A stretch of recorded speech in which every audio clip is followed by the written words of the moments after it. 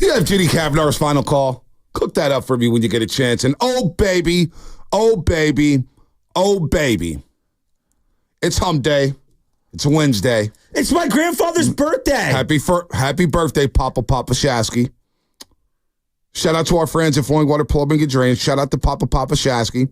88 years young today. If you're going to call it to the roast, you better bring it, because if you don't, you will be flushed. Brought to you by Flowing Water Plumbing and Drain. Happy 88th birthday to Papa Shasky. I love you. I'm gonna call you, say hi to later on today. I want to hear your voice, because I need to hear your voice. Because right now, my spirit is completely broken. You know, not only did Giants lose 5-2 yesterday to the Oakland A's, and the Oakland A's lead the majors in home runs in the month of July, not only did they lose to the Oakland A's 3 hours or 4 hours or 5 hours after Farhan Zaidi sat there on the dais and told us all that we got the best rotation in baseball and we're about to make a run and blah, blah, blah, blah, blah. Not only is the operation so damn small time that they refuse to let either radio station nor the television station, NBC Sports Bay Area, live stream that presser. And I just thought, boy, this was New York, Chicago, Philly, Boston. Not only would they run the presser, they'd have a show after the presser with analysis and breaking down what was said in the presser. But no, the Giants, they want to operate like they're in Tampa Bay. And, you know, they have this old slogan, like, nothing like it. Nothing like it. Yeah, there's nothing like it. Yeah, you're right. There is nothing like it. There's nothing like having a leadoff double and a guy not scoring. There's nothing like having platooners all over the lineup. There's nothing like telling us that, yeah, we're going for it, but let's go ahead and sell Soler. Let's go ahead and sell Alex Cobb. Let's go ahead and trade for 35-year-old Mark Canha to platoon at DH and first base. Great. Not like we had enough of those before. So you're right. There is nothing like modern-day Giants baseball. The Q rating for this franchise is at an all-time low, Shasky. And I just don't know where we go from here. I'm not going to scream and yell over the last 2 months over this team. It is what it is. It is what it is. You know what the highlight of last night was for me? What's that? Watching Reardon baseball get their love. That was great. From Kruk and Kipe sitting 40 deep in the bleachers, and I had to bail on them yesterday because the little guy wasn't doing too well. But you know what? That's a team that wants to win. I know. Trust me. Shout out to Reardon. Here's the problem that I've got right now is that the incongruous thought process on how they've operated both this year and then like big picture. You traded away a guy who, look, did he have a great year? No. In Jorge Soler. Was he on a great contract? Not really, but it wasn't anchoring you. No. It wasn't anchoring you. $13 million a year. It's not devastating you. No. I mean, geez, you basically moved Haniger to absorb a guy who's only going to pitch a month for you in Robbie Ray, and we'll get to him in a second. So I don't think it was that big of an anchor of a contract. What did you do yesterday? It was deadline day. Did you get better? No. Okay. We're going to play the young guys. Well, then why are you pinch hitting for, Marco Luciano in the ninth inning with Lamont Wade Jr.? Okay. We think we have the best staff in baseball. Do you? You had 4 great innings from Robbie Ray, and you went around the rotation one time, and you beat the Rockies over 3 days. Not 4 days, over 3 days. Yeah. And all of a sudden, you got the best rotation in baseball? Why are you insulting my intelligence? And then you've got one of the wackest lineups that anyone's ever seen. I mean, there is a 6-year-old right now playing MLB The Show who can put together a diamond team that with $5 that's better than your lineup. And you think you have enough offense? You didn't build for the future. Wow. You didn't add for the now. Wow. Your bullpen has been more taxed than any bullpen on the planet, and you didn't add to that. And you traded away one of your starters who, fine, okay, we don't have room for him. The hell you don't? You got 2 youngsters who are in uncharted territory in terms of pitch innings, and you told me it's actually better when they get that 6th and 7th day of rest. Right. What are you doing? Explain to me what you did yesterday. You didn't get under the CBT. No. You didn't shed enough salary. No. You kept Conforto. I don't know why. You got older. You added Mark Canha, who was begging for a 35-year-old platooner to face lefties. Mark Canha.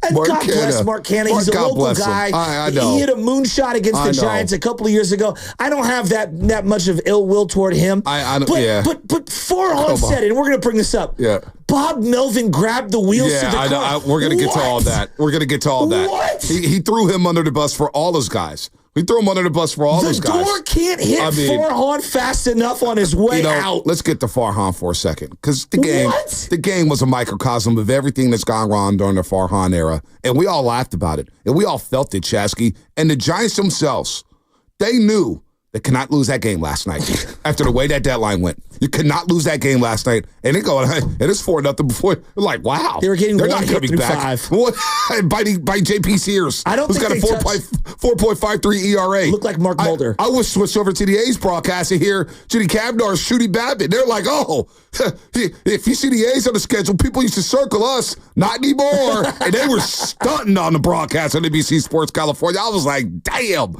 So JP Sears goes out there, throws 7, gives up 3 hits, no runs, and strike out 9. I don't think a guy touched third base. I don't think so when either. He was on the mound. I don't think so either. And that was coming off the Yankee game in which we watched Jazz Chisholm. Just, oh my gosh. The Yankees-Phillies game was unbelievable. And we switched over to Giants A's, and we talked. Shasky and I talked like 6 different times yesterday. Oh, just because I was pacing around the house, and I was like, what the hell? And I'm listening to Mark Grandy yesterday. And shout out to Mark Grandy. Oh, he was so good. Because he held his own, and he spoke for the fans, and he spoke for how a lot of people feel inside of baseball. This culture, this regime has got to go. Again, there's nothing like it. I've never seen nothing like it. Are we a small market team or a big market team? Again, there's so many examples of them acting like a small market organization, doing things very smallish. And people got the audacity to talk about the 49ers not winning. Oh, and the Warriors, they didn't make the playoff spots. Hey, what are you talking? Just the audacity to back anything this regime has done. And this guy sat up there to die. So now Farhan Zaidi, let's get to him, because I don't want to take any personal shots at him. But he's obviously very uncomfortable talking in front of a crowd.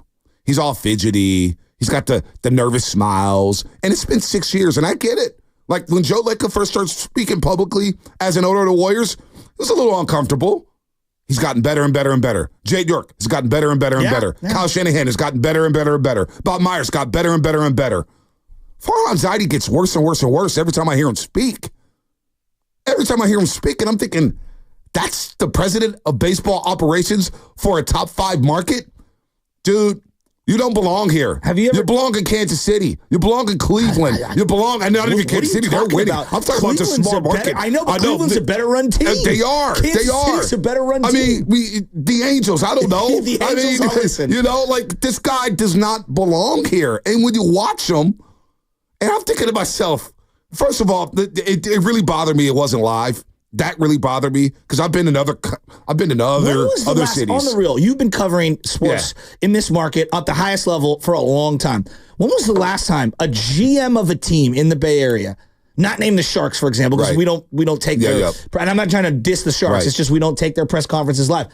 Niners, Giants, Warriors. When was the last time the GM spoke and we didn't take it live? It's been a very long time, Sasky. It's must listen. It doesn't even matter. No matter what the announcement is. And I told you the day when they introduced Buster Posey, when it was announced that he's going to be part of the ownership team. He's going to get a stake and blah, blah, blah. And they announced it over Zoom.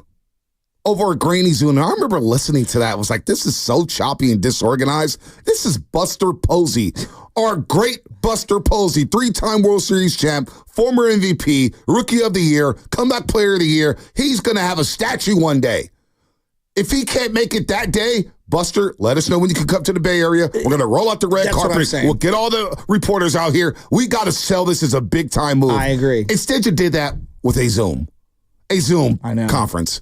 Farhan Zaidi's end-of-season presser last year, Shasky, in the dugout, in a scrum. It was so weird. Do you think Mike Dunleavy, Bob Myers, and the Golden State Warriors will just have a scrum on the sideline? You think John Lynch is just going to be at the 50-yard line and everybody's going to circle around the Gatorade bucket? And what are we doing with the Giants? I don't know. What are we doing? So that aspect of it is very, very small. You think the New York Yankees, The New York Yankees will announce a captain and run a presser for an hour for crying out loud. Meanwhile, I'm watching the Padres win in dramatic fashion. Oh, my God. I'm watching maybe the greatest baseball game of the year with Jazz Chisholm going nuclear, Yankees, Phillies. I don't know if you paid attention.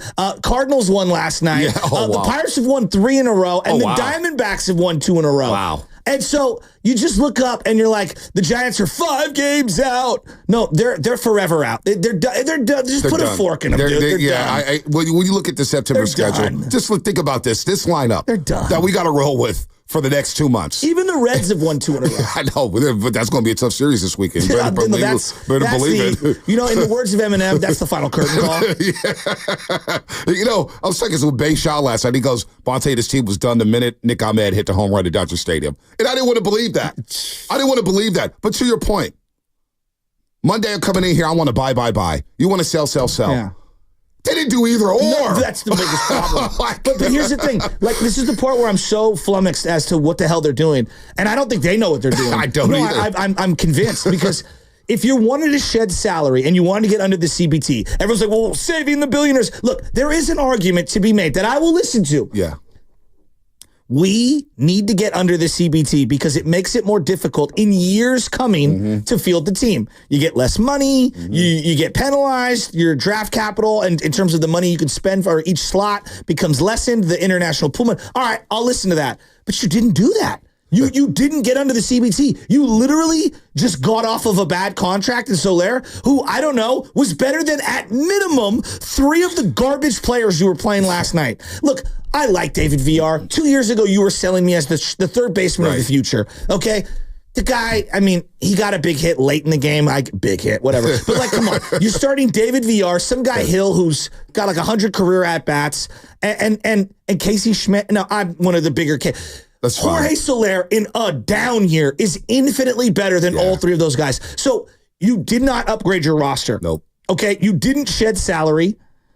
You didn't even open up spots for the future because you pinch hit for Luciano in the 9th inning with Lamont Wade Jr. Explain to me what you're trying to accomplish. I forgot to do something, too, at the top, Shasky. I got to shout out our very own producer, Sam Lubman. I did get off the phone with him yesterday because Lubman started, first of all, he did a hell of a job at the presser. We asked Sam Lubman to go ask questions. Sam Lubman asked all the hard-hitting questions. I know he's has got a plan. He's got no problem getting in the mix. So I'm proud of Sam Lubman because he went out there and made the station proud. He made the station proud, and he represented in a big-time way. So I want to shout out my producer, Sam Lubman. And I was on the phone with him after that presser, and he's just going, Bonte, I'm always going to love the Giants and da-da-da-da-da, and I just couldn't take it. I asked Sam Lubman, I just said, you know what, Lubman, I can't talk about this team right now. My blood pressure is getting worked up. I know. I was starting to get, my baby Chaz is looking at me like, Papa, you okay? And I'm just like, I got to get some air. I had to open up the patio door and get some air. And I said, Lubman, I can't even talk right now because of everything that's happened. And they actually went through the deadline and did nothing. And then, breaking news. I'm listening to 95.7 The Game. Grady goes, breaking news. I'm thinking, did they sell Snell? Yeah. What are they doing? You bring in Mark Cannon. It's just the poor guys. You bring in, and I'm sorry, he's a Bellarmine guy. I know. Like, shut up. And some, 35. You got older. 30, you got older. Not Slower. only, and you're going to platoon him at first base. Bob Melvin's going to play him. I mean, we'll know what Bob Melvin's going to play him. So then, Taylor Worth does a great job in NBC Sports Bay Area. And I deleted the tweet because I wasn't trying to duck on him and everything. He's a good kid. And he just said, the vibe, the fans are going to love his vibe. They're going to love his vibe. The clubhouse is going to love his vibe. And I'm thinking to myself, we're selling vibes now. Yeah. The San Francisco Giants, again, they came up with the slogan, it's nothing like it.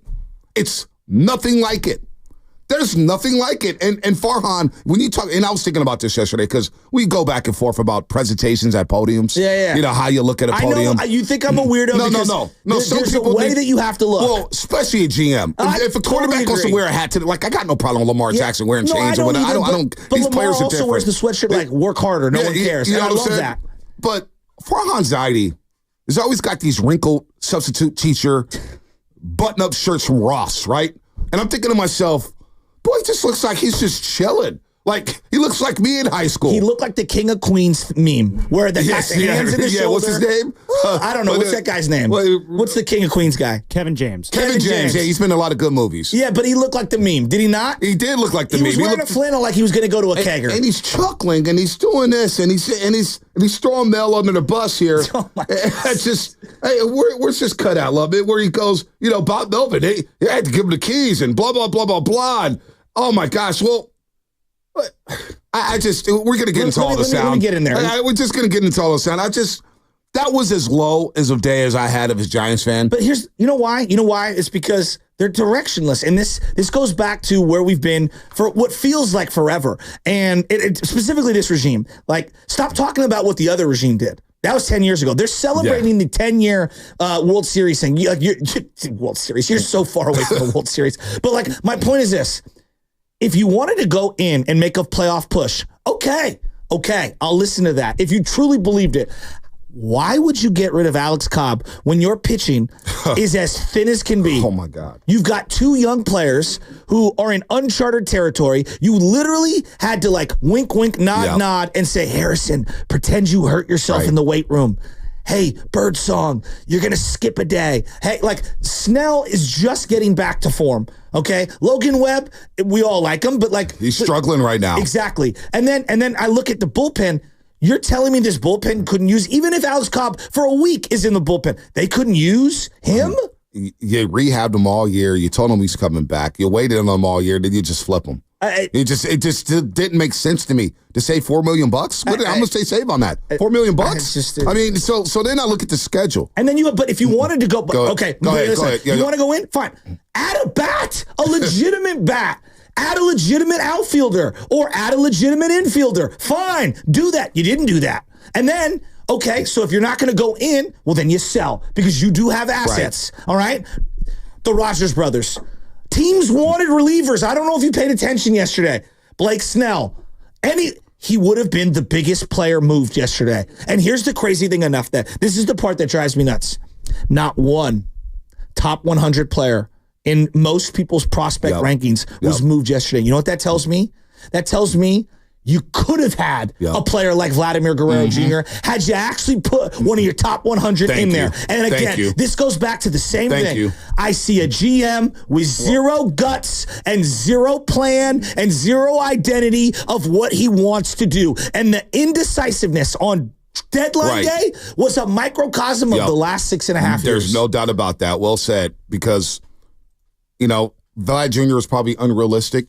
But it felt like they didn't even try. I mean, so you don't get quicker. You don't get more athletic. Like, that's the one thing about this ballpark. Farhan, you know about this ballpark, and you always talk about the difficulties of bringing free agents because of the weather and whether they like the West Coast and this ballpark, blah, blah, blah.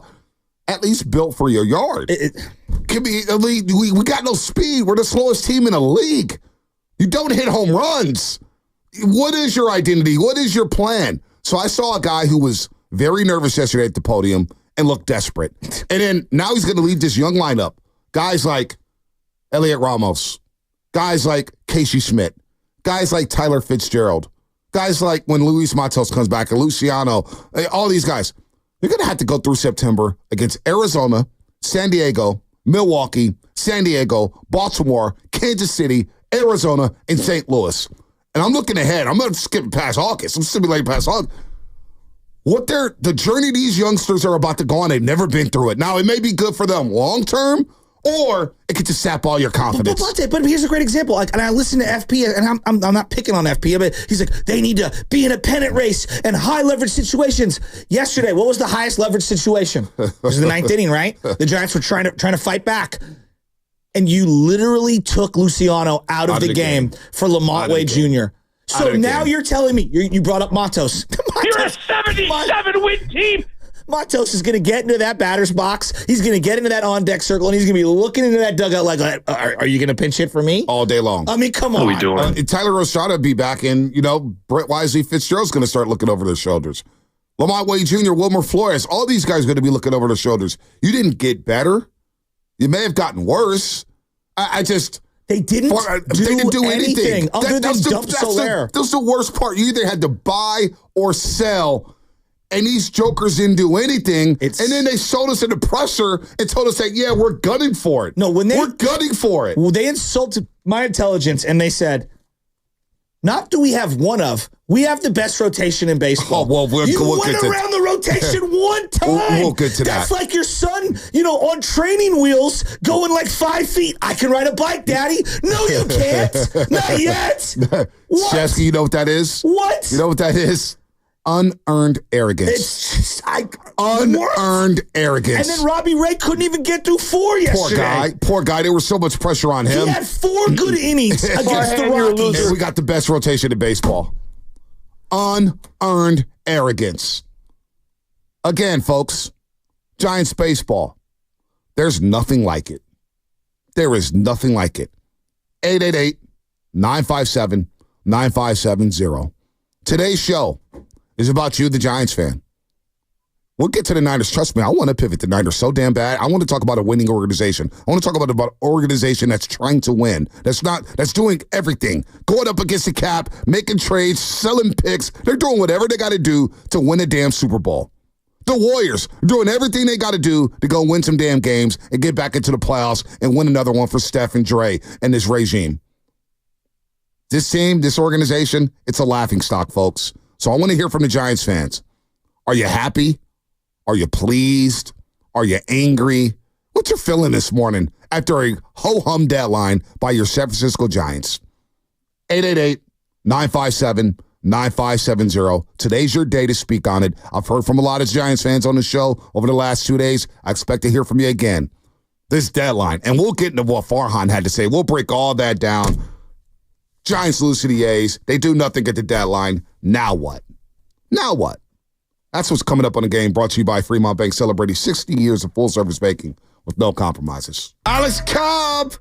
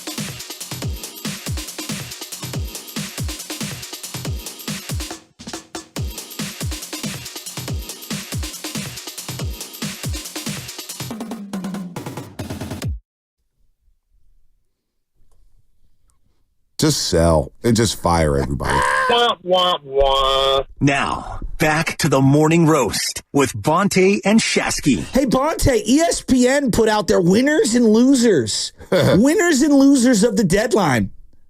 The biggest winner of them all, top of the chart? Who? The Los Angeles Dodgers. Wow, go figure. Now, Dodger. all the way at the bottom, second to last, the Oakland A's. Dead last, the San Francisco Giants. And I'll read it. Frankly, it just looks like the deadline approach of a team with a little less revenue. Even if that perception is a bit off, the Giants did little to help themselves on the field this season or going forward. They got the smallest blurb and the lowest rating on Lucky ESPN Plus on the whole deadline. Does that not just chef's kiss? I got a joke for you, Bonte. You know what? I'm going to get to the lines because I'm going to pace myself today. I have to pace myself.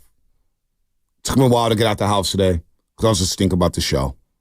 I'm stinking. It was so tough to sleep. It was just like, you know what? I got to just, I'm not going to rant and rave. I'm not going to get emotional. I'm just going to tell it like it is. But I need to pace myself. So I'm going to go to the lines right now, Shasky, because we got somebody who wants to defend Farhan Zaidi. And I'm No here for way. that. Chris in San Jose wants to defend Farhan Zaidi. Chris, the floor is yours, man. Good morning. Hey,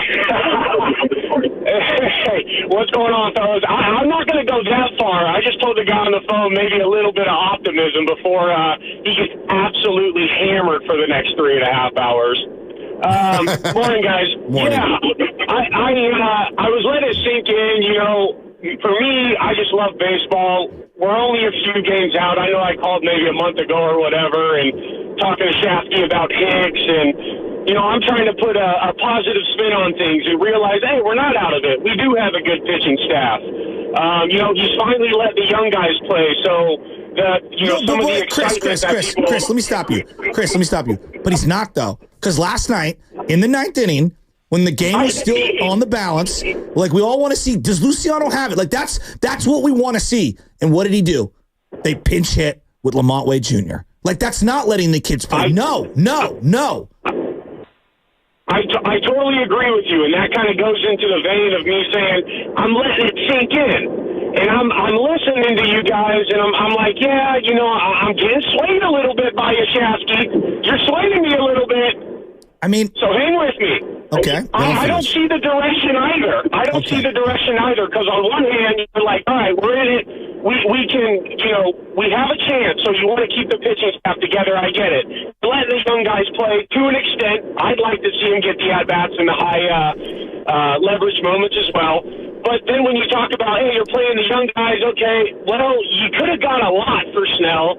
You could have got a lot for Doval on who is shaky, and his outlook is a little bit I saw that closer, who admittedly is having a great year. That closer for the Marlins, he got, what, three top prospects? Yep. What do you think Snell would have got? Exactly. Yeah. You know what I mean? No You can't make other teams you know, acquiesce to your demands and make them trade you stuff, but I feel like he's got to do a little bit more. Not all these little fringe deals, you know, and, that moves the needle a little bit. It doesn't really hurt us too much, so technically we're still in it. And then saying, it's Bob Melvin's call. And then saying, you know what it reminded me of yesterday when Farhan said, we have the best pitching staff in the league. I was like, that's when Jed York spoke up too soon before the Super Bowl. That's when all these little goofy guys start speaking up too soon and putting added pressure on the players that's unnecessary. Yep. So for coming out fresh, and the A's are playing good ball right now. We come out after the break, and that's a big dud. So it makes everything multiplied by 10. It makes it look even worse. So I'm confused at the direction. That's a very good way of putting it, Shasky. You know, I don't know. It started weird there. I wanted to be optimistic and positive, but you swayed me, Shasky. No, it's not even about being optimistic or positive. It's Chris. It's about they didn't do anything. They didn't buy or sell. They didn't know what they wanted to do. And it's like, well, are you going to go for it? Because, Chris, I'm all about going for it. I want to win. I'm tired of being mediocre. I want to play high-leverage baseball games. And at this pace with this lineup, by the beginning of September, this team will be out of it, Chris. And they're going to do nothing. They're going to lose. Like, I'm okay with losing guys for nothing if you do make a run at it and get into the playoffs. I can live with that. Yeah, but like here's a great example. But she didn't do anything. And here, Chris, I'll let you finish. Chris But like, if you're going for it, which okay, if you want to go for it, look, you could disagree with me, and you want to go for it. I'm not going to rain on anyone's parade for one. Then why would you trade Soler? I know. Like, and I know. I like Luciano. I want to see what he can become.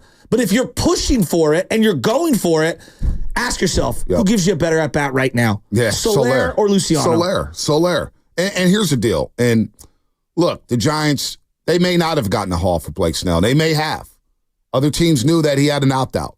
So maybe other teams knew this, like, boy, can I get Blake Snell to re-sign here? Do I have the money to re-sign him here?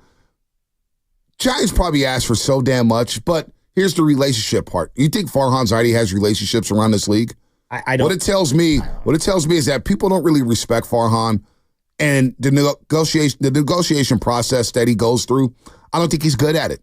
I really don't. I just watch the way he works a press conference. I watch the way he speaks.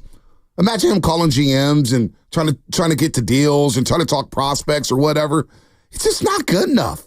Not good enough. Now, here's his opening statement yesterday when he hit the podium at 3:30 p.m., 30 minutes after the trade deadline. That wasn't live streamed because, I don't know, the Giants want to act like a small market team. Again, this was New York, L.A., Boston, New York. They would have ran the presser and then did a damn show after the presser for 30 minutes. We don't do anything. Aaron Boone is out here fighting for his life in every conversation. Every conversation. And they've been the first place damn near all year. I know. And they're playing, they played the Phillies yesterday. That's what I said. It's like, damn, they got the Phillies. Feels like they're playing big series every week. Jazz Chisholm's been there 5 seconds, and he's got a handshake with every single player on the team. And it's all unique. Yeah, it's all unique. You hear the broadcasters like, he's been here for a minute and a half. He's got handshakes. He's got swagger. Yeah, but Mark Cannon and the vibes. But Mark Cannon and the vibes. Mark Cannon and the vibes. And now we're the most swaggerous team once again.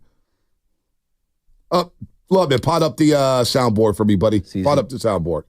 You know, I think as we looked at how this season has unfolded so far, a couple things really stand out. You know, one, which people have talked a lot about, and it's certainly how we feel internally, is it's been a long road to get our rotation to the place it's in now. We feel like we have the best rotation in baseball. So, you know, when you have starting pitching like that, it can get you on a roll. You know, for us, to keep that group together, seeing how we played this past weekend was, you know, really high priority. And obviously we had to be open to things that might come up. But that was really, you know, really our central philosophy going into the deadline is we have a rotation that can carry this team down the stretch and get us on a roll. That was his opening statement yesterday. I can't believe how much they invested the rest of the season into a 4-game series over 3 days against the Colorado Rockies. Against the Colorado Rockies. And 69 Colorado Rockies. The 38 and 69 Colorado Rockies. The Colorado Rockies. Bonte, that is equivalent. That convinced him. That is equivalent to being like, hey, we just beat the Bryce Young Carolina Panthers. We think we can beat the Chiefs. It's the Warriors beating, I don't know, the San Antonio Spurs last year, who were obviously rebuilding. Hey, you know what? We just beat the Spurs 3 out of 4 and went by Hama. You know what? I think we get to the NBA Finals. Like, it's delusion. It's absolute delusion. Adam and SF, we're going to get to them on the other side. We'll get to everything. It took a while to get here, but our rotation. This is embarrassing. What's coming up in the game brought to you by Fremont Bank, celebrating 60 years of full-service banking. No compromises. Adam in the city, you're on deck. 888-957-9570. We need to have a conversation, Giants fans. How are you feeling about the direction of the team? Do you believe we have the best rotation in baseball? I want to hear from Giants.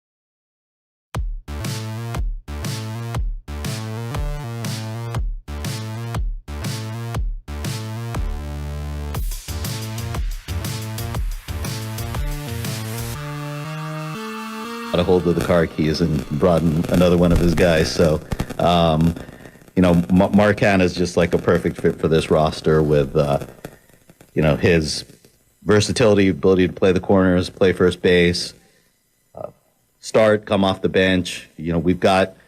We're very left-handed in the corner, so he fits that perfectly. And I think the relationships he has in the clubhouse, which obviously Bob can speak more to, and really this city and this region, just a great fit for us. And I know people are excited about it. So, other than playing with the Oakland A's for a while, and obviously playing at Bellarmine High School, what connection does Mark Hanna have to the city and this region? If anything, he's most known for being very happy that he pimped a home run.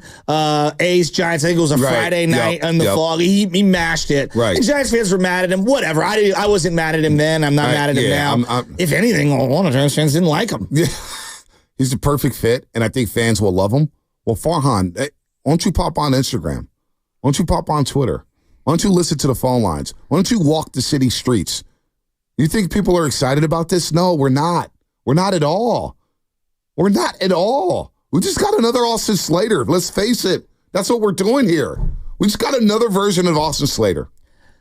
The Giants, you want to know what the fans think? And I want to hear from them today. Yeah, no. 888-957-9570. Get to Adam in a second. Middle of the game last night, 11 hours ago, Case is on the case, as in Bailey. They had Patrick Bailey throwing out a guy, a runner, and Casey Schmidt made a really nice tag. And I just looked at the comments on Instagram. Now, look, Instagram's going to have some negativity just in general. This is your consumer. And if you looked at like some of the Instagram comments for the Niners, like it's about winning Super Bowls, the Warriors, it's about winning championships. Here is the consumer for the Giants. Fire Farhan. We're losing to the Oakland A's and you're posting this? Embarrassing. Trade Soler and got Mark Hanna? Are you for real? You traded Soler and it's going to backfire? You didn't get anything for the now? Score some runs. Farhan killed any momentum this team had. Wow, nice tag. Now let's see if you can score runs for the quote-unquote best pitching staff in baseball. Farhan has destroyed my Giants. Just buying and selling with no clue. Should have kept Soler. Just over and over and over. Fire Farhan. I don't know what you're expecting. You have a Mickey Mouse lineup. Farhan sucks. Your consumer has rejected your GM. You can keep telling me that he's an intelligent human being and blah, blah, blah, blah, blah, blah, blah. Let me tell you something that I've learned about my life. I know a lot of book smart people who don't do diddly squat in the real world. Because you have to have emotional intelligence, you have to have common sense, and you actually have to be good at your job. Just because you're smart doesn't mean you're driven, you're able to close, you're able to read the room, you're able to work relationships. There's many more skills to being a good GM than just being smart. Being personable. Being personable. I mentioned this to you over and over, and we've all got people we know. 3 years ago, I had a really good friend working with the Giants organization was like, Bonte, this guy, he ain't it. Basically, to summarize what she said, he's not it. He's not a people person. He walks in a room and he sucks the air out of it. Doesn't even say hi to people. Just kind of walks around like Chip Kelly. We used to walk around with his head down, not speaking to anybody. That's Farhan. Well, Chip Kelly's a good example. Another guy, I'm smarter than you. I'm smarter than you. You're not smarter than me. My system works. Yours doesn't. So this is Mark Hanna. God bless his soul. Like Taylor Worth, ABC Sports Bay Area. Shout out to Taylor. He does a great job. But he sends a tweet. Mark Hanna is an excellent vibes guy. Giants fans will love him. Then I see FP Jr. reply, top tier foodie too. Great follow on IG. And I'm thinking to myself, I don't give a damn about a foodie. I don't give a damn about what he looks like on IG. We had Gabe Kapler for that. How'd that work out? It did. Gabe Kapler could cook a mean steak. We loved his IG food process. But I want to see you hit baseballs. I want to see you be able to manage a game. What is the difference right now between the Gabe Kapler Giants and the Bob Melvin Giants? There's none. What is the difference, Giants fans? And there was a moment in last night's game, poor Bob Melvin. Look, on the list of issues with this team, Bob's at the bottom. I don't even know if he's good, but like he's not an issue, quote unquote. He's not an issue, but Shasky, there is something to the fact that he's managed 5 teams in a big leagues. That I agree with. Do you think he's going to be the guy to lead us back into the playoffs? Does San Diego miss Bob Melvin right now? No. as they use Donovan Solano to win a game.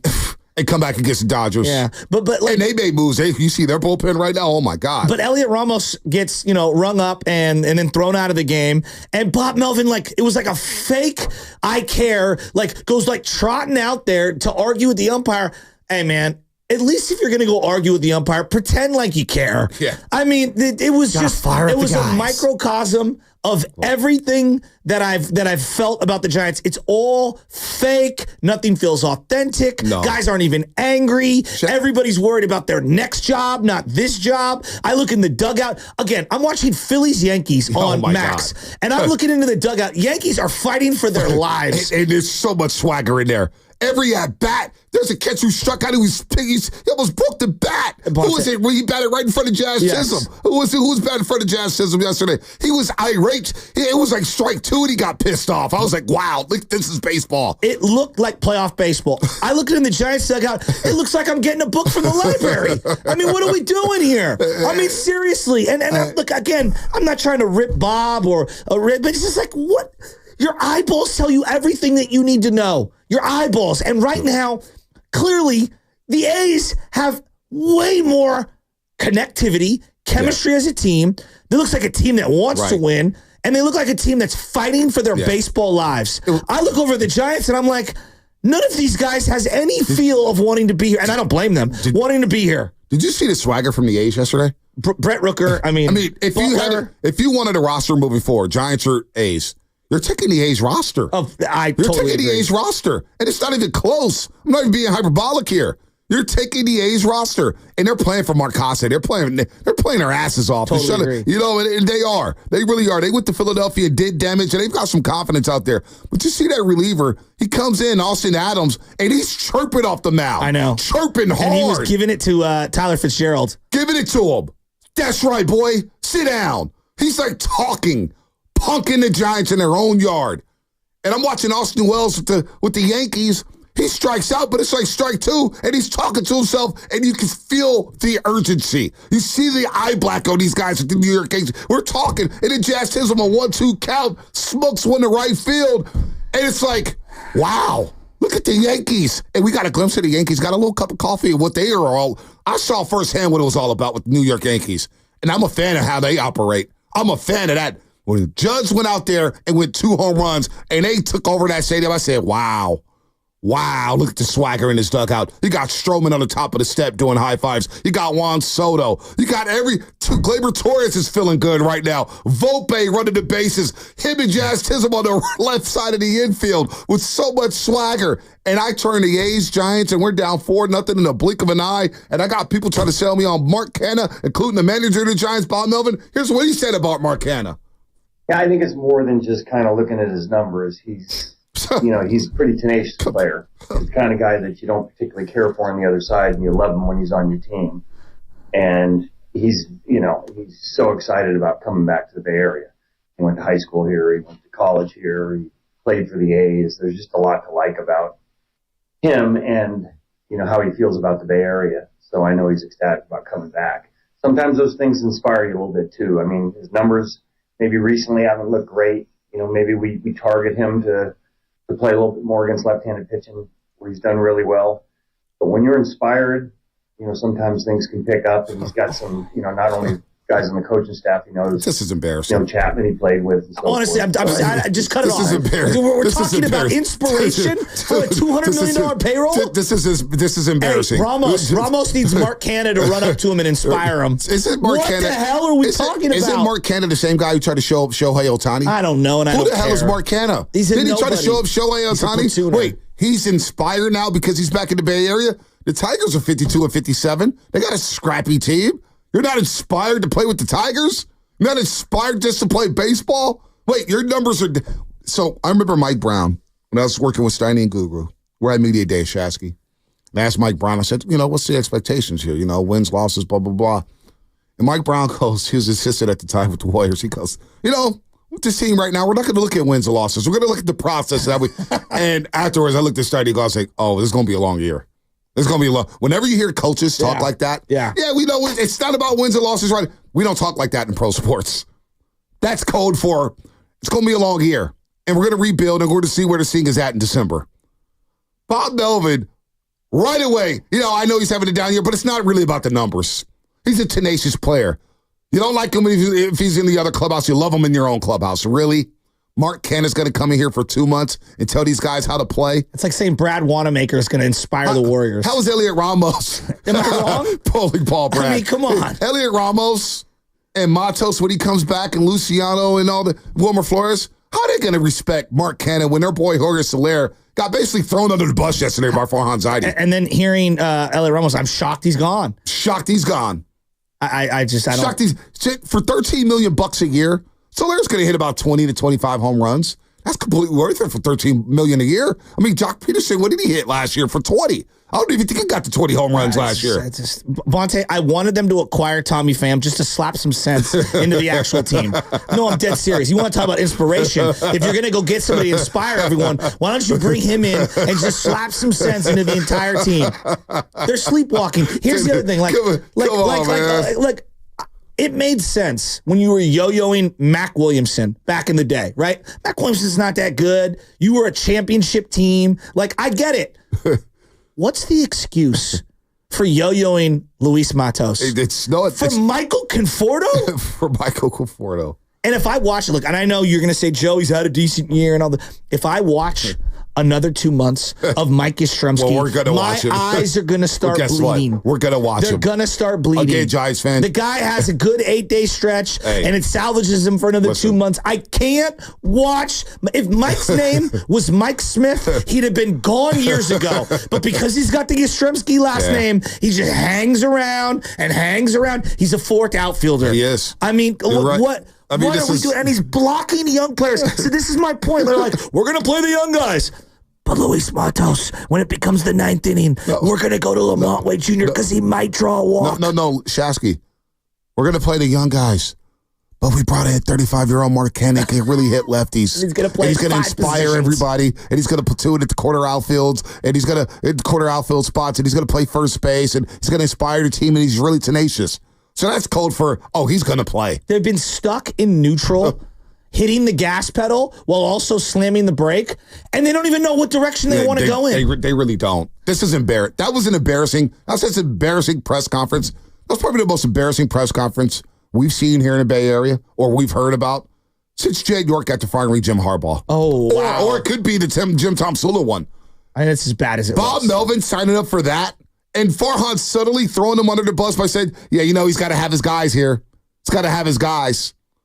So basically, Farhan put it on Bob Melvin will get Mark Canna and Matt Chapman. I don't blame Bob. I don't think he's that great, but I also don't think he's the end all be all. This is on the main dude. I mean, this is on Farhan. This is on the architect. He's been nicotine patching himself to death on the last few spots on the roster for it feels like forever. And the amount they had to get a guy for like a day or two because they were afraid to DFA Luke Jackson. It's and unbelievable. then they acquired him. They paid him a little, and then the Angels just take this guy back. Just take him. Just take him. Just please take this Bauman. Didn't even know who guy. he was. I watched him on the Giants pregame show. They had the 4 guys trade. I'm like, who the hell is that in the middle? Oh, that's Bauman? He makes moves just to make moves. And I'm telling you, it's like, I don't know if you've ever been around somebody who's on drugs, but they start cleaning. It's like, dog, the house is clean. Relax. You're not going to find any in between the carpet. All right? You're all good. Stop making horrific back of the end of the roster. That's not funny, but it is funny because I know exactly what spot on. The guy keeps vacuuming the same part of the carpet. Dog, we got it. The last 23, 24, 25, 26 roster spots, you're going to just keep flipping. What about the cleanup guy? What about a leadoff hitter? Your closer can't find the strike zone. He doesn't know he can't throw a slider. He doesn't know if he wants to throw fastballs or cutters. It's a disaster. Stop working the back of the roster and find a freaking pillar. Oh my God. You cannot continue to remodel the windows when the foundation has no cement. I'm weak here. Am I wrong? He's like duster busting the freaking carpet over and over. It's like, dog, just stop it. It's like me when I should run out of marijuana and I'm a broke college kid. I'm looking between the cracks like, maybe I dropped the Nucky Nug in the couch. Maybe there's a little Nucky Nug here. Or you find a little doobie. You're like, I found gold. I know. Let's light it up, baby. It's going to hit hard. I understand completely. Oh my God! And then they took one hit. They took one tiny hit, not even a bong rip, of going through their rotation, and they were like, and it was like, we've got the best rotation in baseball. And I looked over like, don't put that blunt down. Like, they're legitimately high. But I'm not dead. You went through the rotation one time against the 38-69 Rockies, and with a straight face, convinced yourself you had the best rotation in baseball. I swear to God, I'm not going to make it this The far. Phillies have two war daddies who have done it in the playoffs, Aaron Nola and Zach Wheeler. And they just got beat by the Yankees, and their heads are exploding. And these guys are, let's call it what it is, they're proven winners, right? Playoff, battle-tested winners. They're knocking on the door of a World Series. The Giants went through the rotation one time with a guy who hasn't pitched in 22 months, okay, and Robbie Ray. Blake Snell, who can't wait to opt out, and two guys who are in a boat in uncharted waters, and they have no idea when they're going to get shut down or not, okay? They have no idea. And the guy, and look, Logan Webb, love you. Your best performance all year was Saturday in between the doubleheader when you jumped on stage and sung during a country concert. Like, you have no business being in the Cy Young Award race just because you pitched a lot of innings. They haven't been great. You went one time against the Rockies, and you said with a straight face, "Oh my gosh, we're good. We don't need bats. Oh my we don't God. need to add to this. In fact, subtract to this. Subtract. Take away Soler. In fact, take away Alex Cobb." Oh my gosh. Dog, the fentanyl heads over on Market Street think you're high off your rocker. Oh my God. I'm convinced if you gave Farhan the task of go get yourself a $5 hit of Fetty on the block, the guy couldn't swing a deal with someone giving him the Fetty. You haven't traded a prospect in 6 years. And you've had 8,000 cleanup hitters. Oh my God. Oh my God. 8,000 leadoff men. Oh my God. Oh my God. It's almost as if, like, you know, in not Wheel of Fortune, but you know, in what's this show? Price is Right, where they spin the wheel. It's like they spin the wheel on who's going to bat leadoff every day. Let's just spin the wheel, and you know what? Screw it. We're going with Tyler Fitzgerald tonight. Hey, let's throw Hill in the lineup. I know he's got like 85 at-bats, and he looks completely overmatched, and he almost ran into like 7 guys in the outfield. Let's keep playing him. But you wait till Mark Canha gets here. You just wait. Because the vibes are going to change, doggy. I'm telling you. Hey, listen. Look, my family. I'm not trying to joke about drug addicts. No. I'm not trying That's some of your best work. I've met some delusional, legitimately sick family members, and I've never had anyone feel so convinced that they were right when they were clearly wrong than what Farhan was yesterday. Farhan's sitting there giggling. He didn't even believe his own crap. Dog, you gotta go. Like, it's embarrassing. If you think Kruk, Kipe, and Fleming, who God bless their souls, if you think that they're co-signing for what this guy's serving up, I mean, I've got real estate property in Fresno that I'd like to sell you. That's beachfront. Oh my God. The crackhead when they're on so much dope, and then they start cleaning, and then they cook, and don't lie. A crackhead could cook up a mean meal, man. It's the burger from heaven. And you're like, damn, they're so cooked out of their mind. They made this burger. It tastes like Fleming. They're just chewing. They don't even know what they're doing.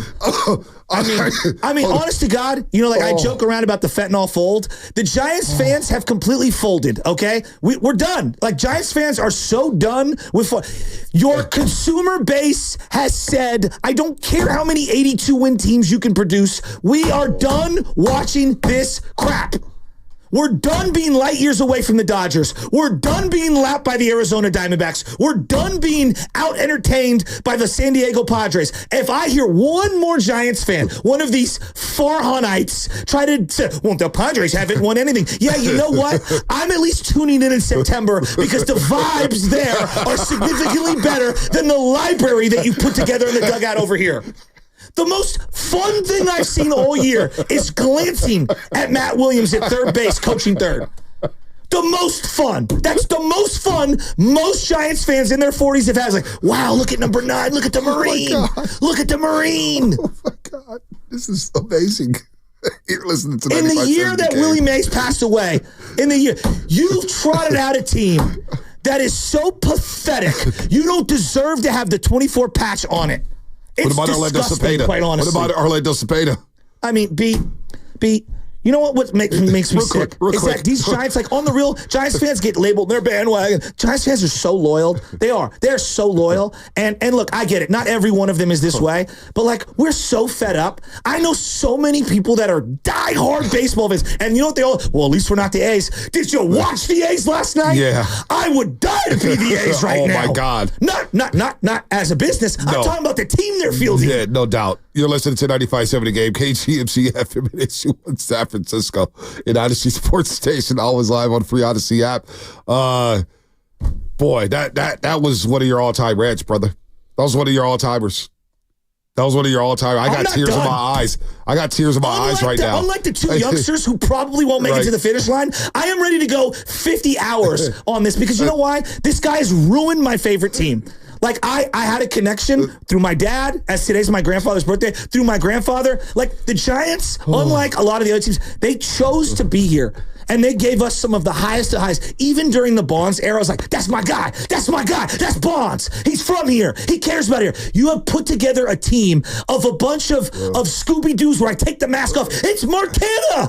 What? What? Scooby-Doo, take the mask off. It's some guy named Hill. What? He's got 75 at best. It's almost impossible to hit simulate on the draft and put together a more boring team year after year than what they've done. It's the worst spent $200 million annually that I've ever seen in my life. And it's embarrassing. And I know people that are involved with the Giants, and I'm not going to give their names out there. You know what they say? I can't give away tickets. You know why they showed the Reardon baseball team last night?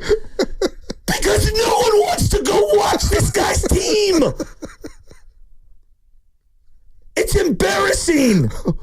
It's embarrassing. Oh my God. You've fallen behind. Forget the Dodgers, your rival. You can't even sniff the toes of the Dodgers.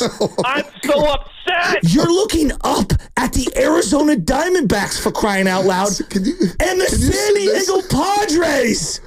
Can you send this out on Instagram, Twitter, and send it to the Giants, please? This is unbelievable. This may have been your best work. I swear to God, that may have been your best Reds, work. Don't miss that break, doggy. They all have players. Every one of them. You have nothing. The 4 highlights you just get. Just stop.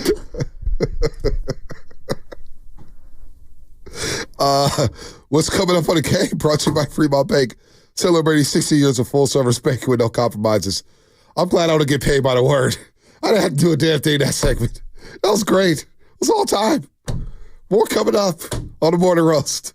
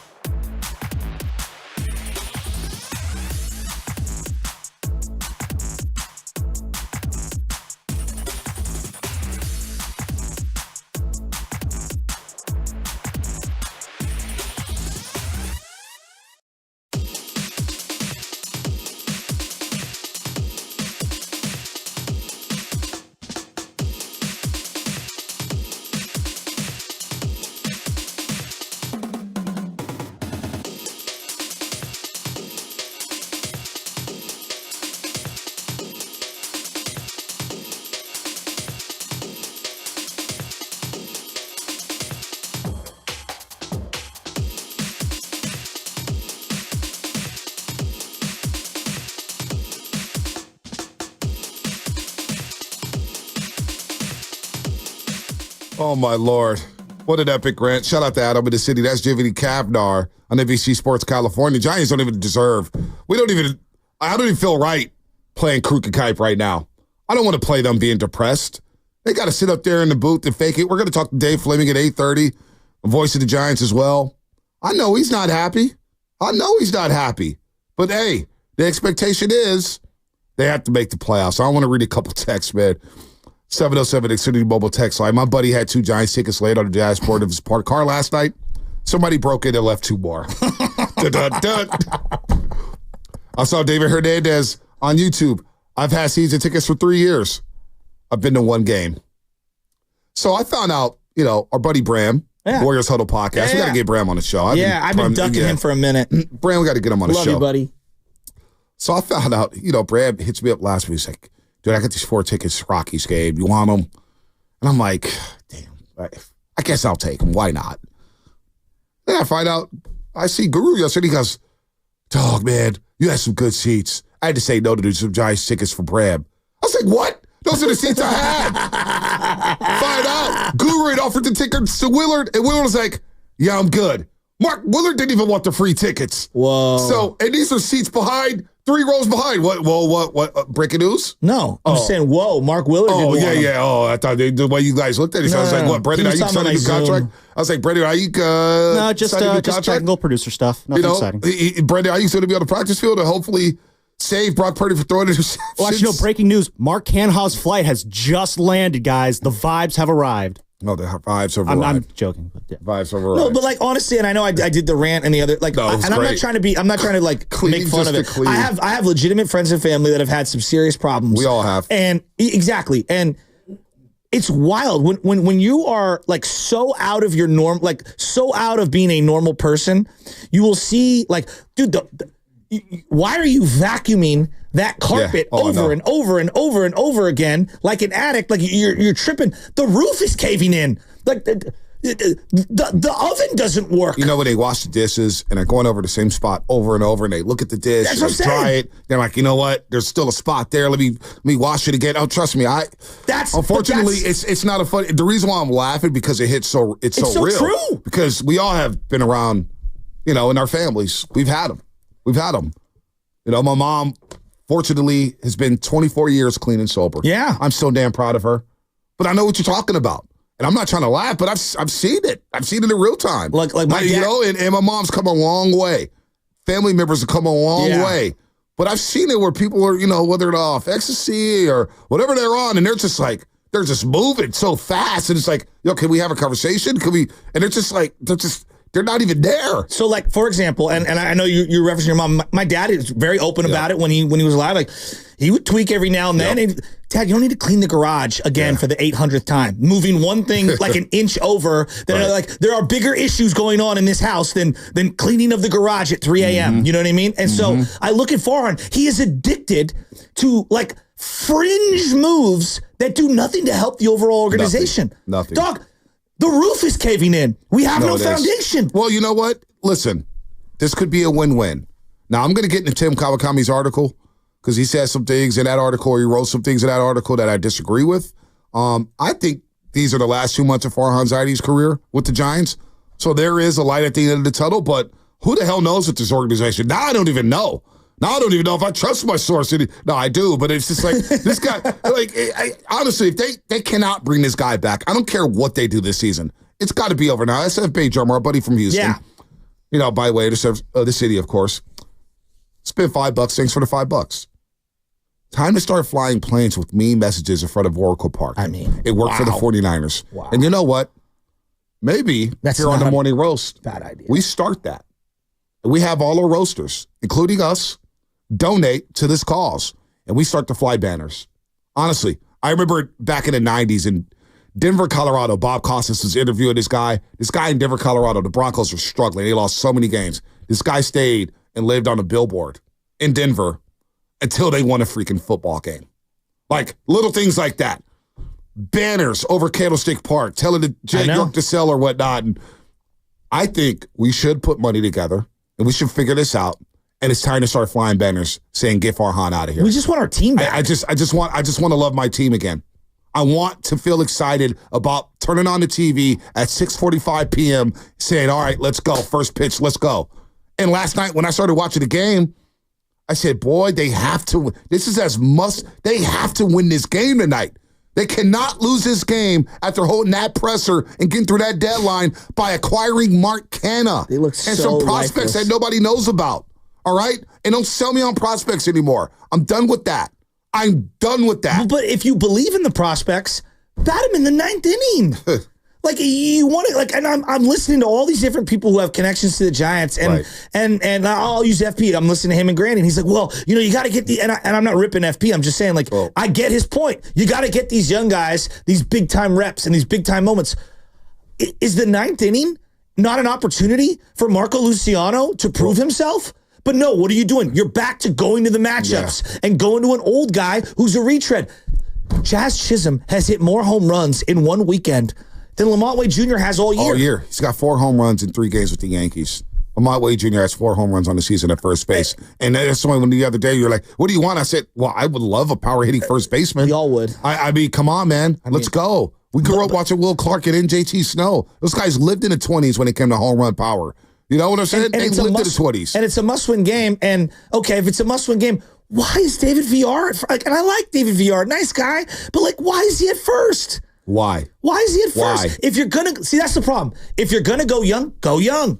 If you're going to go all in, why'd you trade Soler? They're not all in, Shasky. It was what happened yesterday was Giants fans were lied to once again. But what were they again. even trying to accomplish on the deadline day? Why even hold a presser to say all that? Because now you intensify the fan base. Now you're just throwing more gasoline on the fire.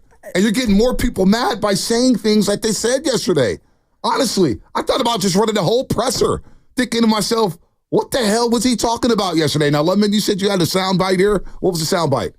Go ahead, set it up. Oh, no. You're just saying, we were saying, how much it would cost to fly a banner over the ballpark. If we are interested in doing that and pooling some money together, depending on the event and the market and the campaign size, it can range anywhere from as low as $500 to as much as $3,000. Oh, we could do that. We could start raising some money there. I'll throw $500 in the pot right now. With that. Here's the only problem I got.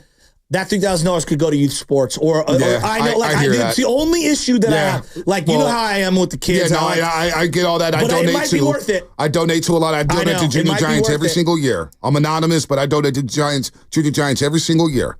I donate to kids all the time. But this guy has to get out of here.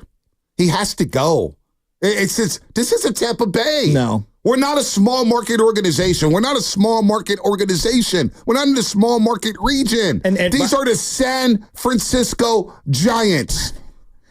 Ponte. I mean, like, the best part about the whole thing is, like, Luciano did get on base in his third at bat, and then you pinch hit him.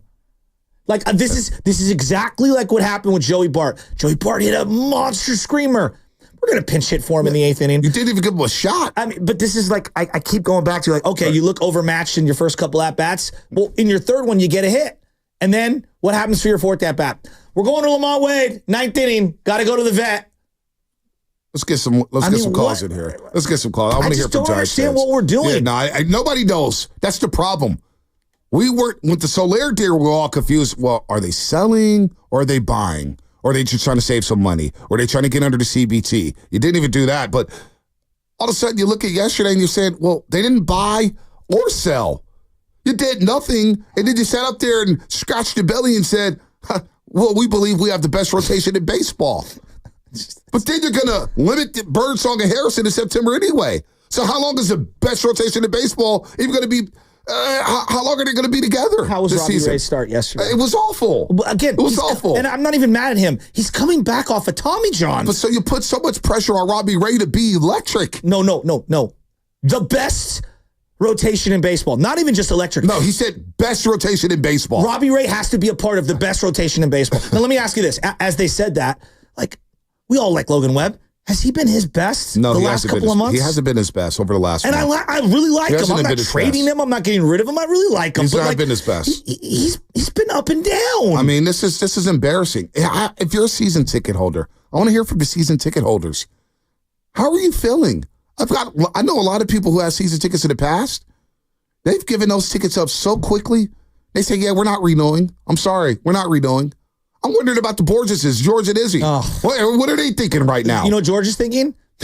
Better get ready for Niners week 1 against the Jets. I mean, we're going to pivot. So trust me, I want to talk about practice yesterday and Debo not being able to get off of 101s and Brandon Ayuk standing on the sideline and Nick Bosa, what is he doing at camp? I want to talk 49er football so damn bad. But this train wreck's sitting right in front of our face. It's just... How can you not address it? If we don't address it, nobody will. Nobody will. Hey, Bonte. You got to hold this team accountable. But I have to suppress Luis Matos, my own guy, for 28-year-old journeyman Derek Hill. Derek Hill. Who has a career 78 hits scattered over 6 seasons. And then you just add Mark Canna to the party. now you add two to the party. And platoon at first base. So now we got 3 first basemen. You got Wilmer Flores, Lamont Wade Jr., and Mark Canna. Now we got 3 first basemen. What are we doing? Vince in the city. Vince. Vince, what's happening, buddy? Hey, Vince. Good morning. Hey, what's up, guys? Shasky, that's got to be like segment of the year. That was absolutely hilarious, dude. Kudos to that. But thank you. No, I've been a Giants fan my whole life, right? I was born and raised in the city. I'm 36. This is probably the worst baseball I have ever seen. It's like I don't really know any of the players on the team right now other than maybe Logan Webb and Lamont Wade.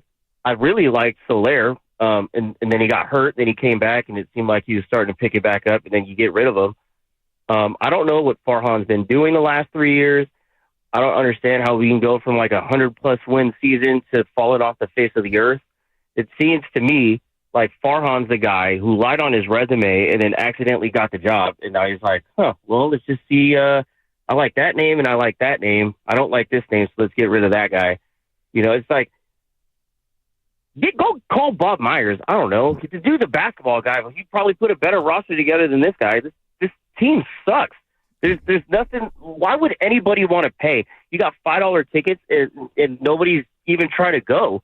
Like, you're losing the fan base at this point, and until Farhan's gone, I don't see the Giants getting any better anytime soon. They're not. Here's Farhan's message to the fans yesterday.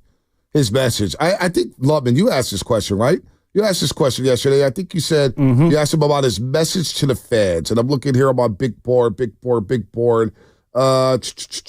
Gosh, where is this cut? I can't see. Yeah, I'd say, we're kind of leaning into our young players. I mean, we have heard a lot from our, look, development is not a straight line, right? I think when we're talking about guys like Ramos and Fitzgerald, they're perfect examples of it. Ramos been in AAA for 3 years and, was getting hot and got an opportunity, and now we see where he is. Tyler Fitzgerald, was a 4th round pick for us back in 2019, went a level at a time, had a nice minor league career, got an opportunity to come up last year, did a nice job, and we kind of kept the shortstop position open, hoping that somebody from our group of young players could take the reins, and he did it. So I think that's going to be the fun of the rest of the season is we're going to continue to bring guys up.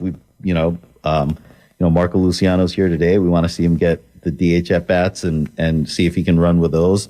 We've created a rotation spot for Hayden Birdsong, and I know people are really excited about what he's doing. So, I think that's kind of baseball. It's most exciting when you're playing competitive baseball, meaningful baseball, and you've got young guys coming up who can be part of it. I mean, this is a guy who's nervous and doesn't know how to talk about, doesn't know how to talk in public, doesn't know how to speak in public. It's unbelievable. That was just kind of a rambling word salad. Yeah, I just was like, where are we going here? I left the shortstop spot open. No, you didn't. You were like trying to squeeze Nick Ahmed in. And everyone knew he wasn't good. I love how he says, yeah, we really want to get Marco Luciano those at-bats, until the 9th inning. Well, no, until Marquetta comes. Until Marquetta comes. Then we got Hannah in the DH Marco Luciano's going to play like 4 times a week. Yeah. Let's be real. And he's going to get about 2 to 3 at-bats a game. They're not really committed to Marco Luciano. You should have flipped him. He's laughing. Nobody's laughing. Nothing is funny right now. You're under 500. You just got slapped around by the Oakland A's. You beat the Rockies and swept them, and all of a sudden you start beating your chest. Well, you didn't forget you just lost 2 or 3 in Denver, Colorado, to those same Rockies. Then you went to Dodger Stadium and pissed all over yourself and lost 3 or 4 to a Dodgers team that is now reloading. They're not even at their best right now, and they're laughing at you. So I don't know why he's got this nervous giggle. It's very strange. Not only that, where's his team at after 6 years? Where's his team at after 6 years? Our record is we're 2 games under 500. So, and to your point, Tim, that's, we've had stretches in 22 and 23 where we got some separation from 500. We're in really good playoff position and weren't able to sustain it. And so I think that's why it was so important for us in this case to really just leverage the strength of our team and keep the rotation intact. When I look at the progress that's being made, to me, it's breaking young players in. We've talked about that a lot. This year, between Ramos, Fitzgerald, Birdsong, I think those are things you can really hang your hat on as something that represents long-term progress for the organization. Players who've been drafted, and who does he think we are? Are we just dummies? Do we not watch? I mean, 2022. You opened the second half. You lost 7 straight right out of the break. 7 straight right out of the break, and you're 2 games under 500, July 27th. Separation at 500. You literally lost 7 straight out of the break in 2022. All right, let's go to 2023. 500, gaining separation, blah, blah, blah. Okay, you were 54-41 after beating Cincinnati 11-10 in Cincy, July 18th. And then you lost 6 straight. Then you won 2, you won 2, and then you faded away in September. Yeah. Hard. So this fake, like we had separation, we were in a playoff position. Who are you talking to? Have we not been watching? That's the problem right there. You talk down to us, Farhan. You really do. All right, let's go more. Here's Farhan. Where's his team actor? Need to create something here. Here's another one. I know you get to this time of year, and frankly, whenever you're a little bit on the competing bubble like we are, we're 3 games out in the wild card race. Competing bubble. There's a notion of, let's just let's sell and let's enhance the farm system. But, you can have all the prospects you want. It's not going to matter until you actually create opportunities for them, right? So you can go out and get a bunch of guys, but if you're not willing to do some of the things we did over the last couple of days to create opportunities for those guys, it's just not going to have a chance to impact your major league team. So, really to answer your question, I would say, I think what fans want to see, I think what we can hang our hat on as an organization is the progress of young players coming up and impacting us. And I named 3 guys, and that's not including, guys like Eric Miller and Brett Wisely that were acquired into this organization, but are young players who have a chance to be here for a long time. So the more of that, the more we have guys coming up, establishing themselves, like a Pat Bailey did last year, I think that's where the progress is coming from. Boy, 415 Xfinity Mobile text line. President Biden makes better speeches than Farhan.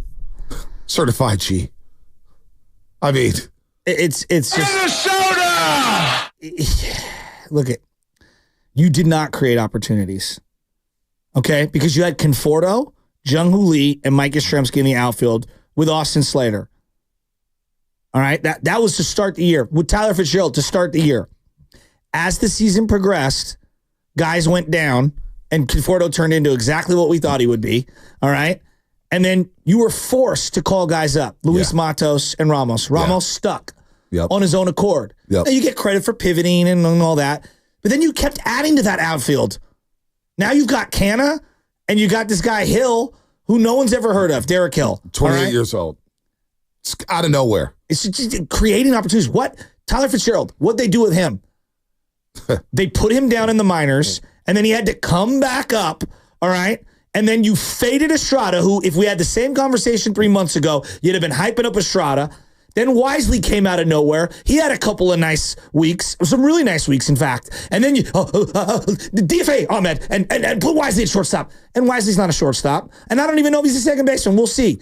And then you got lightning in a bottle with Tyler Fitzgerald. But what's to say that that Fitzgerald doesn't turn into what Estrada's turned into. Yeah, what no Brett doubt. Weiss's turned into. Yeah, we don't know. I like him, and I'm rooting for him. We don't know. But like you say all this, and then you're addicted to acquiring some rando who has to be forced into the mix. Well, he's lying about we hang our hat on creating opportunities, blah, blah, blah. No, you don't. Well, in 2023, you played Wilmer Flores and you gave him 405 at-bats. And I like Wilmer.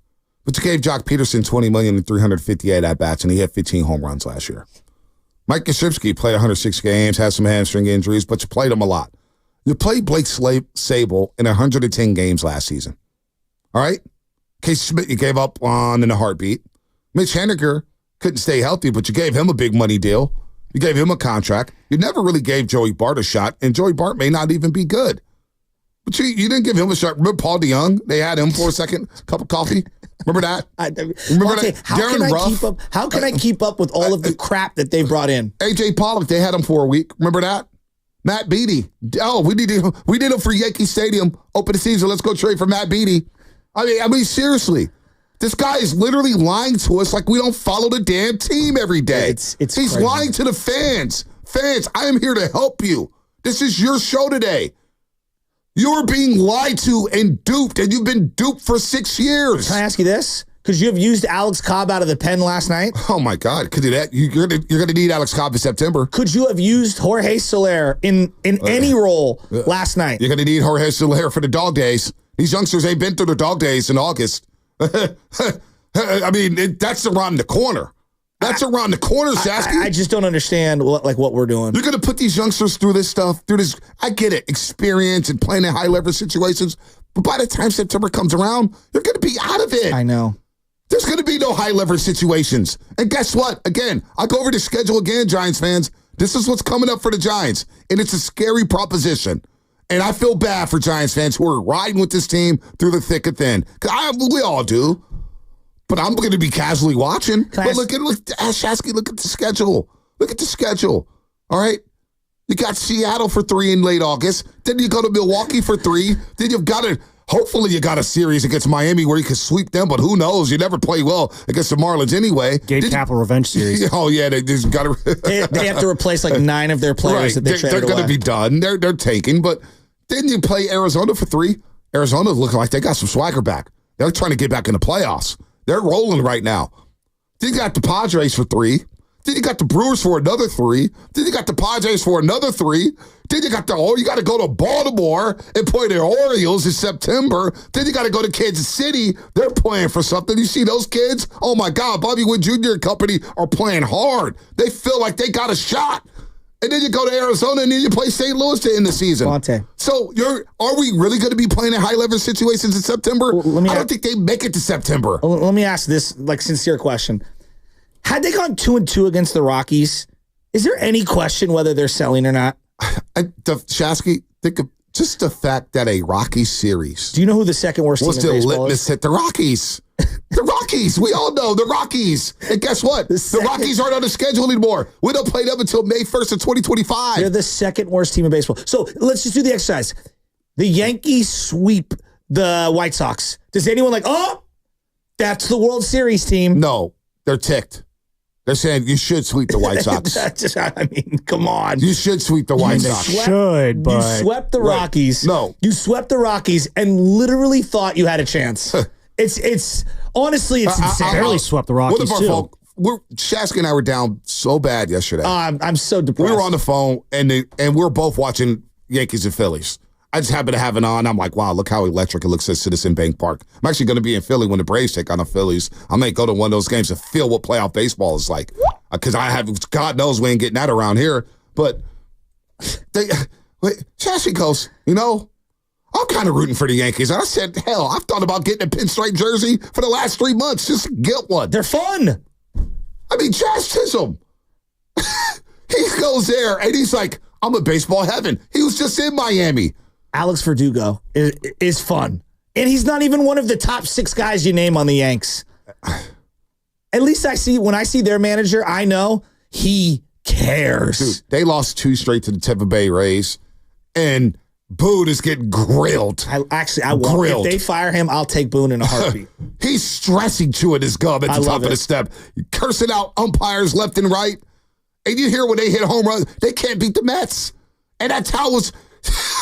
I mean, and what we're did out they here do at the getting deadline? duped. And what they do at the deadline? They tried to buy. Well, they added. They tried to buy. The Giants were over here like, let's just trim a little bit of payroll. The Dodgers are going to the playoffs. But people in L.A. are panicking left and right. And guess what? They're buying. Let's go to John and Rancho Cotati. John, hey, John, what's happening? What up, John? John? Hey, you guys got me? Yeah, we got you now. All right. Hey, long-time listener, first-time caller. Shasky, that was an amazing rant earlier. I just have to say, I think back, I'm 34 years old. My foundational Giants moment was that 97 season. I was at the game where Beck's raging off the mound. My dad was there. I mean, 62,000 packed, right? 2 years prior, I think, Shasky, you touched on it maybe a day or two ago, that 95-96 season, they were terrible. Yep. And you had a general manager that was willing to step up and make big-time, big-boy trades. Matt Williams, gone. Yep. Kent, Tavares, Hamilton, Roberto Hernandez, Snow. These are all foundational piece trades that made the Giants what they were in 97 and set them up for a roadmap going into what is now AT&T going forward. I sit there and I go, you watch the Yankees with all that swagger and the way that they ran Sabian out of town in Philly, and you just have to sit there and go, him, not that Cashman needs coaching up, but a guy that led orange and black. And yeah, the last couple of years were not great, but the way they treated him, the word that comes is just this quiet arrogance with Farhan. The smile yesterday in that press conference, I swear I was beyond pissed off.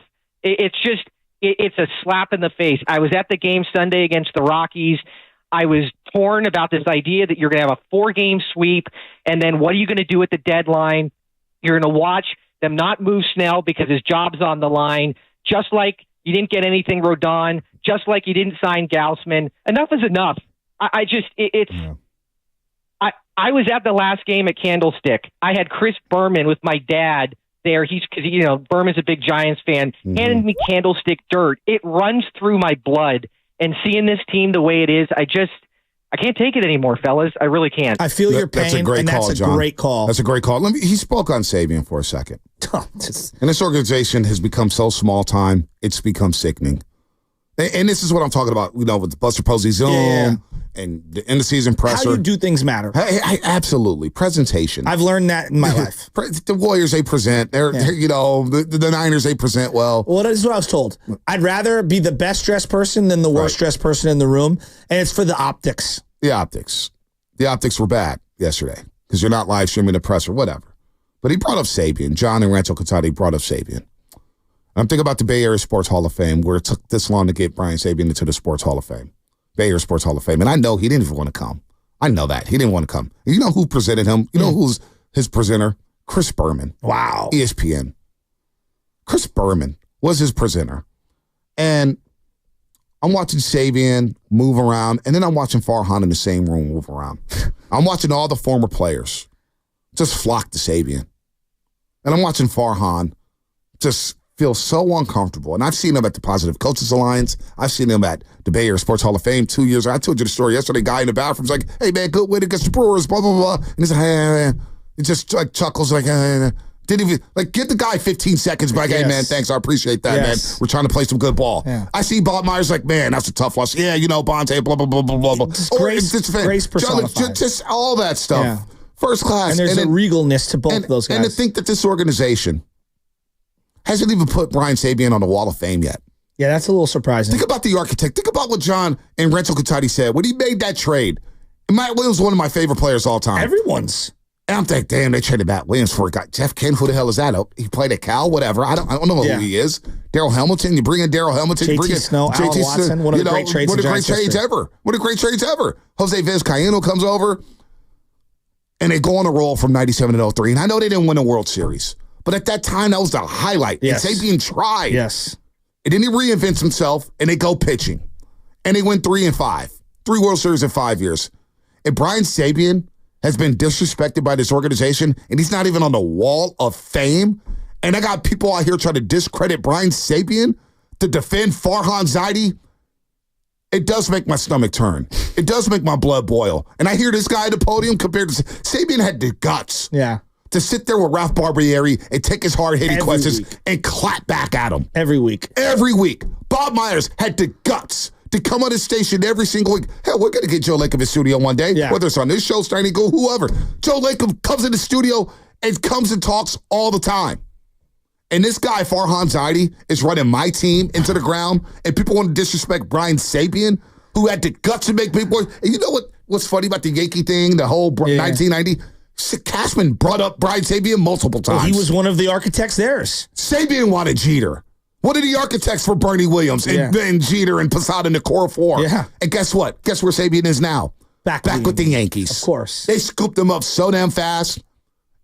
He should have been in a lifetime. Sabian's one of those guys where he decides where he retires. Exactly. He decides when he wants to step back. Well, here's the thing. It's got a very Bill Walshian feel at the early 2000s when Terry Donahue and some of the Niners were like, yeah, take a hike. Yeah. And it's like, no, you keep those people around. Look, today's my grandfather's 88th birthday. Yep. And in other societies and cultures, you respect the wisdom of the old person in the tribe. All right. And when people have accomplished certain things, you don't let them leave the room. Jerry West was a luminary. He didn't run the day to day. That's not what he was there for. You know what he was there for? The aura, the big decisions, and the wisdom of having gone through the trials and tribulations for not years, decades. And so when you have someone like Brian Sabian, you can have a new person come in, and I understand that guy might be threatened or whatever, but you keep those guys at arm's distance. You have them in the room because you want their perspective. You don't have to do what they want to do. That's not what I'm saying. But you keep them in the room and you listen. Out of respect. Yep. You listen. Instead, we got Farhan Zaidi. I know. I don't even think he's a number 2 in the front office. Well, I like this and this whole thing too. Another thing. I wouldn't let him coach my 13. Another thing too. A narrative that was floating around here in the Bay Area with media members, fans, everything. And I heard and I thought to myself, "Oh, really? Huh? Interesting. Huh? The Dodgers. How'd they look since Farhan left? Man, they've been rolling. When Farhan got hired here, all I heard was, "Oh." We took a big piece away from the Dodgers. We took a big piece from them. Oh, Farhan was responsible for this, that, and the other. And Andrew Friedman sat there, who was one of the architects of the Tampa Bay Rays, and goes over to the Dodgers. And, he has all the resources in the world, blah, blah, blah, blah. They still draft, they develop, and they're able to flip prospects for big boys all the time. Always. Why? They're flipping prospects for Scherzer, Turner, Mookie Betts. It doesn't matter. It doesn't matter. And people had the audacity to run with this narrative that Farhan was a true architect of the LA Dodgers. We just took a big piece away from the Dodgers. Watch the Dodgers fade, and we're going to rise. And what have we done? What have we done? We've been running on neutral on a treadmill for years, and the Dodgers are still rolling. How's that narrative? And this is where it bugs me, because this is what the Dodgers haven't won a World Series. It's like, yeah, but they're in the playoffs every single year. They're gunning for it. Exactly. We went to the playoffs all the time. We couldn't win it. It's tough to win. Case in point, the Niners. They're one of the highest run organizations in sports. The Dodgers and the Niners are very comparable. Yep. I'm sorry. 31 teams, or 29, depending on the league, would trade places with them in a heartbeat. I'd rather be in that spot than the spot we're in right now. 100%. Let's get the BPA before the injury report. Brian and Palo Alto. What's up, happening? Brian? How's it going, guys? Can I? It's not going well. Can I just say, you're doing the Lord's work online, and let's just say, thank you. Hopefully that's not the Lord's work, actually, but trolling Giants shills on Twitter feels like there needs to be a more lofty aspiration. But I think it's just. I mean, look, he's not even buying his own, right? I can't get that. The image of Kevin James with that that shrug look on his. Yeah, I'm still getting paychecks, man. He does not believe what he's selling, and it's obvious. He has no belief in what he's saying. He knows nobody's buying it. He knows they shouldn't buy it. And yet you have a room full of professional quote journalists, right? Who are just sitting there they're getting fed opera or something. It's just like, it's a pretty sad state of affairs around sort of Giants critical analysis and local journalists and columnists. It's ugly, man. I'll put it this way: the Tim Kawakami 10 years ago he would have been having Farhan's head on a weekly basis by this point. And to just get another fawning, portrayal and no consequence. It's disappointing. It's you guys and Dieter Kurtenbach that hold local franchises accountable. So congrats to you.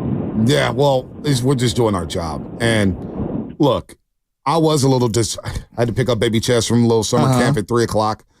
And I said, damn, we had a show call. We had a call at like noon, and Lutman's going down there, and Lutman did a great job at the presser. It's an unbelievable job. And I got off the phone when I went to go work out with my guy Terrell, starting to work out and lose some more weight, and I just stopped. Damn, I need to be at this presser. I'm a little disappointed I didn't go to that presser. How many questions did he even field?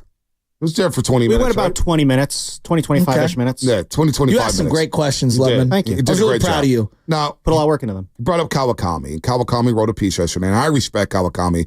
I respect Kawakami. I'm just read a couple graphs here, and I want you guys to chew on this because I want 888-957-9570 is the number. If you could ask Farhan one truth serum question right now, what would it be? What would your question to Farhan Zaidi be right now, Giants fans? 888-957-9570. But I want to read a couple graphs from Kawakami's article. And I want you to chew on this and give me your thoughts on the other side. Zaidi just kept doing the incremental stuff. Trade a few veterans, make room for some young players, move some money around, hold on to his most valuable assets that he almost always does, that increasingly has driven many Giants fans batty. 6 seasons into Zaidi's tenure, you either understand the rhythm, internal logic, and limits of Zaidi's process, or you've probably already decided that the franchise should have been turned over to somebody else. And let's get it right, and let's get right to it. No, I don't think this was Zaidi's last trade deadline as Giants president, and I don't think it should be. He sure didn't act like a panic executive with his job on the line this week, which is more than a small part of his value. That is, if you think his calm, analytical mindset is all that valuable. Kawakami then writes, I think Giants chairman Greg Johnson and the rest of the ownership group believe it's valuable.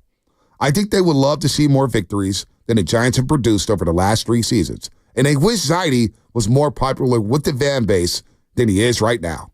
But I also don't think they're ready to bail from Zaidi. There's enough there to ride this for another season.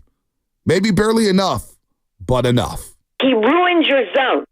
So I want you to chew on what I just read, and we'll read it on the other side. Because I respect the hell out of Tim Kawakami. But boy, I've never disagreed more with this notion that he's done well enough to where the Giants ownership group think that is cool. That he should be back for another day. Think about how scary that is. He doesn't think this is Zaidi's last trade deadline with the Giants. I have so many thoughts. Injury report.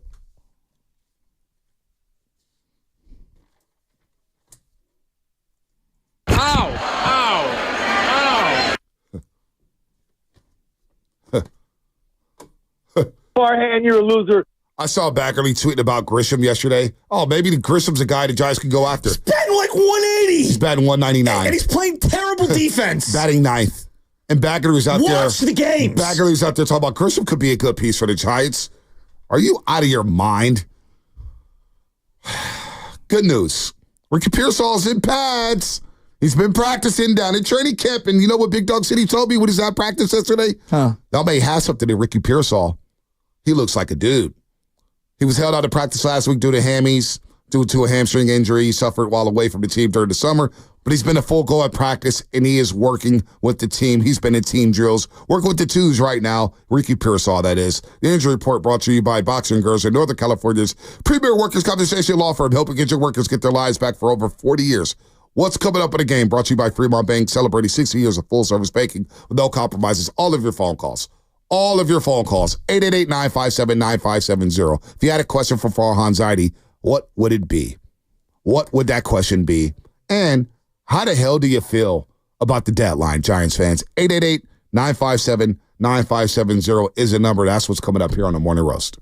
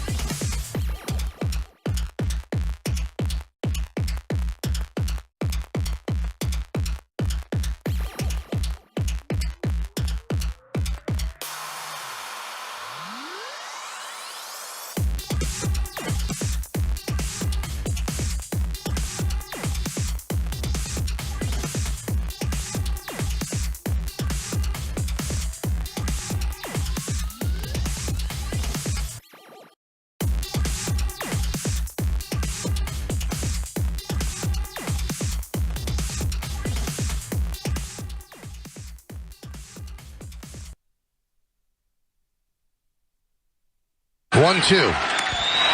Driven deep to right field. Did he get it? Did he get it? Oh, he got it! A 3-run home run.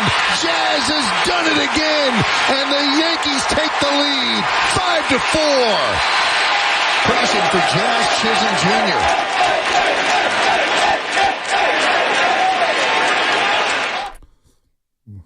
Yankees are fun. Dodgers are fun. Padres are fun. Royals are fun. Braves are fun. Cardinals are fun. The Diamondbacks, they're getting fun. They're fun again. What we watched at Oracle Park wasn't fun. And you know what? Their slogan, as we say, oh, baby, good morning to everybody out there getting off the graveyard shift, the overnight dancers, they probably didn't make a damn dime yesterday because everybody's damn depressed about this baseball team. I'm sure the strip clubs was empty yesterday. But there's nothing like it. The Giants slogan, nothing like it. There's nothing like it. It's just, Shasky, I'm exhausted from this team. And, you know, we're on Twitter yesterday, and we're hearing from the fans, and I'm hearing from a lot of people, Bayshawn, man, my Giants group thread is a funeral in there right now. You know, I'm texting the Bill Laskys of the world. I'm calling the Bardys. I'm talking to everybody. Everybody. And what are they saying? Just like everything that we said this morning, everything we said the last 3 years, everything we said the last 3 months, 3 years, the entire Farhan tenure. You know, my boy Aaron Rivera, he listens to the show all the time. He's like, dude, I want Farhan fired just for the sake of the morning roast. You guys are not going to last with this guy. He texted me yesterday. He goes, I hear the sadness in your voice on there, and it gets me mad that Farhan did this to you.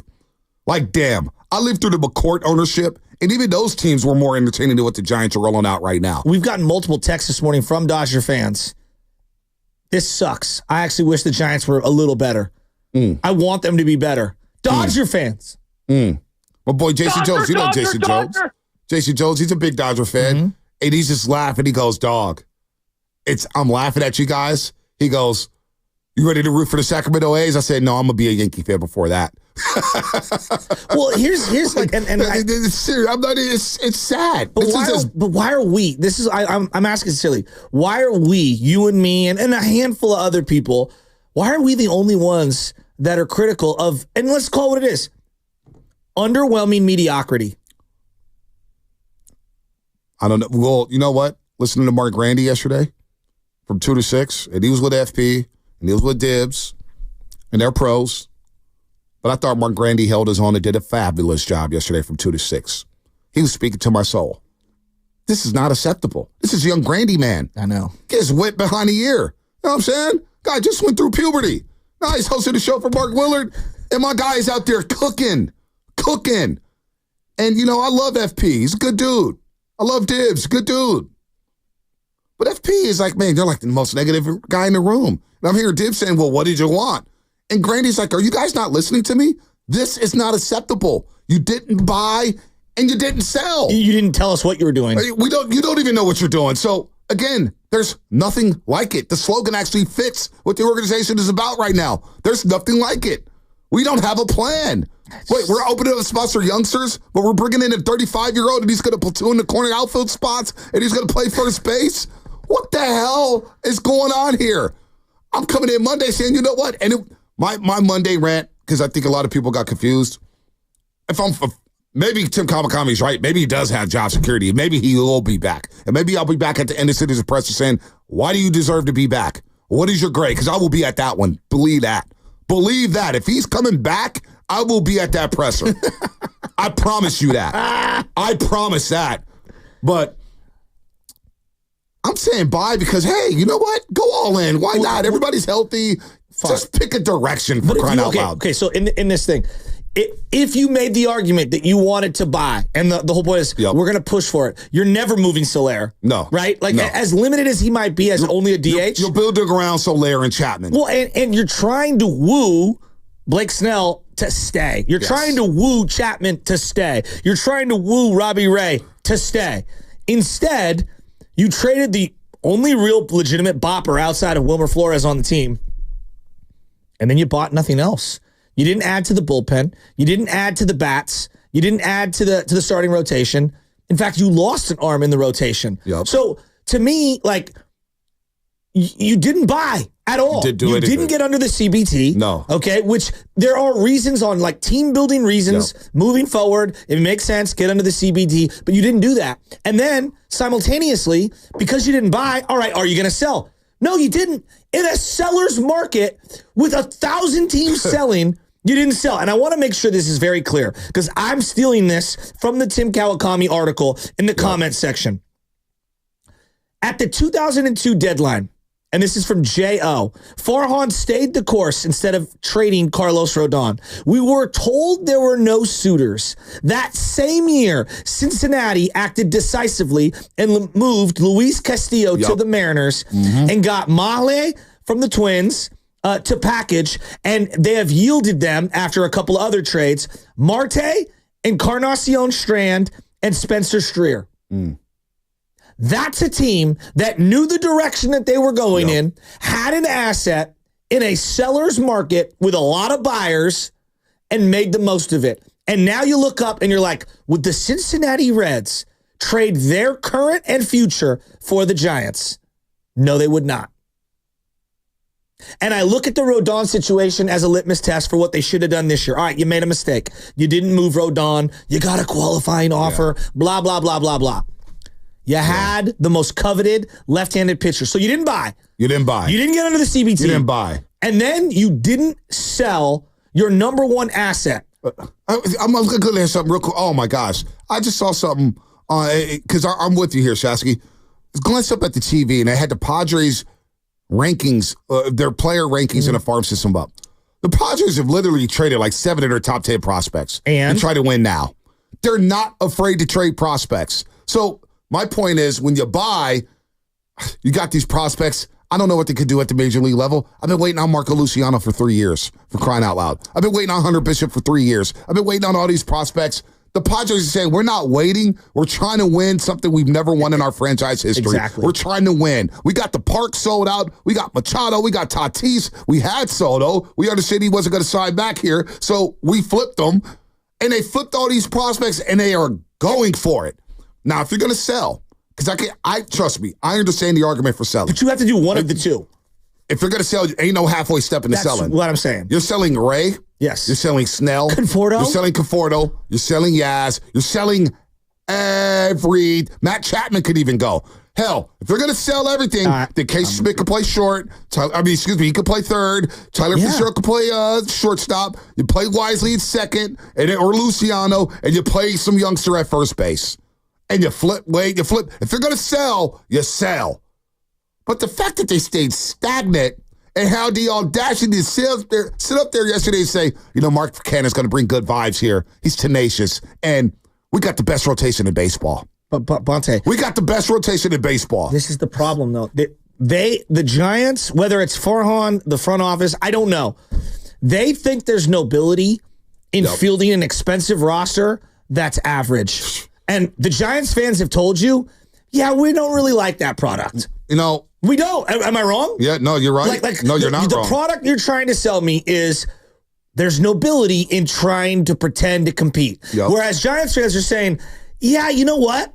I'd actually rather you just bottom the hell out. Bottom out. And then find out some sort of path through, because this no man's land is not doing it for anyone. Bottom out, because guess what's going to happen in September? You already see what's going to happen. They're going to start to lose some games. They're not going to have a sustained winning streak. Not with this lineup. That's not possible. And they're going to get. You see the teams that they're playing? Again, Giants fans. And I'm going to get to love this question with Farhan in just a second. But again, Giants fans, this is what's staring us in the face. First of all, you lost yesterday, and all the teams ahead of you won. Diamondbacks, Padres, Cardinals, everybody won. Pirates, they all won. So you lost ground right away, right? You lost ground right away. It felt like they all scored 5+ runs in dramatic fashion. That's what they do. Now we have this lineup that we're looking at, and then you look at August 23rd. That's when the fun begins, Shasky. Okay. August 23rd, they go to Seattle for 3. That's an organization desperate to win. They traded for Randy Arozarena, and they've got all the pitching, and they're desperately trying to win in Seattle. Milwaukee, been in first place in NL Central all season long. They go to one of the best run teams in baseball. And they're trying to win. And Jackson Chirino, their 20-year-old, they stuck with them. He was hitting 210, 201. They stuck with him. Now he's batting around 250, 260, and he's getting better and better by the day. What do you think they think of the Giants' $200 million payroll? Oh, they're laughing. Craig Counsell, or not Craig Counsell, whoever the hell manager is sitting there like, look at this team. $200 million? That's what they're fielding? The Giants? It reminds me of Gabe Kapler, who's a manager of the Phillies. Brennan Belt? Swing it back, dude. You're batting cleanup for the Giants. Like, they're looking at the Giants saying, that's the Giants with Willie Mays patches on their jerseys? I know. Barry Bonds don't want to come to the game. I doubt we see Barry at another game this year. Why the hell would Barry want to come out of his comfy home in Marin and go watch this sad sack? And it's not even the player's fault. It's really not. I can't even get on the players here. But Milwaukee, didn't they go to Miami? They come back home and play the Marlins for 3. They're going to get fat and happy. Farhan's going to be smiling and chuckling. And then the real fun begins. Because Arizona again comes for 3. And then you go to San Diego for 3. Then you play the Brewers for 3. Then you play the Padres for 3. Then you got to go to Baltimore for 3. Then you got to go to Kansas City for 3. Then you got to go to Arizona for 3. And then you end the season with St. Louis. So we're not even, I'm telling you right now, we're not even going to make it to September. So the high leverage situation that FP was spitting about yesterday, there's going to be none. But yesterday was a great example. There was a high leverage situation in that game. It was the 9th inning. It was runners on, and they're fighting back. And he just had a hit. He just had a hit, and you took Luciano out of the game. Wow. So again, what this about VR indecisiveness is just it's maddening. What about VR just hitting the double? And simultaneously. And then again, because I was at the game Friday night when there was a runner on third with no outs and they can't score.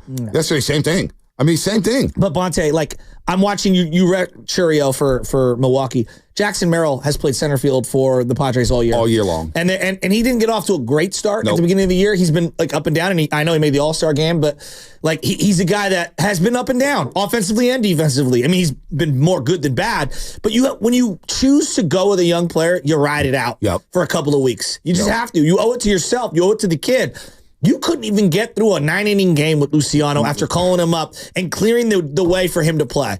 So excuse me for being pessimistic and for thinking that there's no way in hell they're going to give any of these guys a run. And you know what's going to happen, right? Yep. Tyler Fitzgerald's going to have a cold week, and then he's going to be an odd man out. Like, it happens with everyone. Like, right now, Estrada, you think Estrada's legitimately hurt? No, they're putting Estrada on ice because Estrada's been garbage. And I think they've been trying to trade him for months. You know, Farhan tells us that Mark Canha's a perfect fit. Poor Mark Canha is going to be a whipping boy here for the next 2 months because that's what they traded for. And they tried to sell it yesterday as the perfect fit for the Giants. Guy's 35 years old. He's got no speed. He's average at best defensively. He can't steal bases. You're not athletic. Power, okay, great. He's got a little bit of power. Doesn't hit for average. Oh, but wait, he's a platooner. He hits well against lefties. Oh, I've heard that before. That guy's now in Baltimore. Austin Slater. Remember him? I mean, it's just everything about this team. And now I go back to Greg Johnson. I'm thinking about Greg Johnson. Didn't he tell Kawakami? Who did he tell? You know, we're just trying to break even. Is that what it's about? Just breaking even? That was in Bob Melvin's intro presser. Saying that, what did he say? What was it called, Lubman? Give me a second, I can pull up the full thing. But because I know you were there. Breaking even. So that's what the San Francisco Giants. The team that Peter McGowan and Larry Baird, the Safeway Group, kept this team from going to St. Petersburg. Built the beautiful ballpark down at 3rd and King. Got beautiful statues here. Cepeda with the flowers on it. Rest in peace, Orlando Cepeda. Rest in peace, Willie Mays. Got all these great statues, the bricks, everything about it. They built this team to be a big market team, to play like the big boys, to be mentioned with the Yankees, the Red Sox, the Cubs, the Dodgers, the Phillies. And we're all here talking about breaking even? Trying to find players within the margins? What are we doing? Again, there's nothing like it. There's nothing like it. It's got a very mid-2000s 49er feel to it. When they were wandering the desert, didn't have an identity, and had a couple of pieces, but you couldn't put the whole thing together. How did you feel about the 8-8 season with Mike Singletary? Oh my God, I got fired up. I thought we were on our way. No, but in retrospect, do you even think about it? No. Yeah, that's the way I feel about the 2021 San Francisco Giants. Yeah. It's very 8-8 Mike Singletary. Even though they were infinitely more successful within that year, that's not something I hold my hat in. I feel really good about it. We called it the next year, said it was a fluke. I mean, people got mad at me for that. It's a fluke. Sure as hell feels like it. I mean, you know what I remember from 2021? Darren Ruff, Mike Yastrzemski, Lamont Wade Jr., Wilmer Flores, Donovan Alex Solano. Dickerson, Donovan, whoever it was, and they went like a combined 5 for 76 in the series against the Dodgers. Mike Tachman making multiple plays only to be DFA'd. Only to be DFA'd. Probably saved your season. and don't forget Vossler. Yeah, oh my God, Vossler. I forgot about him. And then you get DeSclafani, who couldn't pitch against the Dodgers, but just still gave him an extension and a lot of money. DeSclafani. I mean, remember that? I mean, DeSclafani was so bad, you had to staple Haniger to him and eat all of the Robbie Ray contracts. So, look, I'm not going to lie to you. I didn't have a problem with Blake Snell walking if you did buy and go all in. Yeah, but you didn't. But you didn't. And so now he's going to walk. And there's no doubt he's going to walk. He's been in this situation before.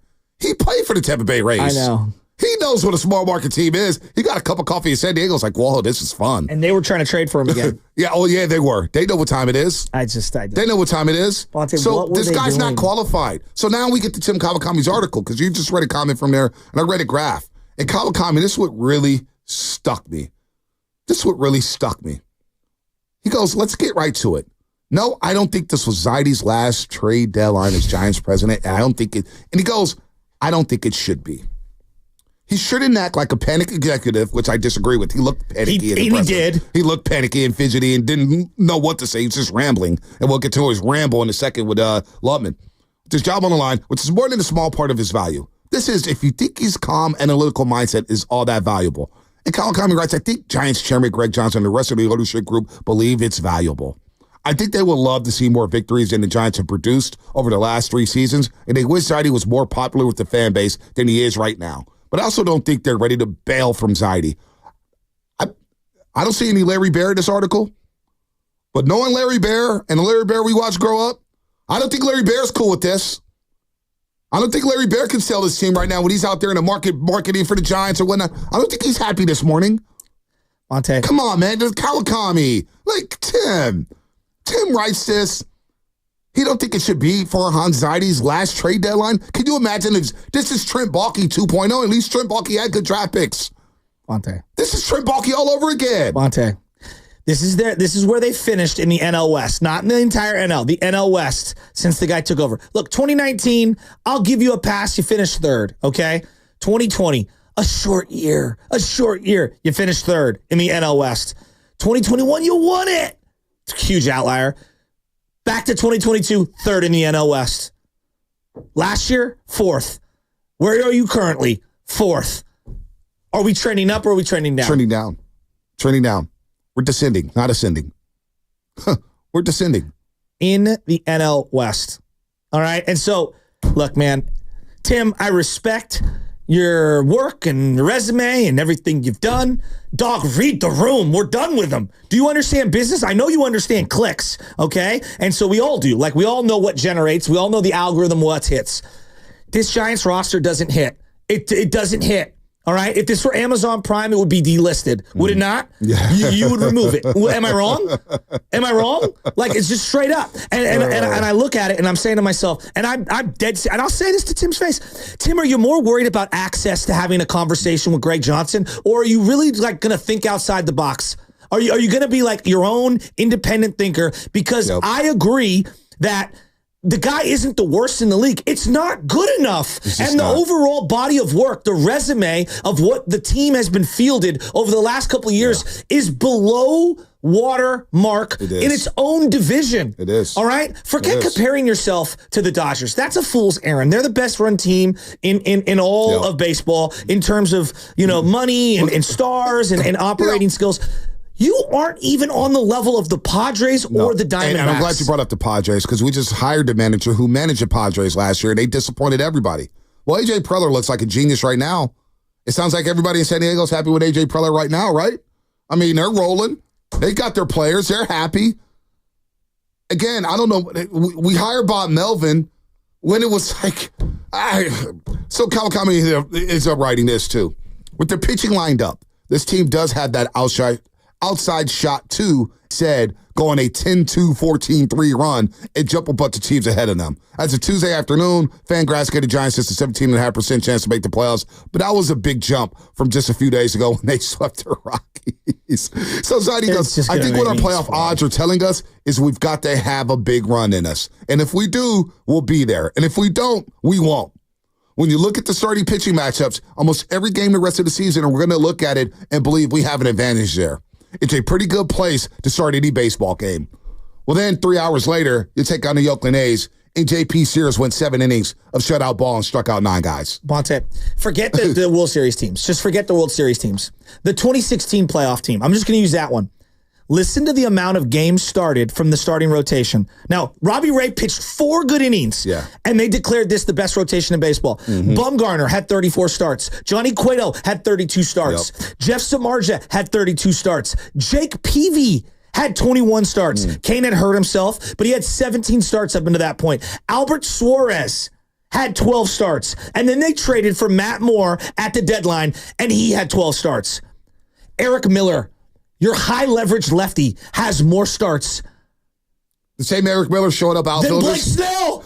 The same Eric Miller who showed up outfielders? Yes. And Robbie Ray, on paper, it makes sense. But the data doesn't back it up. Nor does the injury history, nor does the understanding of, do you see, and by the way, I want to make sure, 26, 30, 31, 35, 31, 26, and Matt Moore was 27. Those were the ages of those guys. You're asking a 22-year-old and a 21-year-old to go into uncharted waters this deep into the season. And they've been I really like Birdsong, and I love what I've seen in the recent memory from Harrison. You had to pause Harrison's workload just a month ago. How about Bob Melvin yesterday talking about Harrison and Birdsong? We've had some off days, and we've given a little bit of an extended break, at least to Harry. So we'll monitor it, whether it's an inning less on a particular day, if we think they're a little bit taxed, if we'll use our off days to give everybody an extra day, and then we'll monitor, how we think they're pitching and how they're holding up. Harry's pitching his best baseball right now. So he went through a little bit of a period where, it wasn't great for him, but it's never a straight line. And right now he's throwing the ball really well, and his velo's, a little bit higher than we saw it early on too. So we'll just monitor these things as we go along. That's Bob Melvin and Sam Lemon asked him a question about the workload for these 2 young pitchers there. So you got that going on.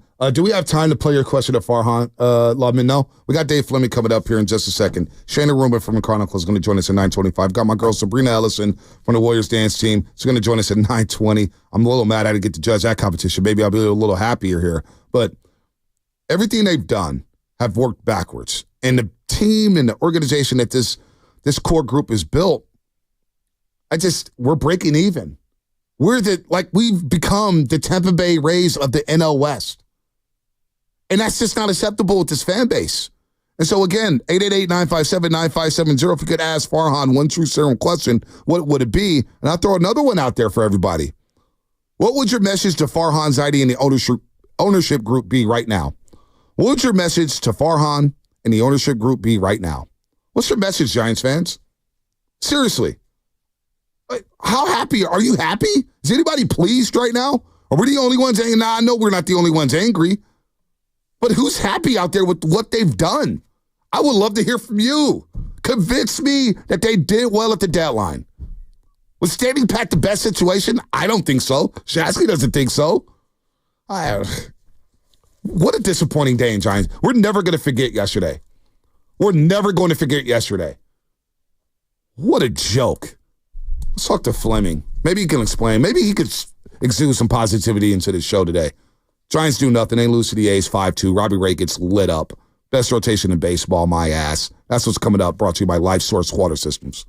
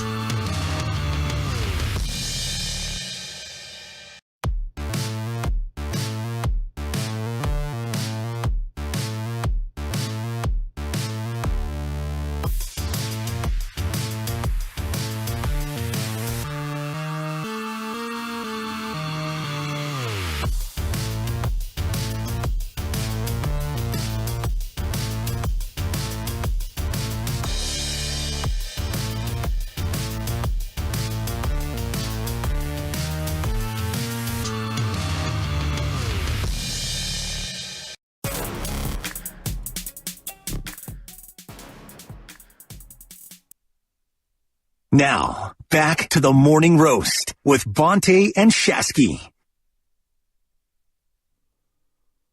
Oh, boy. Boy, oh, boy, oh, boy. Join 95.70 game at Hardy Park Friday, September 6th for the Pedinelli Financial Partners Golf Tournament benefiting the Autism Society in the San Francisco Bay Area. Go to 9570game.com to learn more. Really a good cause here. You want to represent. Presented by ACO Pest Control, the Bay Area's locally family-owned pest control company. It's a really good tournament here. You know, Shasky, the Giants were so bad yesterday. I know you were watching, but the play of the game. Remember they went to the play of the game? And it was Barry Bonds breaking the window in pregame and batting practice at Wrigley Field back in 2003. That was the play of the game yesterday. They had to use a Barry Bonds highlight from batting practice in 2003 or 2004 at Wrigley Field when he broke a window. It could have been Bailey's tag or the Casey Schmidt's tag on the Bailey throw, but yeah, I mean that's where we're at, Bonte. That's we're in reruns. We're in reruns right now, man. Let's talk to Dave Fleming. Dave Fleming joining us on the River Islands guest line. All guests on 95.7 The Game appear on the River Islands guest line. Isn't it time for you to discover the islands, River Islands, and Lathrop? I think you hear our tone, Flem. We're not too happy right now, not too pleased, a little depressed, a little disappointed, and last night's game was very disappointing, and obviously the deadline came and went. We don't know if they bought. We don't know if they sold. We don't know what the plan is. So I ask you, Fleming, good morning to you. I hope you're doing well. What did you think about the overall trade line? Let's start right there. What did you think about the Giants' activity at the trade deadline? Well, I think they probably did what you or I or any of us would have done. I mean, if you're not going to get, it's very similar to me to the Rodon situation a couple of years ago. Like, I just don't think you can justify trading a guy who's pitching the way Snell is pitching for something other than a really valuable return. Like, there's absolutely zero reason to dump Blake Snell.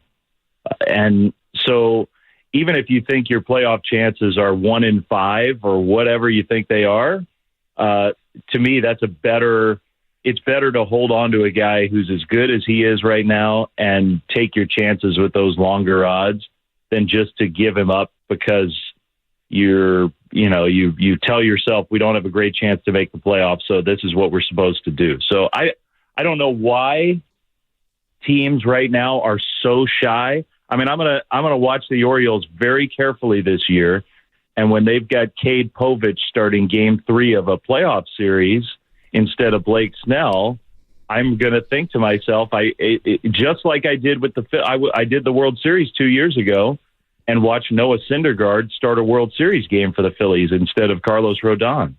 And I just don't understand why these teams who are so good and in a position to have a great year haven't been more willing to make an overwhelming offer. So I have no problem with the Giants doing the deadline the way they did it. I just don't think there were deals out there. I saw a little note, someone, Baseball America or something, said not a single top 100 prospect got traded yesterday. Not one. You can quibble with those lists or what are the people making the lists. It's baseball. It's less predictable than other sports. I get all that, but not one. So I think the ultimate answer is that the Giants were willing to start to make some more bold maneuvers and the offers just weren't there. So what's your next best option? Let's see what we can do with the rest of this year. So, Flem, you put it on the other teams for not overwhelming the Giants, or do you think the Giants were necessarily very active in trying to shop Blake Snell? Because I pulled them a little more accountable as well. Yeah, I don't think that's the way it works in this sport. I don't. I think you can shop a guy, but shopping, if the players aren't there on the other end, there's a guy like Blake Snell. There's only probably 5 or 6 teams. I mean, if I were any team in a playoff position, I'd want that guy on my team. But there were realistically 5 or 6 teams that probably were the market for him. And I think the Giants, you do your scouting, you do your due diligence, the players, the young players, the prospects, the young major leaguers who would fit in a trade. And so when you have discussions with those teams, those are the names you throw back and forth. I think the Giants were absolutely doing that over the last couple weeks, not just the last couple days. And those teams just weren't willing to pay the price to get him. Well, I hear you on Blake Snell, but the Soler one is the head scratcher, because if you're going to stand pat with Snell, like, I'm sorry, you're a better team. And he hasn't been great. I'm not here to cape up like Soler's been some world beater. I wanted him to be better. I was excited when they signed him. I thought he was coming around, though. And if you look at it, he leads the team in a lot of categories, or is at the top of the list in a lot of offensive categories. If you were making financially based decisions, I understand trying to get into the CBT to make it easier to build your team in years forward. But I didn't get the Soler move. And then we're going to open up a spot for Luciano. Well, that's incongruent with you pinch hitting for him in the 9th inning of a high leverage situation with Lamont Wade Jr. I'm throwing my hands up because I can't see the connectivity in all of these moves. Yeah. I mean, look, you can overanalyze one pinch hit decision. I think you should believe them when they say the number one reason to make the move is they have this guy. It's complicated with Luciano, right? The three of us have talked about him a lot over the last 2 years. The Giants were expecting by this point that he was going to be a big part of this big league team. And at the minimum, they were expecting by this point to know, okay, he can't be. Where they are is caught in the middle of this guy's at-bats have been good. His AAA track record the last month has been awesome. We feel like the offense is ready, and he just has not gotten to a point where you can rely on him defensively. And that's just the cold reality. He's just not played well defensively. So it's hard at the big league level to run a guy out there like that, especially at a shortstop or second base position, and have your pitchers comfortable. Just be comfortable watching that. So they absolutely must decide in the next couple months, can this guy be a big part of our future? One way to do that is to just get him as many at-bats as possible. And so that's a big reason why they made that trade. Now, the pinch hit at-bat, I'm with you. If it were me in charge of the game management, if I'm Bob Melvin, I'm probably letting Luciano hit there, just figuring, you know what, we gotta ride with this guy. This is our time. But on a night where you got your number one on base guy on the bench and you need one more guy on base to where you have a chance to win the game, you still need another base runner to get the tying run up there. I understood why he did it with Wade. If he'd done it with somebody else, it would have made less sense to me. With Wade, I think you're just thinking, all right, let's see if we can get on base here and take one crack at it. Dave Fleming here on the Morning Roast on 95.7 The Game, courtesy of the River Islands guest line. Flem, were you surprised you didn't try to get it back? Because Monday we came into the show, and it just felt like, hey, let's pick a lane. You're going to sell, buy. And I understand it takes two to tango. We've been talking about the Golden State Warriors and Lowry marketed for weeks. It takes two to tango. Obviously, the Clippers didn't want to do business with the Warriors, and maybe I look at Toronto, and maybe they didn't want to trade Vladimir Guerrero Jr., but from what you know and what you gather, were the Giants aggressive in trying to acquire another bat? No, and I know they acquired Mark Canha, but I don't think a lot of fans are happy about that with the numbers he's produced, and we'll see about him. Let's give him a shot. But were you a little surprised they weren't more aggressive in trying to get a middle-of-the-order bat after trading Soler? Yeah. I mean, Mark Canha is just purely a fill-in basically for Wilmer. Wilmer's so beat up, and I don't know that we're going to see Wilmer again. So I think put Canha in a different category. That's just like right. I don't want to disrespect Mark Canha. He's had a really good big league career, but that's a Band-Aid kind of move. You're watching David Villar, to me, struggle. I think Canha is a guy who can sort of fill that role anyway. So that's just an aside. There was one position player who fits the bill of what you're talking about, who the Giants did pursue, and pretty aggressively.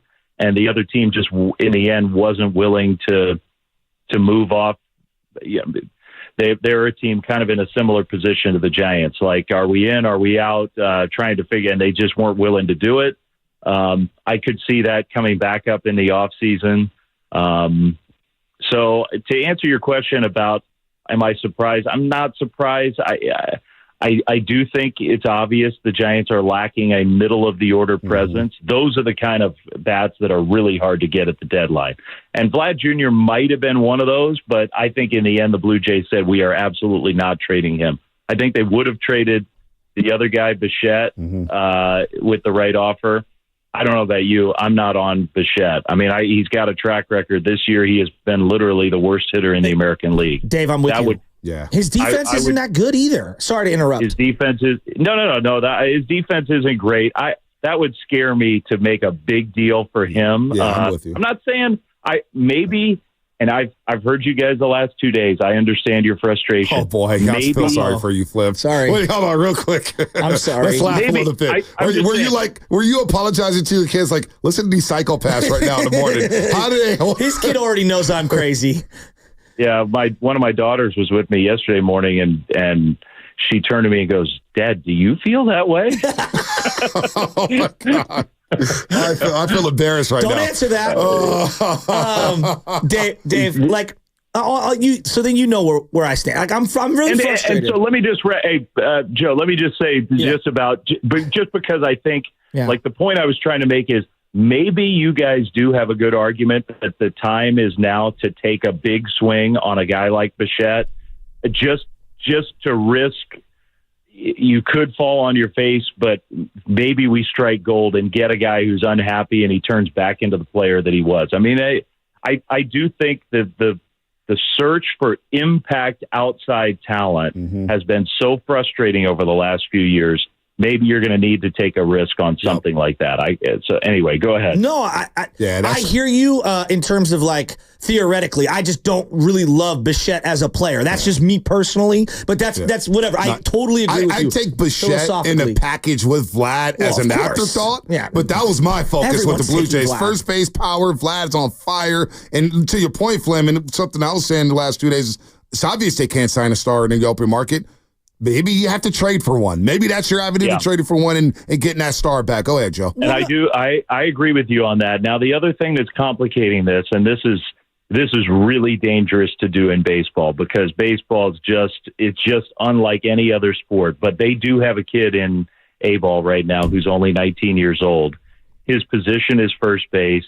He's the best prospect the Giants have had in many years. And Will Clark just got back from seeing him and saying, "I'm telling you, this guy's going to be the real deal. He's going to get better at first. He's got a chance to win a Gold Glove there, and he's got the biggest power we've had in a long time." Dave, I'm huffing and puffing because about 2 or 3 months ago, I've been sending all the videos to these guys in the thread, and I'm telling you, Bryce Eldridge just looks different, and it sounds insane. No, I know he's 19, he's playing against me, but he physically looks so different. And I said to you, B, didn't I? In like May, this kid will be here next year, I think. And listen, don't blame me because the Lucianos and I just with prospects, Flem, I just like to wait and see. He looks like the real deal. There's no doubt. I watch the highlights. Damn, special. This guy looks special. He's got the size. He's got the swing. He can play well at Oracle Park. But again, we've gone down this road with prospects many times in this organization, and I just want to see it. But I hear you on that. I'm not disputing that at all. I am with you, and I think that's it's a fair point to caution against putting your eggs in a young player's basket who hasn't even had a double-A at bat. But I do think there is in the back of everybody's mind with a player like him, if you block the one position that if he really fits in, some other guys, that's where, everybody knocks Farhan for looking for versatility. But when you're trying to build a roster, that versatility is really valuable. Like, let's just take Tyler Fitzgerald. Like, Tyler has been really impressive. It's been exciting to watch him. Let's say in the offseason, there's a shortstop available. Tyler's versatile enough to where, that doesn't mean we have to get rid of him. He can slide over to another spot and we could sign a player who we know helps us. That's where a guy like Eldridge, if he's going to be a one position player, you almost have to refrain from finding a long-term solution there. Now, Vlad Jr. is good enough to where I would take that problem. Like, if it were me, but I think the Blue Jays they want him to stay. They want to figure it out there. Their GM is in a very similar spot, like feeling massive pressure where a team that has spent a ton of money in Toronto to be a world championship team, and it hasn't worked out. So I don't think he's going anywhere right now. Dave, as bad as everything is, as angry and as frustrated and as depressed as I've been, like there are some good positives. Like I know we're outraged, and I think there's good reason to be, right? Because it feels very redundant the last decade. But like they've got 2 young studs who I want to see finish the year out. I don't know how they're going to figure it out, but I want to get their innings up so that next year, we can go even deeper and even farther in Birdsong and Harrison. I love those 2. Love what Patrick Bailey's done behind the plate. Don't love him as a middle of the order guy, but he's had a great run here these last 2 years. Love what Ramos has done. Like there are pieces here, and I get all that, but there are a lot of us fans that are just we're exhausted by what we're seeing on a nightly basis. What do you say to a lot of the fans like myself, if you were, and I know you care as much as I do? What do you say to us fans that are just we're almost at our wits' end? Yeah, I do. I understand you. When I heard you guys screaming and yelling yesterday, I understood it. I did. I understand it. And I like the fact that you care enough to feel that way. I do. Here's what I would say. This year, if this year had happened 2 years ago, everybody would be ecstatic. Not at the record, but the stuff that you're talking about, Birdsong, Harrison, Bailey, Fitzgerald, Ramos, maybe Matos, and there are other young guys who have contributed. Jung-Hoo Lee, before he got hurt, looking like, okay, that can be a guy who can play out there for the next 5 years. There is now a core of young Giants who you feel like this can be the next really good Giants team. These guys can be the heart and soul of it. We have not said that for a long time. Like it's been since the championship era that we've been able to say that. That's the missing piece for this franchise. That's the ultimate thing. As much as, it's fun to chase after Judge and Harper and Carlos Correa and all these guys. That's how you get to where you want to go. And finally, we've had a year where that is starting to happen. Has it happened enough? No. But these guys, some of these guys especially, are really young, just starting their journeys.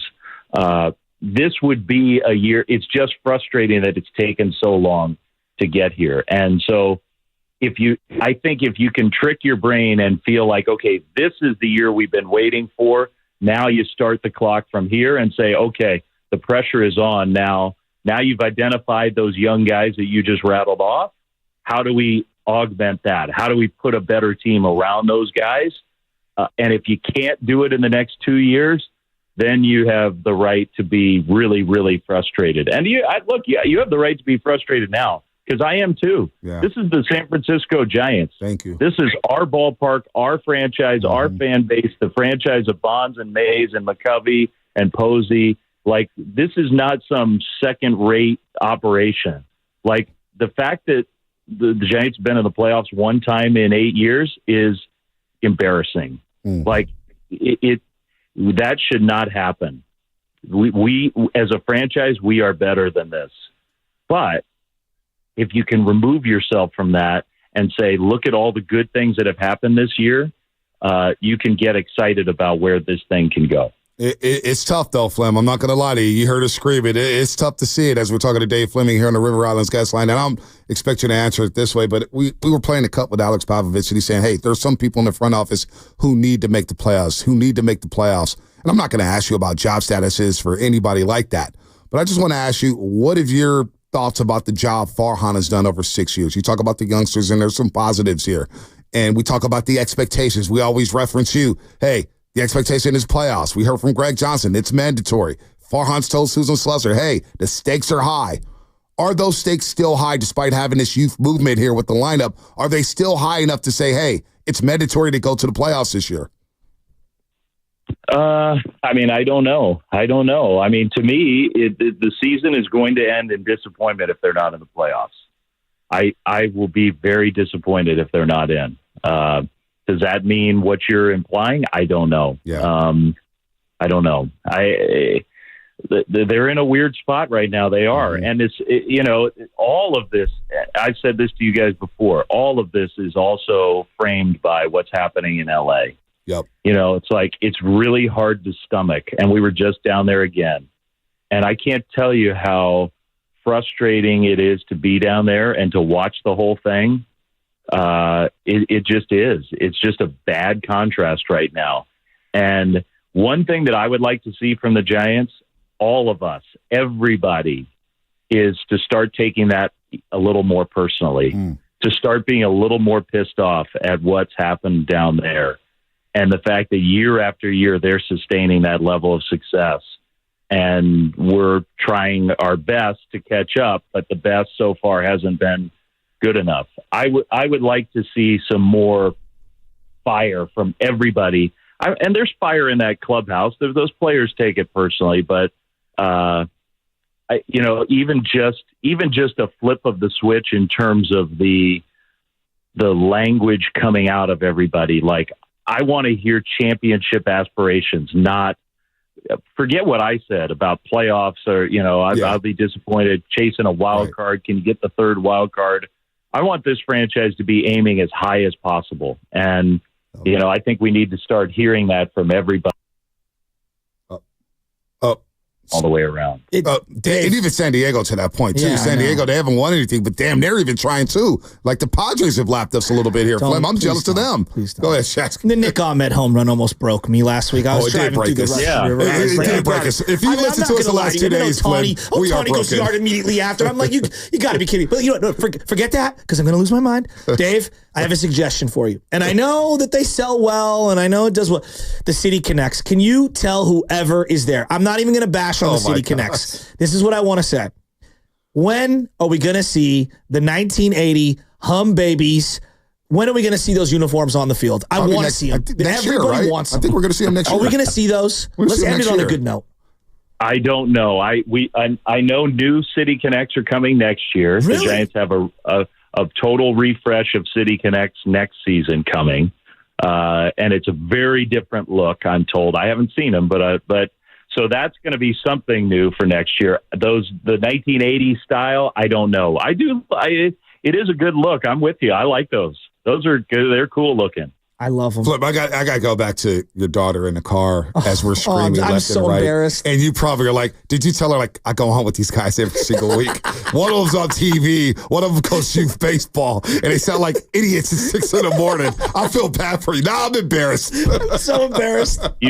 You shouldn't be embarrassed. Like, look, but here's what I'll say to you guys. I'm saying this out loud on the air, which I always tell myself when I get frustrated and pissed off and all the stuff that you guys are. I always say to myself, the guys that I'm talking about, just pretend they are listening to me right now. And it does temper me sometimes.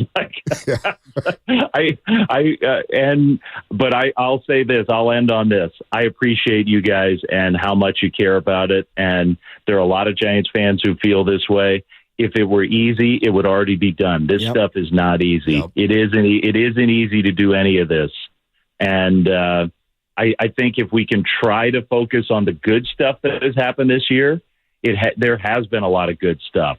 The ballpark has been more fun. It's been a more fun team to watch. It's been a more entertaining team to watch. The young players have been exciting. All that stuff, I think, has been good.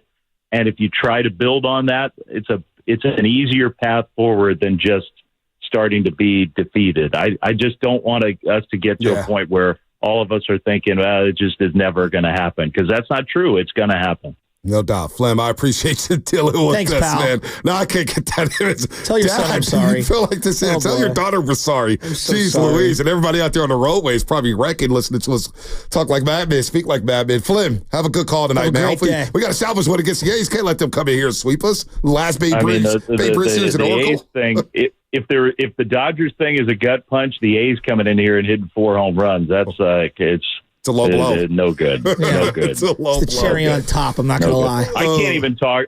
I'll give you my pettiness. I can't even talk to him. I blew off everybody associated with the A's. I did not speak to one of them yesterday. Wow. And I'm not going to today. I'm not.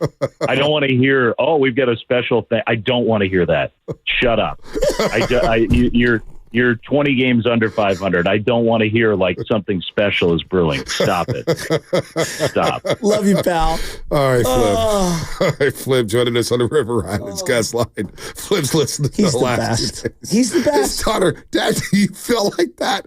I listened back to some of it and I was kind of cringing because I was like, boy, there's a lot of times Was where I I'm just good? calm and no, I'm just kind of I look at myself first, kind of hold myself accountable first before I judge anybody else. It's like, geez Louise, I remember, I'll say this out loud.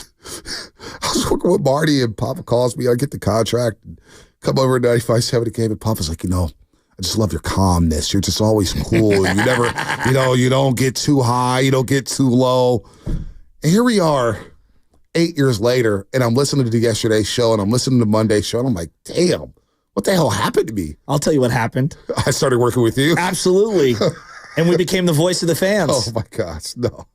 Well, no, I'm not going to survive doing a show like this. No, I'm going to be 100% sincere.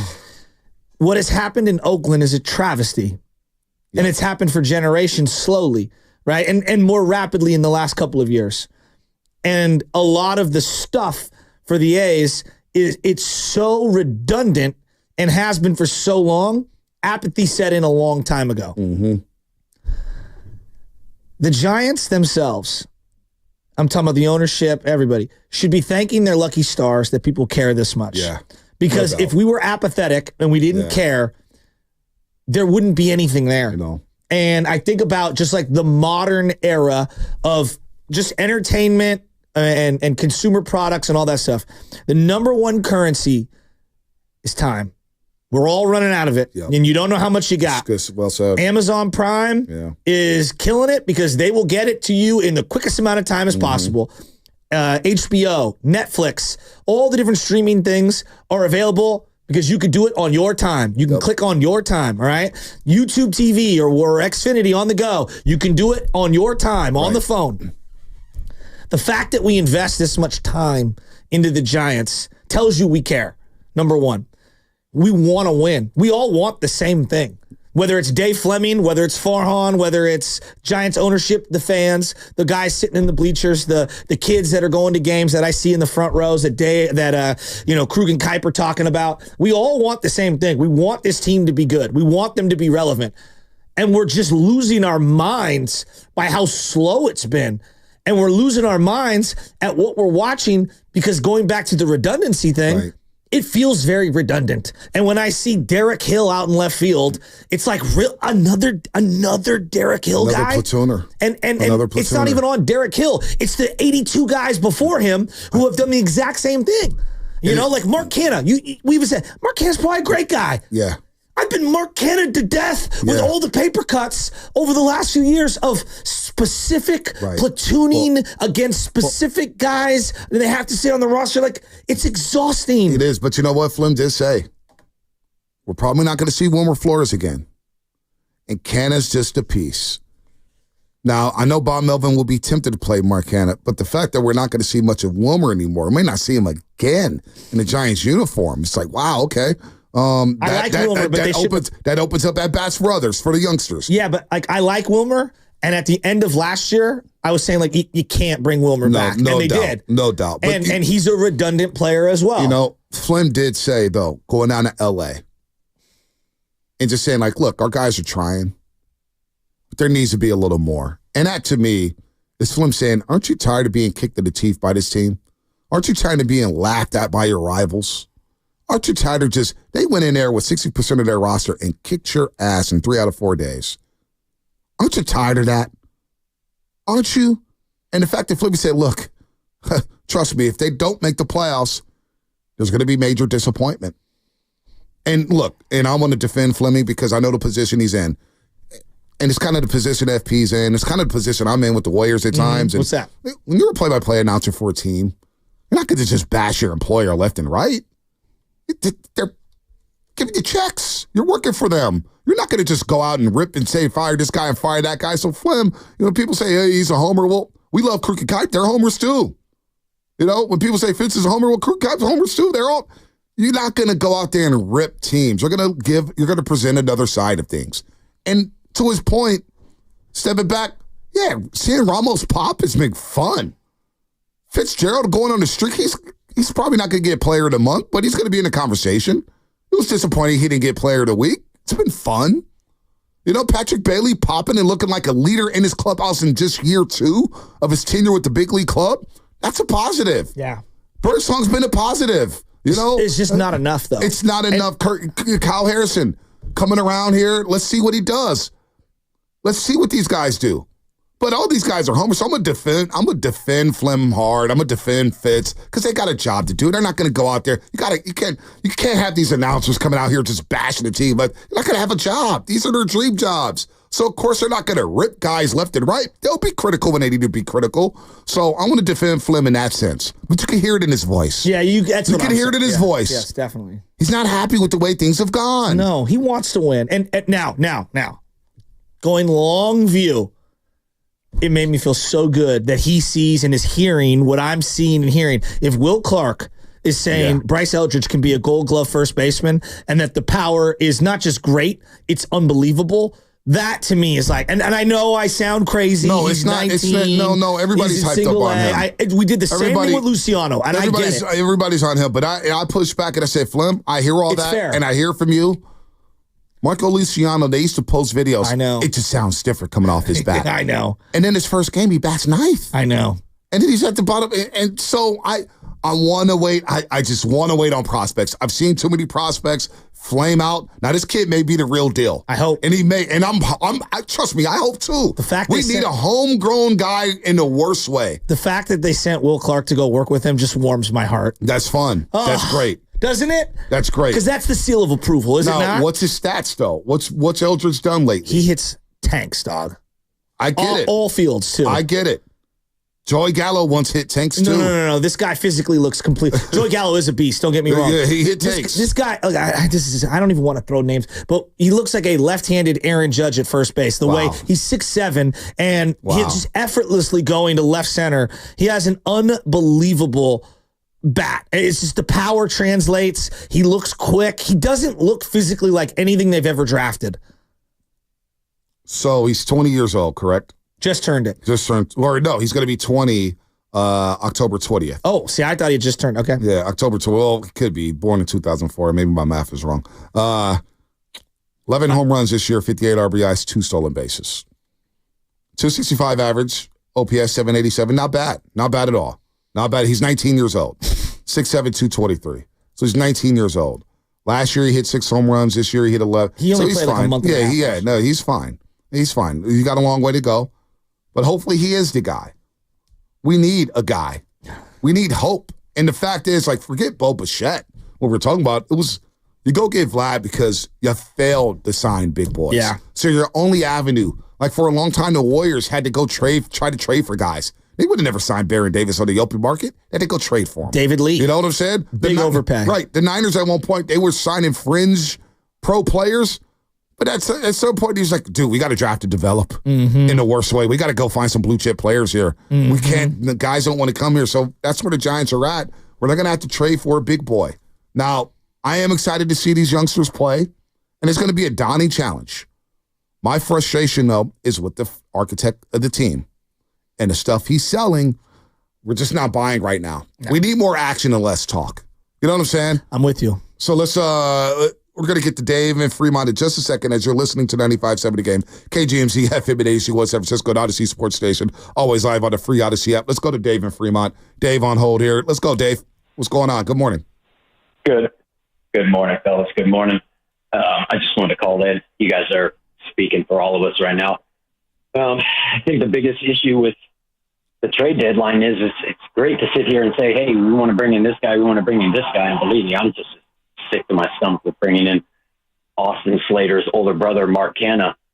But it's not a knock on him as a player, but it's, we're in a position this year where here's the frustrating thing about Farhan. Brought him in.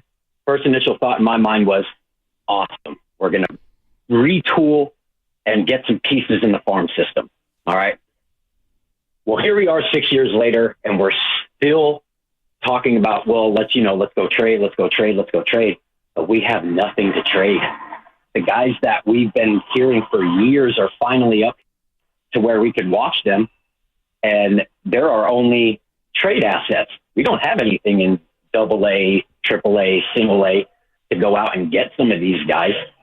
And I think, to me, like you said, that's all on the architect of the team. You were supposed to come in here and retool this farm system. And that's one of the frustrating things when you watch teams like the Dodgers, the Padres, and even the Diamondbacks.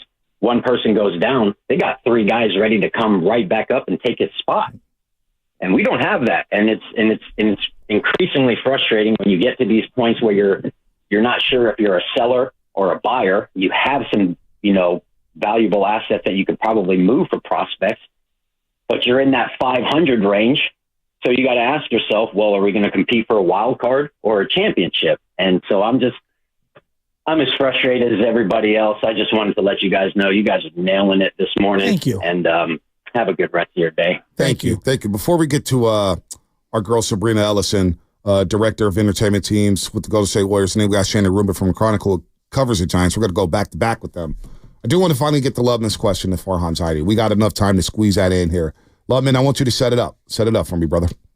Yeah, no, so basically, we found out that the press was happening, so I huddled with our program director, Matt Nahigian, our director of sports, Lucas Alexander, and our thought was, what could we ask Farhan that we don't think that anyone else will ask? And we wanted to we wanted him to kind of talk about and kind of evaluate his own performance.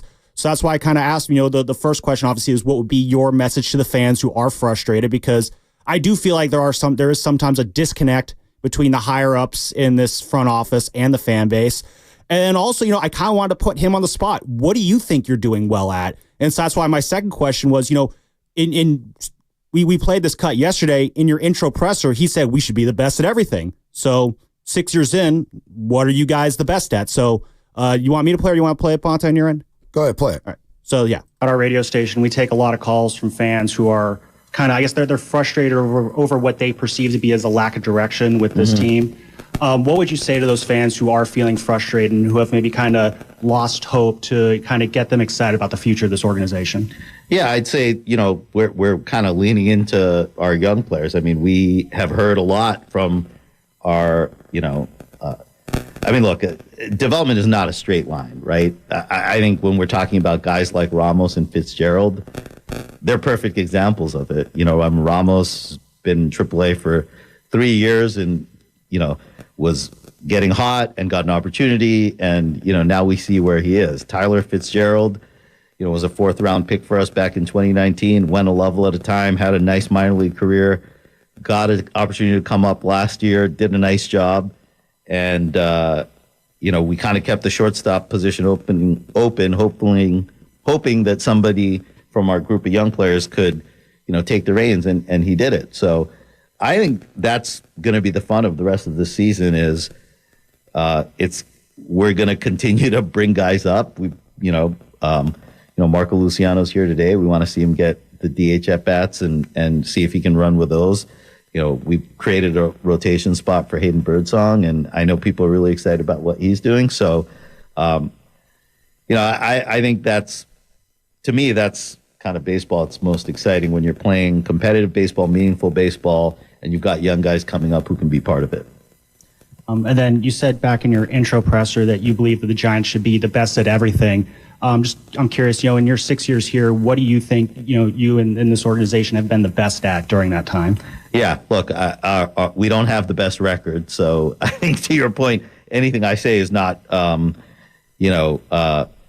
it's not manifested in the bottom line. So I think for us, it's, continuing to build a culture of players who want to be here, players who are proud of the city, of the organization, of the uniform. I think we have that. We have a manager who guys love playing for. We saw that this past offseason in our free agent recruiting, the excitement that guys had about coming here, being part of this organization. And again, I think farm system rankings are going to be farm system rankings. But for us to, I think we've really hit our stride the last couple of years and guys actually coming up and becoming contributors and being part of this team. And I think sometimes there's been frustration at, guys that didn't get over the hump or maybe didn't become part of that. But, every organization goes through it. And I think over the last couple of years, the examples of players we have, is getting us there. Look, we're not going to be, if you look at like rookie production, WAR, whatever, we number one. I don't. There's no team that's number one in that every year, but that's, I think, what we want to see. That, first of all, great questions, Loveman. Excellent job. Excellent job. You did your job. Now, the answer that we received, Shasky, I got lost. I don't know where. Did he even answer the question? And he talks about culture. We just listed 15 players yesterday who didn't like this culture. And one of us pitching on the mound today, Ross Stripling. Oh, that's a big game for Ross Stripling. That's his World Series tonight at Oracle Park. But I don't know if he answered the question. Like, I don't buy any of that. He said we left shortstop open for one of the young guys to take the reins. No, you didn't. But Bonte. You brought in Nick Ahmed and gave him the job. As we watched Little League World Series, and I see all these teams going to Cooperstown, we saw the Reardon High School team yesterday. Yep. Shout out Craig Sargent. There's not a team in America who's good that has a question mark at shortstop. We're just going to leave it open and see who takes it. The number one thing, every team that's being built in the history of the game, catcher, shortstop, center fielder, strung up the middle, period. Who's my shortstop? It's the most demanding defensive position outside of catcher on the diamond. And philosophically, you don't understand that and how important it is. It's basically like telling me you don't want a quarterback. Yeah. You don't want an elite, smart middle linebacker. We can patchwork the quarterback position. It's all good. We'll just alternate quarterbacks like they did with Denver. They had some guy named Sean Moore and Tommy Maddox in the early 90s when Elway got hurt. Dan Reeves was like, oh, let me get creative. We're going to move a quarterback every other play. Every play we're going to switch a quarterback. It's like, what? What are we doing? Sorry. There's certain positions that like I look at with baseball and dynasties. They always have an elite catcher and they always have some plus defensive shortstop. Look at all the dynasties that have ever happened in the history of the game, and 9 times out of 10, you will find some sort of Hall of Fame catcher and a close to Hall of Fame shortstop. Just look. And center fielder. Well, and a really good center fielder. And that's what made the Giants dynasty so unique. Yep. They had 3 different center fielders, 3 different aces, 3 different closers. Yep. But they had Posey, and for 2 of the 3, they had Crawford. All right. More coming up. We gotta run. Sabrina Ellison, then we get to Shana Rubin of the Chronicle will explain. Both on the other side. That's what's coming up. Brought to you by Fairmount Bank, celebrating 60 years of full service banking, no compromises. Shut up.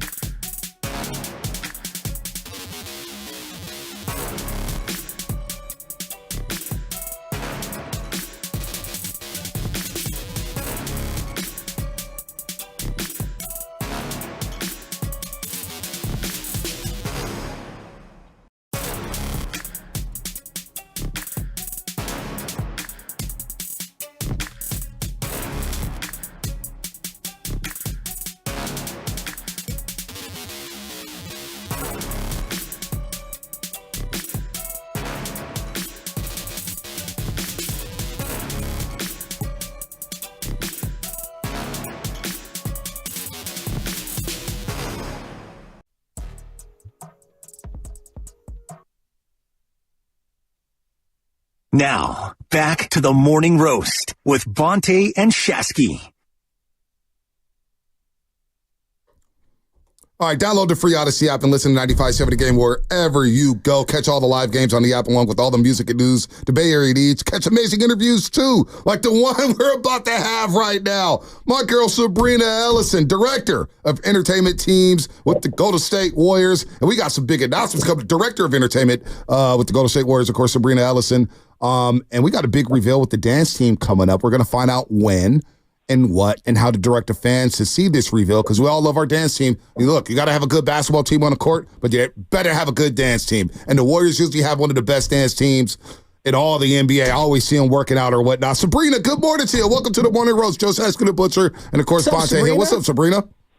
Good morning. It's an honor to be with you guys. An honor? An honor. It's an honor to be talking to you. I always see you. So, Shaskin, whenever I'm going to the media center at Chase Center, the dance team is always working. I'm like, man, I don't want to run in there. Sabrina's right there working them left and right. Say, hey, Bonte, what's going on? Because she allowed me and Guru a couple years ago to judge.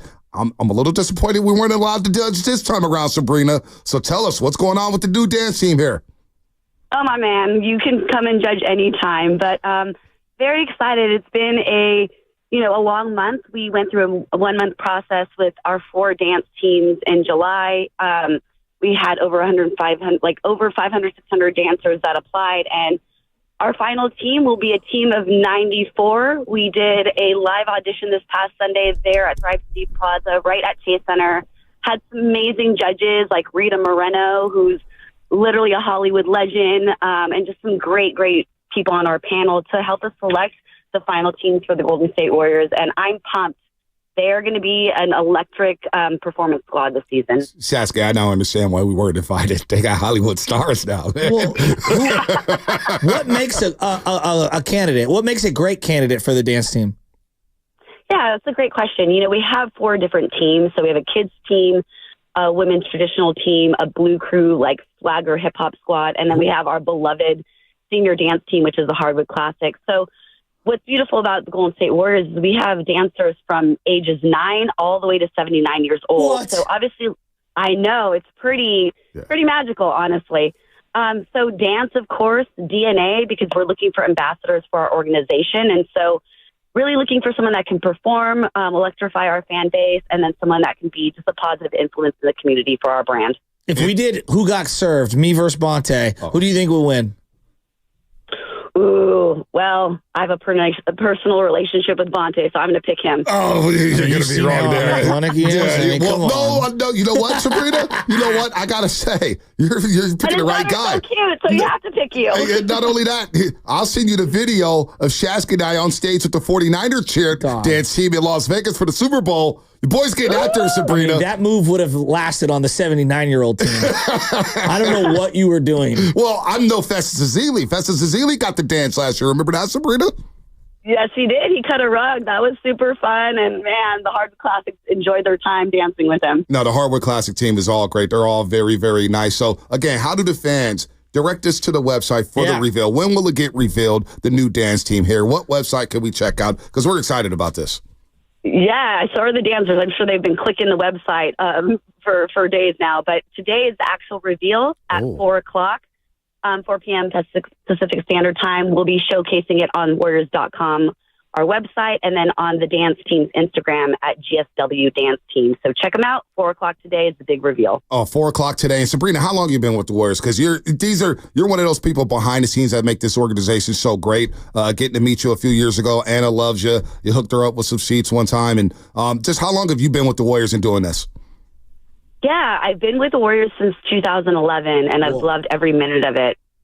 Wow, that's really cool. So one last thing. Back in the day, they had this thing called the Weekend Warriors. And it was a bunch of like heavy-set dudes with beards and stuff going out there and dancing. It was kind of like a joke, but it was also, these guys were like, to your point of cutting a rug, they were cutting a rug. They were getting after it. Do you still do that? No, you know what? I actually, one day I was like cleaning out our storage and I was like, who's the Weekend Warriors? And my boss at the time was like, oh, it was the team that we had prior to you. So I didn't even get to have any experience with them, but I did definitely heard about them. And the junior jazz team, maybe LJ gets on the junior jam team one day. It would help. I mean, Joe Montana was into ballet. It will help him in sports. I'm here for Get him on. Get him on. Baby Chaz is calling your name. Hey, Sabrina, I'm proud of you, man. You're doing a great job with the dance team. We always love the performances. But don't forget, don't ever ask me to go out there on the court or Joe Shasky. We're not Festus. No, I like to dance at weddings. I love dancing at weddings. Well, you want to dance at Chaser? Well, dancing at weddings is different than dancing in front of a crowd. My sister used to dance in front of a crowd. Yeah, no, that's hard. She was jazz, hip hop, ballet. She did it all. Tap dance. Ooh, It's I love tough. it. Well, maybe you guys can come in like Festus and do like a little guest appearance here and there.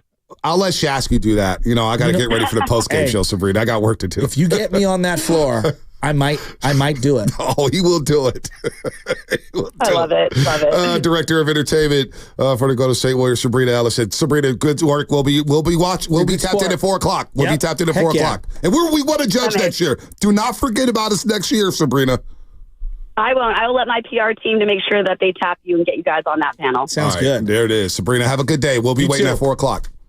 Thanks, you guys. Have a good one. Anytime. I know- Sabrina's good people. Very good. And I know we're going to get right to Shayna Rubin here in a second, talk a little Giants, but I was thinking and I see it in the YouTube chat, what if the Morning Roast had a dance team? What would the name be? And I was thinking about this, right? Because the Warriors, they had the Weekend Warriors, a bunch of OG dudes, Think of dad bod guys going out there. Which I have. I'm working on. The Pitchforkers. Oh, my gosh. Wouldn't that be us? We've had the Pitchforks. Storming the gates every day based on what team is not doing up to our expectations. I think about growth. And instead of blunts, or excuse me, instead of torches, they've got blunts. And everybody's coming, we're storming the gates with pitchforks and blunts. 40 ounces. What Flip said about listening to us, and I've been stuck on that for a little bit now, and you're talking about pitchforks or whatnot. Well, that was the best tweet yesterday. Shut up. We're going to be there at the roast. Somebody tweeted at you, pitchforks at the ready. And I was like, this is great. I said, we're back. We're back. I mean, this is what we do. Everybody says San Francisco radio is soft. Bay Area radio is soft. Not us.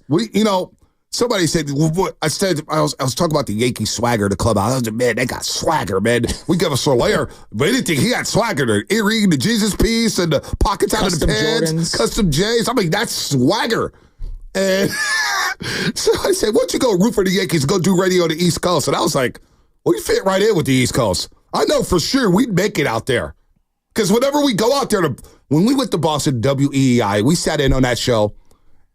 They said, we've never seen anything like this. Yeah, they thought we were some minnows. We came in like some sharks. They were like, we've never seen anything like this. And they hit the follow buttons like, these guys are incredible.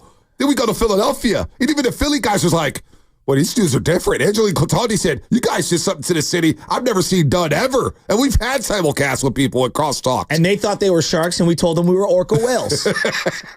I knew you'd like that. I just keep upgrading. That's a two. That's good material, man. And the fact that I know what the whale is because of Baby Chaz, it's the only reason why I know what that is. Because we've gone to the Monterey Bay Aquarium a million times in the California Academy of Science. I haven't talked to Shayna Rubin in a long time. I love Shayna Rubin. She's, you talk about people who's come up. We talk about our journeys or whatnot. I remember Shayna Rubin being in the press box, quiet as hell, back in 2014, 15, and she's worked so damn hard. And for the Mercury News, now for the San Francisco Chronicle, and now she's on the Giants beat, and she's done everything. Warriors, A's, Giants, you name it, all the odd jobs. Shayna, it's always good to have you on the Morning Roast. I'm proud of you. You're doing great work, and now you're covering this team. What's going on, Shayna? Good morning. What's up, Ante? I like that hype up. Thanks so much. Good to talk to you guys. Hey, that's what we do. We hype our people up, but you deserve it. You really do deserve it. You're doing a great job. Oh, your first year on the beat for the Chronicle with the Giants. So let's just get right to it. The moves. How'd you react to the trade deadline yesterday with the Giants, what they did or what they didn't do? I mean, it's a lot of what we've seen in the past, right? It was surprising and yet not a surprise. It's par for the course. They did a lot and not a lot at the same time. I wrote, and I know this might trigger some Warriors fans out there, but I wrote that it was a little too timeline-y. Mm-hmm. They don't have a Steph Curry, but it reminded me a lot of what I saw covering the Warriors, which is they have two objectives that they're trying to accomplish when they're going to the trade deadline. And I think that's sort of what we're seeing now is we're seeing, they want to develop their young players. They want to give their young players opportunities, but they also have to put up, I don't want to say it's a front, but they also have to keep together what they think is going to get them a postseason opportunity. So it feels like there's two things going on, and they're trying to make it into one thing. Yeah, Shane, I'm just curious, like, it seems very incongruous. Like, we're going to stand pat, but we're also going to sell off Soler. And as bad as Soler might have been, throughout the year, he's still one of the best players on the team. And I see the lineup that they trot out there. You're in the locker room or the clubhouse every single day. How did this Soler move land? It was odd to me, considering the lack of other moves around it. I mean, I think I wasn't expecting. It was a possibility, Soler he's a great player. He's power hitter. I'm sure there's a lot of guys. Obviously, there were some teams out there that were looking for a little pop and ejection into their lineup. I think that there was a little bit of, not shock, but it was a little surprising. That was someone that was far down on the list of guys that I expected to go. And I think Elliot Ramos talked a little bit about, he's right around the corner from Soler. I think they were pretty close. And it's a little bit just like losing any veteran player. It's a little bit of a stunner, but it's it happens. Shayna Rubin here on the Morning Roast, courtesy of the River Islands guest line. All guests on 95.7 The Game appear on the River Islands guest line. Isn't it time for you to discover the islands, River Islands and Lathrop? So you've covered this team, and you've been in the locker room, in the clubhouse, and you've been on the road with them. Do you get the sense that the Giants have to make the playoffs in order for Farhan Zaidi to keep his job? I think that I don't know if this is the fail-safe year for that to happen. I think he's operating, it seems, with a little bit of leeway. I think that and by leeway, I mean, it seems like I was talking about before, there's 2 feet in different doors. There's the foot that sort of he wants his guys to come up and show that they are able to take this team to a playoff in the coming years, whatever he has left, and that he wants to get butts in the seats. He wants to generate some excitement with a mix of young and veteran. So I'm not going to. I don't think I can say definitively that this is a do or die season for him, because I don't think that there's a whole lot to substantiate that. But it does feel like there's a clock on it. I don't think that he has all the time in the world. I don't think that it's fair for me to come out here and say that there's a deadline, right, postseason or bust, he's gone or not. But I do think that, there's every reason to start wondering if the hot seat gets hotter as more time passes. I don't think that he has the longest leash ever. If you continue to play 500 baseball, I will take 2021 out of the equation. If you continue to be a mediocre team and say we have postseason aspirations, but you're hovering under or just over 500 for most of those years, then how long can that's not really sustainable. So I think logically speaking, at some point there has to be a line drawn in the sand about when there has to be a shift in philosophy or a shift in leadership or a shift in voice. Yeah. No, I don't mean to interrupt you. That's my fault. I apologize. No, hearing Farhan say, well, Bob really wanted me to trade, and I'm paraphrasing, from Mark Canha. Are these two even on the same page? Like, who's writing out the lineup cards every day? Like, I was perplexed by that line. From my understanding, they're on the same page. I don't think there's, I think that's, if anything, just, and Bob said something about, not Canha specifically, but that as the trade deadline, he thought the trade deadline was on Monday. So he was calling up Farhan, asking what's going on. We should do this, making his suggestions. I think that he's just got more and more involved in what he would like to see happen. He said pretty openly that he was vocal about some of his ideas. And I mean, the Matt Chapman signing, that was not all Bob, but I think that he was happy to see one of his guys come back, and he loves Mark. I mean, Mark Canha is he's a good clubhouse guy. He's a good veteran. I mean, aside from the baseball stuff, which I think is pretty conflicting, given they want to give young guys opportunities, and it's maybe completely blocks Luis Matos. But so that was a little bit of a confusing, just ideological flaw. But that's not to say that Canha isn't a great addition. But just in terms of them being on the same page, I didn't take that as sign that they weren't on the same page. I think it was a sign that they're in constant communication. Well, it does sound like, Shannon, they're going to rely on the starting rotation. Farhan opened that statement saying, hey, we feel like we got the best rotation in baseball. And hopefully it is the best rotation in baseball, because God knows this bullpen needs a break, right, Shayna? This workload with the bullpen, they need Snell to go 6. They need Robbie Ray to go 6. They need Webb to go 6 and 7. They need these youngsters in Birdsong and Harrison to go at least 6. And that, to me, is a major concern. The lineup is one thing, but, boy, you're putting a lot of pressure on this pitching staff, right, Shayna? Yeah, I think, and we asked Robbie Ray about this yesterday, a few hours ago, Farhan basically said the rotation will take us as far as we can go. How do you feel about it? I was like, yeah, that sounds good to me. But it's a lot of pressure on them, right? And now with Alex Cobb gone, you have 2 rookies leading the charge along with, Snell and Cobb,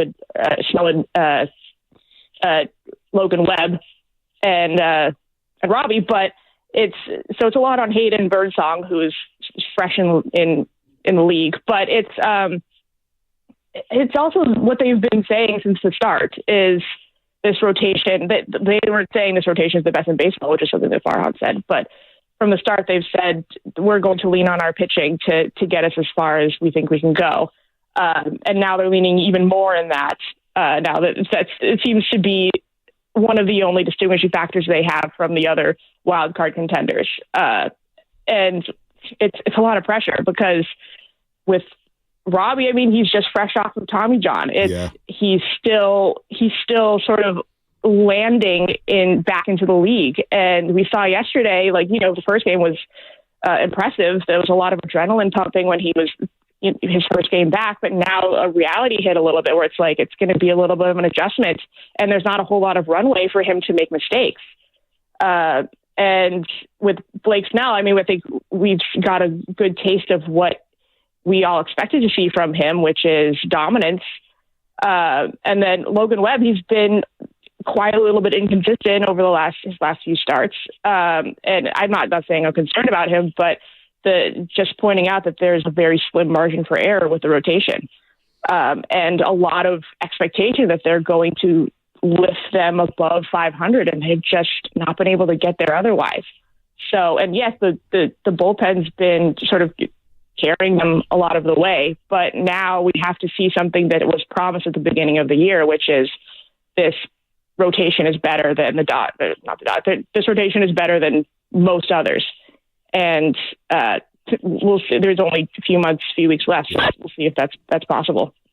You have obviously covered the Warriors, and you know how crazy their fans are. Is this the most unhappy you've seen a fan base?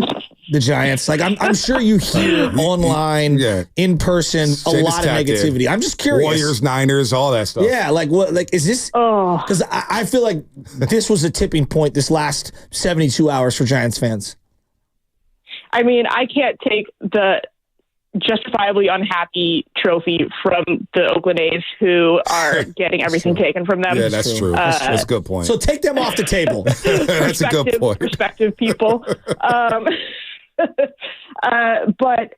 I understand why Giants fans are not happy. There's no clear way out of what we're seeing with this team. There's a lot of, it seems like there's some contentment with the mediocrity. And that's what I imagine made the trade deadline so frustrating, is that it's like, what you're seeing is what you're going to keep getting. And we hope that we improve more in this margin and that margin.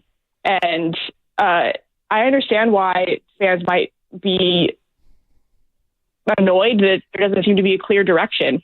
And by that, I mean, what I was talking about before, you pick a lane. Either you are going all in on the youth and okay with not tanking, but bottoming out a little bit and then hoping that things rise from there, or you're okay with spending a lot and going all in on veteran players or free agents or anything like that to avoid the ugliness of watching a young team evolve. But I think that I understand the frustration of what comes out of towing the line or threading the needle. So are they unhappy on Twitter? They look pretty unhappy to me. I try not to base my opinions of what's going on Twitter, but I understand the frustration. It's frustrating when it feels like you're watching the same show over and over again, and you're promised a change, and the change never really comes. So I get it. Boy, Twitter's never happy. Twitter. Yeah. I mean, Twitter, it's just, we don't find happiness in Twitter. We just don't. And Giants fans right now are not happy. There's no happiness there. No, well, I don't think Giants are happy. Off Twitter, on Twitter, The on memes Instagram. are funny, though. The memes are always funny. Just don't like them, They Shayna. are Don't funny. retweet them. Don't press retweet. I'll try Don't not press to. win. All right. Shayna Rubin here on Morning Roast, courtesy of the River Islands guest line. Shayna Rubin, Giants beat writer for the San Francisco Chronicle. Keep up the great work. We're always Good reading. stuff. We're always watching. Thank you so much. And congratulations, man. You've really come up in this business. Love seeing your rise. Thanks, y'all. Anytime. Shayna Rubin here on the Roast. The two-time, like, it's certainly... Yeah, but this is where I got it. No, I'm glad you brought this up. This is where I got into it with Willard, and I'm not trying to pick on Mark. Yep. But Mark's like, if the young guys don't play well, you are resorting back to the old guys. Dog, that makes sense when you have franchise players that are playing for legacy. Yep. Is there a currently? There's is there no a Steph guy Curry as on the iconic, Giants. even as close? Yo. Forget Steph. There's no Draymond Green on that That's team. what I'm saying. There was no Klay Thompson on this team. I don't even, you know what I'm saying? Chris Paul, Shaw Livingston. Where are those guys at? So I look at the Marlins and I look at the White Sox, and those are extreme examples of like, yeah, we're not close. We're going to have to tear it down, right? I get that. The Giants continue to tell themselves that they're close, and they continue to make these moves. And I used the ninth inning last night as an example. Why are you going to Lamont Wade Jr. in that situation? Just let Luciano have the at-bat. He just got a hit for crying out loud. I agree. I mean, put yourself in his shoes. I agree. I just got called up. All right, I'm batting eighth. Awesome. I just got a hit. Wow, I'm feeling good. I'm seeing the ball well. The ninth inning, I have a chance to prove myself here. I'm a young player. I am, very unproven at the bigs. And you're going to bat 4 home run Lamont Wade Jr. here? with 4 jacks. Are you kidding on me? Jazz Chisholm has 4 jacks. And I get where Flem's pointing he gets a lot, he gets on base a lot. I mean, the hell with that. Give the kid Luciano a chance. The 2-timeline thing. And look, this team, they need to play the youngsters. They should have been playing the youngsters. It should have been a full youth movement from day one. I still get mad about Casey Schmidt. I don't even know what Casey Schmidt's going to be. But I felt very strong about this. Last year, he obviously had a great spring training. Didn't he win an award for best player in spring training or something like that? Casey Schmidt? And you didn't even bring him up to start his first game in the bigs at Yankee Stadium. You took that moment away from him. And on the same day, you make a trade for Matt Beattie. It wasn't even the lineup for opening day or something like that. That's the stuff I'm talking about. This is small-time operation stuff. This is small market action. This isn't big market stuff. But this is the part where the analytics drives me insane. What about the psyche? What about the confidence? That's what I'm saying. What about the confidence? Casey Schmidt went back down to the minors damn, I could have been rubbing on Babe Ruth's monument. I could have went to go visit Mickey Mantle's monument. The great Yankees, and been at Yankee Stadium for my first ever big league game against the Pinstripes. And you took that moment away from him because it just had to play Matt Beattie or make a move for him. Well, it's little things like that, Shasky. There's a litany of things that we could point to in the 6 years under Farhan Zaidi. We're saying this ain't big market stuff. But that's where when you had the Mac Williamsons and the Nate Shearholtz, I get being yo-yoing with those guys in that era because you had Buster Posey. Yeah. You had Lindsey McCain, and you were going for World Series. And the World Series trophies, the Pixie Ducks are still shining as bright as when you got the trophy in Kansas City, in Detroit, 100%. in Texas. 100%. So I get in that era. What's the excuse in this era? We're going to look back, and it's going to be funny. We're going to look back, and we're going to be like, you really wasted 8 years with Slater?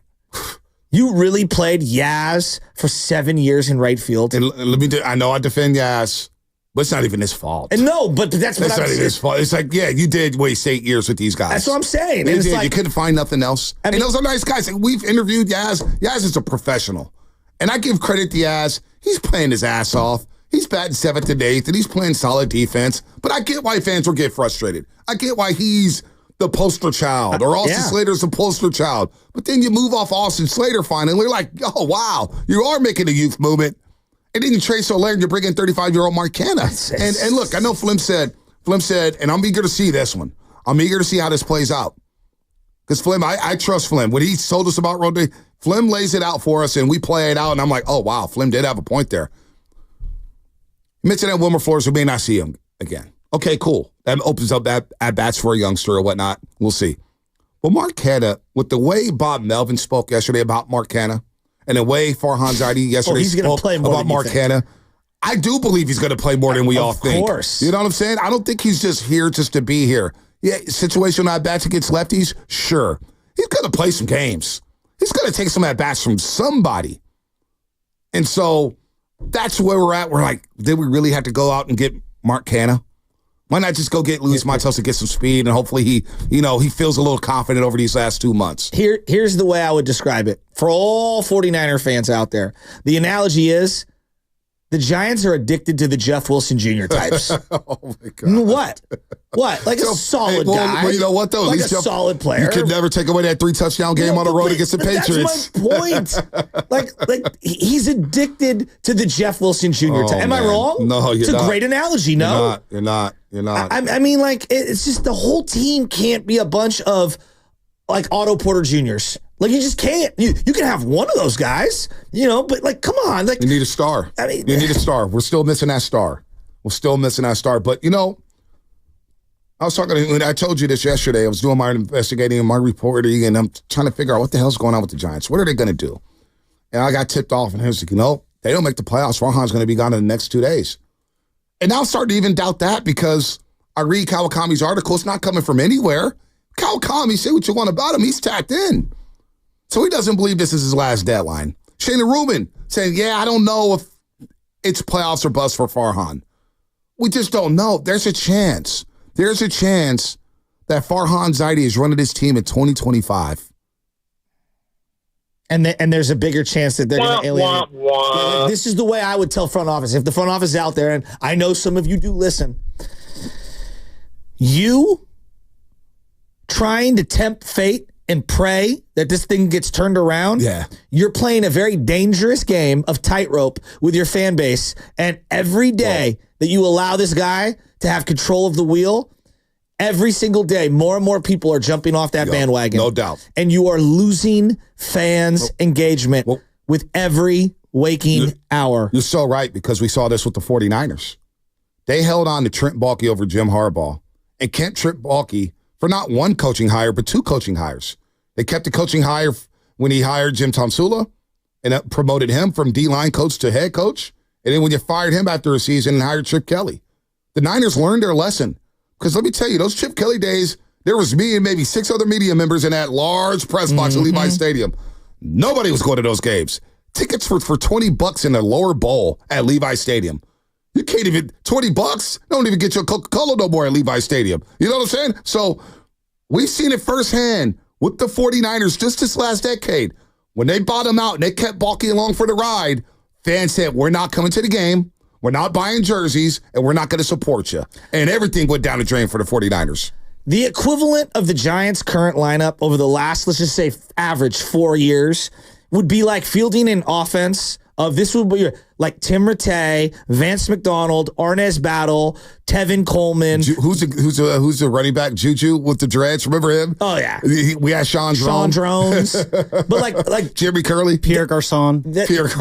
That's the equivalent of the Giants' offense the last few years. But see, the Pierre Garçon move, that was Shanahan's first year. He just needed some veterans that grew through that first year to teach the youngsters that they were going to draft. This is how you be a professional. Yeah, but this is your I get that. And so they pivoted off of that. The Niners have been in the big boy market for years, but they learned their lesson with Baalke. Nobody was going to the games. Hell, I didn't drag your ass down to the game in Santa Clara. Nobody was, hey, anybody want to come? Nobody would come. The worst place to be in sports is hanging in this loserville of the Jeff Fisher Rams, which someone tweeted it at us, and it's the greatest analogy. They're not even the Jeff Fisher Rams. Spot to be. At least they had players. they had players. I don't know. Like we were hoping we have some stars. We're hoping. We're wishing upon a star here. The Golden State Warriors. Ask Warrior fans how tough it was from 94 to 07. It's really hard. I mean, that's when you elevate the Brian Cardinals of the world into like iconic fanboy Santas. That's the way. But like that's the equivalent of being like, yes. And with Warrior fans, we were just like, hey, we're going to go to the arena to go watch the other team. Right now, Giants fans are like, yeah, we're not going to go at all. Because I was at the Yankee series. Nothing but Yankee fans in that bad boy. We've seen the Dodgers take over this place. Thank God the Dodgers don't come back to Oracle Park. Good Lord. Whew. What a show. What a show. Maybe we'll get to the Niners at some point this week. We haven't done it at all. Also, the August 6th deadline for Lowry market is coming up soon. So, anyway, let's get to Fast Five. I actually just got off the phone with the White House. I called to ask. Real quick, I want Lubman to get in here and get some time here. I don't have any thoughts. Chris A on YouTube. Shout out to YouTube, by the way. Going through the struggles with their teams, failing makes you mentally tougher and gives you perspective.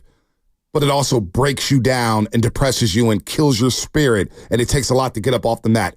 We still haven't gotten off the mat from Las Vegas at the Super Bowl. Bonte, losing to every other team but the Arizona Cardinals twice in overtime in 2004 broke me as a Niner fan. Broke me. Oh, yeah. I remember we did the Periscope. It broke me. Did Periscope in your basement? That's what Michelle was like, oh, wow, I see where this is going. I mean, you want to know really good couple of years. I know where things are at with me with the Giants right now. I'm watching this game. I'm watching the game last night, and around the 7th inning, I'm pondering, like, what's going on in Olympic handball right now? Wow. Like, I was thinking about that, and I don't know, you guys, Olympic handball, are you in? Do you guys ever watch that? I am in on it. I started watching for an inning when it was 5-0. I switched over to gymnastics, even though I already knew the results. Simone Biles killing it. Oh yeah, they all killed it. They were team gold. I said, you know what? I got to get back to the train wreck. I needed a breakthrough. I needed a quick little walk, a pep talk to myself. It's like, all right, let me brace myself. But you know what? I'm not going to watch NBC Sports Bay Area. I'm going to watch NBC Sports California. I want to hear Kavanaugh and Shooty Babbitt. And boy, they were having fun in the booth. Go ahead, love me. No, I just find handball such an interesting Olympic sport because it's just like, I feel like it shouldn't be a sport.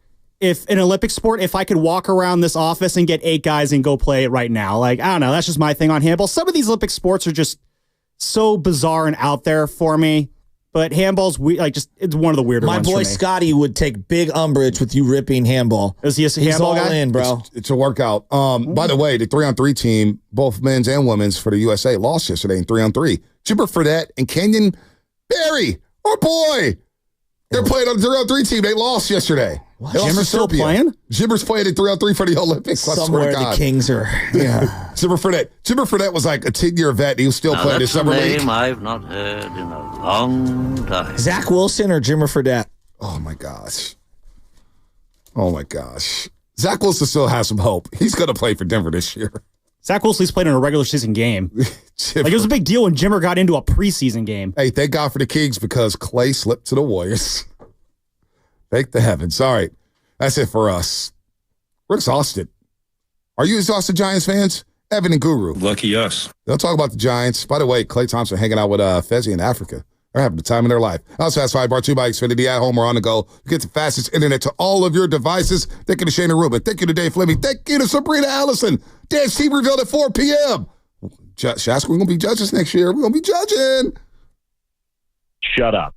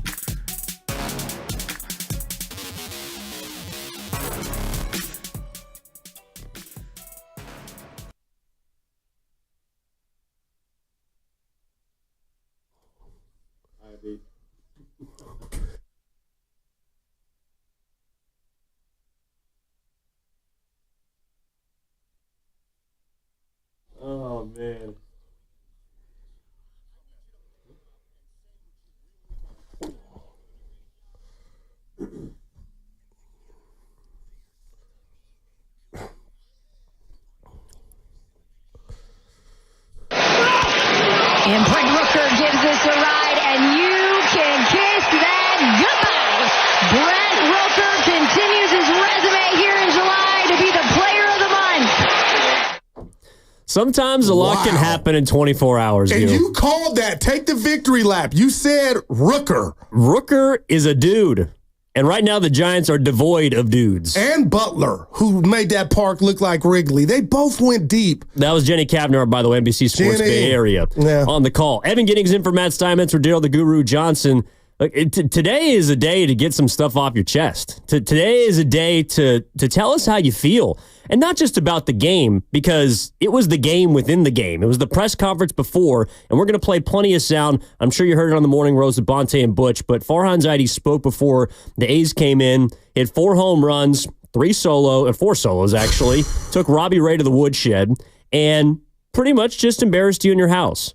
And they're going to play again tonight, 6:45, but I do wonder how people felt, not just, again, the entire day yesterday, the build, the trade deadline, Soler going away, Cobb going away, what it signaled, hearing Farhan talk about what it signaled 30 minutes after the deadline was done, and then watching that performance last night from your team. Today is a day to get whatever you got to get off your chest about the San Francisco Giants. Yeah, and I love that, Evan. And I got to tell you, I called myself to you all a nerd because I was one of the dudes with his popcorn really ready to see what Farhan was going to say. And he said what he said, and he did what he did, right? I don't agree with a lot of what's going on with the Giants, but I swear to you, as you were at the game, and we'll be there tonight together, I thought about you as I watched that game. But you know what I kept doing, Evan? I kept going back because NBC Sports Bay Area played it in its entirety, the Farhan presser, and I just was by myself and had a moment, Evan.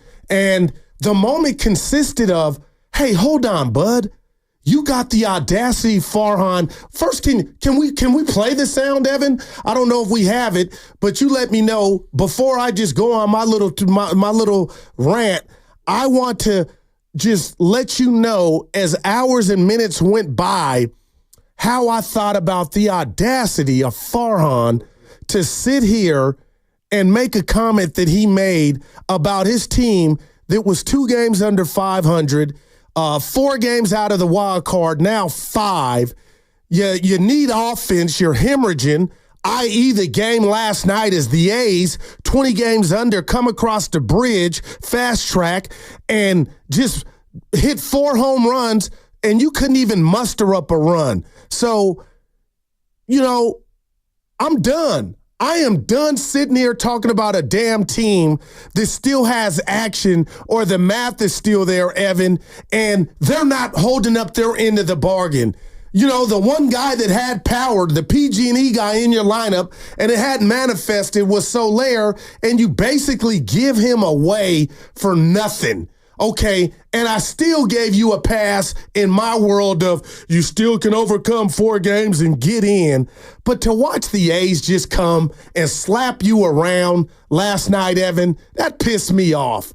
And I feel like a fool. I feel like I feel like your face, there's two faces on your shoulders now, yours and Steiny. What would make me think the Giants are going to get off the mat? And I'm saying this. They are DONE. The dugout's lifeless, but this, I don't know if we have it, Evan. You let me know. I got it. Let's just press play. And I'm going to finish what I got to say. No, this is what I want to start. And there was a lot yesterday. Farhan spoke for about 20 minutes. Our very own Sam Lubman was there, asked him a great question. And he pretty much just got peppered. Farhan Zaidi did, about the direction of the team, about his message to the fans, about what the deadline meant, why they choose to not sell Snell. And it all had to do, it sounds like, with selling the fans, which is ironic because there was a lot of sell shirts yesterday at the ballpark. We're talking about the Giants because they did not sell. But here's what Farhan had to say, and I think the thing that's kind of pissing people off today. I mean, I guess you would like to have the best rotation in baseball and the best offense in baseball, but that's, I guess, something to aspire to. Yeah, again, I kind of mentioned this before. I think for us, the upside that we saw was giving at-bats and opportunities to some of our own guys. There are, always certain group of players out there in the trade deadline. There are players that I think were rumored out there that wound up not getting traded. A lot of those guys, some of it is just really hypothetical and not really a function of availability. So you've got to kind of make decisions based on what's real and what's attainable. And, like I said, seeing the success of some of our other young players to kind of continue in that direction and try to give them the opportunity to build on that momentum. And again, I think that's what fans want to see. It's what we want to see. We want to see these guys who are going to be here for a long time get opportunities and hit their stride. And I don't, from an organization standpoint, from a fan standpoint, I don't think anything, gets people more excited than that. And again, for us, bringing in a guy like Mark Canha, who I think is going to be huge for our clubhouse and just the functionality of our roster, you're hoping those are complementary to homegrown players, young guys who are really doing the heavy lifting. And so that's kind of the vision we hope to see. Well, he kind of beat around the bush there, Goo, but he started at the beginning talking about you wanted the best rotation and the best lineup. You can't have both, unless, of course, you're like the Philadelphia Phillies and the New York Yankees. The best rotation in baseball. Exactly. That's what he said. His sell to the fans are young players and, quote, the best rotation in baseball. And how dare you say that, Farhan, with the state of your team and the fact that best rotation hasn't even been together 4 times to pass the ball to each other this season. So even if you felt that way about your rotation, for you to sit there with your chest out like it's just matter of fact, and the baseball world knows you got the dividends of the best rotation in baseball, that's embarrassing. And then on top of that, Ray, who I'm not mad at, goes out and looks human. He looks regular. But for Farhan not to read the room and sit there and say, we got the best rotation in baseball, it hasn't been that. And if you think you have that, you don't go let Soler go away from peanuts or for nothing. So I'm just looking at what happened last night, Evan, like that was karma. This dude probably is coming back. That's the worst part of this. But for the A's to come in here and look like they got life, they're playing hard, and there's no disconnect, I just don't know how any Giant fan feels like they deserve this.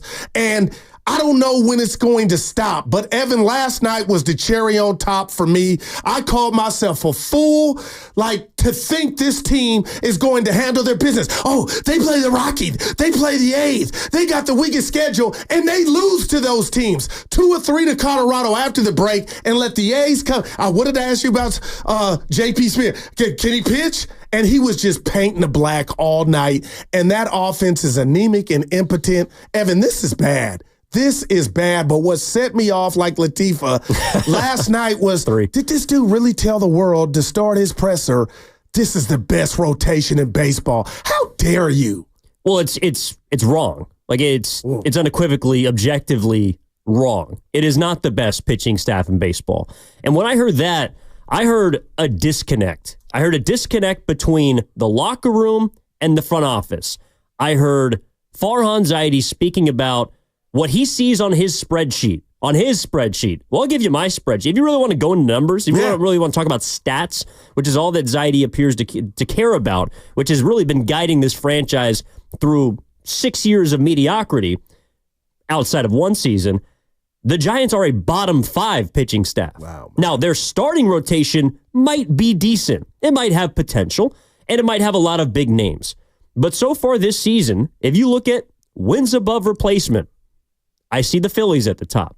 I see the Padres at the top. I see the Yankees towards the top. The Brewers, the Red Sox, the Mariners. You know where the San Francisco Giants are? Give it to me. Bottom 5. Wow. They are 25th in wins above replacement by their pitching staff. We suck. We no good. Is what you are. You are not the best rotation in baseball. You do not have the best staff in baseball. In fact, you have one of the worst staffs that has performed this season. It's wrong. Talk about that. You're right, Evan, and I guess that's what. Kay, can you play it? I think we actually got it. This is the one, E. I think as we looked at how this season has unfolded so far, a couple things really stand out. One, which people have talked a lot about, and it's certainly how we feel internally, is it's been a long road to get our rotation to the place it's in now. We feel like we have the best rotation in baseball. So, oh my goodness, man. When you have starting pitching like that, it can get you on a roll. For us to keep that group together, seeing how we played this past weekend was really high priority. And obviously we had to be open to things that might come up. But that was really, really our central philosophy going into the deadline is, we have a rotation that can carry this team down the stretch and get us on a roll. Wow, Evan, just even if you felt that, they haven't performed that way, and they hadn't even been healthy enough at the same time. But for you to say that, like that, you deserve some kudos, or you're trying to fertilize that thought of the pitching staff. Why would you say night to Soler? And now we find out Flores might be done. I heard Fleming with the roast, and maybe that's what Canna is. But I'm not even going to get mad at Canna. I just can't stand a Giant team that has been this under this guy for this long. It should be over, but the nightmare on Giant Street, and I mean this a PSA to Giant fans, Evan, I've been redundant. This dude to me is not going anywhere. And if that ends up being the case, is they're 5 out now. They're 5 back. And the worst part about it is they're not handling their business. 53 and 56, and I'm a fool to sit here and think the math is still there, but that's all I'm going to echo. And shout out to Grandy, who was going at it with our own FP yesterday. FP was calling Grandy negative, and I'm waiting on FP today. Like I'm hiding behind in the back alley of, dude, what? That's how everybody feels. What else is there, Evan? At this juncture, after what transpired yesterday or what didn't transpire with the deadline, and then you go out the team and just look lifeless and let the A's just slap you. The A's looked like the better team yesterday. They got more power. They were the better team yesterday. No doubt. They've been playing like the better team. Come on, man. At what point do we just say, what's going on here? Well, and that's why 888-957-9570 is the number. Evan in for Steiny. He's going to be back next week. He's across the pond in London. But you got Daryl the Guru Johnson here as always. That's what's disappointing about yesterday. That's what's been disappointing about this season is Farhan yesterday has continued to peddle and selling. It has sold us, essentially a false bill of goods. He's sold us this idea of this team that he constructed in the offseason, spent a lot of money to go out and do it. Okay, well, I saw you pivot off of it at the deadline. So there's clearly a different direction, but he's still selling the same vision that he's had for this team all year. And I don't know if it's because he's just got his back up against the wall and that's all he has left. But if you want to even focus just on the starting rotation, they're 21st in ERA. Like, this starting rotation has not been the best rotation in baseball. Blake Snell has not been the best starting pitcher that you paid him to be. Logan Webb has even had a down year. Jordan Hicks is now in the bullpen after having a 4 ERA and kind of flaming out a little bit after 100. Like, there are reasons why this starting staff has not been, to Farhan's point, the best rotation in baseball. And that's what I hear when I hear him trying to peddle this narrative. There's a disconnect. You are not reading the locker room and the guys like you're reading your calculator and your spreadsheet. The spreadsheet says a player is supposed to be this. Okay, well, he's not. Robbie Ray last night is making his second start in the major leagues after coming off of Tommy John surgery. Right. How am I going to expect him to go out there and shove for 7-8 innings against an Oakland A's team when he can't get out of the 4th or the 5th because he's building himself back up? Blake Snell is finally starting to find his stride. But now it's Hayden Birdsong, who's 22 years old. Kyle Harrison is 25. There are young pitchers, and there are a lot of wild cards right now in that pitching staff that, yes, if they perform optimally, if they perform to their potential, well, yeah, then they are perhaps one of the best starting rotations in baseball. But they're not. They are objectively not. They're not pitching like it, and they haven't pitched like it all year. And if that's the only thing that you can grasp onto as far as hope and a prayer in your pitching staff for the remainder of this season, well, I'm sorry. I gotta go with what I've seen and what is actually on paper, not what is projected to be on paper. What is on paper is you being one of the worst performing pitching staffs in baseball, and you didn't improve it. You tried to lean more into it. You didn't add any offense, and then you wound up last night looking at a team that hits 4 home runs and basically just takes your money and runs home. Man, oh man, well said. And on top of that, what did I eat? The tablet that I digested yesterday was, maybe it's about Luciano. Maybe it's not. Just forget, Daryl. Forget, talking to myself. Forget the debacle that was his position or lack of position. Just, it's his bat. And Evan, they pinch hit for him.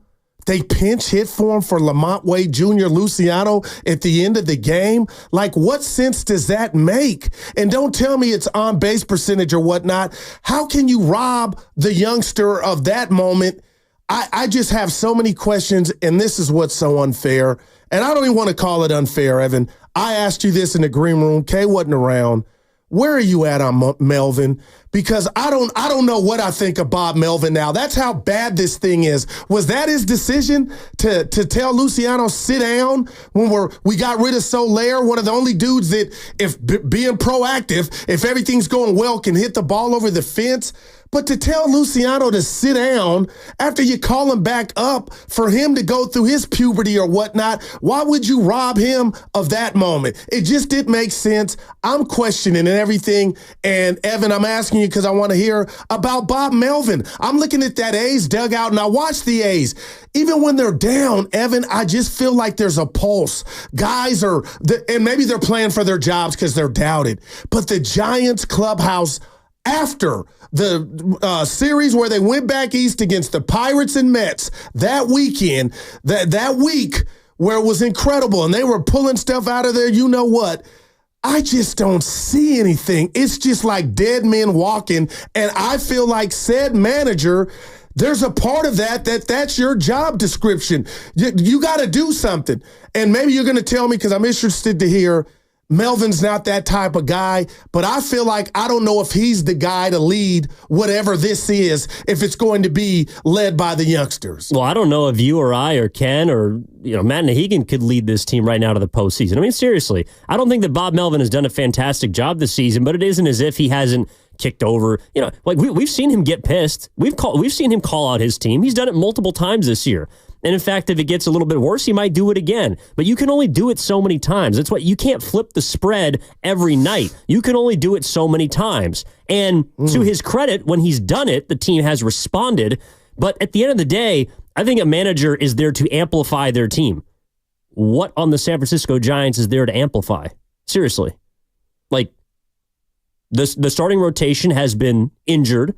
It has been a rotation that has not performed very well. Your position players are not all together that talented. And when they have been whole, they haven't given you what you've needed as far as offense, or it's been sporadic, it's been inconsistent. What is there for Bob Melvin to work with on this team? That's been anything's the only consistency about it might be Webb. I don't know, as far as a position player, perhaps Ramos? No doubt. He made I get he meant he but didn't Melvin manipulate. didn't even empower Ramos. Well, Ramos basically stepped up because he had to because of injuries. Like, in a way, Farhan Zaidi, and this was the other part that you touched on, which I think is interesting, this idea of empowering young players, like taking the bat out of Luciano's hand last night. I couldn't believe it, man. But they've only empowered their young players, it feels like, because they've had no other choice. Hayden Birdsong was called up, and Farhan's correct. He said he's basically expedited his timeline. He's accelerated his timeline. Birdsong has. That's why they traded Cobb, to provide a place in the rotation for him. Well, Farhan didn't empower Birdsong at the beginning of the year. He needed him. Hayden Birdsong was in Double-A at the beginning of this year, and he has made his way to the major leagues, and now he looks like he could be a dude. I have not seen them prioritize the younger players. I've seen the younger players grab the bull by the horns because the Giants have needed them to. Like, that to me was not a direction that they chose. They spent $200 million this offseason. They weren't going to empower young players, but the younger players have been the lone bright spot about this team. And even now, the Giants appear to have 1 foot in, 1 foot out, because in the ninth inning of a game that is, at the time it was either a 5-run game or a 4-run game.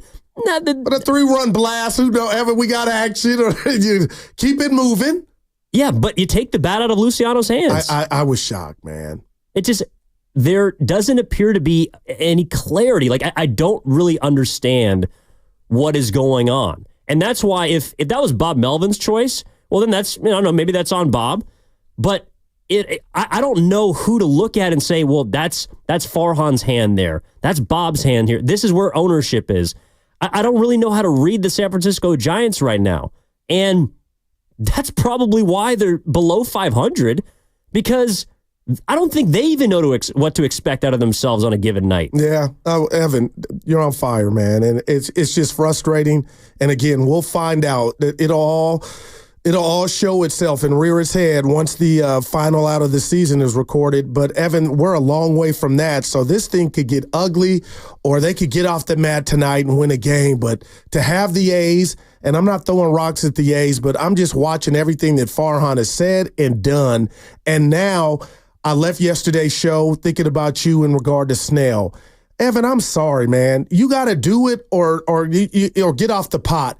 And if somehow Blake Snell doesn't opt in and he just walks, I think that makes this deadline worse. And I know you could sit here and say, well, what were they going to get? There was nothing worth it. But, I mean, man, they are so in the middle of mediocrity and what to do. There's no, there's no plan, it feels like. So, with that said, if you're right and it's not Melvin and he's making the best out of the groceries that somebody else bought, then we got to find out who's going shopping. But that person right now is Farhan. I don't think he did himself any favors at that presser. And, Evan, I'm going to say it because I've been sitting on it. I think he didn't trade or move off of Snell, not for the playoffs, because he didn't want to just admit failure or fault. And he wanted to make it look like to the fans that they still were trying to vie for this wild card. And if you were trying to do that, Mark Hanna wouldn't be coming back and Soler wouldn't be going to Atlanta. And you would have got, I'm not saying Henry Aaron, but you would have got something, and they got nothing, and then they go out and look as lackluster as they did. You can't tell me there wasn't a correlation. I know I'll never have proof, but that game last night offensively from the Giants have been who they were, but that team didn't rally like, let's go take 2-2 from the A's and try to get back in it. They just, the same at bats. They were quiet for 6, like your boy JP was dealing. They were lifeless, and they've looked lifeless for the majority of the season. Again, they have not been above 500 for more than 4 days. This season, man. That's who they are. They're a sub 500 team, and that's why, to kind of just go back the last 24 hours, and I do want to basically throw it to the fans as well. It's about them. I also want to hear it from you. 888-957-9570. What do you have to get off your chest? I'll tell you. I was in the building last night. We were on air yesterday. Following Soler, following getting off of Cobb, which was a move that I guess could make sense, but it's all just a bunch of nothing burgers. After essentially a dud of a deadline, post Farhan presser, watching that game, I have to imagine, for a lot of fans, was demoralizing. It was downtrodden. It was damning. It was downright difficult to watch. Seriously, it was more of the same, following more of the same from the front office and the team. And that's why people don't have any belief in them. That's why people don't think this thing is going anywhere. I feel like the only road is to forge ahead for the Giants because they've given themselves no other path. They have no choice but to try and win because they've stuck themselves in mud where, sure, you could lean more into younger players, but where's that going to get you? It doesn't feel like they want to actually lean all the way in on younger guys. They've been forced to. And now they have maybe a couple glimpses of hope, but is that going to get you to October? No. Is Blake Snell going to want to come back next season? I'm not sure. Even if he doesn't, that's another L for Farhan. And there's been far too many L's as opposed to W's. Yeah. In fact, there's been more this season than not. No doubt. And Evan, tell me if this even makes any sense to you, but I feel it. Soler and Snell are kind of the same guy to me. I know they're not, but they are because they represent holding on to one or the other, what direction this season was going to go in. If the Giants were going to be all in. And yesterday was an opportunity to add. They didn't. But at the end of the day, if you're going to say night-night to Soler, why would you hold on to Snell? Right there, that's a contradiction. So, again, you could say, Goo, I don't know how valuable, teams are willing or what prospects they were trying to give up for Snell, but it doesn't match. And everything they're doing right now seems to be mismatched. It doesn't add up. No, and it's not even like a zebra where you have the same stripes. They're all going different directions, different colors. There might be polka dots. There might be stripes. I'm not really sure. There's a disconnect right now. The Giants feel disconnected to me. We're going to get to your calls on the other side. I see you, Brian, Mark, Will. Please hang on through the break. Evan Giddings in for Matt Steinmetz with Daryl the Guru Johnson. What's coming up next on the game is presented by Fremont Bank, celebrating 60 years of full-service banking with no compromises. That segment was brought to you by Meineke Car Care Centers.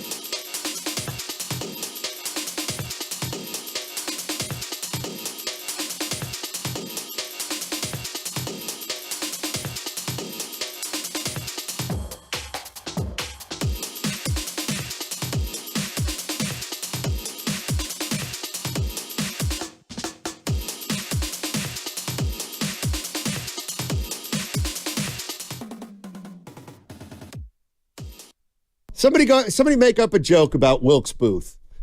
Yeah, he's not in the booth anymore, but John Wilkes Booth killed Abraham Lincoln. There's got to be something there. Now, back to Steiny and Guru on 95.7 The Game. Oh, Evan in for Steiny with Steiny. Goo. Yeah, I do Where miss was that he going guy. with that one? I miss him too. John Wilkes Booth. Yeah. Well, that was one of his best. RIP to both John Wilkes and Steve Wilkes is no longer with the San Francisco 49ers. But we're talking about the San Francisco Giants. We're trying to get, again, like 24 hours ago, Goo. I don't know if you felt any different, but it kind of feels like every season, the way that it's trended outside of 2021, every deadline has kind of culminated with this feeling of just, like here we go again. We're at the same place in the carousel. Yeah, and like I said, I'm done, Evan. I'm on the sidelines. I've waved the white flag. I am so sick and tired of trying to rah. I saw something in his eyes. You know what I mean? And Andrew then Wiggins. you don't go out there and do your part. So I feel like I was lied to by Farhan when he took over the job, what he didn't do at the deadline yesterday, and you say night-night to Soler and Mark Canna's a Giant. Like, it ain't even about Canna. It's just like, what the F are you doing, but you held on to Snell? I don't know what's going on, and the worst part to me, Evan, is I feel like this dude Farhan Zaidi is coming back. That's if I'm a Giant fan, like I got my head under the pillow of, I feel like this dude's coming back. And you know what, real quick before we get to these calls, I feel like the ownership, they don't care. They're faceless for one, and they're just letting this dude do whatever. But the contradiction of moving Soler, who you had under control, but I'm going to hold on to Snell. Why the hell would Snell want to? And I know you said about 38 M's yesterday, but Evan, it's about winning. It's about putting on the pinstripes if possible. Both of them, Mets or Yankees, and the Phillies, and the Padres, and the Giants just, again, somebody said, Guru, how dare you disrespect the A's? I've been telling you ad nauseum all year, watch the A's. You're higher on them than I am. Hey, the A's got moxie. They might not win, but you feel like they're trying to. The Giants they got funeral swag. Wake up. Let's play. We got a game to win. Runner on second, no outs. Hey, Melvin, let's hit and run. When was the last time you see the Giants hit and run? They never hit and run. It's just station to station like softball. Make something happen. I'm just saying. And now Luciano, and then it's his time to do something. Hey, bud, hey, youngster, come back over here. Grab some pine. Grab some pine, mate. Just weak to me, man. Well, last night they weren't hitting or running. They weren't doing anything, and they weren't even pitching that well. I mean, Robbie Ray gave up 3 solos. And they were bombs. Or he gave up 3 bombs, yeah. I mean, look, Butler went dead central. Rooker hit one damn near to the glove.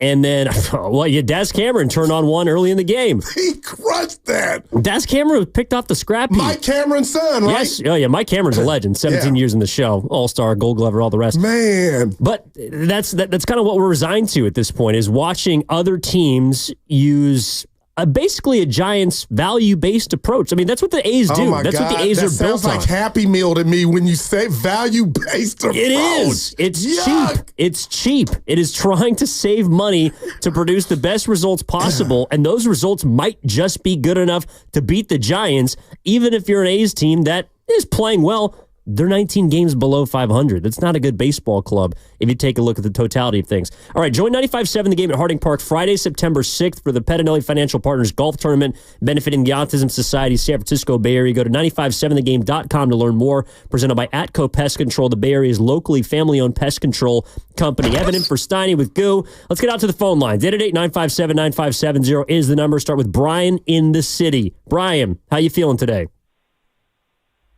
Oh, man, the first thing that's going to come out of my mouth is Farhan needs to go, needs to leave. I've been saying this since the offseason, ever since he struck out with Aaron Judge, every time he struck out with Ohtani. Like, I understand, like, you know, we can – this guy, I don't understand him completely.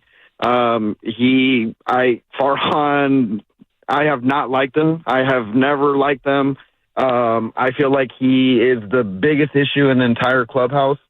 What got me kind of mad about what I was hearing about is the young guys, and this thing, and like he continues on with this, but it's like he doesn't do anything to actually back them up until he really needs them. And then on top of all of that, it's like if you go to a job and you're having a bad like sales performance, and your boss comes in and you say, "Oh yeah, well, what's the culture here?" And you tell the boss like, "Hey, I'm trying to get the new employees to become better." It's like that's not a game plan. That's literally nothing. And I feel like we're lost with this team. I'm upset with this team. I love the Giants. I was born and raised in San Francisco, and I've always loved them. But Farhan needs to go. Like I'm with Guru on this. He's gone. I'm done with this. He needs to be gone. Yeah. Thanks, Brian. I think that's the way a lot of people feel. Man, we asked yesterday, call in, and I think we got one call, and that call, I don't know if you remember, I think it was Ed, he kind of didn't go all in on Farhan. He said some things, but Evan, how can you like what you see? One playoff appearance in the last 8 years, man, while you're watching your rival just... The Dodgers and now the Padres, who said night to Soto, and you look at the A's and the young talent they have. Rooker right now would be the best Giant young player. Lawrence Butler would it is what it is, man. It is. It really is. Yeah, no, Edgar Allan Poe, but boy. Well, and I think this is what a lot of people are kind of getting at. This is from the Xfinity Mobile text line. The Giants aren't getting any more of my money until Farhan is fired. This is also from the 408. Farhan and the Giants' ownership are delusional. From the 916, for a singles hitter, Farhan strikes out way too often. Man. From the 408, Farhan has limitations placed on him. I'm so upset. Value-based approach. Maybe we can't keep blaming him. I don't know who else there is to blame. That's part of this, because we found out last year that Kapler was the scapegoat, right? He's the guy who's on his way out. Man, infinite outcomes. Even the first year here, I'm not saying that he was the scapegoat, but it's like, okay, well, we needed to transition from Bochy. We needed to move on from the Bobby Evans era. We needed to start anew. Okay, well, what has that gotten you? Seriously, like in 6 years, what has that gotten you? Man. It's gotten you less than every other team in your division outside of the lowly Colorado Rockies. Like, we posed this question yesterday. How many meaningful baseball games? Because that was in Farhan Zaidi's opening press conference when he was introduced to the fan base. I want to play meaningful baseball. He said it. I don't think they've been playing much meaningful baseball for 6 years. And that's why the fan who just called in, I apologize for forgetting your name real quick, but that's why he's saying, I don't know if I can I have to start with firing Farhan. That's where people have been resigned to, because there's nothing else it feels like that is going to change this thing, because he is the one denominator in all of this. Outside of ownership, you can't fire an owner. You fired the manager. You've moved players in and out. You've tried to change things, and it's produced 2021, which was a great season. That was 3 years ago, E. And it's 1 out of 6. If you have 6 years, Goo, at the radio station, and you're good for one of them, like... you ain't lasting 4. Do you have a job? No, you don't, man. And that's my worst fear of this. I hope I'm wrong, and somehow they hear me on the radio or hear us, Evan, and the Giants win 10 out of the next 13. That still might not be good enough to get them the 3rd spot. But my point is, if somehow they qualify for the playoffs, okay, I don't think that's happening because they're not doing their part. And I'm going to say this. I'm not hating on Birdsong or any player the Giants have. What I'm hating on is the offseason that was last year, where you said, you know what, Farhan Zaidi, I'm going to go spend $200 million. This is what we have. I cannot let Birdsong and his surprise and his growth blind me of the disappointment. And then the disappointment of 3.5. The fans they could taste 3.5. Like, you know what, Evan, 54 to go? I could see that.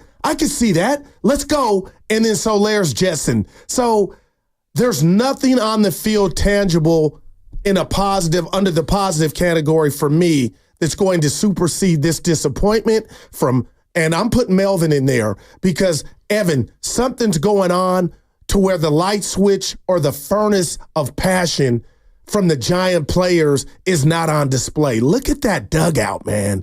And you start to break 2 or 3 on the road. If you had to pick who you wanted to play out the break, it was the Rockies. And they take 2 or 3 from you. You score 9 runs in 3 games. This team cannot hit. So pat the bat, you're just Pat Burrell. Well, either they can't hit or they can't pitch. Sometimes they can't field. They never run. But they don't do things in a cohesive manner. enough to win games. Like the last 24 hours, if you include the trade deadline, Farhan Zaidi's press conference, and the game itself, the word I would describe it all with is lifeless. There's no life. There was no life in the ballpark from Giants fans that I could tell, and they had no reason to be. I was sitting around a bunch of them. It wasn't like they didn't want to root for the team. It wasn't like they didn't want to get up and clap and cheer. But there was nothing to cheer for. There was nothing to cheer for before the game when they moved off a couple players and acquired Mark Canha, who, by all accounts, is a great guy. Is he going to help you? Maybe. Is he going to help you get to October? I have my doubts. 7 home runs. So there was no life before the game. There was nothing to cheer about at the deadline. I didn't hear anything. We can continue to go through this press conference, and I want to get back to the calls in a second. We can continue to go through it. There was nothing in that press conference that made me want to cheer. And there was nothing during the game last night up until maybe the 9th inning that I wanted to cheer for. Wow, Evan, that's heavy. Or that anybody around me wanted to cheer for. And you and I have broke bread in the cafeteria one-on-one. We've been in the Cadillac, and we've had some real serious conversations about life and different topics. Oh, boy. The reason I bring this up, have Evan, we? is I've said to you, before I tell you what I'm about to tell you, Evan, I want you to be honest with me. And you always have. I try to be. Where I'm going with this, you just tell me if it's fair or foul, or is there anything, if there's something to it. If I look at the ledger we all do of Camilo Doval as a closer, this year is an anomaly, you hope. Something's not right. And all I did all season long was blame him. Evan, I'm starting to think, is there something going on in the clubhouse? No excuses. Is there a disconnect for him to get in that mental groove for him to go out and perform his job? I'm not trying to exonerate him of all responsibility, but now I just feel like there's something not going on with this team from the top down to where his play and his performance is a byproduct of that. You say what to that? I think it's all of it. I think it's mental. I think it's physical. I think it's not feeling like you have your stuff. I mean, Camilo Doval was maybe the most confident player on the Giants the last 2 seasons. Lights out! He hasn't looked like it this year. He just hasn't. And I wonder if he's turned off, not trying to do it on purpose, but just looking around like so kind of irritated that it's thrown his groove off. Yeah, he used to be Tranquilo Camilo. And now he's got anxiety, it feels like. How are you feeling right now? Do you have anxiety watching this team, or do you even care? You know, I would think some fans that I was sitting by yesterday, and actually this might have been the nail in the coffin. I was sitting next to a Giants fan yesterday, and I don't know, like I'm from the East Bay. I enjoy watching baseball. But one of the fans told me this, and I just wrote it down. The Giants are closer to being the A's than the Padres. Man. And I don't know if I believe that wholly. Wow. But watching the game yesterday, yeah, I could see how he came to that conclusion. And that's not a place you want to be. Again, as someone that has loved the A's for a lot, you do not want to be compared to them whatsoever. That's a dying franchise. But they know who they are, Evan, and they know where they're going, even if they don't want to go. Yeah. Let's get out to Mark in San Francisco. 888-957-9570 is the number. Evan in for Steiny with Goo. Mark, what's going on, man? How are you? Hey, I'm good, man. How are you guys? Trying to figure it out, man. I hear you. It's been a frustrating 6 years, man, and I don't even think Farhan knows where this team's going, and that's the issue. I really didn't have much of either trade or sell, but do something. Like, you can't have one foot in the door and the other one out there. You got to make something happen. And watching his presser yesterday, it was a cringe. It was cringy. I just didn't have the faith in him of what he was saying. I didn't even think he believes in it. So this dude got to go. He's not it. 6 years is too long. And that's all I got to say for that one, guys. Thanks. You got a good one. Thanks, Mark. Evan, 6 years is you just said it. It is a long-ass time. In sales, whatever walk of life, that is enough time for somebody to step back, engage your body of work. And this dude, I don't know how he has more wins than losses. Just not even on the, obviously it's that. But come on, man. It is like we're resigned to the point where, yeah, you look at 6 years And it has felt like a long time. It's felt like an agonizing amount of time. It's felt like a frustrating amount of time. It's felt like a time that I don't know if it was, going to be spent better. They were in a great place when he started, but I don't know. I mean, maybe Giants fans can help me out here. Where Farhan Zaidi took over, the franchise was certainly not in a great place, but in a way, it kind of feels like it's circled back to that point with how the fans feel. They feel demoralized. They feel like, just talking to a few of them yesterday, like there's not really much to look forward to. I mean, the only thing you have is going to the ballpark, enjoying your friends, having a good time, but you're not going there necessarily to see something special, or you're not going there and expecting to see something special. You're going there and hoping to see something special. There's no expectation right now surrounding this team. And I don't know what even to expect this offseason.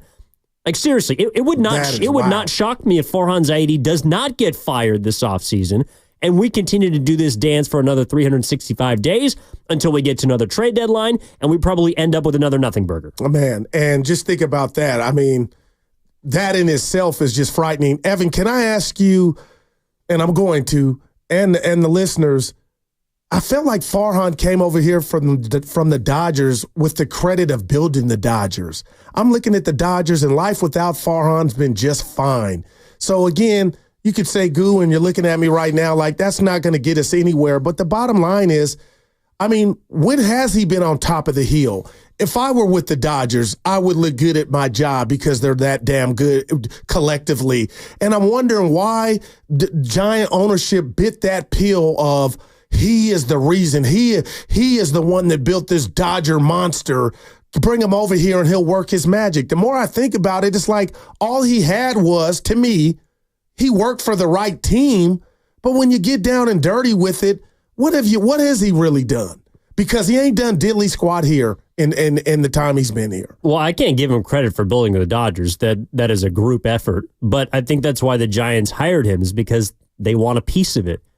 I mean, the Dodgers are about as, I know we're in San Francisco, Dodgers are about as well-run of an organization across sports. Oh, my gosh. Like, seriously, from the bottom up. Like, they do everything the right way. They won the division after the whole decade. They do everything well, except for win the World Series. But seriously, they compete each and every year. They court big-name free agents. They develop prospects. They shipped a bunch out yesterday to go get Jack Flaherty, to go get Tommy Edman, to go get other pieces that will help them towards a postseason berth and a postseason push. That's what they do. The Giants have wanted to become that, but just taking a piece of it is not going to wholly reshape. Farhan Zaidi wasn't the only guy in the Dodgers. Yeah. He might have helped them. In fact, I do think he did help them. I can't take that from him. No, but he clearly has not had enough help around him, either because he hasn't hired the right people, or the people that he has hired he misevaluated, or the Giants haven't given him enough help. It's so frustrating because it felt like this offseason they did give him everything that he wanted, which was a blank checkbook to go out and sign whoever he could sign. And he got some big names. And those guys now have you in a 3-game below 500 hole. Wow. They're 53 and 56. The record says they are a below-average baseball team. And I think that's pretty appropriate considering what we've seen the last 6 years, which is the San Francisco Giants being a below-average franchise. And I guess that's what bothers me when it's all said and done, because, Evan, I'm a nerd, but I think of Theo Epstein. Guys like that go and they get it done. They see it through. It's like, this dude ain't all that. But then they get it done. Farhan came with that sizzle, that they're like, okay, that luster, he's from the Dodgers, he's going to do it. And Evan, now, if people want to say, hey, you know what? I don't like that Dodger model. Nobody's the Dodgers. Let's just look at Pittsburgh. Paul Skeens, it looks like all generational talent. He's changed everything. The Pirates, of all teams, went and did something at the deadline. Now, it may not work, but they did something. And you're 3.5 out, still in that mix with and you did nothing but give away Soler. Wow, Evan. So they didn't even get prospects back that you could be, at least Giant fans be like, oh, in 2028 or 2020. It was almost like for nothing. A freebie burger almost. It's not good. It's not good. And we're trying to figure out how fans feel about it. Will's out in Marin. Will, what's going on? Welcome to 95.7 The Game. How are you? Hey, guys, thanks for taking my call. I appreciate it. I think one of the biggest issues with Farhan was that he came in and he tried to, change the culture when it didn't need to be changed. He tried to fix something that wasn't broken by, forcing Bochy out right away and just trying to, do his things his own way. And I just found it kind of funny why the Giants kind of a small ball-minded individual when they have, a fat giant payroll where they can pay people and they can bring in things. I'm kind of sick of the excuses, too, about him, having to talk crap about the city. I mean, hey, I'm sorry. There's a lot of cities that have professional teams that are very good, that are way less desirable than the Bay Area. So to use that as an excuse, it's like you knew where you were coming, you knew what you were getting yourself into. Don't backtalk or put down the place that you're in because you're failing at your job. Now, the next thing I'm going to say hurts my heart, but I think that it's true. I think, honestly, where we are and the hole that he's dug us into, we have no farm system, so that equals no future. We do have good, respectable players now. However, by the time that we are good and hopefully relevant, they're not going to be good anymore. Or if they are, they're going to be past their prime. So trade Logan Webb. Let's get some value, trade the Webbs, trade the Snells. Hey, Patrick Bailey probably is at his all-time height for value. It sucks that I have to say this, but by the time the Giants are going to be good and in the mix again, Bailey might be old and not that tight, and that's just a reality, and that's just kind of what I have been having to deal with recently, and it sucks, and it's just you sit there and you go okay, you try to think positively. I've tried to play devil's advocate, but there's just no avenue in which I can agree with any move that he has made. Okay, when he was signing the Chapmans and stuff, it was okay, I see he's trying to make it relevant. But to me, it was kind of just another way of him. It was kind of how the old management was holding on to the Crawfords and the Belts. It's instead of us holding on to the guys that we already had that were good, they went out and got guys that were already kind of good and were kind of already hit their major stride and then paid them unaccordingly. And it's I get that we have the money to mess around with, but it was most of these guys are rentals anyways. It was he tried to get fancy, he tried to get cute, he tried to hit us with a Band-Aid. We ripped it off real quick. It still stings. And we need a little Neosporin, dude. So help us out. If you're not going to do anything for right now, then at least with your due diligence, Farhan, if you're listening or not, I don't give a rip. At least do something for us for in the future so that we have something to look forward to, so that when we at least go back and we go, hey, your tenure here sucked. However, you did well on your way out, and now you know what? You did do some good by us. Because that's kind of all he can do. Because, hey, the city won't let him sign free agents, as he says. City's not good enough for him. He doesn't have much to work with. So as far as I'm concerned, he's also has one foot out the door, like the previous callers have said. So let's just break it before we hate each other, and let's just start with something fresh. Thanks, guys. Man. Wow. A lot to say. Man on fire. That's a 4, Evan. One of his greatest movies. That was incredible. Evan, wow. I felt every word of that. And I said to you yesterday, why wouldn't you move Webb? And I don't want to speak for you. I think you came back goo. Then what do you got for people to come to your park? But I think it's bigger than that. If you got Webb and you got an era where you're not winning and he's not pitching meaningful games at this point, and he threw Bailey in there, and that's why I don't understand why Snell would want to come back outside of the money. But Evan, that's what it looks like. You ever see Star Trek? James T. Kirk, Captain William Shatner, and they're looking out that big HD window to see what's out there in space. I know Chris Pine. Yeah, the Giants right now. I hate that. The Giants right now, they are in trouble. So why wouldn't you say, if we're gonna do it, just let's hit the reset button? Steiny would be proud of me right now if he was hearing me. But that's where I'm at. When he left, I'm they're still in it. Now I'm dude, just gut this thing. But I don't even know what a reset looks like. I mean, seriously. And wow, some of it might have been moving off of Snell. And when we come back on the other side, I do want to get to a few calls that I see, but I also want to get into what Farhan said about Snell and what direction that would have taken the franchise, what it would have taken to trade Blake Snell, because I'm sure that was something that was thought about. It was something that was considered. And just like last night at the ballpark, it was something that basically became a nothing burger. All right. Evan Giddings in for Matt Steinmetz with Daryl the Guru Johnson. Hey, we got some news, Goo. Oh. We got the Hoop It Up 3-on-3 basketball tournament returning to Thrive City for its second year on Sunday, August 11th. 9 a.m. to 7 p.m. Damn, that's a lot of basketball. 95.7 The Game is putting a team into the tournament, and we're paying for registration for 3 listener teams as well. That contest will be this Friday at noon right here on Signing and Guru. The Hoop It Up tournament is established and owned by Kevin Garnett, damn KG, and includes recreational divisions from ages 8 to 18 and above, as well as adult divisions at all levels. Each team is allowed a max of 5 players with 3 players on the court and up to 2 substitutes. For more on all the details, go to hoopitup.com/San Francisco. You think you can beat our team? We're going to have a team out there. You may or may not be involved. Just make sure you're listening this Friday at noon. We're giving away 3 free entries to the tournament. If you win, you'll be able to field your own 3-on-3 team to take on the competition. All right, we're coming back on the other side after this. That segment was brought to you by LifeSource Water Systems.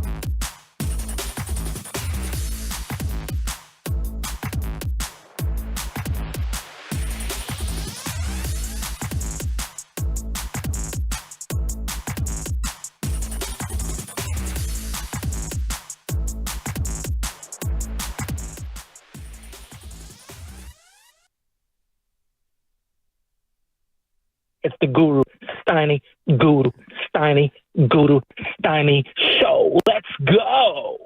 Oh, the things that we can and can't say, Goo. Well, I'm going to say this. What? Tell me if you remember this, because you're my guy. My boy Tone, he's a P1. It's a bit hazy. He calls you intelligent, and he loves you on the mic. Thanks, Tone. So he texts me again. He goes, Evan's in his bag on fire. Last time I text you that, you made it sound like I was talking about him. I go, Tone, relax, step back. I told Evan the great compliment you gave him. I just did it now, but he goes, Evan is shining right now. That's what he said. I go, Evan, you got fans, baby. Yeah, thanks, Tone. No, look, dude, you do a great job of just. It's not about me. It's you, Evan. I am the system of this show.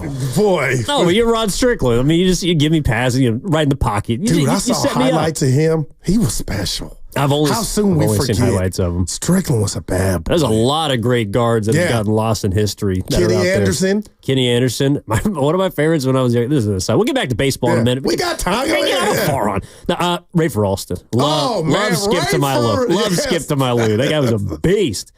All right, Evan in for Steiny. Again, he'll be back next week. He's out in London town. And we got Daryl the Guru Johnson with you as always. Speaking of Daryls, let's kick off this segment with a Daryl in Alameda. Wants to talk about the Giants and their season thus far. Daryl, how's it going, man? How are you? Hey, guys, I'm doing well. I just have to ask you guys, at the beginning of the season, what exactly were your expectations? Because I looked at the team.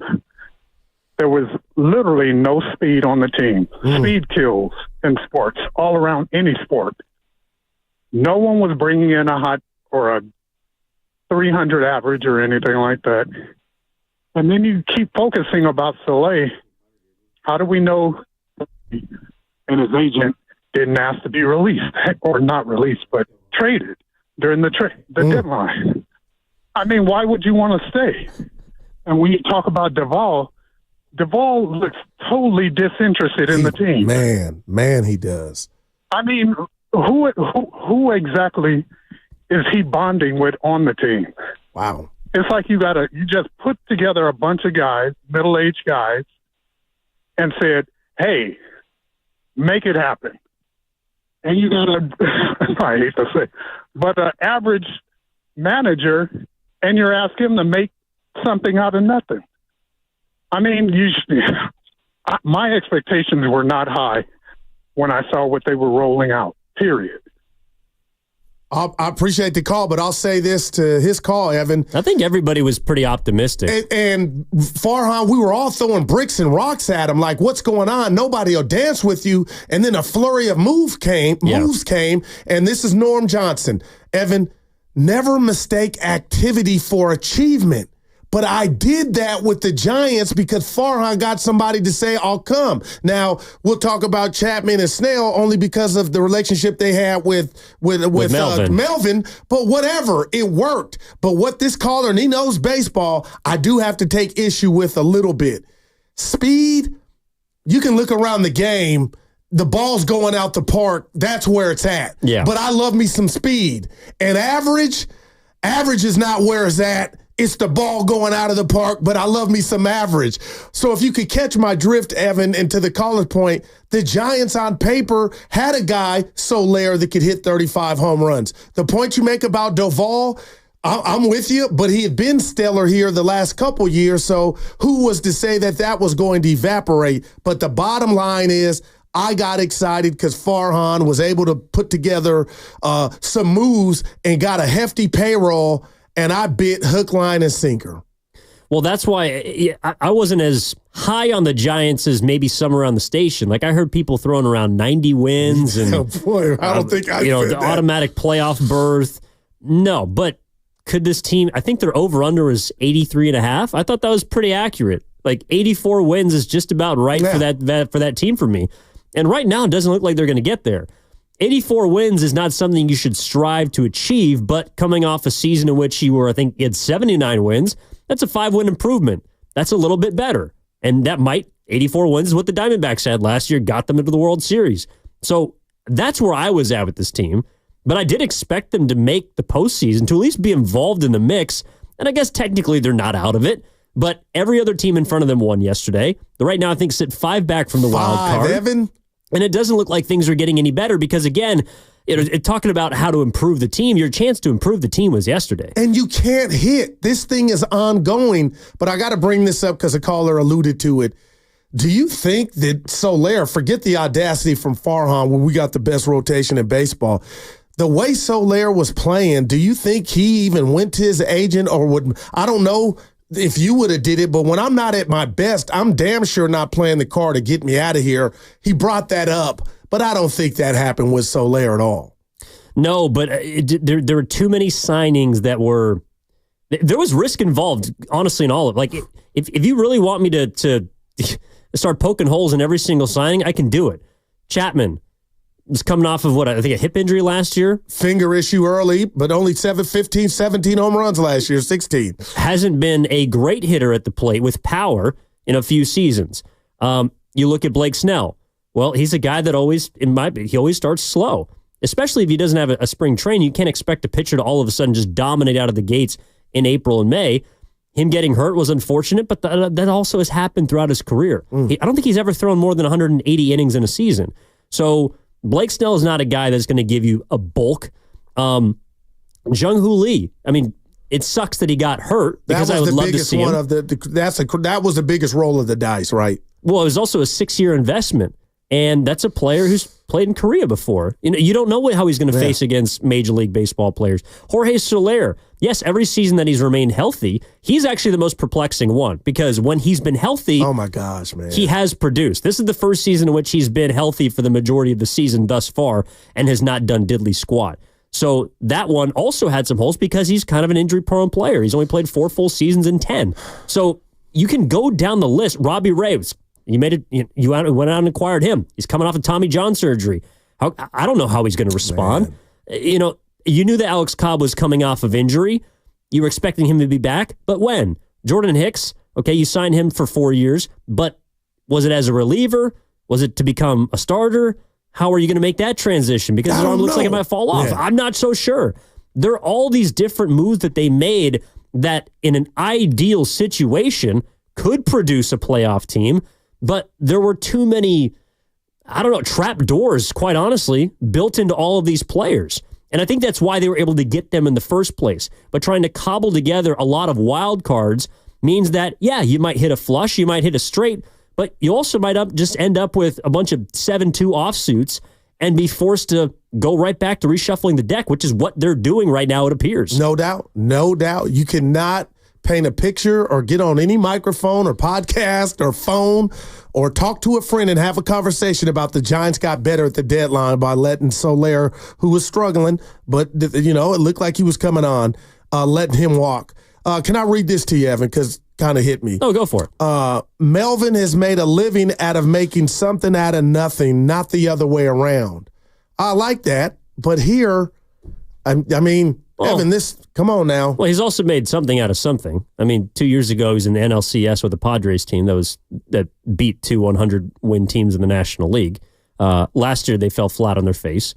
But this year, okay, yes, he did make something out of nothing in regards to contracts. But if you look at the teams that Melvin has got to the postseason, I'm not even talking about in Oakland. You can go back even to Arizona. You can go back to Sonny Gray. You can go back to Seattle. Right. The teams that he has had that have been successful, sure, he's extracted the most out of, but they've also been good. Right.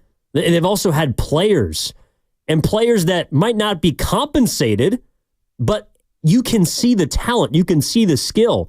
Right now, the Giants are back to this place of just hoping that their young players, there might be something there. And that's why it is confusing as to the tone set by Farhan yesterday. Let's just take a look or take a listen to him talking about Blake Snell and what it would have taken essentially to move off. Trading him would have changed the course of this season, where we still believe in what we can accomplish. And again, leaning into our youth, leaning to our rotation is really the plan. So if someone really came to us with something we thought could really change our future, then, and you're making that sort of trade-off of the present versus, 2026, 2027, that's challenging. But again, I think the way things have come together, this rotation, it was really going to have to be something that we thought would do just that, just like really change the course of future years for this organization and not just be sort of a package of prospects that, you know, would slide into this slot and that slot on your Baseball America list, you know, and that just didn't happen. One foot in, one foot out. Wow. And now you're facing, fast forwarding, Evan, getting nothing for Snell if he decides he wants to go somewhere else.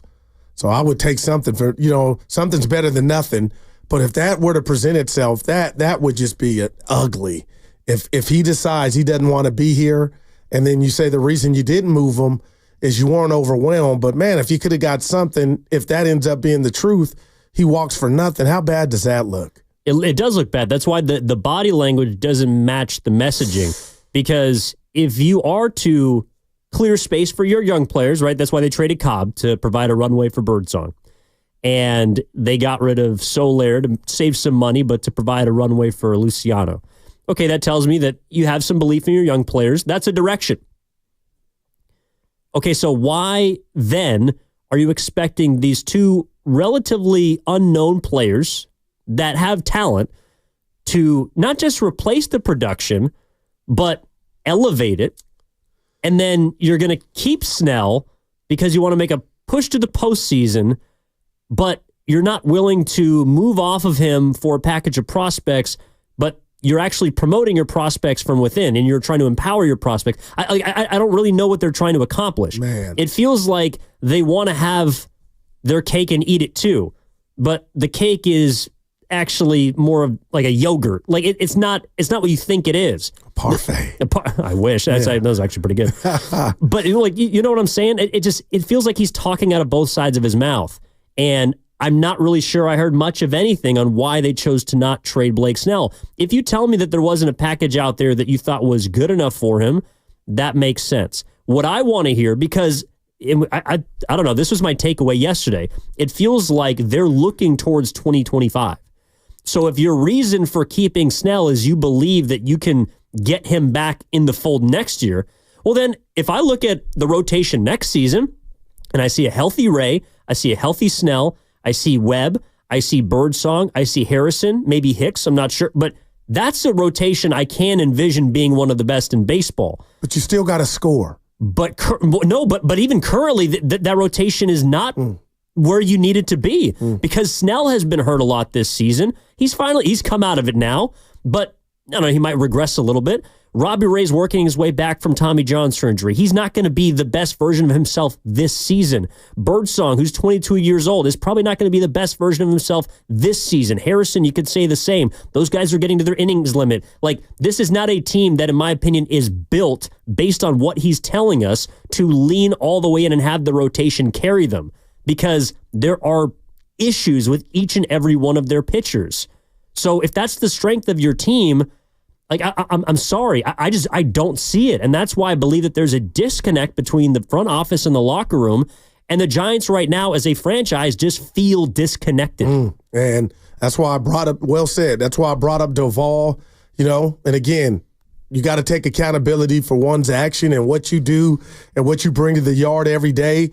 But something just seems, I'm looking at him, Evan, and I'm like, this is not who he's been. And everything that you just said, you're right. And that's why I was offended by what Farhan said about the best rotation in baseball when guys haven't even been healthy enough to go through, you know, series to where, wow, you know, it's been a super short sample size. And then Robbie Ray yesterday, that wasn't nothing to write home about, but we understand it. Brother trying to work it out. But for you to sit there and tell the masses, you know, like it's a definite and we've seen it, that shocked me. But Evan, he also used these numbers, 2026.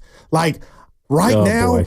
I'm thinking like this thing is going to get worse before it gets better. And I think that started yesterday at the deadline. And that's why I'm feeling today on this hump day, Wednesday, that dude, hard Run DMC, hard times are coming and it's going to get more uglier than it is now, especially if one third of your big three in regard to pitchers decides to take his services and opt out next year. Like that's a reality. Yes, and it's one that, again, would just set you back. That For every step they take forward, they either take 1 or 2 steps back. It's not the other way around the way you want it to be. Carlito's been waiting patiently. He's out in Alameda. What's going on, Carlito? How are you? Hello, gentlemen. Listen, guys, I'm going to put the rat on the table. 6 years is too long. Farhan Zaidi is a nice guy. Brought to you by ATCO Pest Control. I would love to have a road trip with him. He's a nice guy, but he's got to go. And here's the thing, Guru. I wouldn't wait till the end of the year. I'd get rid of him right now. Thank you. Well. Oh, my God. Yeah. Well. That ship left the dock. You had a great chance yesterday, right? Every day is a great chance to win a game, but again, that's why, so all right, you're a gambling man. Yeah. I bet on occasion, mainly the ponies, but the USA A's were plus 29 today. South Sudan, 12 o'clock. Go ahead. Didn't they only win that game by 1 in an exhibition? LeBron had to make a left-handed layup. Dude, that was real close. But the biggest upset since Miracle on Ice. My bad. Go ahead, E. The Sudanese, they got some players. Yes, they do. I know Steiny's hot on them, but the A's were plus 165 yesterday. So, and you said it might be good value. I heard that. That's a pretty big I don't think the A's are a great team. They're playing well, but I don't think they're a good team overall. I'm sorry, I would take that value. Tonight might be a little bit different, but that's part of the issue right now. No matter who the Giants play, you could see them losing. I know they just beat the Rockies before games. If they lost one of those games, I could probably see it. And that's why I'm mad at myself for playing the schedule game of, we play the Nationals, we play the Rockies. Evan, guess what I figured out? And I'm proud. You are those teams. That's who you are. You are 3 games under 500. You've never won. You had a chance for the first time this year to win 5 in a row, Evan. Again. And you just got embarrassed. That's what that was last night to me. And I don't want to go down this avenue, but I'm sitting there watching the game with Pops. Evan, you were there, and I'm going to ask you this, not putting you on the spot. Bombs away. It looked like there were a couple seats available. How was the population, would you say, yesterday? I mean, it was a good crowd. Okay. All right. I'm just asking. It was a good crowd for a Tuesday night, but was it packed? No. Okay. And I think the more damning part about it, and we've seen this more often than not with, I don't want to say rivalry teams, but I mean the Dodgers, the aesthetic of the entire bleachers being just, oh my gosh, all blue stood out a few weeks ago. Yesterday, I feel you could hear "Let's Go Oakland" chants, and not that. Look, if a team's playing well, that's going to happen. But it was because the Giants fans were understandably deafening. There was nothing to cheer for. I think they had 1 hit through the first 3 innings. But you don't need Soler. Yeah, you don't need him. And no Giants fan, not that they should. Nobody knows who's pitching for the A's. Nobody knows who J.P. Sears is, nor should they. He's not a bad pitcher, but he's a Jag. He's just a guy. And this is why, Evan, I want to apologize to the Shaskys, Thanksgiving turkey, the Bontes. I don't know where Lubman stands. I kind of do, but he's real where it fluctuates. But, Evan, to all the fans that say, you know what, to hell with that 3rd wild card. We're better than that. This team is not ready to do what Arizona did. I don't think that way. I'm not built that way. Get me in and let's see what happens. But, Evan, it's all starting to come into focus for me that, you know what? This team is not good enough. So how can I have more passion and root for the math when the guys that matter the most don't do their part night in and night out? They were getting dominated yesterday by the A's pitcher, JP. Yes, they were. And look, tonight they could bounce back and get a win, but I'm not sure it erases. Again, it's not just about the game. Yeah. It's about what the game followed. It's about what preceded the game, which was a lifeless deadline, a lifeless press conference, and a lifeless performance. Thank you. That's the holy trinity of lifelessness. Yeah, all negatives. And we saw it play out back to back to back. And there hasn't really seemed to be an answer. I'm trying to find one. I mean, seriously, we come in here, we got 4 hours every single day. I'm trying to find an answer for you of what Farhan did yesterday, what he told us yesterday, and what it means. And the circle of life with the Giants right now, or the circle of lifelessness with the Giants right now, as we keep coming back to, I can't really figure it out. Man. Where is this thing going? And I think it's time the guy that's in charge of figuring out where they're going, I think he's on his 9th life, Evan, and it's time just to hit a reset. And the reset is new hope, new opportunity, benefit of the doubt, because I just don't know how anybody can muster giving Farhan another opportunity in regard to another year to come back and say, you know what, I failed in 7 years. This is the one. It's old, it's stale, and I get the guys the Giant fans that don't even want to see this team kind of limp into the offs, Evan. I get it.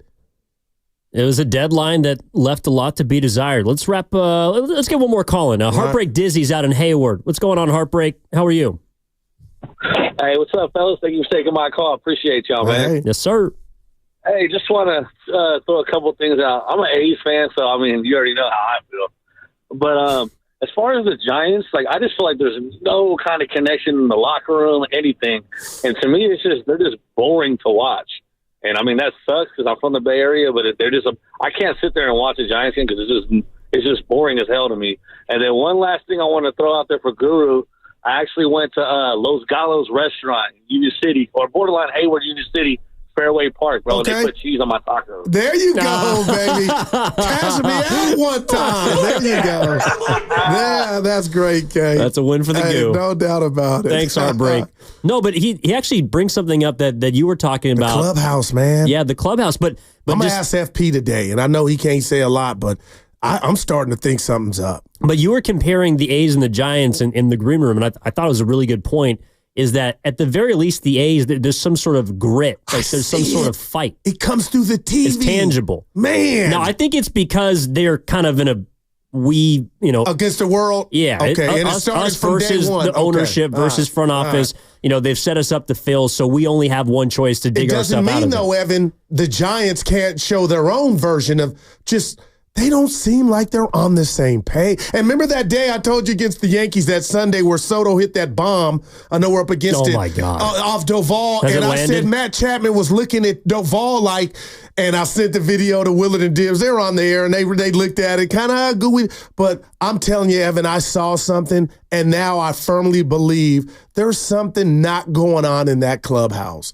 Am I saying everybody hates everybody? No, but there's something, a disconnect when it comes to cohesiveness. And you can't tell me that doesn't follow you on the field. Well, it's funny you bring up the Soto home run off of Doval, and I think that was the blown save. He gave up 4 runs. I was in the clubhouse after that game. There was something that happened that I thought was a little telling about Camilo Doval, and I do want to get to that. I can't wait. On the other side. I also want to talk about, because Farhan he was peppered by the media yesterday before the game. Sam Lubman was in there, asked a really nice question. We can get to that. But also I think someone asked an important question, which is basically, where is this team after 6 years? If you're a fan right now, 888-957-9570, where is the team right now after 6 years? Is it in the same place? Is it in a better place? Is it in a worse place? I think everything's on the table right now as it pertains to Farhan Zaidi. All right, join 95.7 The Game at Harding Park Friday, September 6th for the Pettinelli Financial Partners Golf Tournament benefiting the Autism Society San Francisco Bay Area. You can go to 957thegame.com to learn more. Presented by Atco Pest Control, the Bay Area's locally family-owned pest control company. Also, download the Odyssey app directly from our QR code on both YouTube and Twitch. Brought to you by First NorCal Credit Union. For a low-rate auto loan, apply online or just ask for First NorCal financing at the dealer. Evan Giddings in for Matt Steinmetz with Gerald the Guru Johnson. We're back after this, 95.7 The Game.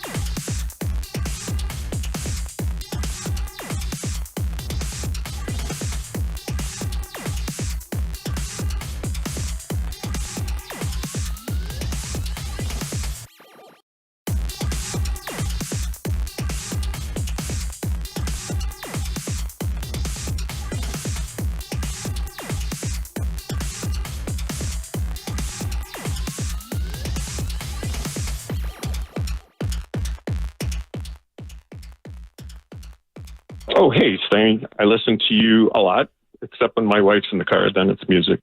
Now, back to Steiny and Guru on 95.7 The Game. That's a smart man. Wow. Oh, I'm not going to lie. Smart man.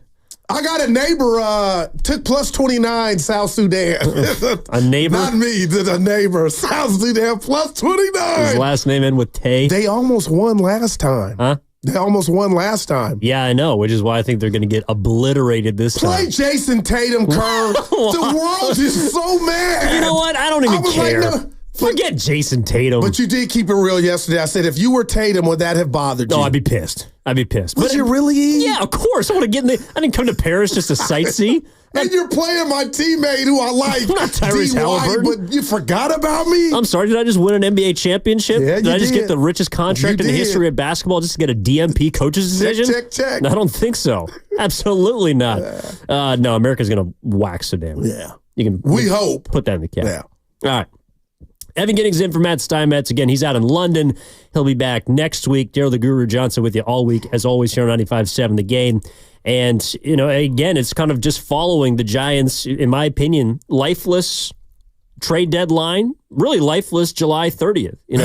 Even going back to the 29th, trading Soler, trading Cobb, not doing much else at the deadline, going to get Mark Canha, who I do like. I mean, I think Mark Canha used to be a very good player. I'm not sure he is much anymore. But I think we've seen the last of Flores because he's hurt in a Giant uniform. That very well may be his replacement, Evan. So I'm not mad at Canha for that.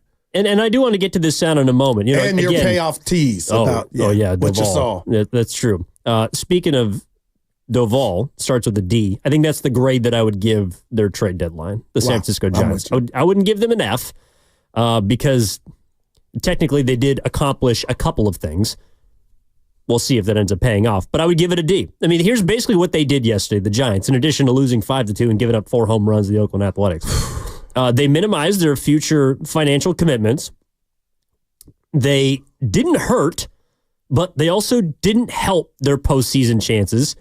And I think this is probably the most damning part, speaking of D, is they put faith in players who to this point haven't earned it. Wow. They have put faith in the guys that have gotten them to this point, which has produced a team that's 3 games below 500. So that's what they quote unquote accomplished at the deadline. They saved some money.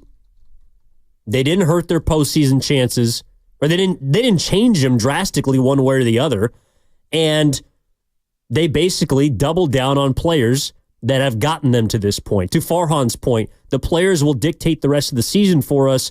Well, I guess he's a man of his word because they are, and it doesn't look like it's going in the right direction. Wow. And you know what? We should have saw this coming, Evan, right before you left for your vacay when he basically said it's on the players. Like, that was odd. I'm not saying he was right or wrong, but when I heard that, I was like, oh boy, I was disappointed because that's coming from a guy that's got security that a lot of people think he does not have. So when this season is over, regardless if it culminates with a playoff berth or not, Evan, I believe Farhan Zaidi will be your president of baseball operations going into next year, man. It's just, I just think about that. Who I can't even think of a name, a woman or a man that's called in and said, this dude deserves to keep going. Like, when is enough? And what it sends from the faceless ownership, because that's what I call them, is there's no accountability. And as a fan, that's all you want. That's all you want, Evan, is to believe, you know what, not 1 or 2 years, not 3, but when you get to 6 or 7 of futility and failure, and a guy that finally said yes to you and could hit 30 home runs, because let me remind you, the Giants haven't had a guy hit 30 home runs since Barry Bonds. Damn. Just think about that. 30 home runs. Your boy's got 26. Brent Rooker just hit his 26th last night. Man, what are we doing? You can't identify power? Oh, boy. Well, they tried. And yeah, and you're jetting them with the third of the season left. They identified solar power. They didn't know Jack that Clark, Daryl Evans, Kevin Mitchell, Jeff Kent, Bonds. Keep helping me. Oh, my gosh.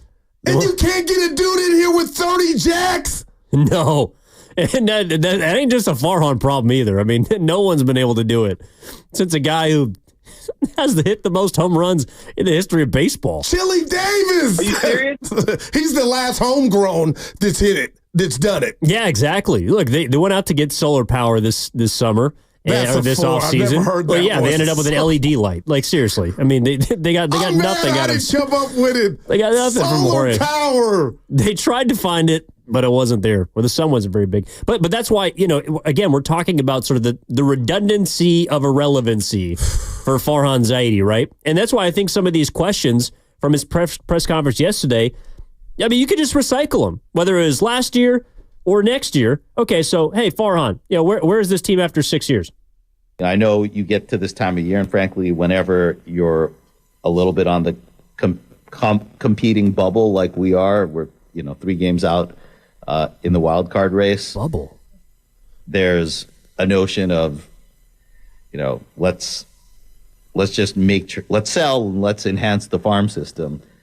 But you can have all the prospects you want. It's not going to matter until you actually create opportunities for them, right? So you can go out and get a bunch of guys, but if you're not willing to do some of the things we did over the last couple of days to create opportunities for those guys, it's just not going to have a chance to impact your major league team. So, really to answer your question, I would say I think what fans want to see, I think what we can hang our hat on as an organization is the progress of young players coming up and impacting us. And I named 3 guys, and that's not including, guys like Eric Miller and Brett Wisely that were acquired into this organization, but are young players who have a chance to be here for a long time. So the more of that, the more we have guys coming up, establishing themselves, like a Pat Bailey did last year, I think that's where the progress is coming from.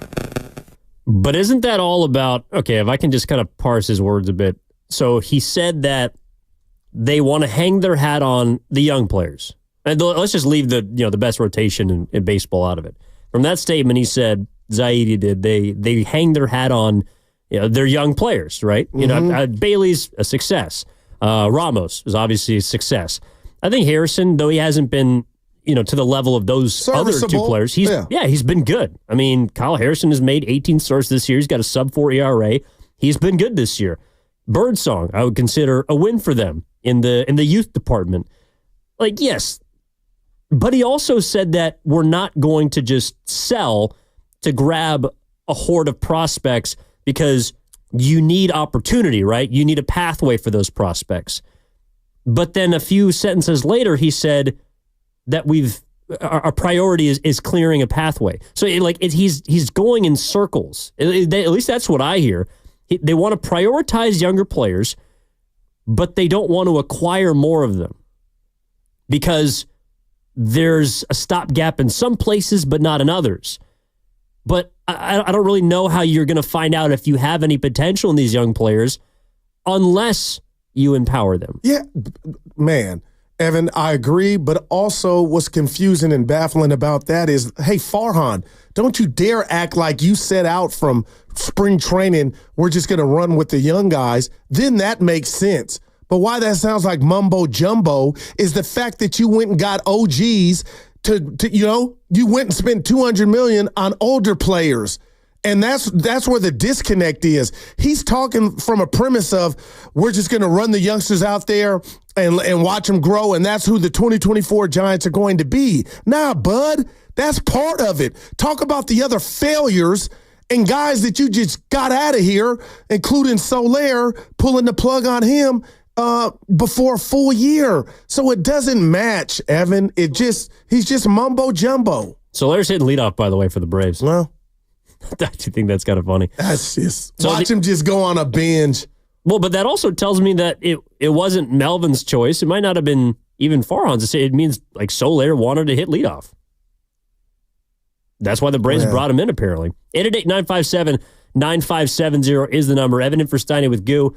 Trying to figure out again, like what has changed? Seriously, like where is this team after 6 years? That was what was asked to him. And Zaidi emphasized the youth movement. I think the younger players are in a better position than they were 6 years ago. He's right about that. But 6 years is a long time to finally be seeing some fruit Like, that's a long time that those seeds have been stuck in the ground. And I know there was a pandemic and so maybe got pushed back, but still, 5 or 6 seasons, that's a long, long time to just see now the promise of players who could help you in the future, but right now can't even help you get above 500. And you said it at the beginning of the show, Evan. Let's not act, and I'm doing this now because I will say this about Kerr, who I love, but he lucked out with Moody and Kuminga because he almost had to go to him in necessity. And that's what Farhan had to do here with the Giants. You know, it was never, we're going to empower you, Evan. Here it is. We're going to give you such amount of time in games. Show us what you got. It was always by default or injury. And that's what the, minor leagues are for. But miss me with, we saw something in Evan and we called him up. And you guys yanked your boy's chain, Ramos. And to his credit, he was still able to stay on stride and do what he did and turn that first half into an all-star. But I could say that you mined, Matos into what he's doing right now because you were yanking his chain. And the same goes with who's the one that Luciano. You guys botched that. So Farhan, I think he thinks the words coming out of his mouth are poetry, but really you're just talking in circles. Kay got in my ear. It sounded like he was doing a freestyle rap. You know what I'm saying? When you got what word can I, and it's just, it ain't smooth at all, and either has your tenure. And the only people defending Farhan right now are the ones that work for the Giants and know they need that check. I get that. And I'm listening because I love me some announcers. They're wearing it too. And some I appreciate, and reporters are keeping it 100 by saying what they're watching and what they're commentating is not good enough. And you can just listen to a Giant broadcast. Radio, TV, it's wearing on them, Evan. And I appreciate that they're not ducking and telling me it's Halle Berry when it's really Molly Ringwald. You know what I mean? Molly Ringwald. Well, actress in Breakfast Club. Breakfast? Oh, yeah. Sorry. That one took a minute. Yeah, I'm a little older than you. Look at Kay like, oh boy, Molly Ringwald. Oh my God. No, she was a looker. Yeah. But this is the other part too. It's like, okay, so 6 years. Good God. It's a long time. We didn't know each other 6 years ago. No, we did not, E. Yeah, 2018. Yeah, so I would have been, oh boy, a couple years out of college. I'd have been 30. Wow, you laughed a little too hard, E. I'm in the 3-on-3 now. No, I know. Well, that's coming up. We are going to get to that in a moment. My boy just spit out like, that's fun. Whoa. Oh, preview the cafeteria. No, I think that, look, 6 years, it's a long time to be sort of stuck in this cycle. And if you are going to hang your hat, that's why I wonder at the end of this year, what is the sell? I saw a lot of sell shirts last night at Oracle Park. They're talking about selling the A's. But what is Farhan's sell? If Farhan is to try to keep his job, if Farhan is to continue to run this operation, what is he going to sell? Because it sounded like yesterday he was selling, not giving up wholly on the season, but not really investing much, not mortgaging any part of your future to invest in this season. Just kind of riding it out. Yeah. Just taking the soft wave in. But also selling the young players. Well, what if those young players don't work out? Some of them are going to be good, just probability. Some of them are not going to be good, but it can't just be those guys. That's why the offseason choice to spend so much money, I felt like was originally a bit of an indictment on your farm system. No. Because if you really did have those promising prospects that were coming up, well, then you wouldn't have gone out and spent so much money to fill those holes. Farhan, again, in that clip, he just talked about you need opportunity for these young players. You need a pathway. Well, naturally, if you go and sign Chapman and you sign, Lee's a little bit younger, but you sign Lee, you keep Conforto, you have Yaz, you have these veterans on your roster, well, then there's no room for Matos and Ramos. And those players have only emerged because of injuries. So it just feels, again, to your point, Goo, yesterday, where they've pivoted in 4 months. They've gone from all in to all out to all in next year. And I'm not really sure who they believe in on this team. Right. And that's why I believe Soler flew out to right field in his first at bat. But I'll tell you this, Evan, that's why I think he is not under pressure or is going to get fired. Somebody is allowing him to do this or continue to do this. And you're right. You said it, man. You said it so well in regard to why would you go spend on, we'll call them the OGs. And like you said, Lee is not 50, but you didn't go all in with the youngsters. You didn't say this is the direction we're going. There might be some turbulence or whatnot, growing pains. You went and spent like you knew you had action, Evan, and you got bailed out by Ramos in that first half. You know what I mean? So you got bailed out by Birdsong and his spot starts. But I'm just looking at this team, and D-Lou put it on the YouTube chat, or help me out, Evan. The Giants stink, and that's what they do. I feel like Steiny. They stink right now, and I'm never going to sit here and I'm waiting on FP and Dibs. And they were stinky last night. And our guy Grandy, yeah, about what I heard yesterday. But I think Grandy would agree with you. No, but they jumped him yesterday, so I'm gonna help him out. But I'm just telling you, Evan, who's excited about what it is? What? It was verbal jump, but yeah. Same prison. Yeah. Dibs didn't throw him a life preserver at all. What are you going to be happy about right now? Meat. What am I going to be happy about right now? I'll tell you. What? That's New City Connects. The day Fleming told Ponte and Chasky he had seen them, but they got a new edition coming next year. I was in the car like, yeah. Thank God. Yeah. The Giants got something new coming their way. But the other thing, too, is, okay, so you spoke about, some of the broadcasters are the only people that basically have confidence in Farhan publicly would be people close to the team. Okay, all right. I think there was a lot of that up until, say, the last month of the season last year with Gabe Kapler. Remember, we started to hear about all the reports coming out of the clubhouse. The walk with Webb in LA. The Pasoy problem. Yeah, the Pasoy problem. The Pasoy problem in the clubhouse. There was a lot of those things that it kind of leaked out, and then it became clear that this guy, he was not going to be able to keep his job. I don't think we've gotten to that point yet, but give you a subpar month of baseball in August, and again, the calendar turns tomorrow, but if there's a subpar month of August and the September schedule, which looks very difficult, you're playing a lot of playoff teams. Okay. I do think we might hear more of that noise. Right now, we're I think people just want the guy gone, but it does feel like publicly he still has people in his corner. And I get it, but Evan, it's bigger than, these last 2 months to me. It's what have you built? What have you got your fan base excited about? And outside of the, 2021 season where they won 107? Yeah.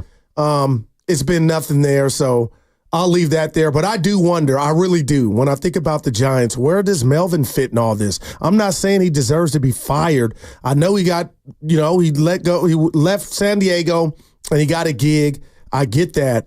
But Evan, the more I watch Giants play, man, I just wonder, is he the guy to lead them into the next trek of meaningful baseball? Well, I can tell you what, I don't think this is the vision that Bob Melvin was sold. Like, seriously, if you're at the beginning of the season, you're coming over from San Diego, which he probably left only in the first place because he did not get along with A.J. Preller. Got you. And just didn't get along with the organization. He wanted to get out of there. But seriously, like, how far away is the vision that was sold to Bob Melvin to what he has now? I think that's why people have also, thrown some criticism his way, and he's probably deserved of some. His team's not very good. But I just, at least for right now, I can't place most of the blame at his feet because I'm not really sure what he's supposed to do. Again, you look at the lineup yesterday, and Fitzgerald's hitting leadoff because he's your hottest hitter. It just feels like Bob Melvin has to ride, 3 or 4 hot hands because he doesn't have one or two that he can rely on. And the one that was supposed to be your middle of the order bat, you just shipped to Atlanta.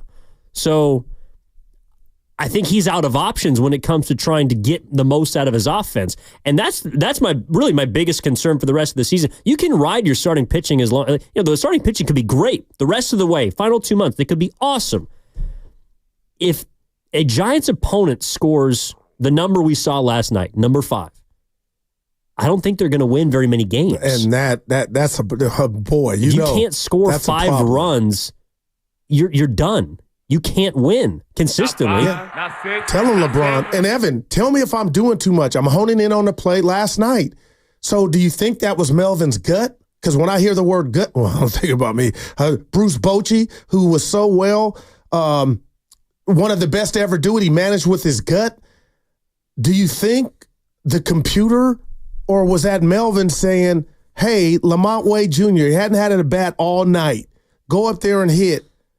Or what Farhan was telling the world was, it's about the Lucianos and making a way for their future. Why would you rob Luciano of that opportunity? What was that? Do you think that was Melvin? Do you think that was the computer? I don't know, but I hate I have those questions. And I know people are out there, it was just one at bat. But it was also an indictment on everything you guys keep. It's like you're bipolar. You say one thing, but you do another. Luciano should have got that at bat if you're asking me last night, Evan. Well, let's take that at bat, because I think if you are prioritizing, to Farhan's words, young guys, development, prospects, well, that's a great prospective situation. Hello? You know, that's a perfect opportunity for a young guy to get a big at-bat in a big moment, in a big spot, and try and do something with it. But if you're going to ask me why he did it, well, I think it's simple. It's Tyler Ferguson's a righty. Lamont, you have him on the bench for that situation. You're going to go left on right as opposed to right on right. But that's where, again, there's a disconnect. Okay, so are we trying to win games or are we trying to develop? Because it feels like they're trying to do both.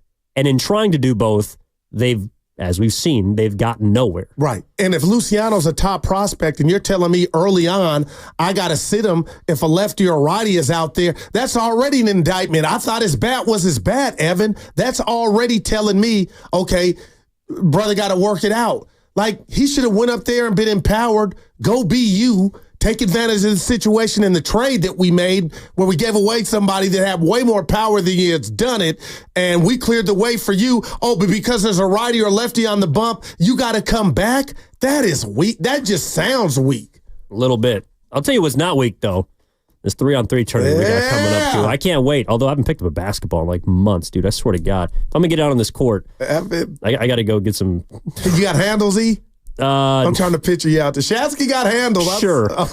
Sure, I got handled. I love it. I also, wink, wink, got a jump shot. I'm also 6'5". Okay, the Hoop It Up 3-on-3 basketball tournament is returning to Thrive City for its second year on Sunday, August 11th from 9 a.m. to 7 p.m. 95.7 The Game is putting a team in the tournament, and we're paying for registration for 3 listener teams as well. That contest will be this Friday at noon. Again, the Hoop It Up tournament is established and owned by KG. Nothing easy. And includes recreational divisions from ages 8 to 18 and up, as well as adult divisions at all levels. Each team has allowed a max of 5 players with 3 players on the court and up to 2 subs. I'll be coming off the bench. For all details, go to hoopitup.com/San Francisco. If you think you can beat our team, I got an idea of who will be on it. We can reveal that later in the week, but I'll let you guess for now. If you think you can beat our team, make sure you're listening this Friday at noon. We're giving away 3 free entries to the tournament. If you win, you'll be able to field your own 3-on-3 team and take on the competition. I also, again, I think we got to get into one of the reasons why I also want to dig deeper into this press conference, Scoot, from yesterday is, number one, it's important, but number two, I'm not sure how many people were able to actually listen to a ton of it because it wasn't publicly available and it wasn't promoted. It wasn't thrown in people's faces. And I don't know about you, but I would want to hear from my president of baseball operations if he's speaking about the direction of the franchise I root for. Yeah, Ken and I talked if this were New York, Dallas, Philly, Boston, that bad boy would be live. And then, Evan, there would be a reaction to it, a post-game press or a panel on what you heard. That was strange. And that's what's coming up on The Game, presented by Fremont Bank, celebrating 60 years of full-service banking with no compromises. That segment also brought to you by Express Employment Professionals. And we got a Pasoy problem in the clubhouse.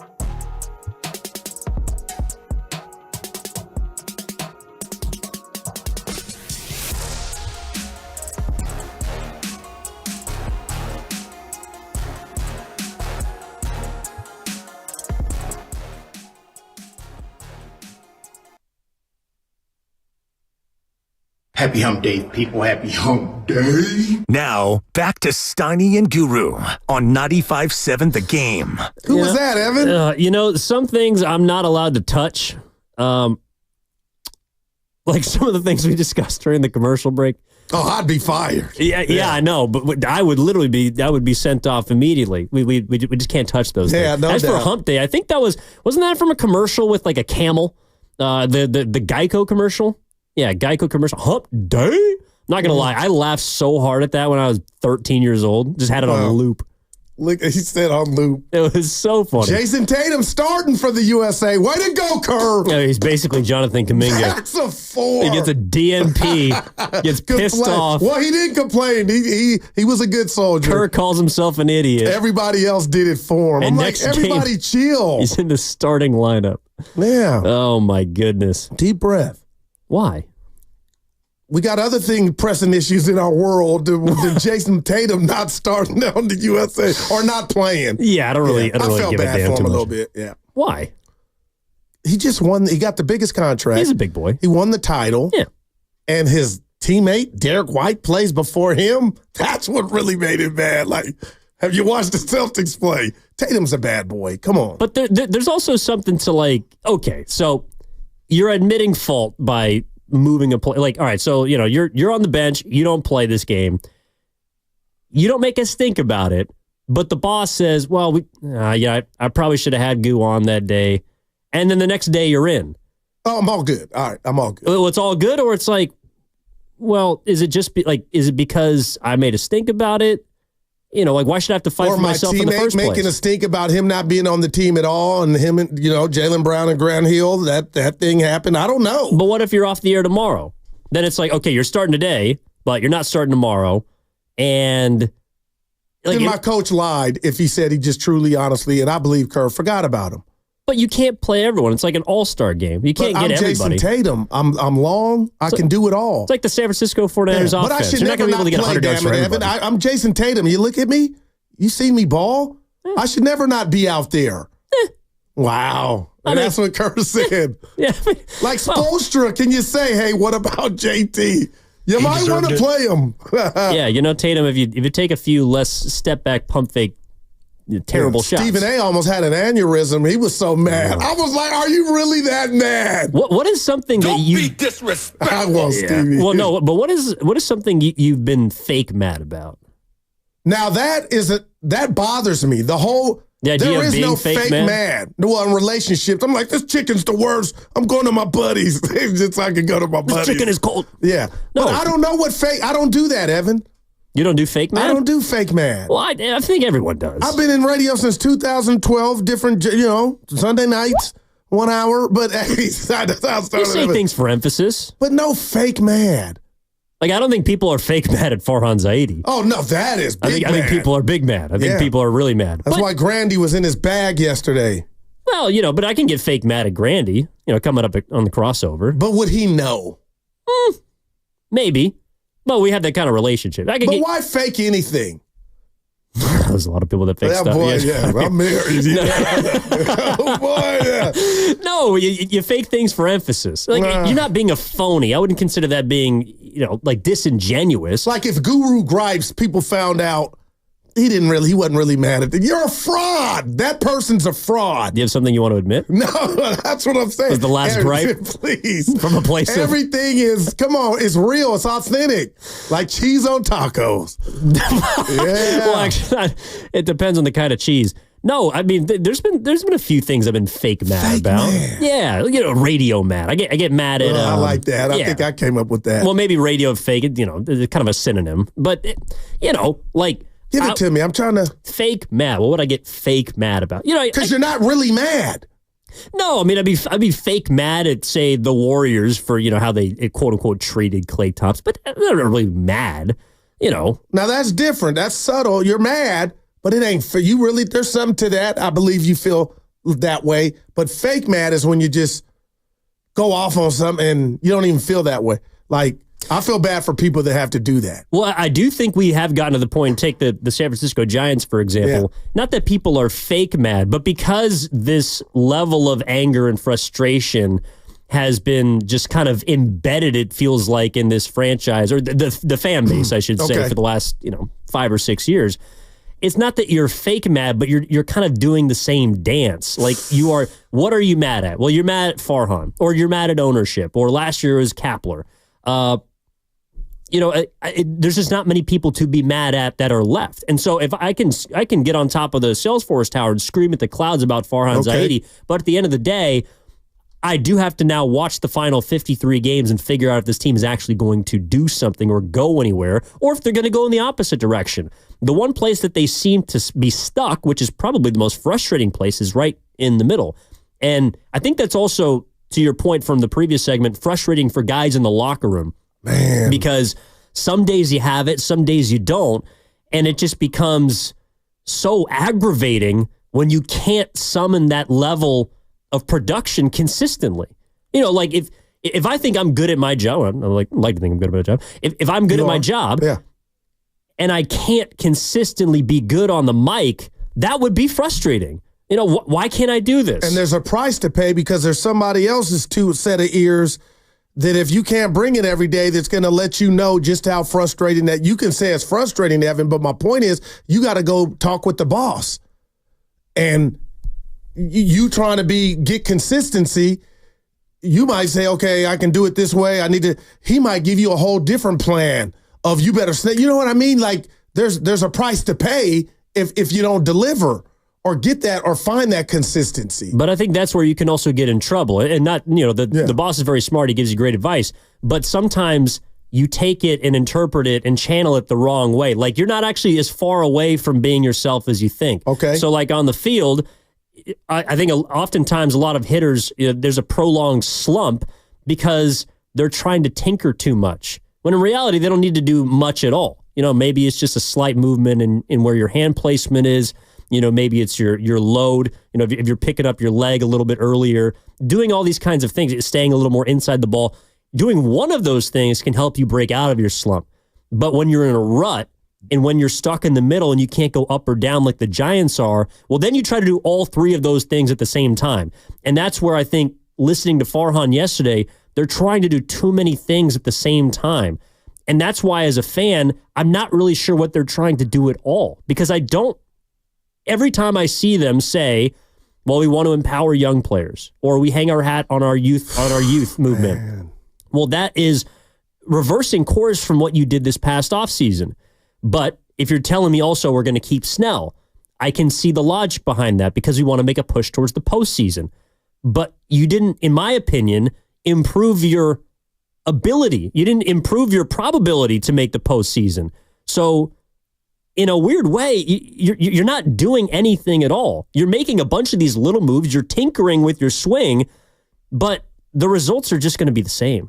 And that, Evan, I don't disagree. But at the end of the day, that just puts emphasis on it's time to go because you have people around you. You got coaches, you got video, all of the necessary things at your disposal to get better and improve that.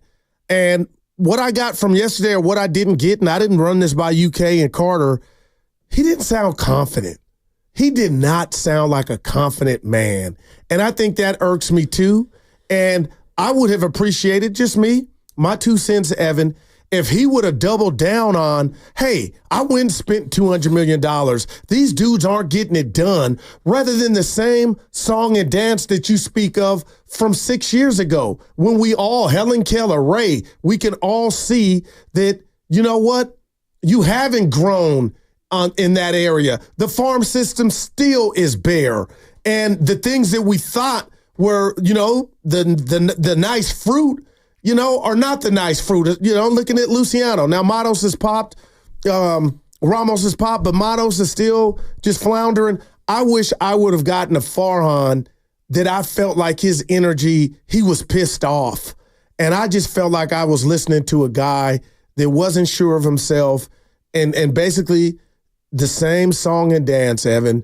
And when it's all said and done and the dust settles and this year is over, and right now, if I had to bet, you didn't ask me, I don't think they're making the playoffs. I don't think that's enough for him to be relieved of his duties.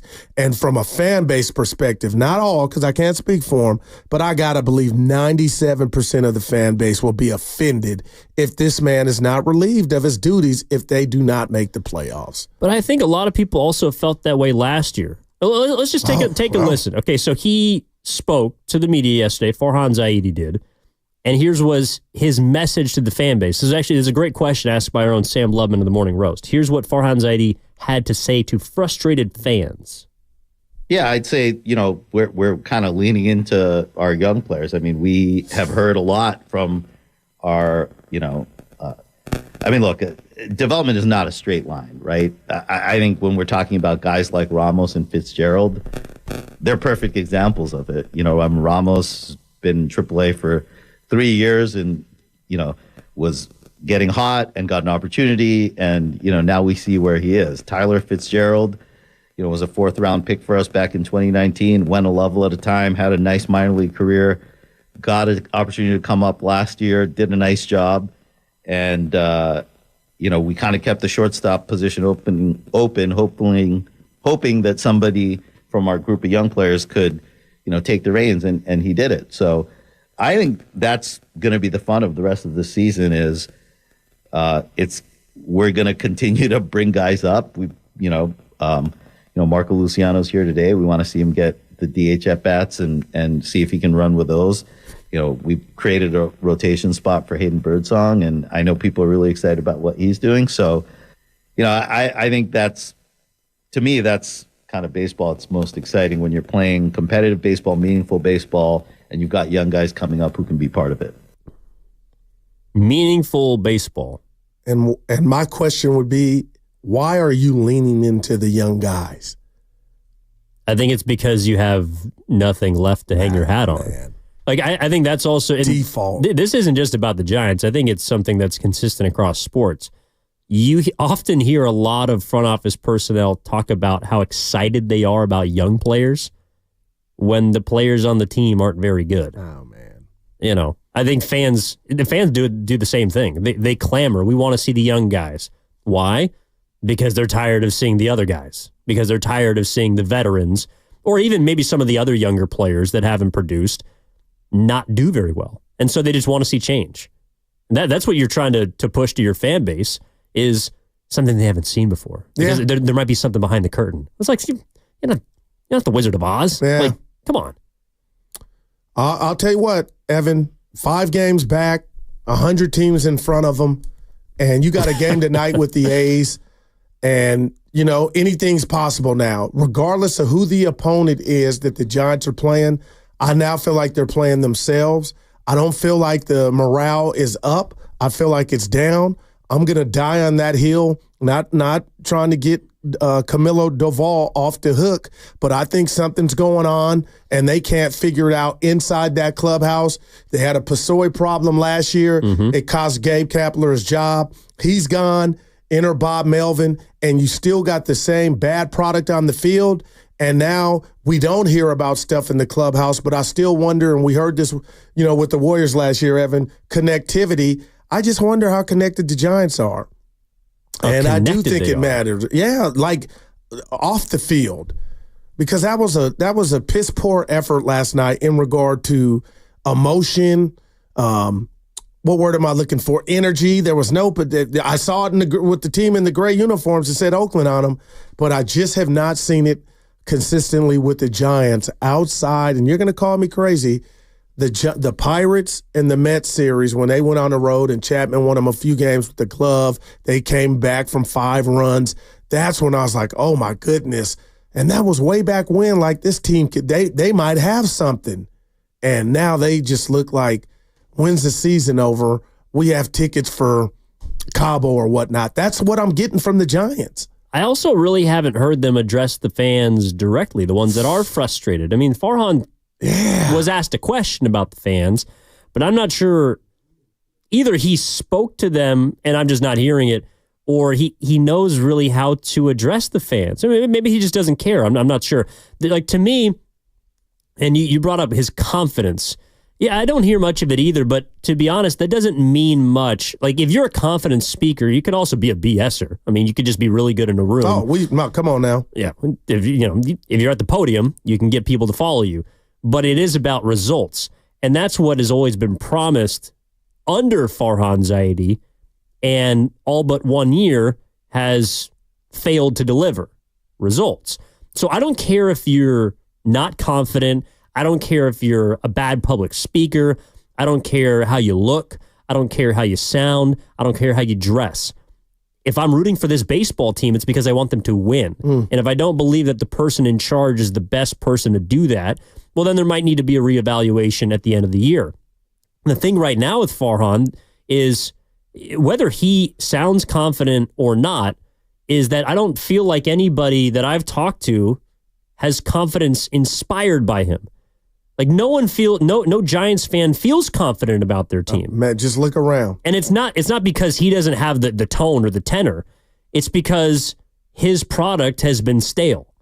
And that isn't something to feel confident about. And it's funny you use the word, I agree with everything you said, but you use the word care. And what's so bad about this moving forward to me, Evan, is if this man continues at his job, the ownership is telling the fans they don't care about you. And that's how he is symbolic. His tenure or future with this team, if he's not relieved of his duties and I'm assuming they don't make the playoffs, that's what hurts more than just his failures at his job, trying to do everything you just talked about and put a winner out there, Evan. At what point do you not care about how it looks, how long it's taking, and the fact that he struck out? 888-957-9570 is the number. After yesterday, again, it's not just about the game itself. It's about everything that happened yesterday. How are you left feeling if you root for the San Francisco Giants? We've seen people text in the Xfinity Mobile text line that they don't feel like they can be fans, while Farhan is running this thing. I feel like I would always root for my team, no matter who's in charge, no matter who's on the field. But yeah, it doesn't, I'm not going to make it a priority. I might watch a game here and there, go to the game with some friends. I'll be there tonight because I enjoy the ambiance and I like seeing all the people. I also, and this is a part of it too, which is funny, is the Giants feel very disconnected when the Bay Bridge series, we haven't talked much about it, is this is the last opportunity for fans to feel connected. Think about that. But neither fan base right now, the A's fans are in a very different place than Giants fans. But it felt to me last night sitting in the lower bowl, is that my man is that neither side really feels that inspired by their respective org. Right. I mean, the A's fans, because their team has chosen to leave and they're going to go to Sacramento next year. But the Giants fans is, to your point, Goots, because it doesn't feel like there's enough invested in their experience. Which is funny because they spent $200 million this offseason, I think, to address that problem, to get people back to the ballpark. And now it's about keeping them. I'll give the Giants credit for this. At the beginning of the year, the first third of the season, their attendance numbers were very good. And they have overall been much better than years past. But you got to keep me.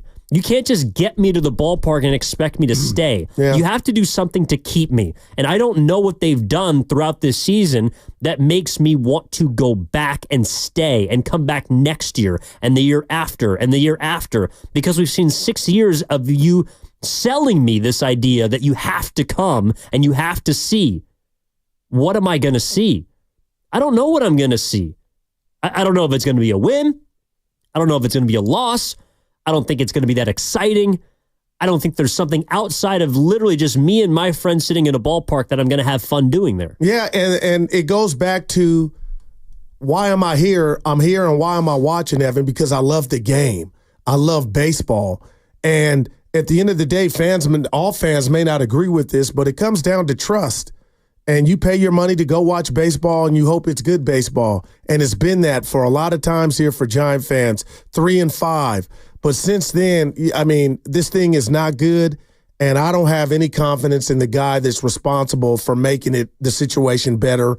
And you know what? I don't want to sound like a Neanderthal or a simpleton when it comes to baseball and the books and the tax, but I don't give a rat's ass about the Giants getting under the tax. I don't see any of that money. Fans want to know, when are you going to go get me an outfielder that can hit 30 home runs? When are we going to feel and make this park feel like it did when Judge and the Yankees came to town like the Beatles? When are we going to get something like that? I'm so sick and tired of excuses. Go get it done. And this guy right now in Zaidi doesn't look like he knows how to do it. So go find somebody that, if that means starting over, so be it. But sitting here watching this same song and dance has gotten so old and boring that last night the baseball gods let a team, because I'm not mad at the A's. I have sung their kudos for being invested mentally and playing and having power. They got as much or more power than anybody in the game. So chicks dig the long ball, and the Giants can't hit they don't have power. There is no PG&E for the Giants right now. Nobody's answering the phone. But for them to come to your yard the day of the deadline in which you jettisoned the dude that was your best power hitter on paper, and they come whack 4 homers in a park that people don't want to come hit in or hitters don't want to hit in, it was just symbolic of everything that's wrong with the Giants, and they embarrassed you. That was an embarrassment last night. The A's looked like the better team. They didn't have the better record, but they looked like the better team, and they had more energy, and they'll probably win tonight. And it wouldn't shock me. Your president of baseball ops said hours before, we got the best rotation in baseball. How dare you say that when you're not healthy enough for them to even back you up on that, but for that to be in your chamber and you fire that off, and the guy goes out there and his second or third start gives up 4 separate bombs to a team that's not the Yankees, not the Phillies, and not the Dodgers. Miss me. This team, I'm being real, Evan, they may be cursed until you get rid of this dude. Well, I don't even know how to quantify that, but there might be a section of the spreadsheet that's set for it. It's funny you bring up big bats, because that's another part of this too, in moving off of Soler, basically admitting fault for the signing. And Farhan was asked about it. I think it's a fair question. Look, Jorge was a total pro. We loved having him here. You know, he's going to a team he's played for before, has relationships. I know he's happy about it, even though I think anytime you get traded, there's some degree of sadness or disappointment. You know, we do take that kind of thing into account, understanding that there are places that a player is going to be more comfortable getting traded to, a place where he's been before. I mean, you even look like a guy like Alex Cobb. You know, he mentioned to me when I talked to him earlier today that Stephen Vogt and Craig Albernaz were his 2 first catchers in Pro Ball. So, you know, look, you can't always prioritize that and execute on that, but it's important to us. There's something I did take away from that, and I want to get into it on the other side. Also, I see a couple calls lining up. 888-957-9570 is the number. Evan Giddings in for Matt Steinmetz or Daryl the Guru Johnson.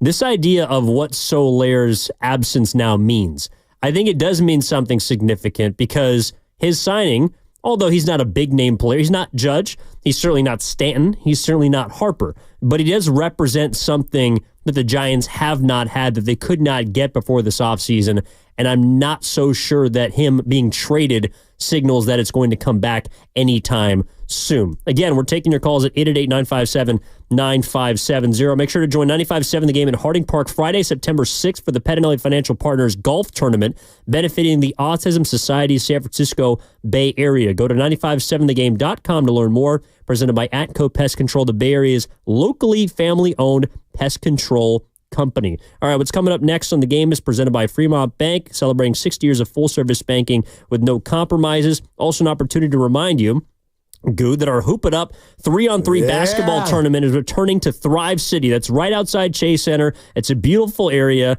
The great Whitley Sandretto and I played a pickleball tournament out there a couple weeks ago. We ran out of the gym a little bit, so that was tough. But it's right outside. It's a great setting, and it's a great place to hop in and try and get involved in this 3-on-3 basketball tournament. Second year, it's on Sunday, August 11th from 9 a.m. to 7 p.m. 95.7 The Game is putting a team in the tournament, and we're paying, we will be playing, but we're also paying for registration for 3 listener teams.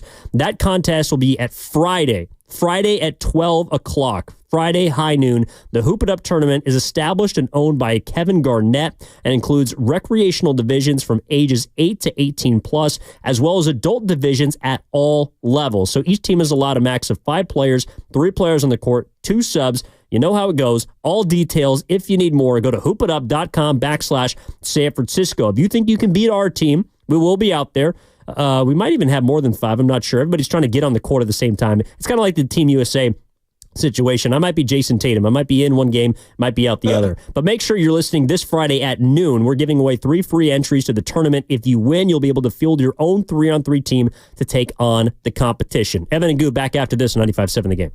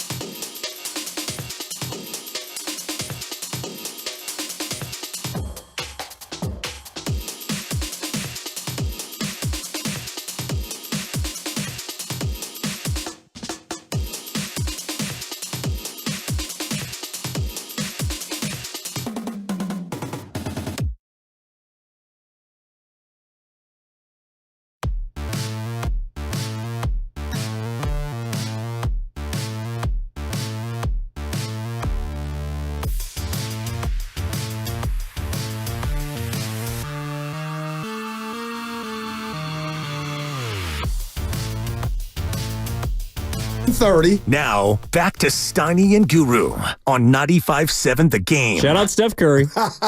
The way you laughed, though, I didn't like that, man. Yeah, he managed to leave that out. Yeah. Thanks, Ken. It is funny. Steiny. It kind of is. Oh, man. I do wonder what sometimes Steiny would be thinking on a day like today. They're done. Well, he's been thinking that for a while. Although he was Blake Snell. He stinks. He was the most optimistic of the entire show about the Giants season, though. Yeah, he was. Like, I remember doing a show with him where he said the Giants ticket might be hotter than the Warriors ticket. Remember that? He's special, Can man. you imagine? And then he was, oh, no. They don't need a star. They got, this and that. But you're right. He did say it. And right now they're proving him wrong, Evan. Steiny, you're wrong, buddy. Yeah, well, yeah, aren't we all? This is from the 925. Did Ayuk get a contract? Let's put that, no. No, another receiver got paid. Who was it? DJ Moore. DJ Moore. You high on him, Evan? I think he's is he way better than Ayuk to you? No. See, and that's how I feel. He's about the same level. Yeah, there you go, Jay. I don't think so. But right before the break, we're kind of discussing this response from Farhan Zaidi about Jorge Soler. Obviously, they traded him. They sent him back to Atlanta. No, he didn't hit a home run in his first at-bat. 49er Frankie, he texts me. No, he has not hit a home run. I'm disappointed. He fell for it. Last I checked, he was 0 for 2. Yes, sir. With a strikeout. I mean, what are we doing here? But Farhan was asked about if Jorge Soler's trade hurts their chances of signing future big bats. Well, let's just revisit that real fast. I think it's a fair question. Look, Jorge was a total pro. We loved having him here.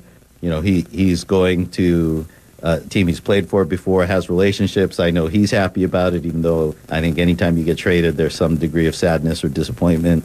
We do take that kind of thing into account, understanding that there are places that a player is going to be more comfortable getting traded to, a place where he's been before. I mean, you even look like a guy like Alex Cobb. He mentioned to me when I talked to him earlier today that Stephen Vogt and Craig Albernaz were his 2 first catchers in Pro Bowl. So, look, you can't always prioritize that and execute on that, but it's important to us. Yeah, it should be important. But the fact that Jorge Soler has flamed out as spectacularly as he did, specifically while playing in San Francisco, leads me to believe, Goo, that look, Farhan Zaidi signed Jorge Soler. He was able to sign Matt Chapman. Those are 2 pretty solid position players. I got you. They're not Harper. They're not Stanton. They're not Judge. But if Jorge Soler only hits 4 home runs in 46 games at Oracle Park, and this is a guy that has just a ridiculous amount of power, man, why would Farhan ever be able to sign another big bat, another position player? I think the fact that they moved off of Soler so fast and the fact that he did not work out just affirms everything that every hitter around the league thinks about this ballpark, which is, if that dude can't perform there, why the hell should I? If I'm looking at these upcoming free agents in this class, Soto's the biggest one, obviously. I think he's off the board. Pete Alonso is a name that people have clamored for. Teoscar Hernandez, who's got 25 bombs with the Dodgers right now as a free agent. All these big boppers, right? Farhan Zaidi can't get any of them. He's not going to be able to get any of them. And Jorge Soler was his last chance to prove that he could go out and acquire a big bat and that bat could succeed at Oracle Park. And it hasn't worked, and I don't think it will work. No, that's great, Evan. And I'll say this to that. Farhan has bigger fish to fry than worrying about future free agents, because if it's not a trade, I don't think he can close a deal. And the fact that you pulled the plug, Farhan did, on Soler, and you're talking about these youngsters and their empowerment, Evan, I'm looking at you right now at 12:36. I'm ready to tell you, I feel like if they don't make the playoffs, he may not go that route as long as he's president of baseball ops anymore. Like, this might be to him. This is why I don't like doing it that way. Yeah, I went in on Judge and the Harpers of the world, but for you to pull the plug in the fashion that they did, I wonder now if this will be given to somebody in the, down on the farm or whatnot. I don't worry about moving forward if people say I'm not going there because of Soler and how he was, quote unquote, treated. I feel like the problem started way before Soler in regard to we got a guy that can't close a deal via free agency, the whole visits and wine and dine me. But as far as trades, Evan, I wonder if this will be the last bopper trade that we see Farhan even involved in, regardless how long he's here. And I know that may sound crazy, but he's talking about we're leaning into the young players. And the fact that you said I've seen enough, basically, with Soler, I wonder how attractive that is moving forward to go get another bopper, per se, that was available. Why would I ever resign myself to Oracle Park if I'm a big hitter? Man. If I'm not a homegrown Giant and I have the option to go to any place because I'm a great home run hitter, I have the ability to hit 30 to 40 home runs, why would I choose San Francisco? I mean, this year, the only place that has been more difficult to hit home runs, according to StatCast. Oh, give it to me. It's in London, where Steiny is Wembley Stadium. Like, that's the only place that has produced a more difficult environment to hit home runs in than San Francisco. Are they at the top? Or the bottom. Well, depending on which way you're looking at it. That's a four. Seriously. Man. I don't know, Evan. You got to get somebody that could sell what he said. We got the soundbite where he talked about the city and the history of the Giants and staying at Union Square and walking. And you did have a very valid point about Goo. That was 6 years ago. Things have changed, but have they changed that much to where I can't ask for a guy that is the president of baseball operations to be fired up about the city that he resides in and the team that he sees over is in San Francisco? Go sell that. I don't want to hear excuses about how hard it is to hit a home run here, because let me tell you who didn't have difficulty over the weekend when they did stop here. Judge, Soto, Schwarber, Ohtani, boppers, Butler, and Rooker, making it look like Wrigley Field. So I guess it all lies in the presentation and the guy making the presentation, Evan. Exactly. Yeah, and he hasn't been able to deliver. This is from the 5-3. That's a fair point. Money talks. Why would anybody choose San Francisco? Money. True. But again, if money is a given, like if you're that good of a player, you're going to get paid no matter where. You're basically just choosing where you get to hit. Why would I do that? San Diego right up there too, a pitcher's park, but they get fools. Yeah, I mean, they signed Machado. They were able to retain Tatis for a long time, and then they signed Xander Bogaerts. Well, that's true. They were offering money. They offered more money than anybody else, but they've also had more success in recent memory than the San Francisco Giants. The San Diego Padres, I think, are viewed nationally. Now, they haven't won a World Series, but I think they're viewed nationally as being a more competitive ball club than the San Francisco Giants. They're consistently closer, have been in recent memory, consistently closer to the postseason than the Giants have. And that's why, Evan, real quick, this is not a Calipari with the Giants. One and done. We'll be right back next year. This thing has been ongoing.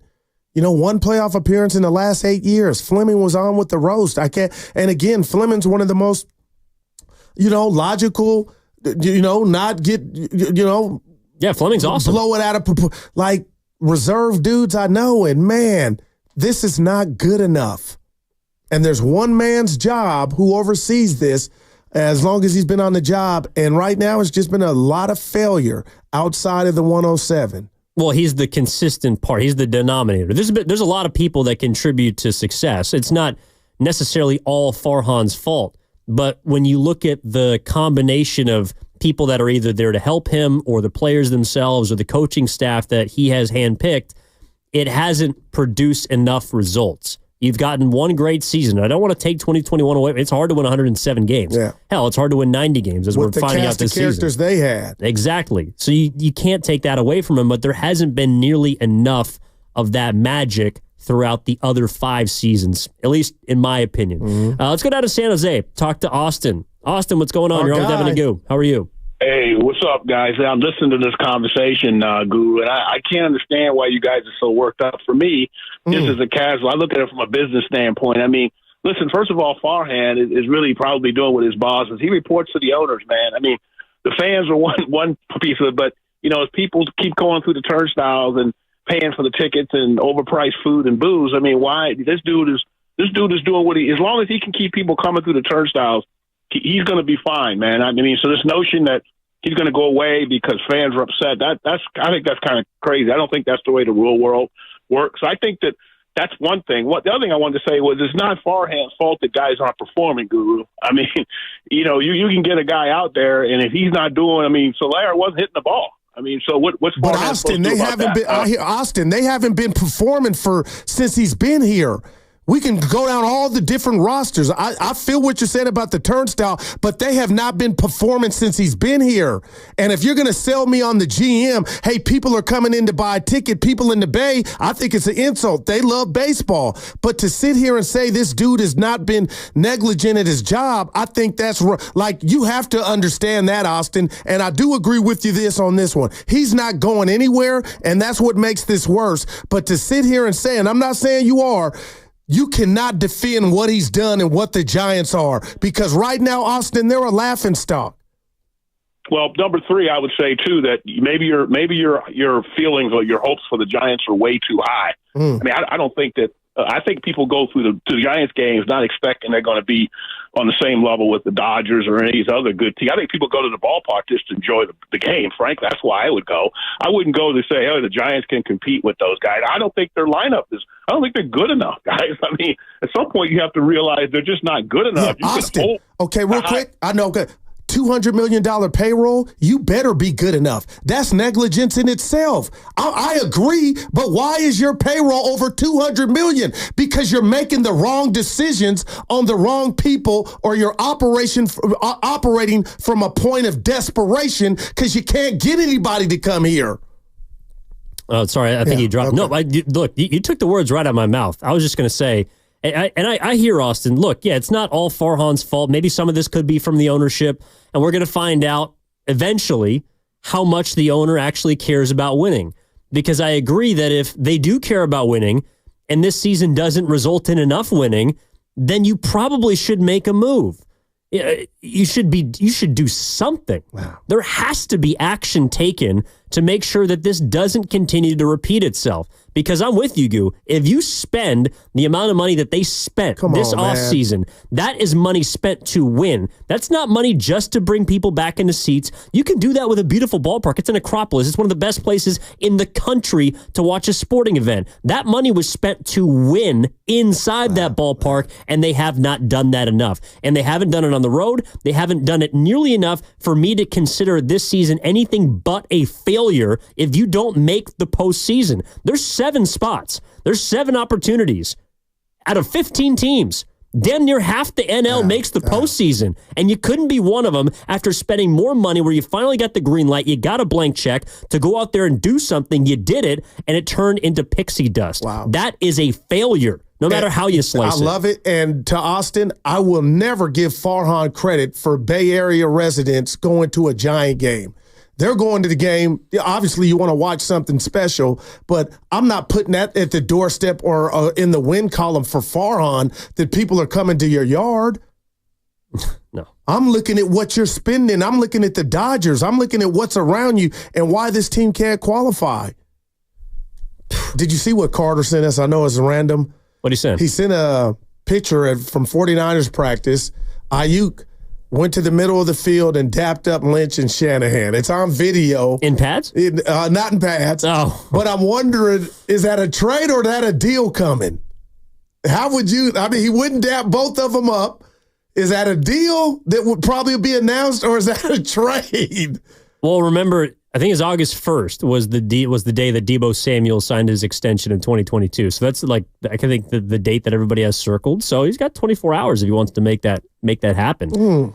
A dap, though, at midfield. Yeah, he gave both of them a dap. Well, remember on the first day of training camp, he walked right by the media. I saw that. And then went with Lynch back into the locker room, presumably to Lynch's office to discuss some things.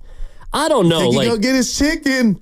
No, but Ayuk he's playing the optics game quite a bit. What was the dap for? If I'm mad at you and you ain't paying me and I'm over here, I ain't dapping you. You think we're overthinking it? Oh, just that's like, hey, four. What's going on? Like, oh, hey guys, like I'm here. I mean, in a way, I think it would be more awkward and we would have more questions about Brandon Ayuk if he didn't go dap up his head coach and general manager. What? Right? But we're at day 3, 4, 5 of practice. You know, it ain't like day 1. So I just feel like good news is coming. Hopefully it's not a trade, but I'll say this about the Niners offense, and we know we'll get into Purdy too, Evan, because he sat down with TK. But the bottom line is I didn't like the Niners offense collectively in the playoffs, but if you're telling me you're going to run it back, trying to get back to the Super Bowl or win the NFC West, and you're telling me Ayuk is not that important, forget how good is he better than Jefferson and Lamb and all that. He is your Jefferson and Lamb to me. And you're telling me you're going to run this thing back without his services? That would be maddening to me. But I don't know why I'm looking at this video, like maybe a deal's coming. Well, maybe he was happy with the news earlier today. Which? That DJ Moore got paid. Oh, because that might mean more money for him. Hey, there you go. DJ Moore was a $20 million wide receiver, and now he'll be a $27.5 million wide receiver because he got a 4-year, $110 million extension. DJ Moore. And he's good, with a little Evan. more than $80 million of it guaranteed. Good. That's generational wealth, man. Yes, it is, especially for a guy that, I don't know, me and Ken were going back and forth. I don't think he's the best receiver on the Bears, but that's neither here nor there. But as it pertains to Brandon Ayuk, that might be just another figure. Like, Ayuk has every reason to believe he's better than DJ Moore. I'm with you on that one. Justin Jefferson, sit down, son. Let me talk to you, Brandon. But I'm with you on DJ. I don't think Ayuk is as good as CeeDee Lamb. I feel like he's right there, but I agree with that. I feel like CeeDee is just that Jamar Chase type category. Yeah, I think CD is, and he's had the opportunity, but he's proven more. You know, he's not in the playoffs though. Well, I don't know who that is. What was that? Survey Sam, put it on the board. But also, I mean, wins aren't a wide receiver stat. Gotcha. They're not even a quarterback stat. But that's the one thing Ayuk does not have if we're at the table or the bar talking about the greatest receivers. He's in a system that doesn't allow him to comply. You know, like CD's in. This is him. A couple tight ends. Maybe Michael Gallup no longer there. Jamar Chase. All the balls are going to those dudes. Well, while I was in Europe, I was watching like the receiver doc, right? And what did you think of it? Well, it was great, but it just had me thinking. Okay, so if you're putting together like a round table of the best receivers in the league.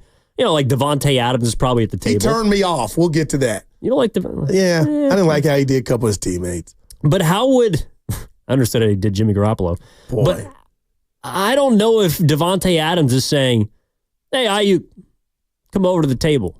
You know, like this table is reserved for the Knights. But you would be shocked, Lancelot, because Talib, Aqib Talib.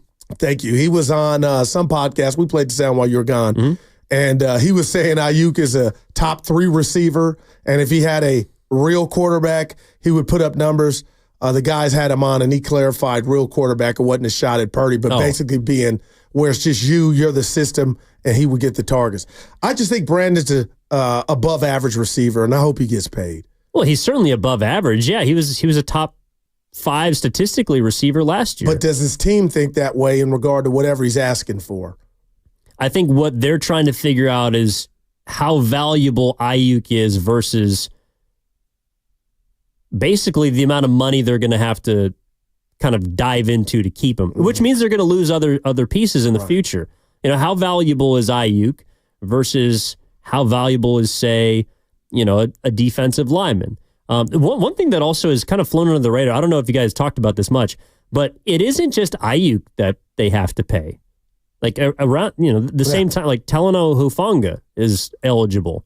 I think Dre Greenlaw is also eligible. And those two guys coming off some serious injuries, not that I'm, you know, saying they're not going to get their money. They're most likely going to get it. But as far as leverage, Ayuk can be like, I'm brand new. I'm young. I'm ready to go. I have not been hurt.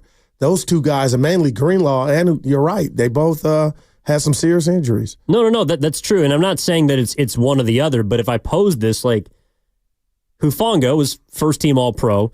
Greenlaw doesn't have the accolades, but someone like Fred Warner has expressed how important he is to their linebacking core. If I told you that you get to keep either Ayuk and then lose Greenlaw and Hufanga, or you keep, you know, the two defensive players, that might be something that they have to weigh. If you pay out Ayuk and you keep your offense at the same level, well, then maybe your defense takes a step back. Right. And how are you going to account for that? Maybe, I don't know, Jair Brown is the next man up at the safety spot. Maybe you feel okay with not having Greenlaw because you're not going to have him at the beginning of the season anyways. So we'll figure out how expendable he is. Maybe the linebacking core really suffers. Maybe the defense takes a step back without Dre Greenlaw. Because outside of the Super Bowl, we saw what Detroit did to him in the first half, Evan.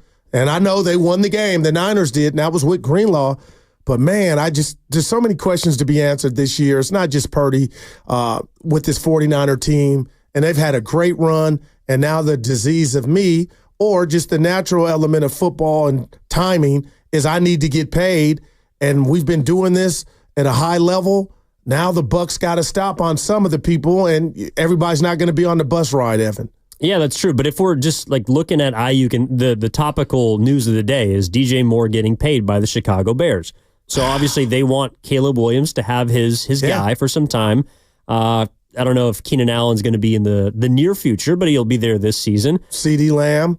Well, I'm just saying in Chicago. Okay. But if we're looking at Ayuk versus, say, DJ Moore, because this is a fair point from the 510, the Xfinity mobile text line. Go see DJ Moore's stats playing with trash quarterback. Yeah, trash quarterback.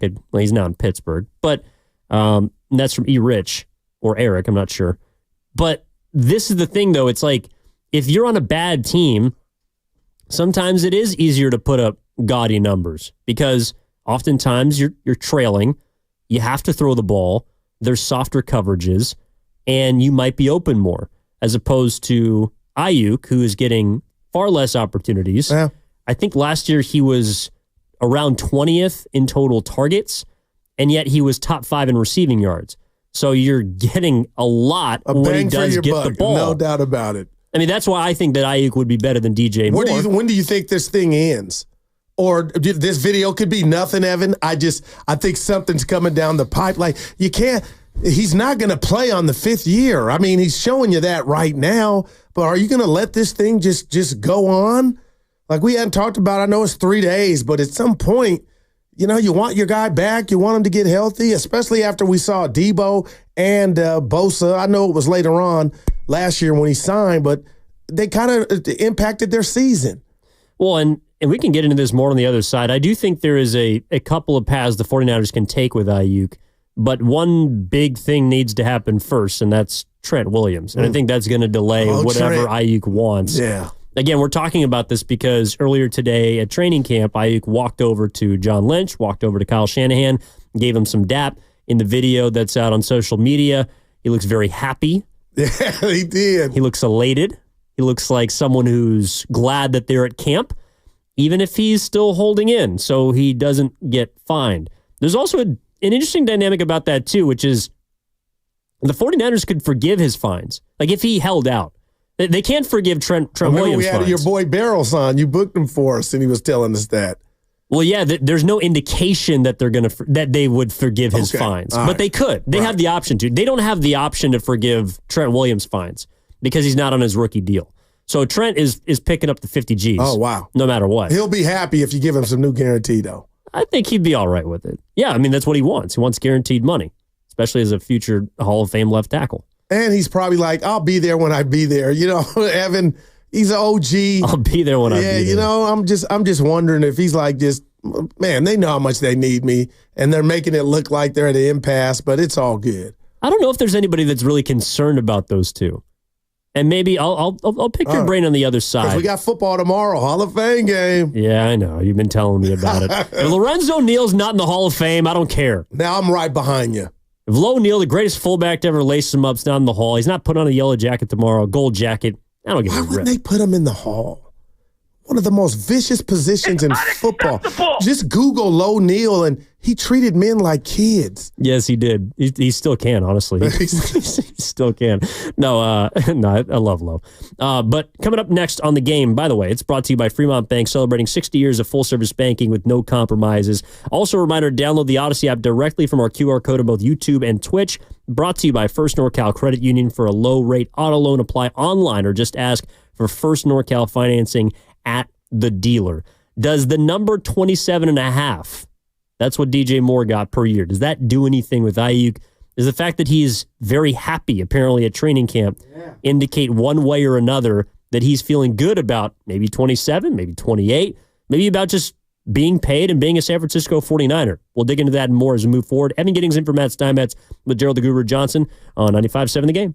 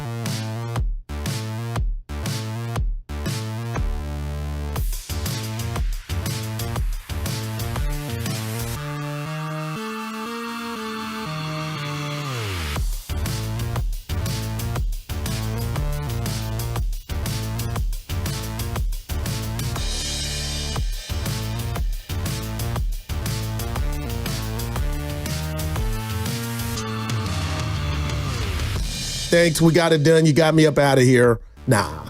No, I don't think. No, I mean, I never believed that asking for a trade was going to eventually happen. But Niners know they need him, man. No, but it did get to that point. I mean, that's where, I don't think that.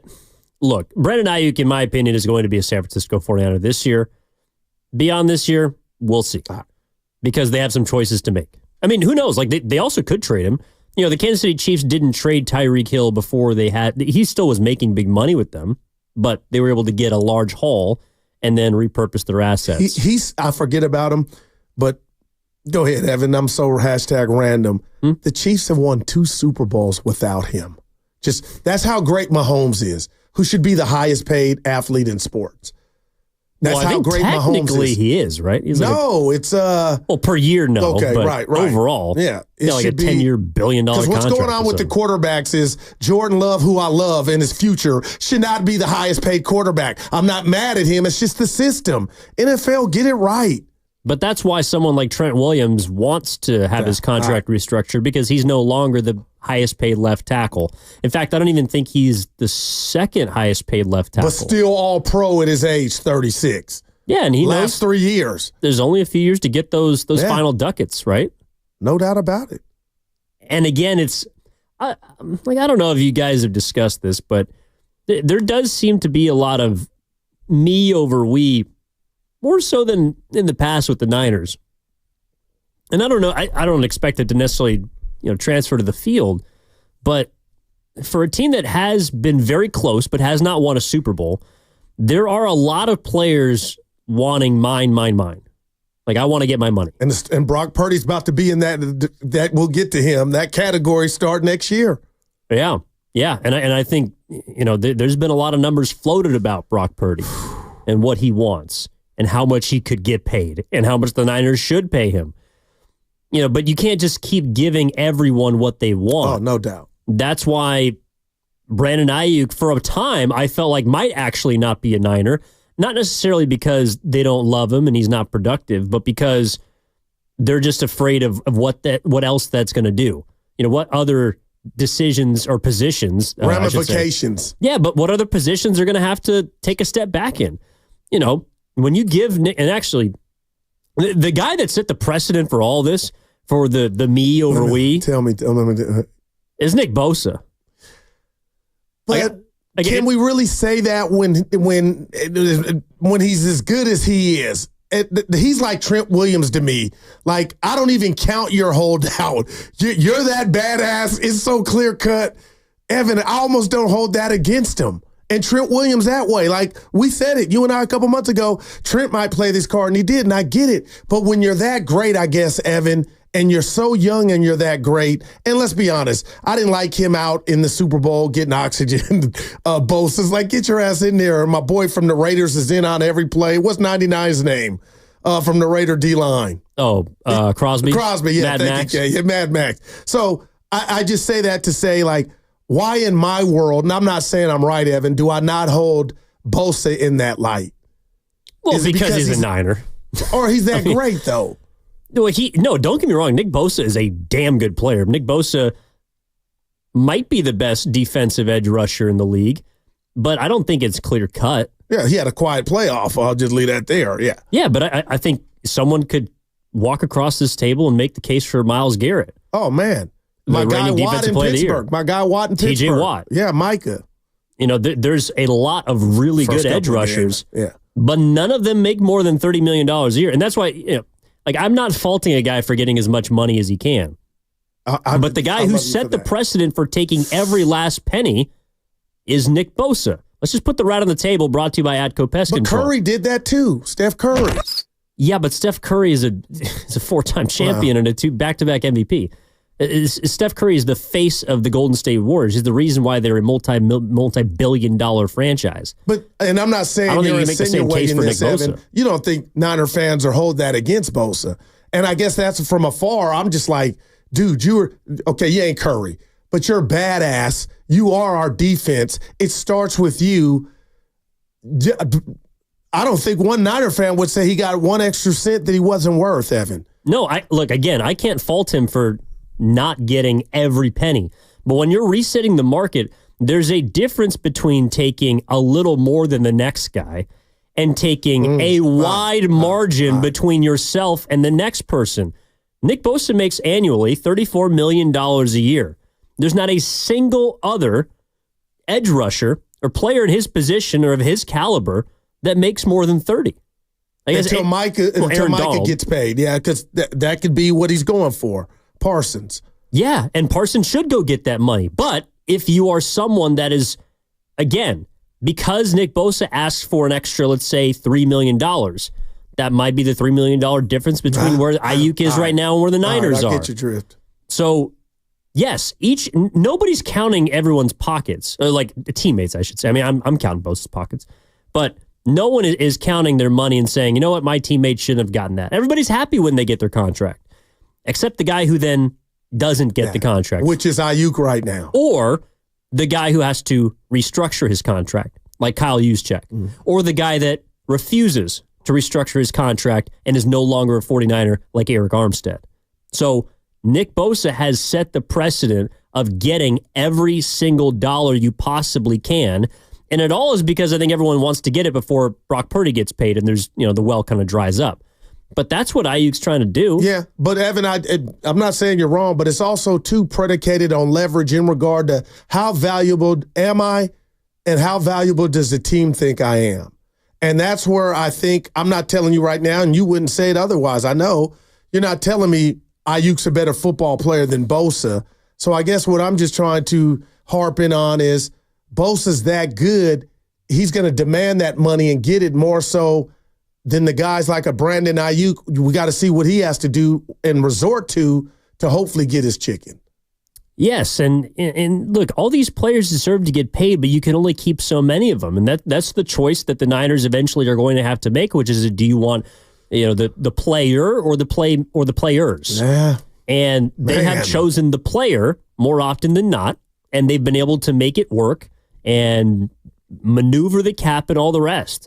But if I'm just looking at Nick Bosa, he got $170 million. Last year, he wasn't an All-Pro. Man. Now, when he got paid, he was the DPOY. Yeah, and he disappeared in the Super Bowl.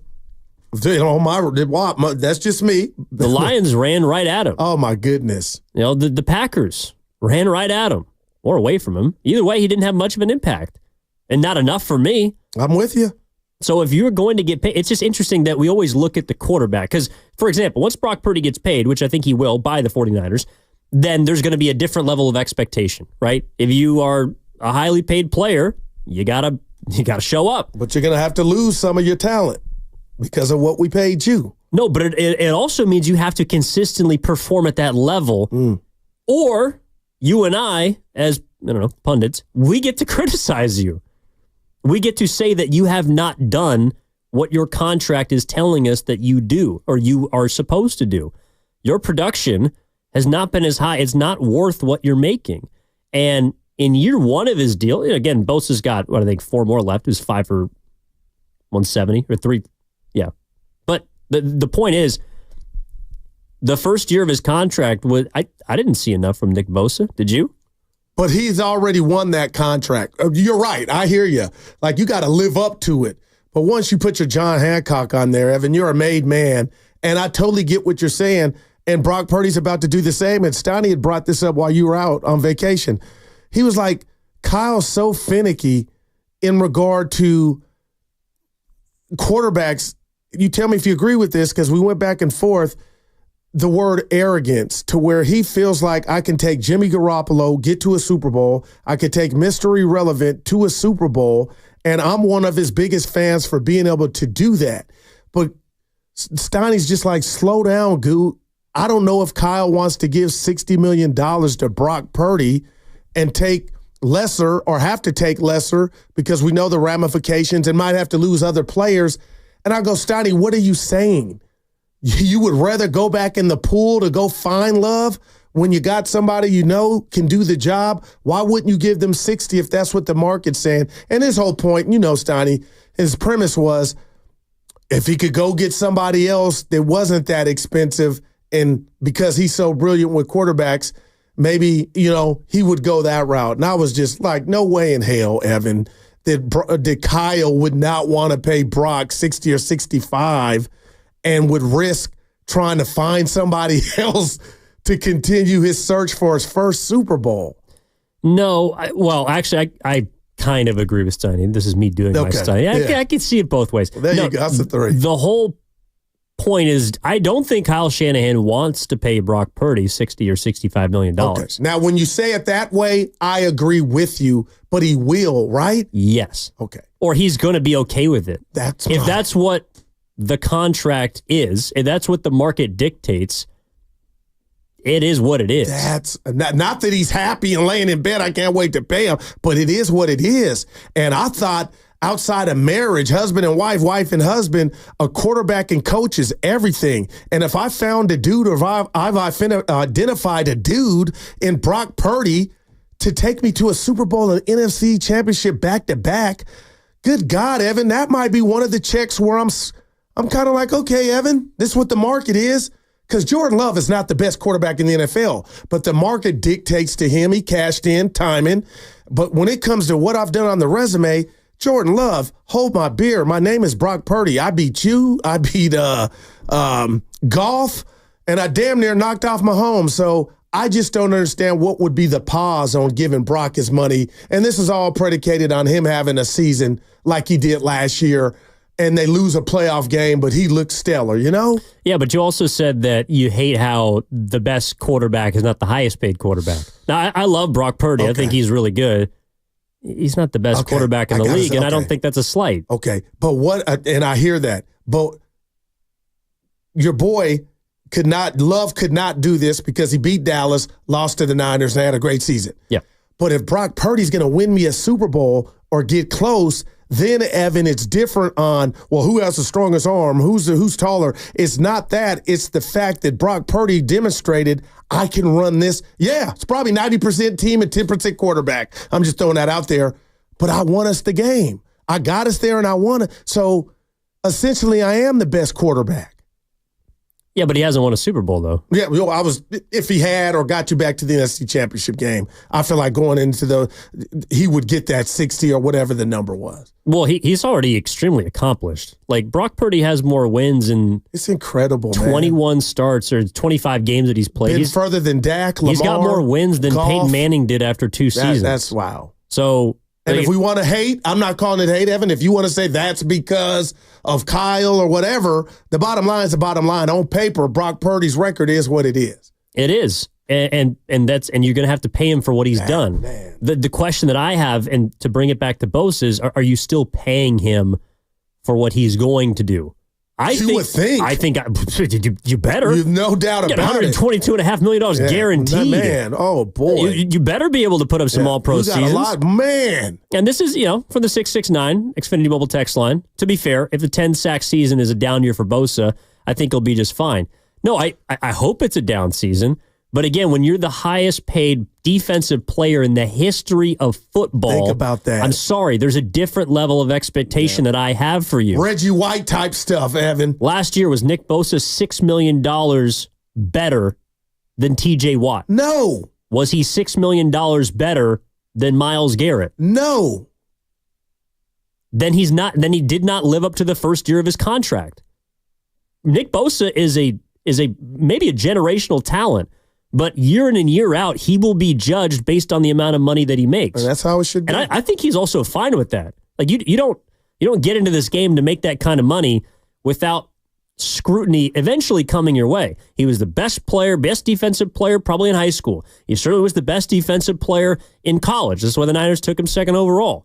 He was the best defensive player 2 years ago when he was the DPOY. But didn't record a sack in the playoffs. Remember that. That's true. Yeah. But I'm also willing to look at the whole thing. Okay, I got you. But Nick Bosa last year was not the best defensive player in football. In fact, he did not make an all-pro team. So that tells me he was not one of the 3 best defensive edge rushers in football. Yeah. Max Crosby was better than him. Myles Garrett was better than him. TJ Watt to some extent was better. There were players that had and got those accolades in front of Nick Bosa. And that's not, to me, a player that's a $34 million guy. He has to be better this season. No doubt about it. That's all I'm saying. And he would tell you, too. I think so. From the 925, the Xfinity Mobile text line, do you think the narrative would still be this way about, I'm assuming they're talking about paying Brock, if Brock was drafted in the first round? So this is the interesting part. One of the reasons that, well, of course, quarterbacks are highly sought after, and so they're taken in the first round. But when you take a player in the first round, you get an extra year to negotiate because you have the fifth-year option. Brock Purdy doesn't, like, you don't have that choice. He is eligible to get a contract next March in 2025. That upcoming season is the last one on his rookie deal. Okay, gotcha. So you better pay him. Yeah. Otherwise, he becomes a free agent. And so I guess you could franchise tag him. But someone else is going to try and go get him. Right, gotcha. So that's the choice that they have to work around. Yeah, San Jose Jazz fan, I'm not mad at you. Mad Max, I watch all the games, Evan. Even when I don't watch them in real time, the Sunday ticket allows you to go watch everybody else's game, the condensed version. All 22. Yeah, look at him. But Mad Max, he's on the field every play. And a majority of the times, your boy in Cleveland is doing the same thing, Myles Garrett. Yeah, Myles Garrett's doing, Bosa was on crossover There was moves. a third down in the Super Bowl. If I were the guy that got fired, I would have been like, you don't go get your ass out there. Put that oxygen down and get out there. What's my boy? I'm really meant to build. I'm built for this. Steve Wilkes. Steve Wilkes. Where's he at? John Wilkes Booth. The Steve Wilkes? Yeah. I don't know. He probably got another job. Dude, that guy has had, what was it? Oh, it's 15 jobs in 16 years. Yep. I don't know if you take that as a compliment or not. Like, you're very hireable, obviously. Well, it's like LinkedIn. You want to, he's got, no, you know what I mean? Like, Yeah, people like him. You know, he's got, when you get the many jobs, people, hell, Steve, come on. Like, imagine how many people he's worked with. It's amazing. He's worked with almost no every doubt, organization no at, like, every we got level. a raw deal here. I didn't like Bosa blaming him. Well, not all 15 teams or 16 teams, whatever the number is, are in the NFL, but he's worked at college. Yeah. He's worked at different levels. But it means he's a good guy, though, Evan. It has to. I think so. Yeah. I mean, every time you listen to him, or I didn't have the chance to ask him a question this year, but you hear him at the podium. He seems like That an all-out approachable blitz guy. Monday night against the Vikings sealed his fate. I know that sounds crazy, but when that, come on, Evan. Charvarius Ward catch a ball. But still, you shouldn't have been. Somebody should have been behind you. Mooney Ward, sorry. Yeah. Why? You know, it ain't Madden. We didn't need to sack that bad. The ball was in his hands. He did take it from him. Jefferson's replacement, the rookie. I feel like something like that happens in high school practice. Like, one of my buddies would just come back and, they're always talking crap and like making fun of each other back in high school. And one of them, like a cornerback, a DB friend of ours, like dropped the ball, just a pick that hit him in the chest, and he dropped it. And immediately from across the practice field, as we're doing baseball stuff, you just hear, yeah, that's why you play defense. Which I hate, but it's so true, Evan. If you were good enough to catch the ball, you'd be a receiver. Man, you know how many, okay, sports. Yeah. I don't know. I mean, look, the Niners in a solid position. And again, I do think it is good news that Brandon Ayuk appears to be happy and is talking with Shanahan and talking with Lynch, and they're being cordial. I think you're right. I don't know if a deal is done. All right. But something, the framework and the money and the powers to be, they agree on something, Evan. Even the guarantee, the years, something's good. Why would he go up there and do that? I think because both sides are on the same page. Right. Yeah, what was it? His final goodbye? Like, man, thanks, y'all did a solid. I'm going Pittsburgh. to Washington. Could you imagine? I did a hit with a Washington radio station before I left for Europe, and they were actually thank you. They were actually pretty convinced that Ayuk was like gettable. Well, so were the Steelers. Andrew Filipponi and all those guys were thinking they felt like they had intel and sources out here that were saying after the draft, a trade's coming. And that was like, more towards draft night, right? Yeah, though? and then it subsided, and then about 3 weeks ago when this picked up, I was like, they were still on there saying something could happen. But your biggest hit was with Dan Patrick, right? Evan, that was the dopest. Yeah, I've never been more proud. Was on the Dan Patrick show. To actually talk about a team that won against the Giants yesterday. Talk about the Oakland Athletics. Yeah. Now, although all right, if I'm peel back the curtain, we got a couple minutes here. I don't know if the boss necessarily, set me up for success. It was why everything looked good. You had the 957 the game poster in the back. I struck my stuff, but he called me like a half hour before the hit and said, "Hey, you want to do this? It wasn't like it was planned or anything. But still, they were looking for a guy, and he called you. He was going down the yellow pages. Evan. You're not that guy, are you? Well, I was at the bottom of the list, probably. But you don't want to be Weasley. Like, what number did he called you? Yeah, he did. And you did a great job. Well, I was also uncaffeinated or non-caffeinated. Didn't have coffee yet. Didn't have water. I was wearing like a Hawaiian T-shirt. You did a great job. Looked like a weirdo. Yeah. I was like, look at my man. Yeah, Dan hopped on the screen. He was probably like, who the hell is this guy? That's great stuff. This is Evan Giddings on 95. Yeah. No, he didn't know who I am. Speaking of Dan, he had Barkley on there. Barkley, get over yourself. You're not retiring. We know ESPN's going to hire you. And he's still just pushing that. I'm over Barkley a little bit. I love him. You're over Barkley? I think we've seen the best of him. By the way, that was all jokes. I really appreciate the boss doing that for me. Oh, good. I was like, ever change it. Good God. No, never that. What's the biggest hit you've done? Day after the Warriors won the championship, you were on with Sal, right? Yeah, man, look at I remember that because he had the shades on. Oh, you're talking about radio hits. No. Well, that was on television. That was bad material. Yeah. I'm struggling today. I'm struggling. Just say no. But the biggest one. Or the contest for the station here. That's it. They had an audience. Really? Yeah.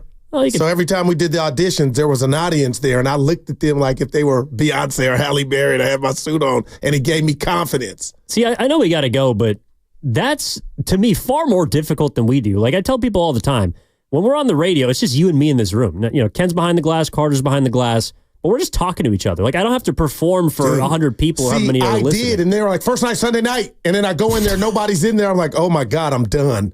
Like, where's the crowd? Evan, it was rough. Well, you made it, and obviously for the right reasons. That's Daryl the Guru Johnson. Evan Giddings in for Matt Steinmetz. We'll come back with our two short segment before the crossover with Mark Grandy, Dan Dibley, FB Santangelo coming up on 95.7 The Game. Make sure to download the Odyssey app directly from our QR code on both YouTube and Twitch. Brought to you by First NorCal Credit Union for a low-rate auto loan. Apply online or just ask for First NorCal financing at the dealer.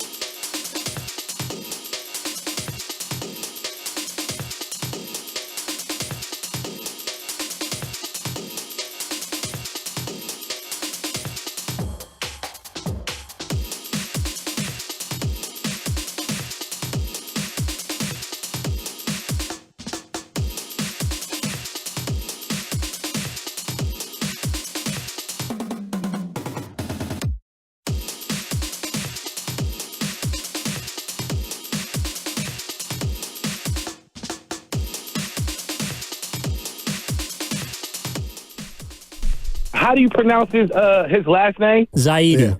Yeah, that's what he's getting. Add an A-N in front of that. He's giving me anxiety, whatever his name is. Now, back to Steiny and Guru on 95.7 The Game.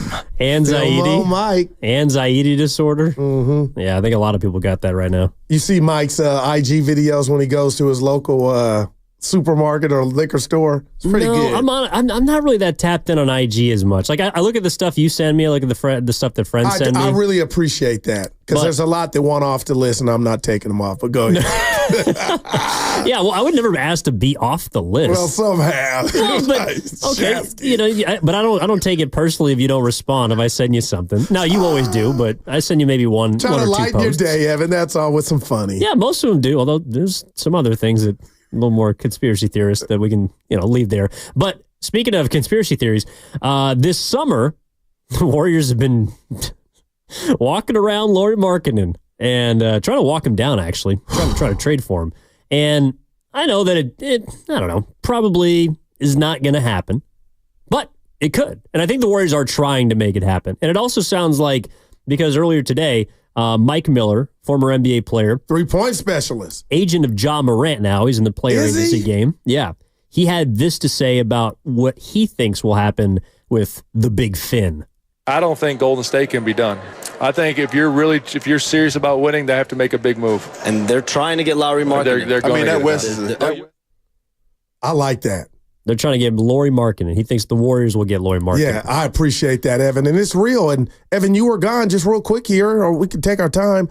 I didn't get your thoughts on the Curry soundbite of 8 minutes. Things change. What did you think about all that? And then him following it up with, you think Curry is – I thought it was an ultimatum, his version of an ultimatum.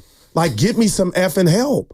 Maybe. I think, well, Curry's obviously in the middle of a game right now, so he's more focused on something overseas, but I do think that the cut, there is credence to it because I don't think Mike Miller would just say that if he didn't know something or know someone. All right. Now, there's also the report that our producer Carter Chickering gave to us, which is that one of the main reasons why people don't believe that Markkanen is going to be dealt is because he wants to stay in Utah. The climate is actually, I don't know, conducive. It's very similar to what it's like in Finland. But he doesn't have a no-trade clause. No. If Utah wants to deal him, he can. Okay, yeah, you could come back and visit. Well, there's only 2 players in the league with no-trade clauses, right? That would be Bradley Beal and LeBron James. Like, not even Steph Curry has a no-trade clause. That's amazing. So, yeah, we'll leave that there. But it sounds like Mike Miller believes that that's the most logical landing place for Markkanen. And again, I mean, he's more tapped into those sort of player circles. He has conversations with other agents, maybe not specifically Lauri Markkanen's agent, but if he's reading the room, and that it was kind of a throwaway line. I don't know if we can hear it again, Ken, but here's what Mike Miller, former NBA player and agent of Ja Morant, had to say. I don't think Golden State can be done. I think if you're serious about winning, they have to make a big move. And they're trying to get Lauri Markkanen. They're going. that West is going. I think they're going to. Wow. And that's what Steph was saying. He went right there. Like Shams tried to, they're trying. He's like, no, they're going to. And what about Draymond spilling the tea last week? I don't know if you heard that, saying, we had a couple trades and it would help us right now. It would help me, but it wouldn't help the team in the future. And I basically implying he nixed it. But bottom line, Evan, Steph Curry said, if we're cool with being bottom feeders and just stop right now. When you hear that, he made those bottom feeder. I told Steiny, when you don't make the playoffs, that's what you are to me. So I feel like Steph feels the same way as Mike Miller. I really do. Well, let's find out if Rich in Fremont does. Let's take a call in before we got to get to the crossover. Rich, how are you, my man? What's going on? I'm doing good. Hey, man, you guys are bringing it, man. We ain't got the main guy there today, but, hey, the guys that stepped in, y'all stepped up. I got a great show I'm listening to today. Thank you. Thanks, Rich. Thanks, Rich. Yeah, so, and Guru knows who pays my paycheck. That would be ATCO. Yes, sir. Put it right on the table. That's right. So, I don't think it's worth it for the Warriors to go after Lauri Markkanen. I don't. I feel like, for the most part, they're going to have to give up a large core of their future. And I just don't think it's worth it. Lauri Markkanen can do some things, but the key thing that they need on that team right now is what they didn't have a lot of last year, and that's good defense. So I just think, if Utah comes to them, they're going to want Kuminga. They're going to want Moses Moody. They're going to want a big chunk of what the future is going to be. Rich, what if Curry is not? What if Curry's saying the F with the future? Only got about 3 or 4 left. You do the future when I'm out of here. That don't match, Rich.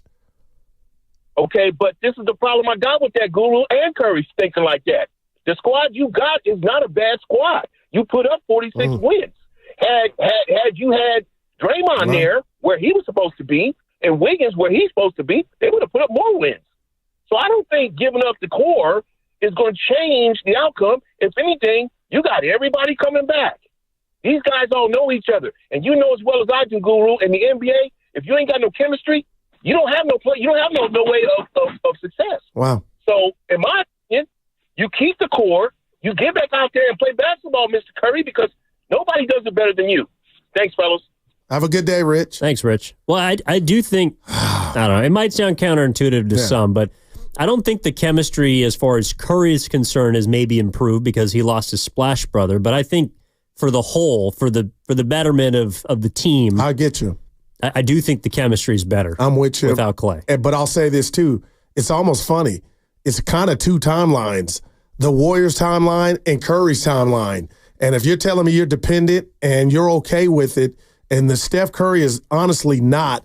And you know what I thought this experience in the Olympics, where he's in Paris right now, just being around those top dogs, I think Curry's the only guy on the Olympic team whose team didn't make the playoffs. Just to let that sink in.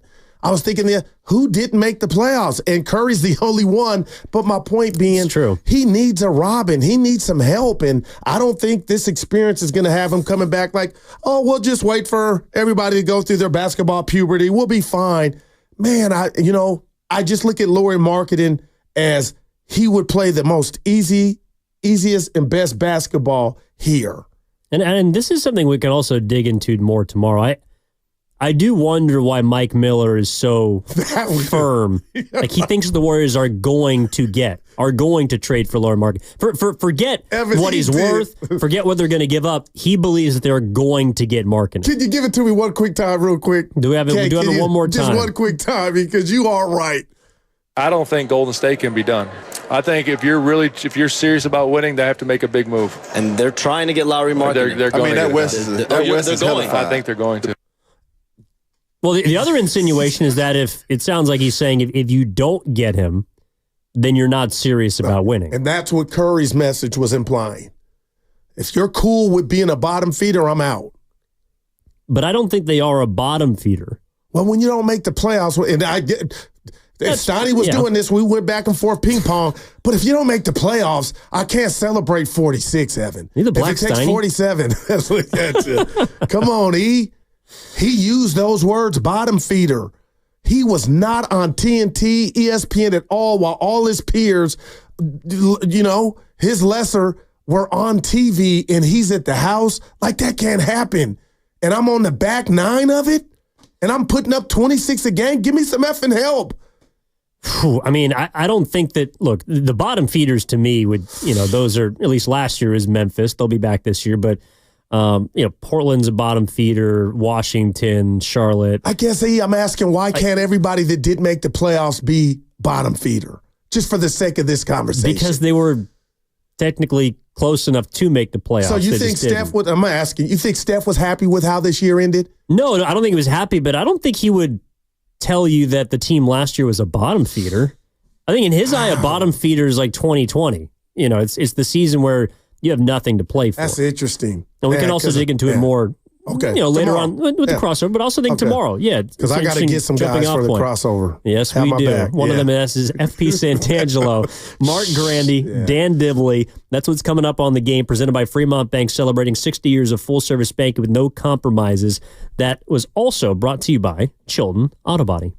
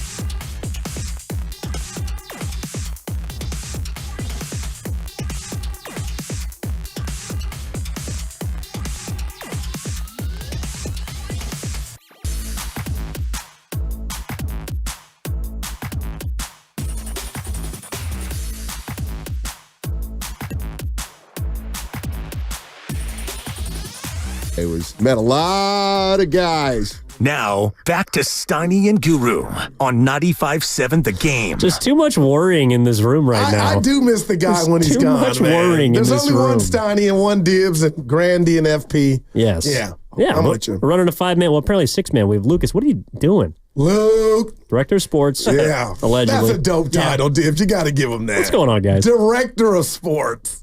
Is there any Hold other his tongue. directors around here? Look at him. I'm going to go ahead and let that one sit there. All right. Who's director of fashion here? Well, Exactly. not me. Is there other directors? Yes. I think that's, well, yeah, look around the room. Definitely not Dick. You can diss me. It's cool. I mean, super sculpted former major leaguer with a perfect beard. It's great. It's fake, right? Yeah. Well, it's dyed for sure. Everything's dyed I at dyed his it today. age. I dyed And you it can go ahead and today. pick on me, and I'll just pull up your baseball reference. And I want to book like all the pitchers that you didn't get hits against. Yeah. But we don't have that much show. We don't. Dude, whoa, cha-ching. It's whatever. Well, isn't that like a he's trying compliment to because get me he's into a faced so many negative pitchers in the space. big leagues? Well, I wouldn't do that, 70, Dibs. yeah. We've been running the numbers, and I've been geeking out on FP because whatever. I've known him a long time, and I do like baseball reference and just looking at like who he did, Look at what he his did against eyes. certain guys, and like That was when you throw different. out a pitcher to FP, he remembers the at bat. Like 8 out of 10, he'll So remember. weird. So it's weird. awesome though. I love it. I can't explain that because I've had 7 concussions and amnesia twice. Ooh. I did. Like, so I have like CTE probably coming here in a couple of years. I hope not. Yeah. Knock on so wood. the fact that I can remember that stuff is really weird. Like I want to talk to some neurologist about that because I can't remember names. Right. Like when I do shows, I have the pad to like write down easy names, like even names of the Giants. Right. When I'm doing a game, I got to write things Even down. guys that you booked, like Ned Coletti. It's like Ned Coletti, what's his exactly. name? Yeah, I think did CT kick in yesterday when you and Dibs? Dude, why did you guys owe Grandy an apology? I was going to text you, Dibs. 99% of Giant fans feel the way this man was bringing it, and then FP goes, "You're the most negative guy I've ever heard on the radio." awesome. And then Dibs comes in, like, "Come on, man, let it out." And I got home, nobody asked, and I thought about that press conference. And even if Farhan felt he had the best rotation in baseball, that was not the time to say it. The gall, audacity, as if they were healthy and demonstrated that they've been the best. I said, you know what? That's an F. And it got dark. I said, by the time it got dark, I was offended by that comment, and Grandy's fighting the fight because Giant fans are mad about what happened. But then you go give up 4 homers. You look lifeless. I thought about our conversation in the club. We talked about this before they gave up 4 homers and before they went lifeless. And he had his presser before they went out and they did that. So you can't But hold hearing that it again, though. against him. And for you to say that, a man who used to show up on people's doorsteps trying to sell encyclopedias and vacuum cleaners, and you knew full well that vacuum cleaner was not worth what you were trying to sell it. And so you're going to come down on Farhan for trying to be a salesman yesterday? That feels a little hypocritical. No, that was a statement of it was false. We got the best rotation in baseball. They haven't been healthy to be the best. But if that's what you're leading with, that let me know you're not reading the room. It was just what was he supposed to lead with? Leave that line out. Leave with whatever you want. But how dare you with your team 2 games under 500? You lose every time you think you got something. You start the break, you lose 2 or 3. But to come out and say what I put together is the best, and you're under 500, and the rotation hadn't even been healthy enough to be the best. There's some gall in that. That was a turnoff after I heard it the second and third time. No, I got you. Yeah. And I backed up on Grandy yesterday. I said I was riding him, and I told him that most of my friends are dead on what he's saying to me off the air. See, I missed that part. Okay. Yeah, I did. I backed up a little bit. Grandy, you fought the fight, man. I just have this thing where I don't think you need to scream and yell to make your point. All right. Emotional radio. I think you can, and I think you can make your point without yelling. Is my thing, and he was making some really good points. My friends, including my family, and I understand what's going on right now. And last night, my big problem is 2-strike approach, dude. It's been my problem for a long time. You get a leadoff double with VR, and 3 kids come up and strike out. Nobody puts the ball in play. Dude from the A's was throwing 92 miles an hour. It looked like 100. I don't know. It's an individual person problem to put the ball in play with 2 strikes. Like, put the ball in play, man. Like, That guy was not throwing 104 last night. He was throwing 92. A's didn't have a two-strike approach problem. I think all their home runs were with two strikes. They hit 3 home runs with 2 strikes last night. They're a more exciting team offensively than the Giants. They are. They're the fourth best team in the American League offensively right now. Yeah. And they've had, how many home runs in July? 45, 46? Yeah, 4 more yesterday. Yeah, and you 45. were gleeful yesterday. Were you wearing your green and gold yesterday? Yeah, of course. Yeah, Did you have it on? Oh, yeah, I was rocking the number 10. Okay. Yeah. Marcus Semien. Yeah, Marcus Semien. Local guy. It was also Oregon Ducks night. R.I.P.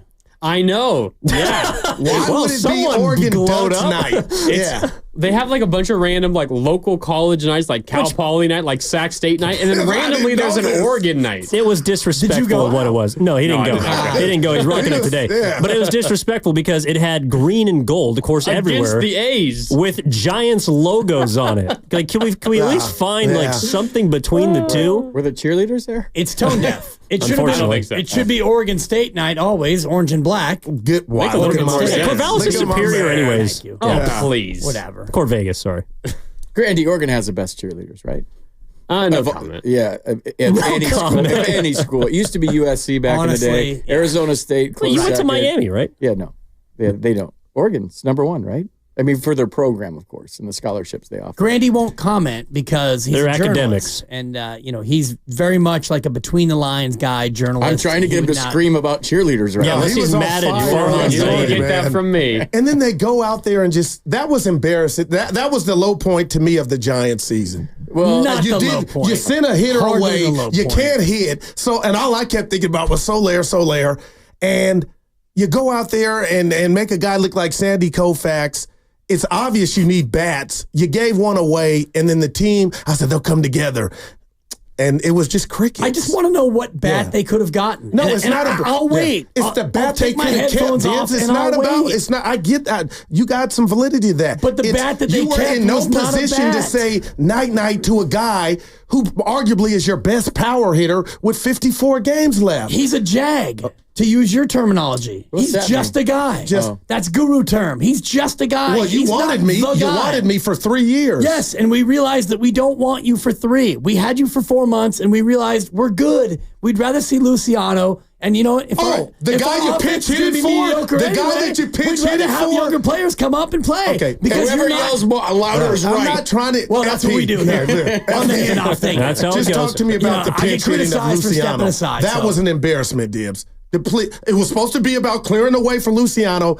Big at bat for the youngster. It's not even about if you fail. You need more of this. He had a nice opposite field hit his previous at bat. He had a great opposite field hit. But that's a 1. That's pretty good. That's a 3, actually. But come on, that was the wrong thing to do. You took the bat out of his hands. Come on, man. Come on, MP. My frustration last night is J.P. Sears was throwing 91, 92, and they were swinging at it like it was he's got good life, FP. 147 miles an hour. And they were swinging through it, and there was no 2-strike adjustments. What is the disrespect, by the way, of J.P. Sears from Mark Grandy? You got to be kidding. He's not just a 4.6 ERA. 4.6 ERA, and he threw the game of his life. Yeah, he also got a 4.6 ERA, Camilo Doval. Okay, but you don't talk about him like he's just a guy. My He's neighbor been just a guy had this year. Giants run line. My neighbor, he likes to bet. He had Giants run line, thinking they were going to do something. And your boy looked like Kershaw. Mad bum. And Kruko, you could tell he was they're wearing it too without wearing it. Like, something's got to change. It's frustrating when you've been doing it as long as they have, and they know what a winner looks like, right? They know what 10, 12, and 14 looks like. And, you have to toe some sort of line, but you also have your credibility at stake where if you're seeing what you're seeing, you got to say what you're seeing. And right now, everybody wanted the young kids. Everybody wanted to get younger. This was fun, the energy. And then when you see young at-bats and you see young plays on defense, everyone's like, what are we doing? So it's hard to have both. To me, it's hard to have a veteran starting rotation, which is not the best rotation in the big leagues. It isn't.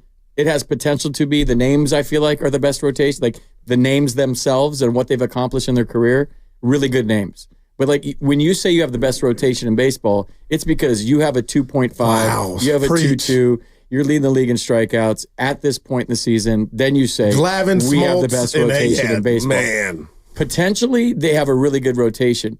But for me, what is going to be hard to watch is when you have a really established rotation with a really young lineup. I don't know if those are conducive to success, because you're going to see dude, take a little out of your swing and just hit a ground ball for a run here, and then you're swinging as hard as you can with 2 strikes. You're going to see things that, I mean, you can have the greatest pitching staff in the world, and if you're not going to score runs or put the ball in play or have quality at-bats or have competitive at-bats, you're not going to win. Well, that to me comes to coaching, where you've got young players and you get into a situational spot where a guy needs to do the right thing. And you mentioned it yesterday, leadoff double and 3 straight strikeouts. We couldn't even get a ground ball to the right side and then a fly ball to make that happen. But to me, that's more than just young players. That's the coaching, that's the approach, and that's something that, needs to change. And we can all blame Farhan for all of it. And, you got rid of Jorge Soler and you got nothing for him. You got Mark Canha and, you've got, Hill batting 9th, and you've got all these guys who. No, exactly. Although, where'd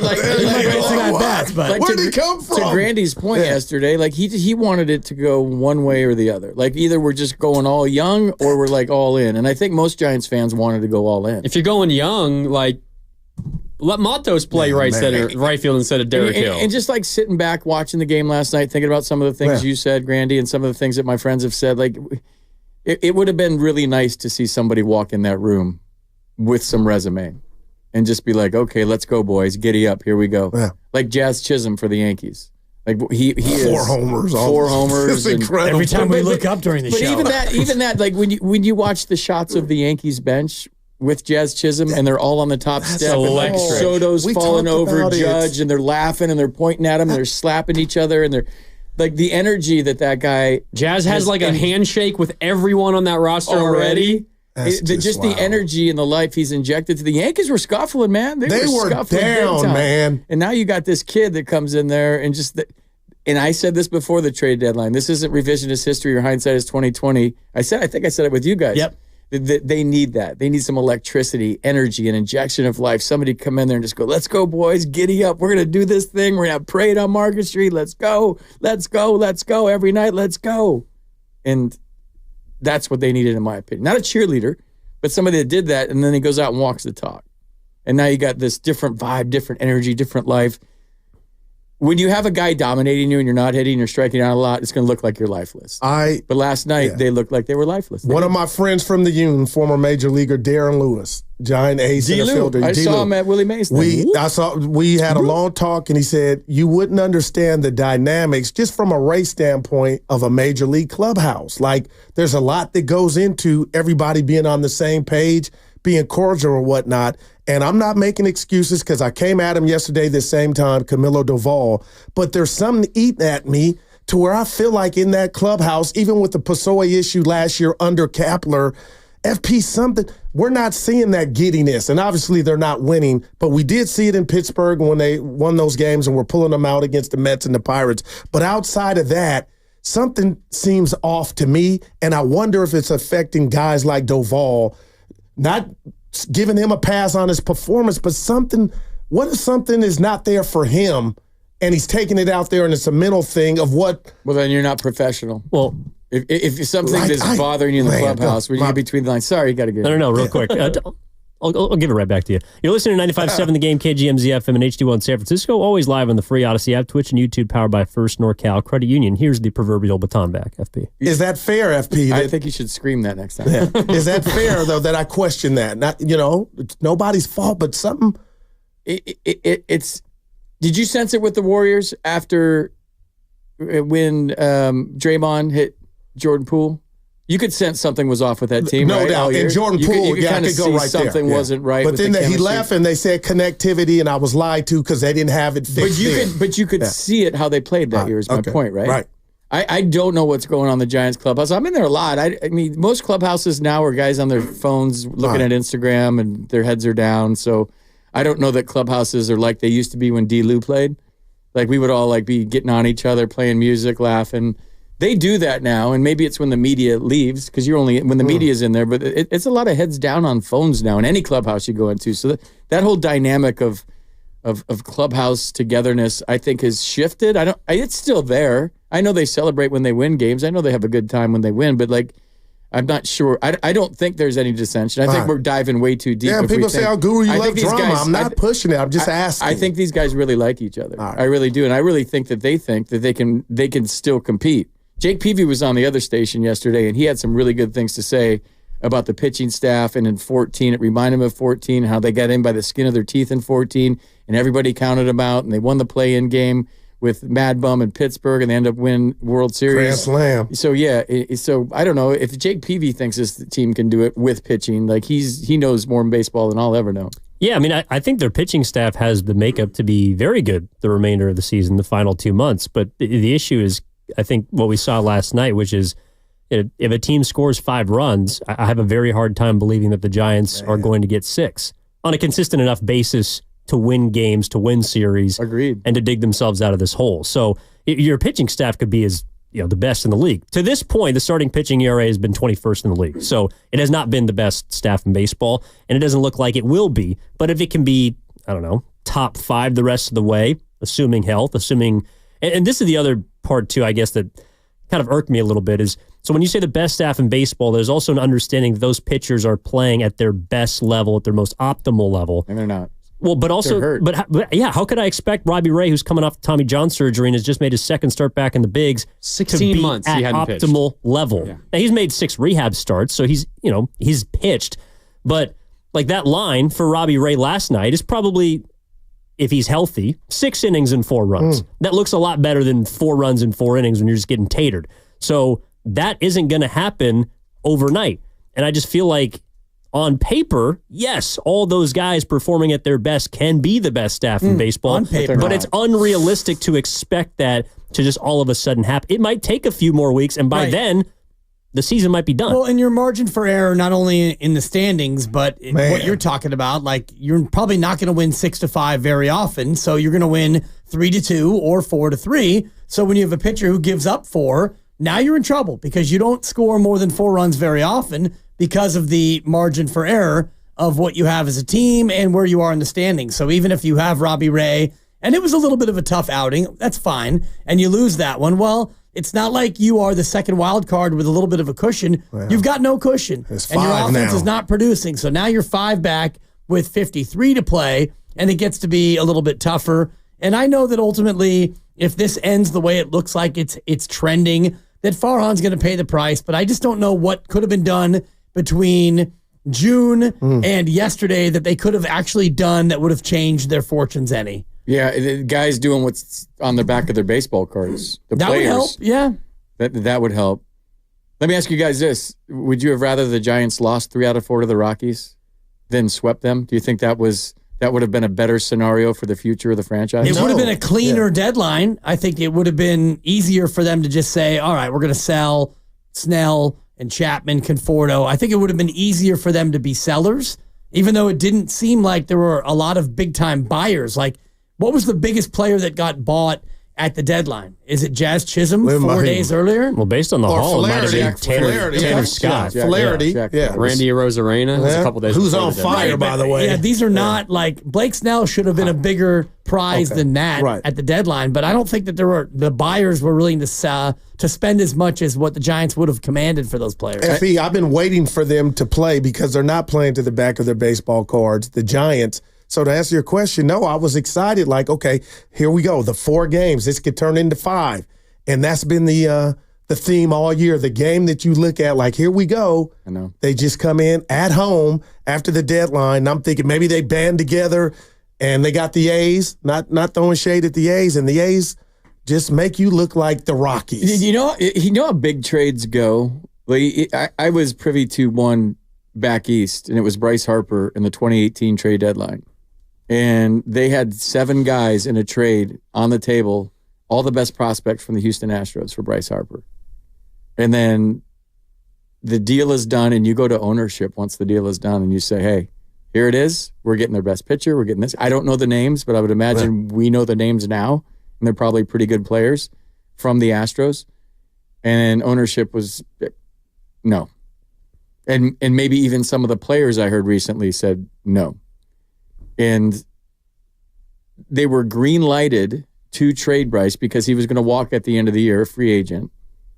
And then the trade was on the table, and then everybody pulled back at the last second. So I don't know if it's point is, it's not just Farhan saying yes. It's got to go up 4 more different levels for everybody to sign off on it. And I don't know if they got close with the left-hander Blake Snell. I don't know. Well, But those scenarios happen where it's all there and we got all the prospects we want and the package we want, and then you go to ownership. Ownership thinks about season tickets and the fan base, and will the fans be disgruntled if we get rid of this guy or we trade him right now? And this is going to cost us money with season ticket holders and the fans and the blowback. And then so it takes a lot of stones on a lot of different levels to pull off a really big trade. You also just can't make a deal to make a deal. Like, the one that I remember vividly is Justin Verlander. He got traded from the Tigers to the Astros, and it was for 3 extremely highly rated prospects. One of those prospects is Isaac Paredes, who's been thrown around, I think, 3 different teams since that point. He's been an all-star, but, he's a position player, serviceable. The other player hit a home run against Robbie Ray last night. His name is Daz Cameron. He's been shipped off multiple teams. Mike's son. And the third guy, who wasn't even supposed to be nearly a centerpiece of the deal, is Jake Rogers, who is a starting caliber catcher for the Tigers. He's the only guy they actually kept of the deal. So Justin Verlander turned into relatively nothing, and that was at the peak of his powers. He helped Houston go win a World Series. So you can't also just make a deal just to make a deal. Like, selling to sell doesn't always get you as far as you think. And in fact, it probably set that franchise back a little bit by moving off of a guy that either they could have held on to your point, FP could have helped you sell some more tickets, sell some more jerseys, or maybe in the future helped you get a better haul with a better team. So the worst deal you could make is you're doing a deal to please Grandy. Right? No, we're not, and that's why. No, it is. Come on, and there's no pleasing Grandy. Right. No, but I'm saying, like, if you're the president of baseball operations with any team and you're feeling heat from a fan base and you pull off a trade just to get them off your back, that's the worst move you could ever make. Man, in your whole no life. doubt. Yeah. And Dibs, that's why what you said struck me. It's nuance. I'm going Steiny. It's bigger than the trade deadline. It's what has this guy done, guys, since he's been here. It's not about yesterday. And I feel like you're like, who could they got? And that was valid. It's the whole enchilada. Where is this thing going? Because I feel like it's about to get worse. If Snell, for some reason, says, you know what, I want to go pitch for a winner, you guys are not a winner. So it's bigger than yesterday. For sure. Where is this thing going? Well, it might be going back to another rebuild and another president of the baseball ops and a new GM and a new scouting department. And that's going to set you back 2 to 3 years. So wouldn't you feel better if somebody else is over the helm now because you feel like, Dibs, you've had 9 cracks at it and we've got nowhere? He's had 6 cracks, and where they've gotten is all these guys in the farm have come up and they've been good players. So he's produced, and I know he didn't draft them all, but under his tutelage, he has produced 6 to 8, maybe even more guys from the farm, homegrown, who are real major leaguers. Now, his free agency swing this year didn't do great. Jung-Hoo Lee, I like the player, I like the contract, and he gave you about 6 weeks. Blake Snell he came in too late and he got hurt. Robbie Ray, you knew he was hurt, and he's been, 1 for 1 in his starts. Chapman's been a little bit underwhelming, and Jorge Soler, you decided wasn't good enough to even keep for a full year. So in totality, his moves in free agency were a miss, not a hit. So if you look at that and you look at 6 years of 1 playoff berth and you decide, you know what, that's not good enough, you're gone. Okay, now you bring in a new president, probably a new GM, new scouting department. The manager's on a 2-year deal. Maybe your new GM, as your partner said, normally you hire a new GM and he wants his own manager. So now Bob's going to be in a lame duck spot. So maybe Bob has 1 more year, or maybe you blow him out too. Oh my God. And now we're starting the whole thing These scenarios all over again. You got to your scenario. No, it's a scenario though. It is. If you blow out Farhan Zaidi, then what does that mean for everything? I think it means a lot for everybody. I don't think that you just take him out and you leave Pete Patilla and you leave all the scouts and you say, all right, new president of baseball ops, you're in, but you inherit all the rest of these guys. Okay, what about 2 more years of this futility? I think that's worse. 1 more year. All right. I think 1 more year. If he has 2 more years left and so does Bob, you go 1 more year and you say, you know what, this didn't go great. We'll give you 1 more bite at the apple. And what Grandy was saying yesterday was what I think a lot of Giant fans are saying, FB. I agree. Arthur Miller. Right. Death of a salesman.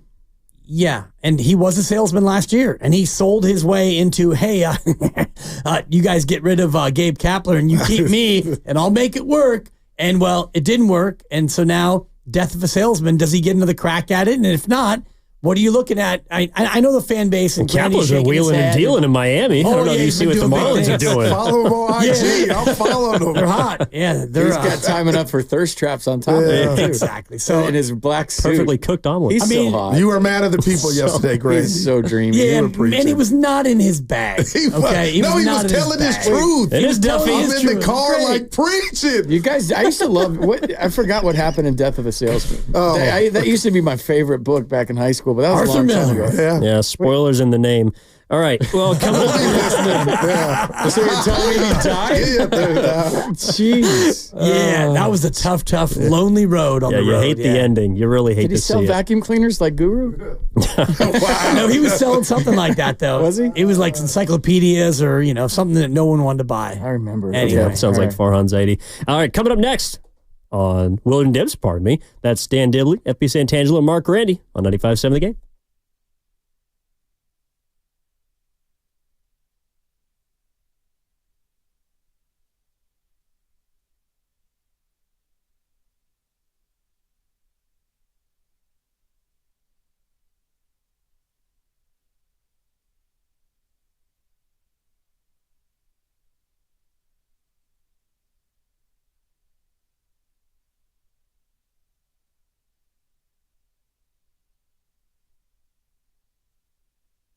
Welcome in, Willard and Dibs, on a Wednesday here on 95.7 The Game. No Mark Willard. It's Dan Dibley, FP Santangelo, Mark Randy with you for a third straight day as we're now nearly a full day removed from the trade deadline. Last night, the Giants, right off the trade deadline, they lose at home to the Oakland A's by a final score of 5-2. A rough beginning to the final third of the season for the Giants, and the night only got worse when literally everyone around them in the wild card standings won. The 6 teams ahead of them, the 1 team behind them all won, including the Padres, who had an epic come-from-behind victory over the Los Angeles Dodgers. But the Giants, they fall to the A's, and their playoff chances take a hit with that loss. Welcome in, guys. Dibs, FP, and Grandy here, filling in for Mark Willard, who's off this week, spending some vacation time out in Hawaii. Good to be back with you guys once again, but it's hard for me to be too happy after what we watched from the Giants last night. 5-2 loss. The A's, they came in. They've been playing good baseball, and they made the Giants look like a bad baseball team last night. J.P. Sears was great. They hit 4 home runs. Robbie Ray in his second start off of Tommy John surgery wasn't terrible, but wasn't great by any stretch, and it was just kind of lifeless inside of Oracle Park. Yeah, and you could take a victory lap. No. There's nothing to victory lap about. There is, and you can put aside your Giants fandom and what you said yesterday, and Guru said you were in your bag and you were passionate about what they did. There was no direction at the deadline, and you come out of the deadline and you play like that. It really backs up what you were saying about not only this team, but this regime and so if where they win we are 12 with the tonight, Giants. 12-0 tonight, he's wrong? Yeah. So the Giants win 12-0 tonight, he's wrong, and then we come back in and say, Grandy was full of crap 2 days ago. To every single game. Is this your first day in Sports Talk Radio, FP? I thought you had a little bit more of a track record. It might be my last day. Yeah, it is this week because you're about to bounce, but that's how it works. Grandy has a passionate take, and then the team that he loves comes out and plays flaccid baseball, and I'll say it, that was a flaccid effort. Your offense stunk, and your pitcher, who's a part of the best rotation in baseball, he gave up 4 bomb skis. That's not good. And you couldn't put him away last night. No, couldn't put anyone away. And you keep hanging around like Teddy KGB and Rounders, and you're gonna have a team that hits the long ball do damage. Well, let me get something straight here. Last night seemed lifeless for sure. No doubt. That was a really hard watch. It was rough for sure. It didn't seem like a Bay Bridge series games because those have been weird, and they get weird throughout the years, like good weird. Like those are usually fun to watch, right? And it just had a big thud to it, especially after we talked about it all day and trade deadline, and these guys know, and I don't know if they were lifeless because somebody didn't walk through the door yesterday, and they're like, are we trying? I don't know because I didn't go to the game. I wasn't around it yesterday. I have no idea. But it's not like they're trying to suck. It's not like that lineup yesterday was trying to strike out, even though I would say it didn't seem like they were trying not to strike out. Like there wasn't a lot of 2-strike adjustments. And I told you guys yesterday that Fitz Fitzgerald at the top of the order has too much swing and miss for me. He struck out a couple of times last night. He swung and missed through a lot. Like, I want my leadoff guy with speed to put the ball in play. Like, he's the one guy, I know 8 home runs in 10 games. That's fun to talk about, but I don't think that's who he is. I don't think he's Barry Bonds 2.0. I think he's a really good baseball player that could be an everyday shortstop. If he can learn bat-to-ball skills and put the ball in play with his speed, he's a potential all-star, but not right now. He swings and misses too much. And I don't know what J.P. Sears had going on yesterday, but it was 92, 91, and they were swinging at it like they were swatting at 105. And I know he had to change up, and maybe that made it speed. Whatever. Like, I didn't see a lot of adjustments made last night. And I was told by somebody with the Rockies, and I think I said this on the air yesterday, that they don't believe in a 2-strike approach. And I said, oh, really? Like, I've watched all 4 games this weekend. But, like, so there's teams in baseball now that because of the metrics and the analytics that think that you can still do damage with 2 strikes. Example for the A's, they hit, 3 home runs with 2 strikes last night. And so they don't preach 2-strike approach. But I will, as long as I'm alive on the face of this earth, no matter how the game of baseball evolves, will believe in battling, fighting, scrapping, and clawing with 2 strikes. And do whatever you can to put the ball in play. Because you never know what's going to happen if you hit a 14-hopper to shortstop. In situations where you need to put the ball in play, especially with an exclamation point. Well, I want to go back to something that you talked about a little bit during the crossover and also yesterday and Monday, FP, and it was when you're in a clubhouse, especially around the deadline, and maybe you're in a situation similar that the Giants are in, where you're in the race for a playoff spot and you're fighting, and maybe things aren't going great, but you know how important every single game is, and the deadline happens.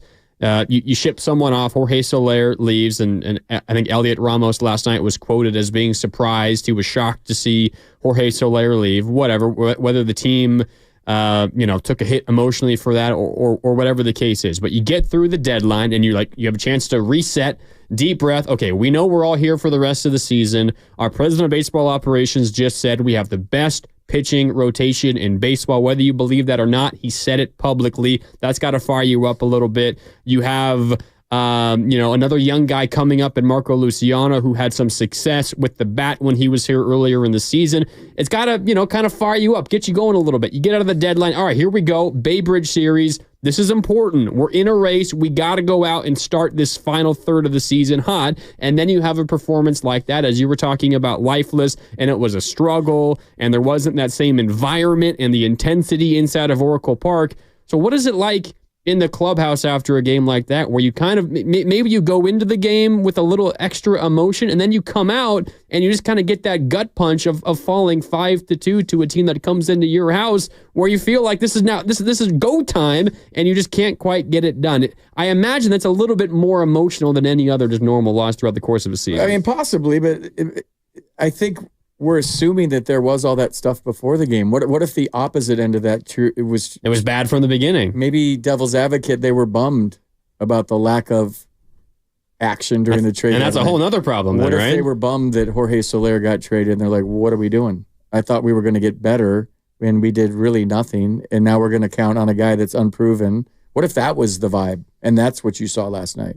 That, to me, is more likely the vibe when you have a guy who's been leading off, and he actually has been hitting well for the past month, and now he's the guy who's traded. And, forget Cobb, who hasn't pitched all year, and, Jackson, who struggled, but Jorge Soler's been your leadoff hitter, and a guy who's actually shown signs of being the hitter that you've expected him to be all along, and he's the one who gets dealt. That's got to be a blow emotionally in the clubhouse, I would imagine. It is, from a sense that, I've had friends traded, and all of a sudden you're going to lunch with them and going to coffee with them and having beers on the road with them after a game, and they're not there. And they're just gone. They're gone.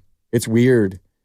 And you kind of get desensitized to it, but if it's your buddy, it's all, I mean, I don't want to equate it to a death, but like it's kind of like the baseball equivalent to losing a friend. And then he's there, and we do everything together. Like, we go to the bar after the game. We have 2 beers, 3 beers, whatever our max is. Day game tomorrow, we're just going back to the room. We have coffee in the morning. We go to lunch together, like meet in the lobby at 12:15 for lunch. We'll have lunch and walk to the yard. And that's your guy, and then he's gone, and you're like, wait, what? And you're just kind of lost. I remember Archie Cianfrocco was that guy for me. We did everything together in AAA. He was my best friend in the world, and he got traded to the Padres at the trade deadline. And I was just like lost. And I played like crap. I went like 1 for 20. I've like had trouble getting up for the games. I knew I had to because you have to be a professional. I don't know that was the case. Grandy, the scenario that you painted should have been the case. Like, okay, it's us. Let's go. Us against the world. Like Michigan football this year. Like us against everybody. Michigan against everybody. Giants against everybody. Let's go. And if they're not doing it up there and they're not getting us people up there, then screw them. This group in the clubhouse is good enough. But then you face a guy that, I don't know, that 92 looked like 107 and he was shoving last night and people weren't putting the ball in play. And that can make a team look way more lifeless than they really are when you're swinging and missing a lot and the guy's shoving it up your you-know-what. Like, I don't know. I hope they rebound tonight with a win. I hope they start playing good baseball on a consistent basis. But, last night the A's were the better team, and they got some thump in their lineup. They do. Like, that's how you swing with 2 strikes. Lawrence Butler and, Brent Rooker has quietly had, like, maybe the 5th best season of any hitter in baseball. He's been incredible this year, Brent Rooker, and Lawrence Butler the last month, like the AL Player of the Month. Rooker's home run was like halfway up the bleachers in left center field. He didn't make it. It looked pretty easy for him. And he swung easy, too. It wasn't like he was swinging out of his ass. I mean, oh, my God. Yeah, he's got power, 26 home runs. And I wonder if the fact that Jorge Soler is one of the more veteran Latino players, too, what that does to younger Latinos, in a clubhouse where, you've got Luciano and Matos and Ramos and young guys, even Doval, guys who are younger in their career. And Soler is probably the OG among that clique. And I know it's not always about cliques in a clubhouse, but when you've got 5 or 6 Spanish-speaking players, it's hard to find somebody who is really the veteran. If that person goes, it's got to change your feeling about what's going on in the clubhouse. Yeah, I think that's a fair point. I mean, they all sit together in the back of the plane, like every one of them, and they have a great time, and they added life and energy. And I even made a comment that when they were playing really well, that the Latin contingent in the clubhouse has added so much vibe and confidence and energy to this ball club. And when they get on the plane, it's just like they're having a great time in the back of the plane. And yeah, I mean, that could be a thing, Dibs, for sure. I mean, here's the thing. You're a professional athlete. You get paid lots of money. If your buddy gets traded, your buddy gets traded. You still got a job to do. You got to go out there and perform on the highest level in front of the bright lights and in front of the crowd and your independent race, you're in a wild card race, whatever the hell it is. You have to find a way to not let your emotions and compartmentalize that and put it in a Tupperware and leave it in the clubhouse. So when you cross those lines, like I said, it's opportunity for all these kids yesterday. Look at that.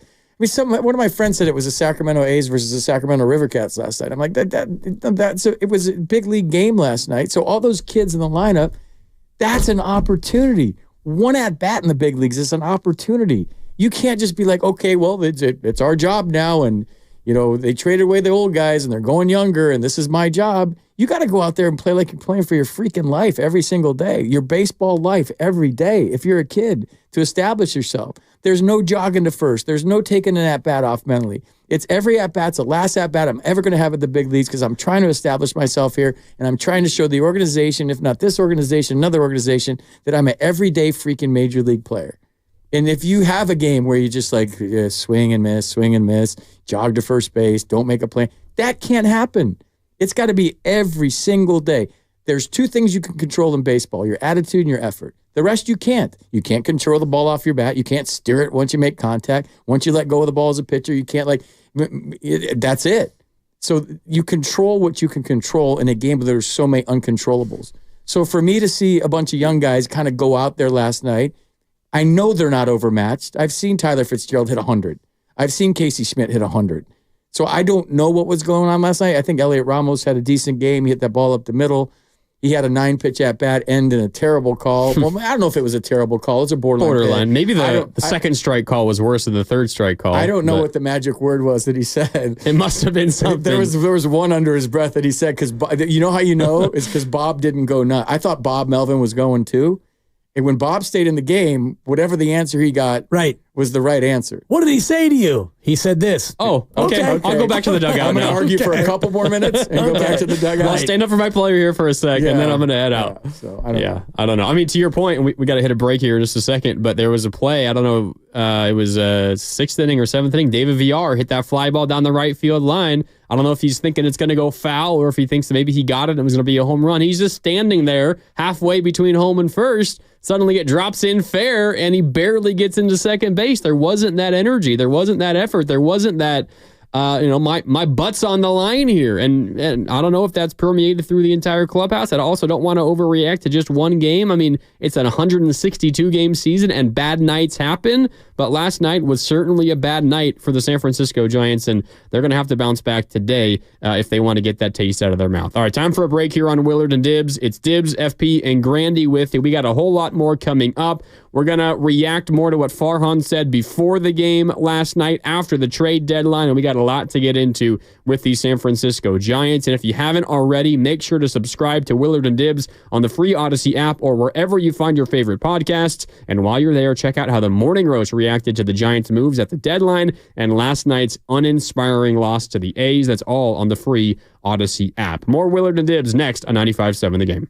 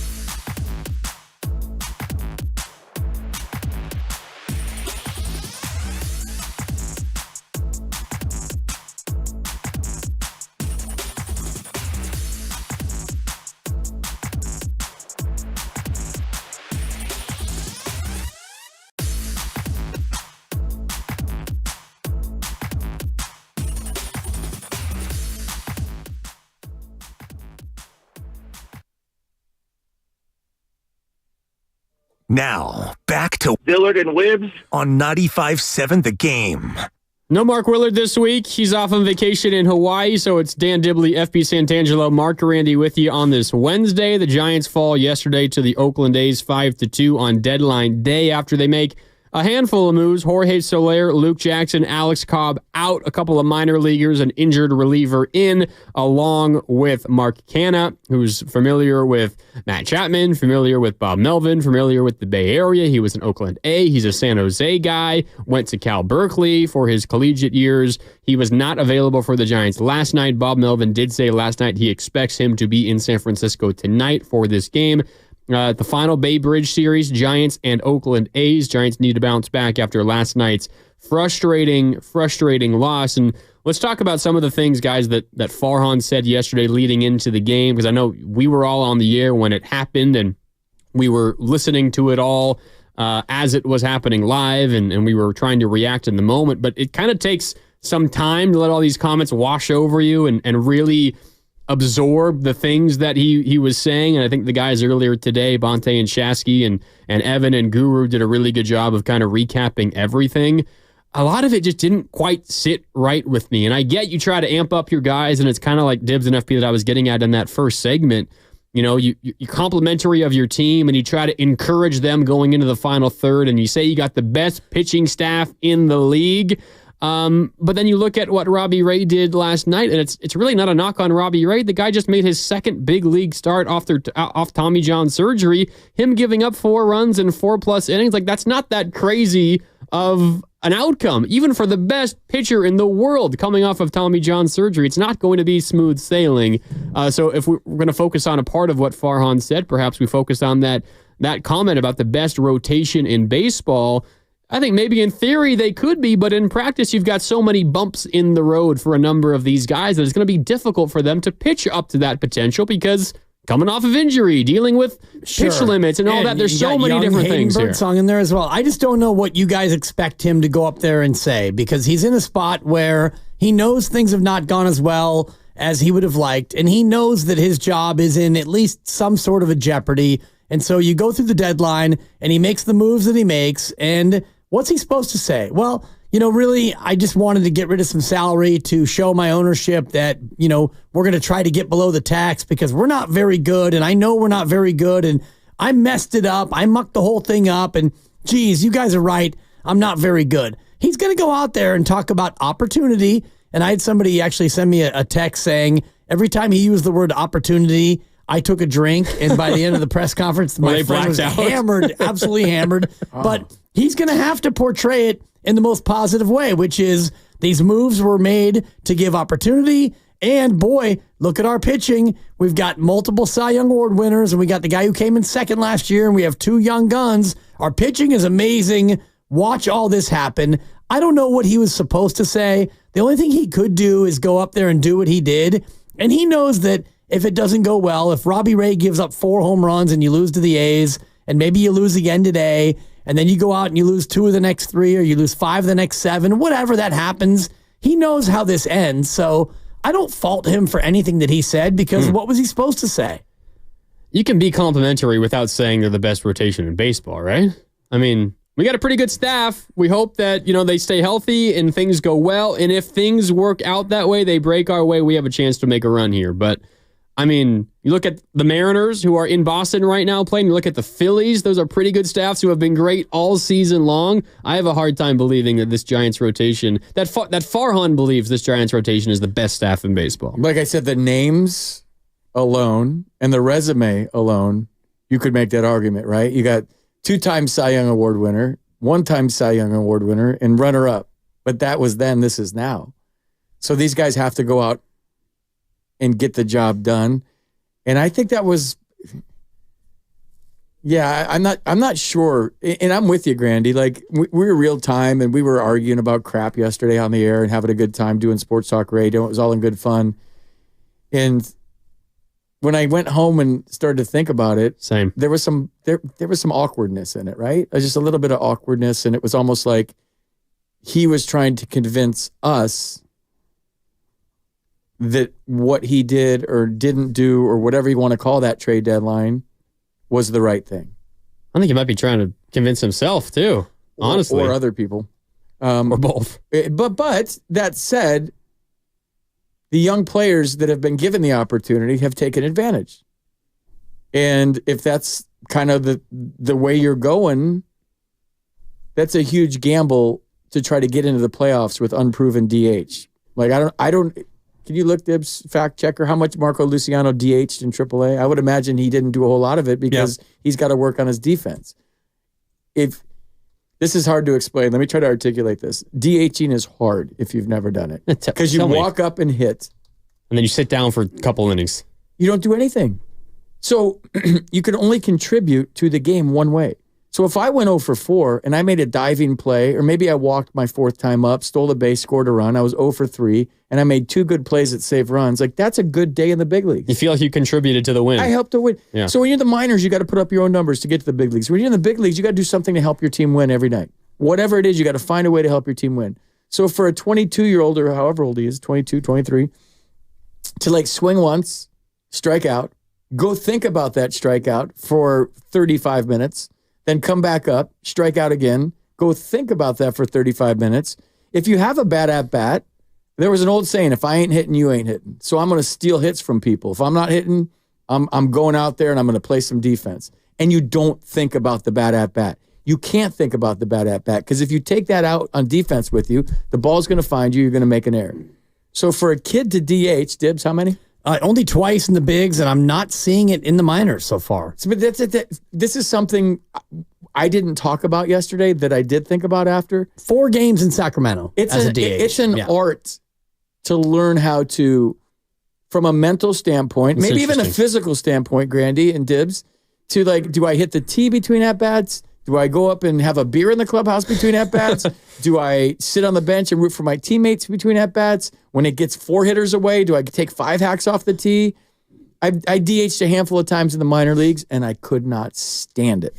It's like pinch hitting 4 times. Well, it's weird because I feel like the general consensus by most people, I don't think I heard that opinion from anyone, but it makes a lot of sense. The general opinion was, let's DH him, take the pressure off of him. It'll be easier. He doesn't have to worry about fielding. We'll deal with that in the offseason. We're just going to figure out over these next 2 months if he has the bat to stick in the big leagues, and then we'll figure out where he's going to play defensively in the offseason and get him ready for second base, for the outfield, for first base, wherever you're going to want to put him beginning next year. But it's an interesting thought because maybe the DH spot isn't quite as simple or straightforward as we all kind of thought it was. And I think it takes more of a mature and an older player's mentality, somebody who's been in baseball and knows exactly what it takes to get ready for each and every at-bat. And you had me thinking about the difference playing golf between driving a cart and walking, because when you take a cart, you hit your shot and you drive up to your ball, and now you're sitting there waiting because the group in front of you, and maybe they're walking, and now you have to sit there and wait, and so you're a little bit out of routine, and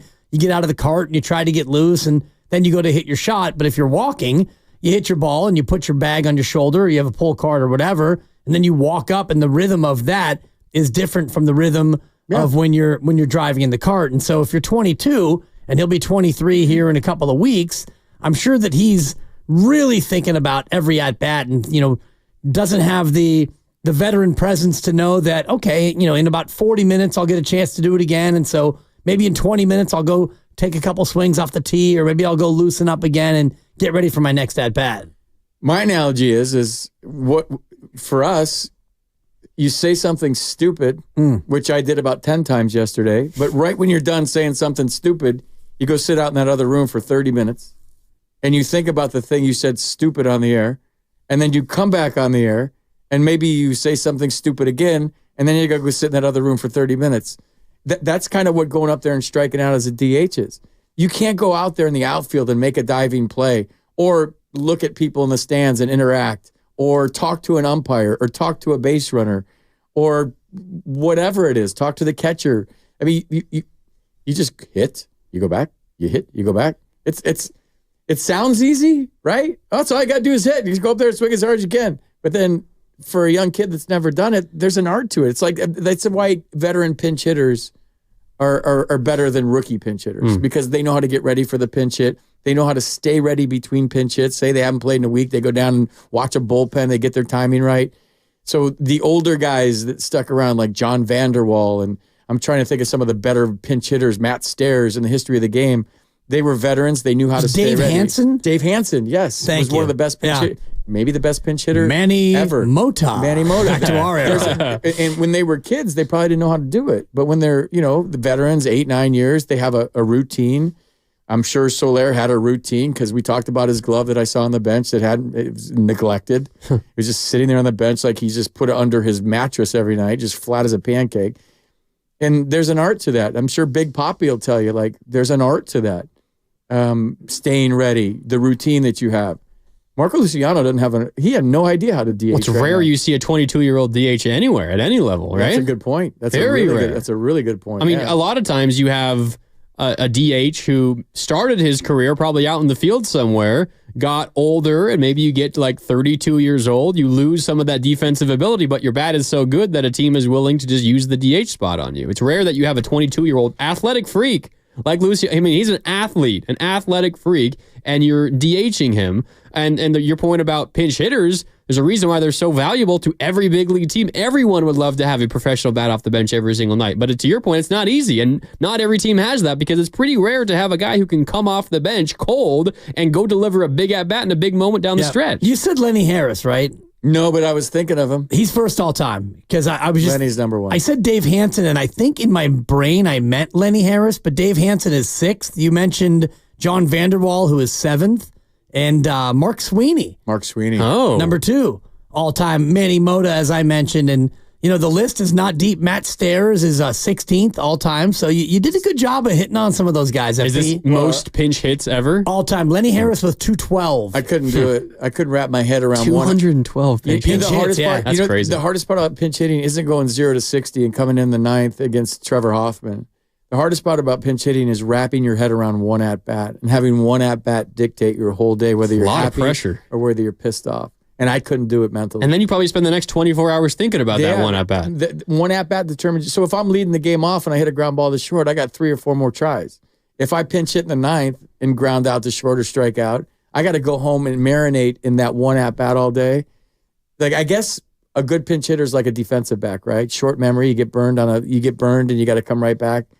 That's what a good pinch hitter does. Yeah. So Lenny Harris, Mark Sweeney, Matt Stairs, John Vanderwall, these guys were talking about that in the National League when you had to pinch hit for the pitcher and there was the double switch. That there was value to have that guy on the bench. And those guys, all those guys, by the way, great teammates. That's how you stick around too. Lenny Harris, 100% A+ human being. And he could go up there and get a base hit off some guy throwing 100 right out of bed in the ninth inning. Like there's a talent to that. And along those lines, and the reason we're equating these two things together, there's a talent to DHing. There really is. Yeah, and it's kind of being a pinch hitter 4 different times. Yep. And do you know how many pinch hits you had in your career? It's time to play FP's baseball reference. Dibs diving through baseball reference. Not many, too. Yes, 17. Really? 17 at bats? You had 17 hits oh, wow. as a pinch hitter, and you had 1 home run as a pinch hitter. Against the Marlins, I was a Dodger. I told everybody in the clubhouse, See? If I pinch hit tonight, I'm going deep. I told all the clubbies, I said, I haven't played in a week. Screw Davey Johnson. He hasn't played me in a week. If I get in there tonight, I'm swinging as hard as I effing can, and I'm going deep. I go, remember I said this. So all of a sudden, Davey puts me up there in the 8th. I hit a tank, I think off of Mark Dempster or somebody I'll like look that. it up. I love this game. This has been my favorite thing of the week. I ran past everybody in the dugout. I didn't high five anybody. In an old Marlins Park, there was a tunnel. I ran down the tunnel into the clubhouse, and all the clubbies were jumping up and down. And I was high fiving with all the clubbies. And I didn't have to go in the game, so I was popping beers in the clubhouse, like in the 7th inning after I called my shot. That's how I remember that. It's incredible, your memory, because it was at Florida. It was at Marlins Park. I was a Dodger. I remember. Yes, it was. And it was a fastball first pitch right down the middle. I got all of it. This doesn't matter to you, but it happened to have been on my birthday, August 15th. I did it for you, Dibs. And I appreciate that. And it was off Ryan Dempster. Ryan Dempster, see? Wow. I told you I got a weird memory when it comes to that stuff. Incredibly weird memory. I couldn't tell you what I had for lunch 2 days ago, but I remember stuff like that.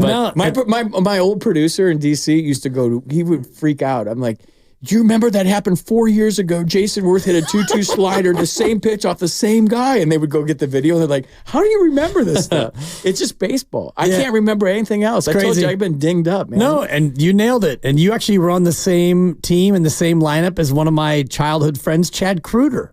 Shout out Fairfax, California. Chad's a good dude. Yeah, I've known Chad since I was like 4 years old. He coached at USC, right? He was their head baseball coach for a while. I believe you because I believe everything you say because your memory is insane. It's about someone in baseball. Dude, seriously. It's it. Like, what'd you have for lunch today? I don't know. Probably have no clue. Who the hell knows? Anyway. But to Marco Luciano's credit, I mean, you were talking about you go up, you strike out first at bat, you sit down for 2 or 3 innings, you go back up again, you strike out, you go back down for 2 or 3 innings. He comes up again, third at bat, a double the opposite way to right center field, and then he comes up again in the ninth and he gets pinch hit for. I imagine the difficulty in wiping those 2 strikeouts is tough. Getting the double's got to feel great. And then your spot in the order comes up in the ninth inning with the game on the line, down by 2, runner on first with 2 outs. After your president of baseball operations says we're opening up opportunities for the youngsters here over the final 2 months, and you get pinch hit for, I imagine that's difficult to go through as well, especially considering how the season has gone for a number of these youngsters. Luciano's been up before. We know the issues with his glove in the field. Luis Matos, NL Player of the Week, then goes 1 for 12 and gets sent back down.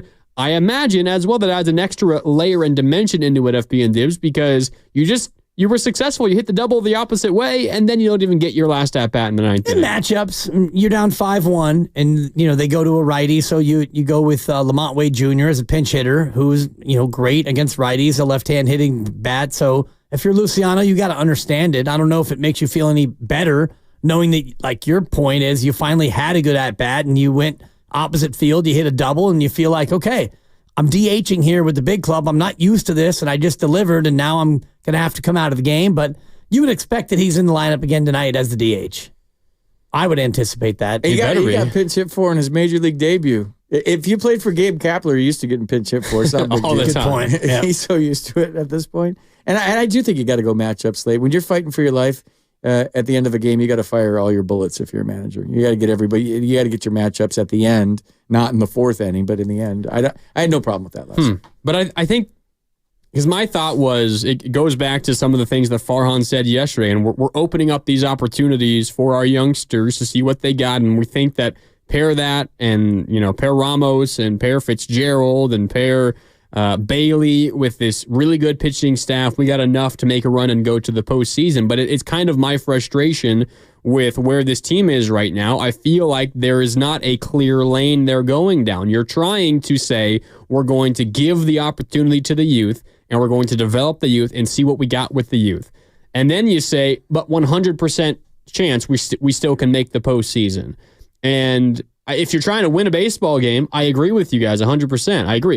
If you're trying to win a baseball game, put at the plate in the ninth inning, game on the line, whoever you think has the best chance to have a successful at-bat. And that's probably Lamont Wade, a lefty against a righty, as opposed to Marco Luciano, a righty on a righty, a rookie, whatever the case is. Like, that makes sense.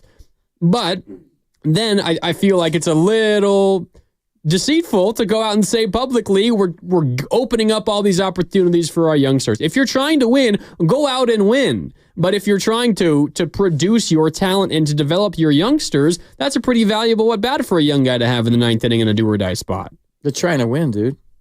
Yeah, which takes precedence over, I think, developing him by having him get an at-bat where you're down 5-2. Just because you didn't get somebody in the trade deadline doesn't mean that Bob Melvin's sitting in the dugout going, I don't care if we win tonight, guys. Just go have fun. And that's fine, but don't then tell me that the goal for the season is to develop your youngsters. If your goal is still to try to win, that's fine. Go and try to win. But you're trying to serve two masters here. I don't know you can do both. Yeah, you can do both in the ninth inning when you are down 5-2 and you got a runner on second base and you've got one of your best hitters, a lefty, going up against a right-hand reliever. That's a no-brainer. And I think if you didn't make that move, then what signal are you giving to your veterans? You're basically telling them at that point, we don't care about winning. And yes, you want to develop the youngsters, which is why Luciano gets the start at DH, and he will again tonight. But when you get into a spot where Lamont Wade as a lefty has a better advantage than your right-hand hitting, he's not a rookie, but young player, then maybe he gets a base hit and you keep the rally alive and now you get a chance to win a game. And next thing you know, you move up in the standings and now the next game becomes more important for Luciano.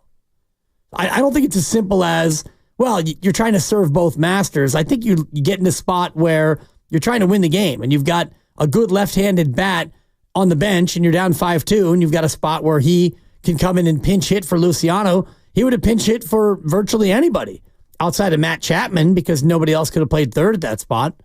So that for me is not, despiting Luciano in the interest of trying to win a game. You're just trying to win a game. And Luciano's development up to that point was you got 3 at-bats, and you did great, kid. You went 1 for 3. You get to start again tonight.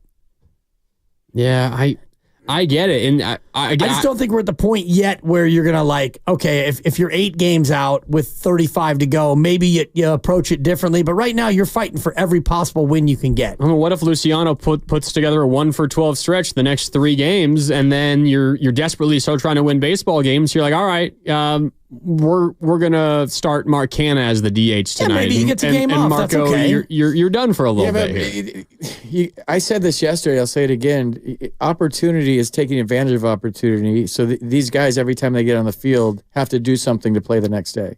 It's not like they're just going to play Luciano if he goes 1 for 20. He can sit on the bench. You're getting opportunity to play. They're still trying to win. They're not waving the white flag. In September, if they're 8 games out of the wild card, Luciano probably gets that at bat.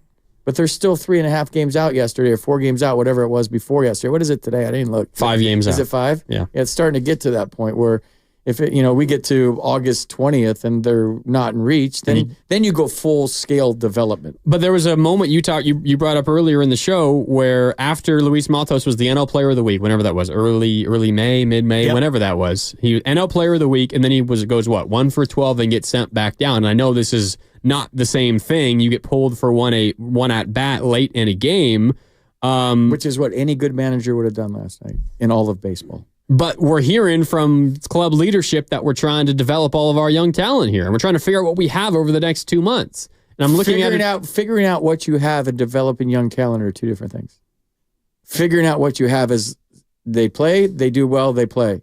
They play, they suck, they don't play. They play, they suck, they go back to Sacramento. That's how you find out what you have. So if you're still trying to win baseball games. So if Luciano struggles for a week, you send him back down to AAA, you think?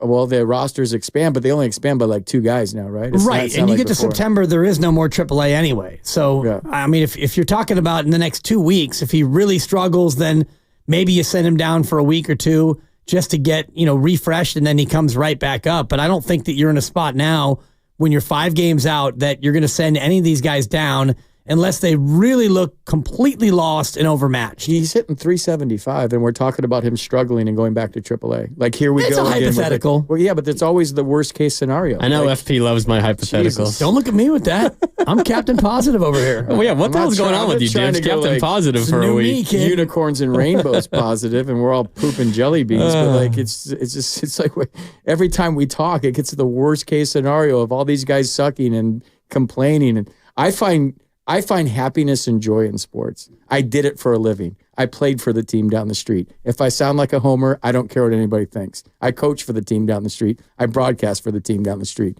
I love being a Giant, and I'll always be a Giant. So to sit here and bitch about sports and bitch about the team for 4 hours just isn't how I'm wired, dude. I want to get into that coming up on the other side because I've had that feeling about the Giants as well, and I want that feeling back. So let's get into that coming up on the other side. It's Willard and Dibs. Dan Dibley, FP Santangelo, Mark Randy with you. 1 hour down, 3 more hours to go here on 95.7 The Game. We're presented by Fremont Bank, celebrating 60 years of full-service banking with no compromises. More Willard and Dibs coming up next on 95.7 The Game.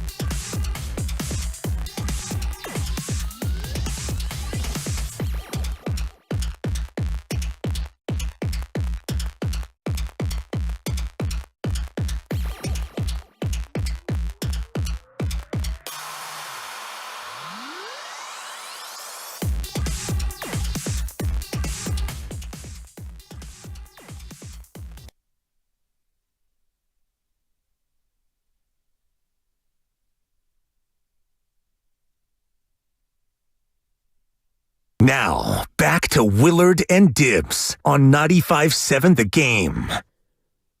Welcome back. No Mark Willard this week. It's Stan Dibley, FP Santangelo, Mark Randy with you on this Wednesday on 95.7 The Game. The Giants fall to the A's last night. Final score of 5-2 on deadline day. The Giants shipped out Jorge Soler, Luke Jackson, Alex Cobb. You get back a couple of minor leaguers. You get back an injured left-handed relief pitcher. You get back Mark Canha. He will likely join the Giants today, although he's not in the lineup, FP. We do have a lineup.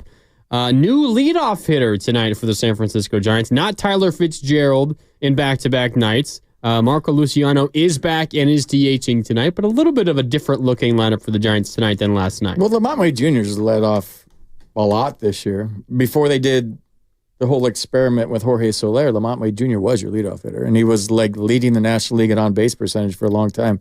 So he's leading off tonight. Ramos batting second, Bailey third, Chapman fourth, Conforto fifth, Fitzgerald 6th, Yastrzemski 7th, Luciano DHing 8th, Brett Wisely will play second behind Logan Webb.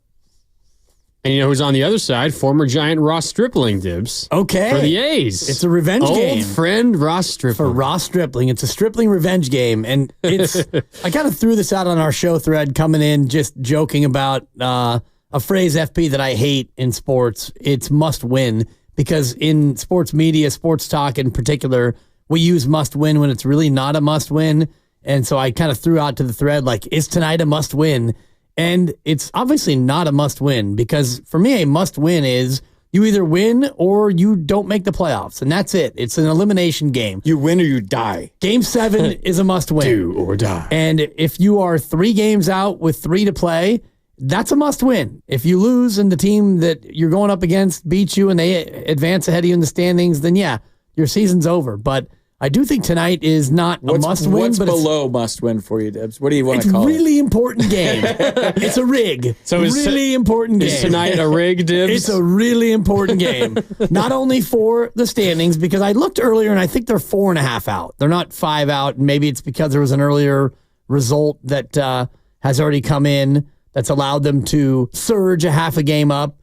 But they are behind 5-6 teams in the wild card, and they're tied with Cincinnati, and they're barely ahead of the Cubs. So they're going to Cincinnati tomorrow. Yeah, it's a really important game, and you're ahead of Cincinnati. So for me, it's more about not who's ahead of you or who's behind you, but it's about winning games and winning series. And if Oakland, who's not a world-beating team, I know that they can slug the ball, and that doesn't really bode well for the Giants if they don't pitch it great. But if you lose 2 in a row to Oakland, that feels like the beginning of the end. So it's not a must-win, but it's a rig. It's a really important game. I buy that. Yeah, the Mets lost earlier today, so you're now 4.5 back of the last wildcard spot. D-backs, Mets tied for the final wildcard spot. Then Cardinals, Pirates, Giants. Giants and Reds are tied. That's going to be a big series coming up starting on Friday. But yeah, really important for Logan Webb as well. I mean, we spent so much time talking about Farhan saying this is the best rotation in baseball. And, you could I can make a case against every single one of their starting pitchers. I can make a case for every single one of their starting pitchers. But quietly, guys, Logan Webb hasn't been anywhere near his best lately. And when you talk about important games, Logan Webb is generally at his best in those. They desperately need Logan Webb to kind of get back to the pitcher that he's been for the majority of his career, because it has not been super pretty and up to his standards lately. If he comes out and struggles once again, and Ross Stripling, who comes into this game with a 6.02 ERA on the season, if he comes into Oracle Park and beats Logan Webb and the Giants, it might get kind of ugly for the Giants going forward. And Logan's ERA is just a shade below 9 over his last 3 starts. He's given up 15 earned in 16 innings. So, and I know it's every start is different and it's all measured differently, but his ERA has gone from 3.09 before the break to now it's at 3.72. So, and he's been outspoken himself about how he needs to pitch better, and he's pitched like bleep, and he always says the right things. He does. Always. Are those the right things? I love Logan, and he's one of my favorites. I like that fire, and I like the accountability. I don't know. There is accountability, but maybe it's over accountability. Right. Maybe it's extreme accountability. And you said that to us last week when we were interviewing you on the final pitch with FP. I can't see you through this. Yeah, it's well, then change your angle. Yeah, I can't. I'm trying to get on TV here. There you That's go. more important than seeing Dibs. No, but like there's being accountable, and we love our athletes to be accountable, right? And not make excuses. There have been a lot of excuses come out of that locker room by certain guys this year. I'm like, whoa. Those usually don't get out to the media. Those are like at the back of the plane, like, dude, I was really tired today. Like, whatever. But Logan, he's so hard on himself. Like, you can say things and you can say something without saying, man, he just beats himself up. And I think that if you beat yourself up publicly, that has a tendency to stick and have more of a carryover. I got to be better. That's it. Like, that was a tough one today. I got to be better. And I pitched like ass. Like, I'm one of the reasons why we're not. Like, I know as the leader of the team with a big contract that he feels this need, and he's super old school in that sense. But I would love for him to just be a little less hard on himself. I think he's really, really hard on himself. You think that impacts his pitching moving forward? I do. It starts to like get into your psyche, into your, when you say things out loud, you kind of give them a stamp of approval, right? If you think things, you think things, but like once you verbalize them, it gives them a bigger stamp of approval. And in my mind, and I could be wrong, what do I know? That when you say them in front of a camera publicly for everybody to hear, it gives it a bigger stamp. And just like you're wearing it, dude. Like, come on, you're fine. Just a little tinker here, a little tinker there. Get on top of your sinker. Let it eat a little bit. Change up same way. Like it's not a big thing here. If you'll figure it out, something like that. Like I'll get this. I'm gonna work this out. We're all gonna work this out. Something like that. But real quick, the Giants are playing the Reds next series, and they're tied with them in the wild card. The Reds were almost identical to the Giants in the trade deadline. So I just Googled Reds during the commercial break, and they traded Frankie Montas. Yeah. Who was their opening day starter, I think. This is from some Cincinnati Reds called out for not making more moves at trade deadline. And so they start in this article showing the fans' tweets. It says, took the easy way out. Lazy, cheap, unproductive, woe is us, fence straddling, lack of intestinal fortitude, BS. So sounds pretty familiar. Yeah. So what are you talking about there? Yeah. I guess 5 games back of the wild card at the deadline means you're not going to make a playoff run and shouldn't go get MLB help, at least according to the Reds. I don't really understand the process of saying, yes, we'll have to DFA relievers, but we also don't want to trade relievers. This doesn't make sense, but hey, I'm not making the decisions. So they just put all these Cincinnati Red fans' tweets. It sounds familiar. Very familiar. And just so we know that this is how it goes with a passionate fan base, the Phillies are playing like crap all of a sudden. After they went to London, I think they're like 5 games under 500, and they got swept by the Yankees today. And I like what MLB.com is doing. They're keeping the post-game shows on now. They didn't always do that. It was just the game, and they cut off right after the last pitch. So that today they had their post-game show on. It was Ricky Vitalico, former pitcher, and I forget who the host was. They were rushing the Phillies. What has happened? What are we doing? Bryce Harper's won for his last 30. This team's in a tailspin. They got to beat a team like the Yankees if they want a World Series. So here's a team with the best record in baseball. They're having a little bit of a scuffle, which every team goes through in the course of a summer, and Philly fans are losing their mind right now. So it's not just us. It's not just Giants fans that are losing their mind. Apparently, all over baseball, people want to bitch and moan about their team sucking. And I get that. And if you look at the Phillies' best record in baseball, they have a winning percentage of .602, which is not very good to be the best team in baseball. So they're only winning 60% of their games, which means in every 10, I take that. I know you take that, but my point is, FP, that between them and the Giants with a winning percentage of .486, you have about 17 teams in Major League Baseball, which tells me that Major League Baseball this year has more parity and more mediocrity than ever before. So the Phillies are the best team in the National League, and in the American League, it's the Guardians at .607 winning percentage. So technically, they have the best record now in baseball. But again, that's a team with a 60.7% winning percentage. That's not very good. So if you're the Giants, you really could be an 8-2 stretch away from being very much in the mix, or a 2-8 stretch away from being completely out of the mix, because baseball is just that much. There's that much mediocrity around baseball all year this year. Good point. And if they lost last night, the season's over. If they win tonight, we're back in this thing. Exactly. And if they lose tonight, the season's over again. Oh, for sure. It's double over. But if they take 2 out of 3 from Cincinnati, we're in this thing, baby.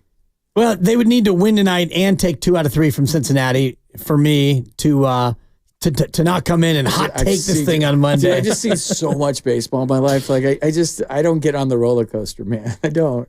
I know. Maybe you're not cut out for this job then. I'm just not on the roller coaster. You got to be on the coaster. No, dude. We need you on that coaster. You want me on that coaster. You need me on that coaster. Last night was inexcusable, FP. You say things like Big Dipper as a punchline. That's pretty good. Thank you. Yeah, I liked it. I liked where you went with it. But you can't deny it was rough last night. That was bad.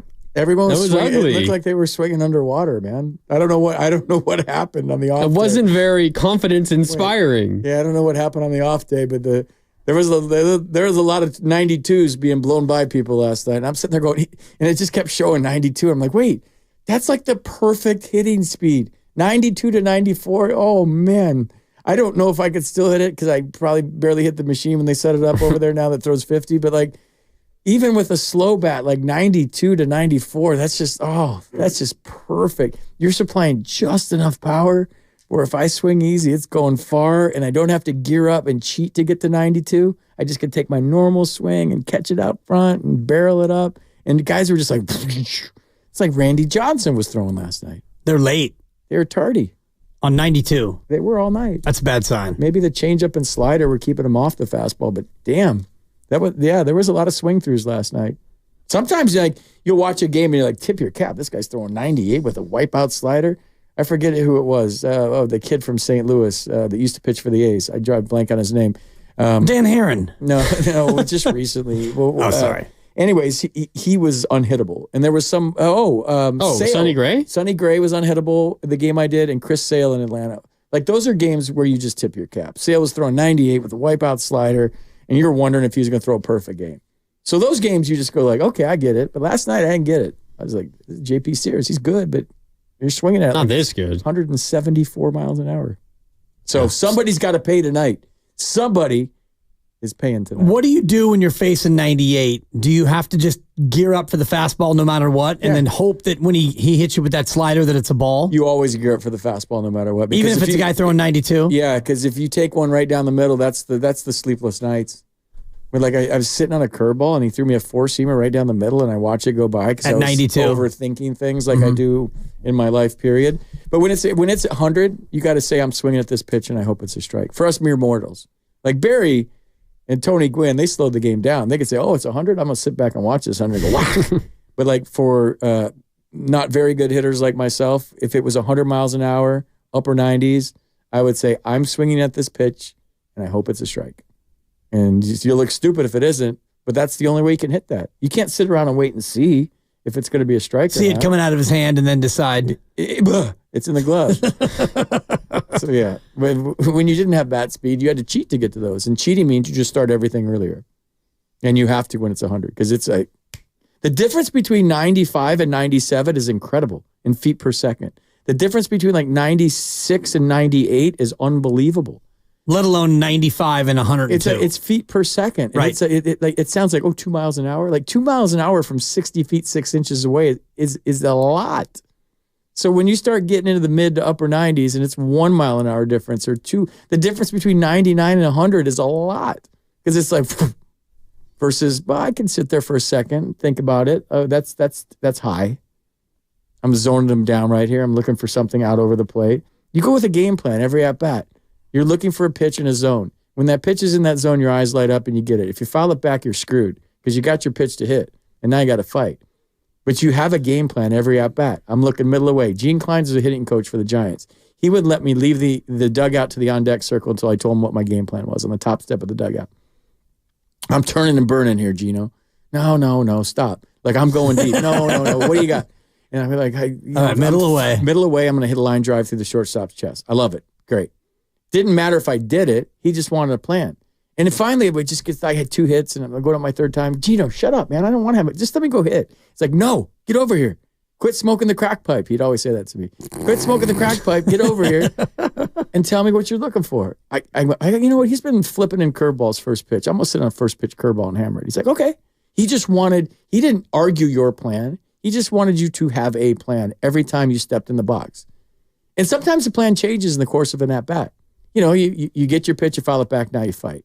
Or you never get your pitch, you get to 2 strikes, now you got to fight. But he just wanted us not to just go up and swing. He wanted us to go up there with a plan. And when I was a hitting coach in San Jose for 2 years, I said the same thing to my kids. Like, hey, I just want a game plan. I don't care what it is. I don't care if you're looking for a pitch over your head. And if that's your game plan, you get it, smack it. But we want to have a game plan every time we go up there. And you guys are probably saying like, well, you're big league hitters, you're professionals. Over the course of a 162-game season, you go brain dead sometimes, man. You just want to go up there and hit.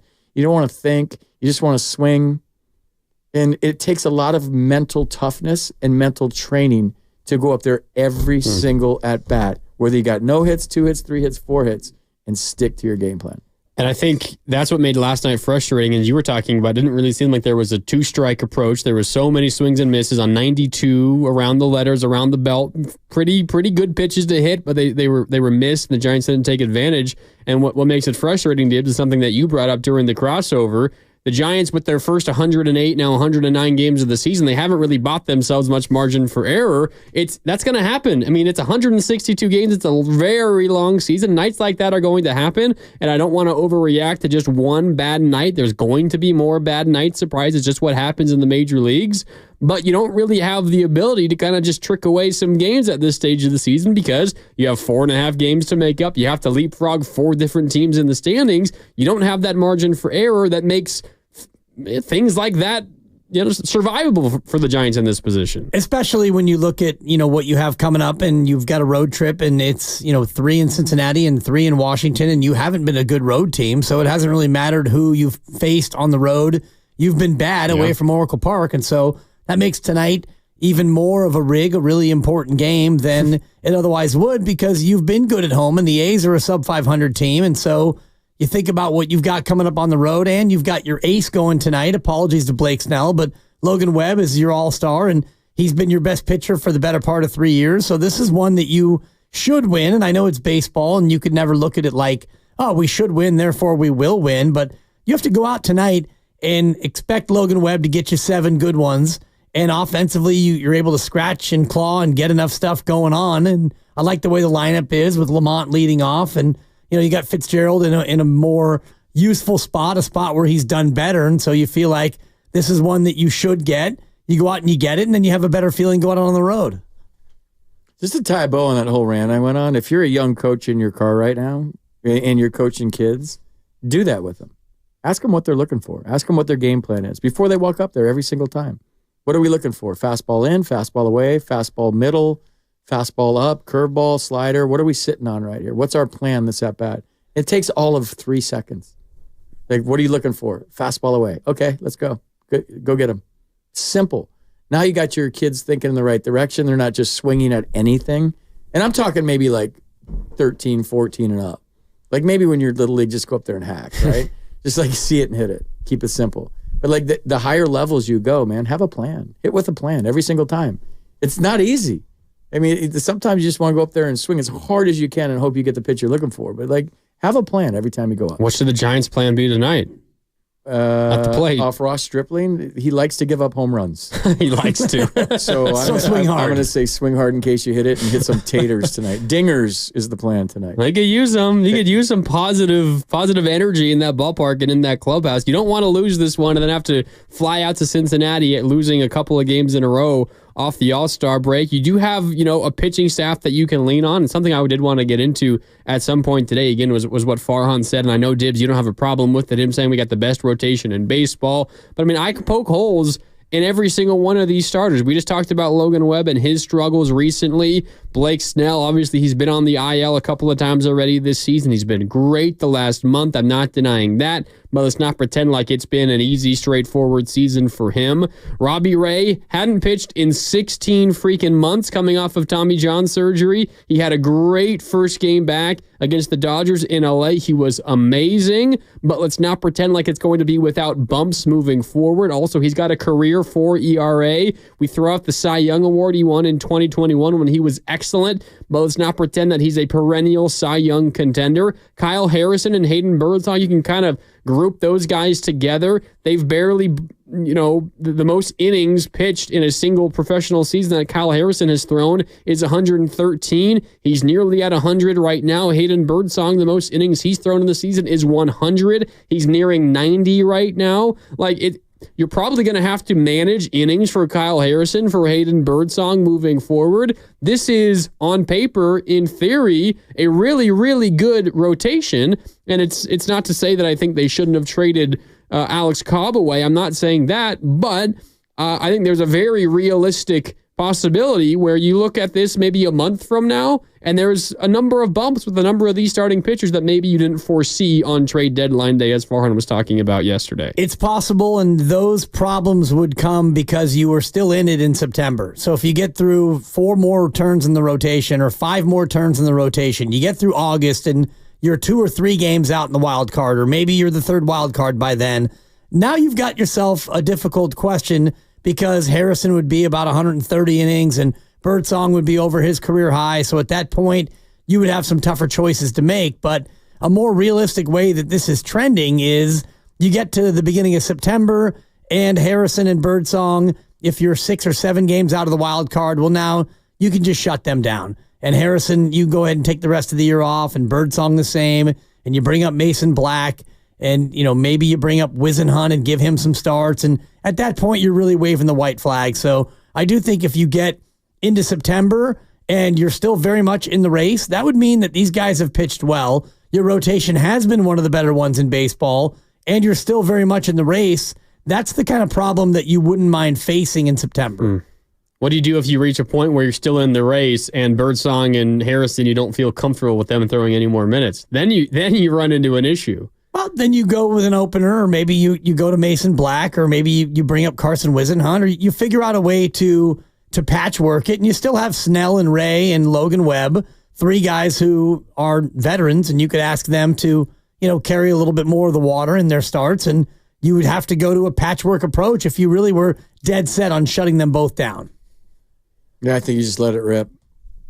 Let Harrison throw 140 innings? Or? Yeah, exactly. I mean, you can't get to your charted waters unless you go through uncharted waters. Everyone's like, he's in uncharted waters right now. This is most innings. Like, well, how do you ever get to where you're supposed to go if you don't go there? Well, the most that Harrison has thrown in a professional season, 113. He's at 100 essentially right now. So I mean, he's going past 113, but it's not like you want him to throw 160, 170. You probably feel more comfortable at 140, 150, right? I don't care. However he's feeling. Like, let me know how you're feeling. Like, and be honest with me. Are you tired? How you feel? I need an honest answer. And if you feel good, you go start by start. And if they're in it, we're pitching. Sorry. We're getting the playoffs. You get the playoffs, they're not going to pitch. Ask Steven Strasburg how that went. I don't think you're shutting these guys down. I think, maybe it just, to me, it's not pitches. It's red line pitches. It's high stress pitches. Like, we all just talk about numbers with pitching. You go out there and throw 100 pitches and you never pitch out of a jam. That's different than throwing 100 pitches in 5 innings when you're getting out of 3 jams. And you're throwing harder and you're spinning the ball harder. If you're on cruise control, 100 pitches isn't a whole lot. So it's not we get so stuck on the number, but what kind of number is it? What kind of 100 pitches was it? So if you're cruising with 100, okay, you threw 100, but maybe you could throw 115 tonight because it was just 1, 2, 3. Never 115. 1, 2, 3 tonight. 1, 2. See, doesn't that number sound weird? It's crazy. It sounds nuts. To even say 115, even 100 pitches now is like, that's a fireable offense. He's at 90 through 6. Take him out. It's like driving in downtown San Francisco or just cruising to LA on I-5. Like, you're putting a lot of stress on your car with these hills and city driving, or you're just it's different. The number is different. And we are also caught up in the number. It's ups and downs. It's how many times you sit down and get up. And it's how many high-stress pitches you have. Yeah. All right, we got to take a break. We got Bobby Evans coming up at 4 o'clock. So in about a half hour, former GM of the San Francisco Giants. He'll take us through some of the decisions that the Giants have made, and I'm sure how much more difficult it is from the inside than it looks to all of us here on the outside. That's coming up in about 30 minutes here on Willard and Dibs on 95.7 The Game. It's Dan Dibley, FP Santangelo, Mark Randy with you. We are sponsored by O'Reilly Auto Parts. More Willard and Dibs coming up next here on 95.7 The Game.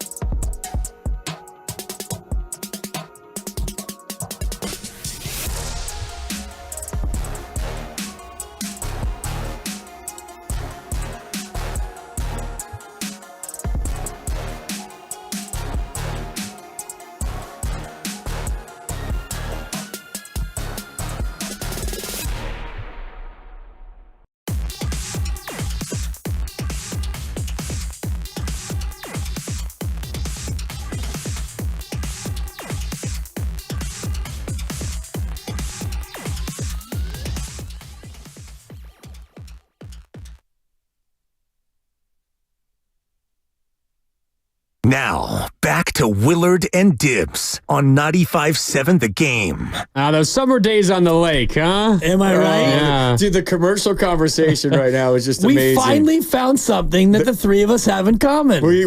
So we were talking. You grew up on Folsom Lake. We'll let you guys in on our conversation. I like it. Because I think that's what radio's all about. That I grew up on Folsom Lake, and there was this Instagram reel of this guy. You remember the boats that had like the exposed engines in the back with the mufflers? And they're just like, and there's a big rooster tail shooter. That's what I grew up with in the 80s on Folsom Lake. Totally. And so all my friends skied. And, you know, you did 2 skis if you sucked, and you did 1 ski if you were a badass. And sometimes you'd go 2 skis, drop a ski, and switch over, and then we'd have to go find the ski. And then it evolved into like the ski nautiques boats and then wakeboarding. I sucked at all of them. Me too. I was never comfortable with the power of the boat pulling me. And I would try to ski and do it and just try to fight. And Dibbs, you were talking about like getting outside the wake. Oh, God. And like, yes. So inelegant, your boy, just fighting it every Yeah. There's just nothing smooth about it. It's like Fonzie when he skied with his leather jacket on. That's how I looked skiing. And I was never smooth. And then I tried the wakeboarding. And I was a guy that if you wakeboard, I couldn't get the hang of it. They're like, keep the rope close to your chest. Exactly. Keep your knees Let the bent. boat pull and you up. And I was ass over tea kettle, like face every single time. And then you get embarrassed. It's taken me so long to get up. Just put me back in the boat. I'm good. Let someone else who can actually get up do it. I'm wasting everybody's time. And then I get self-conscious. And I'm missing my Bud Light or my Coors Light on the boat. And then we all had a moment where we were great at waving the flag. Oh, someone's in the water. Someone's down. Be careful. Stay away. I would always be the flag guy up in the front of the boat. Every you gotta time. say that slowly, by the way. And the front of the boat, and it's very dangerous. On a scale of 1 to 10, that's like an 8. Easy 8. Easy 8. I'm waving in the front of the boat and hoping that. Crowded days on Folsom Lake back in the 80s and early 90s, if you went down skiing, you could get run over. Easily. There was boats everywhere. And I would always be like, whip a Yui, bro. Like, he's back, and there's a boat coming at him, and I'm waving the flag in the front. Like, wait, we got a man down. We got a man down. Yeah. Yeah. I miss those days. I do too. We did a lot of Berryessa. And that's one of those things. We were on a houseboat in Berryessa, and we got the news that Princess Diana had died. It's one of those, like, you'll never forget where you were moments. Yeah. And just whatever. Did you pour one out? Of nothing. Did you pour one out? Something got poured out. Did you pour one out for the princess? Yeah. It was such a long weekend. My buddy brushed his teeth with Icy Hot. Oh my absolutely God. incredible. It was toothpaste. It was that kind of weekend. Was it on purpose? That's all I'm going to say. Or was he drunk? I mean, again, it was a long weekend. Under the influence of something. No one was breathalyzed. I've never done like the 93. That was a long time ago. I see those houseboats that look like, they got the slides into the water and the diving board. That looks like fun. my buddy Frankie, shout out.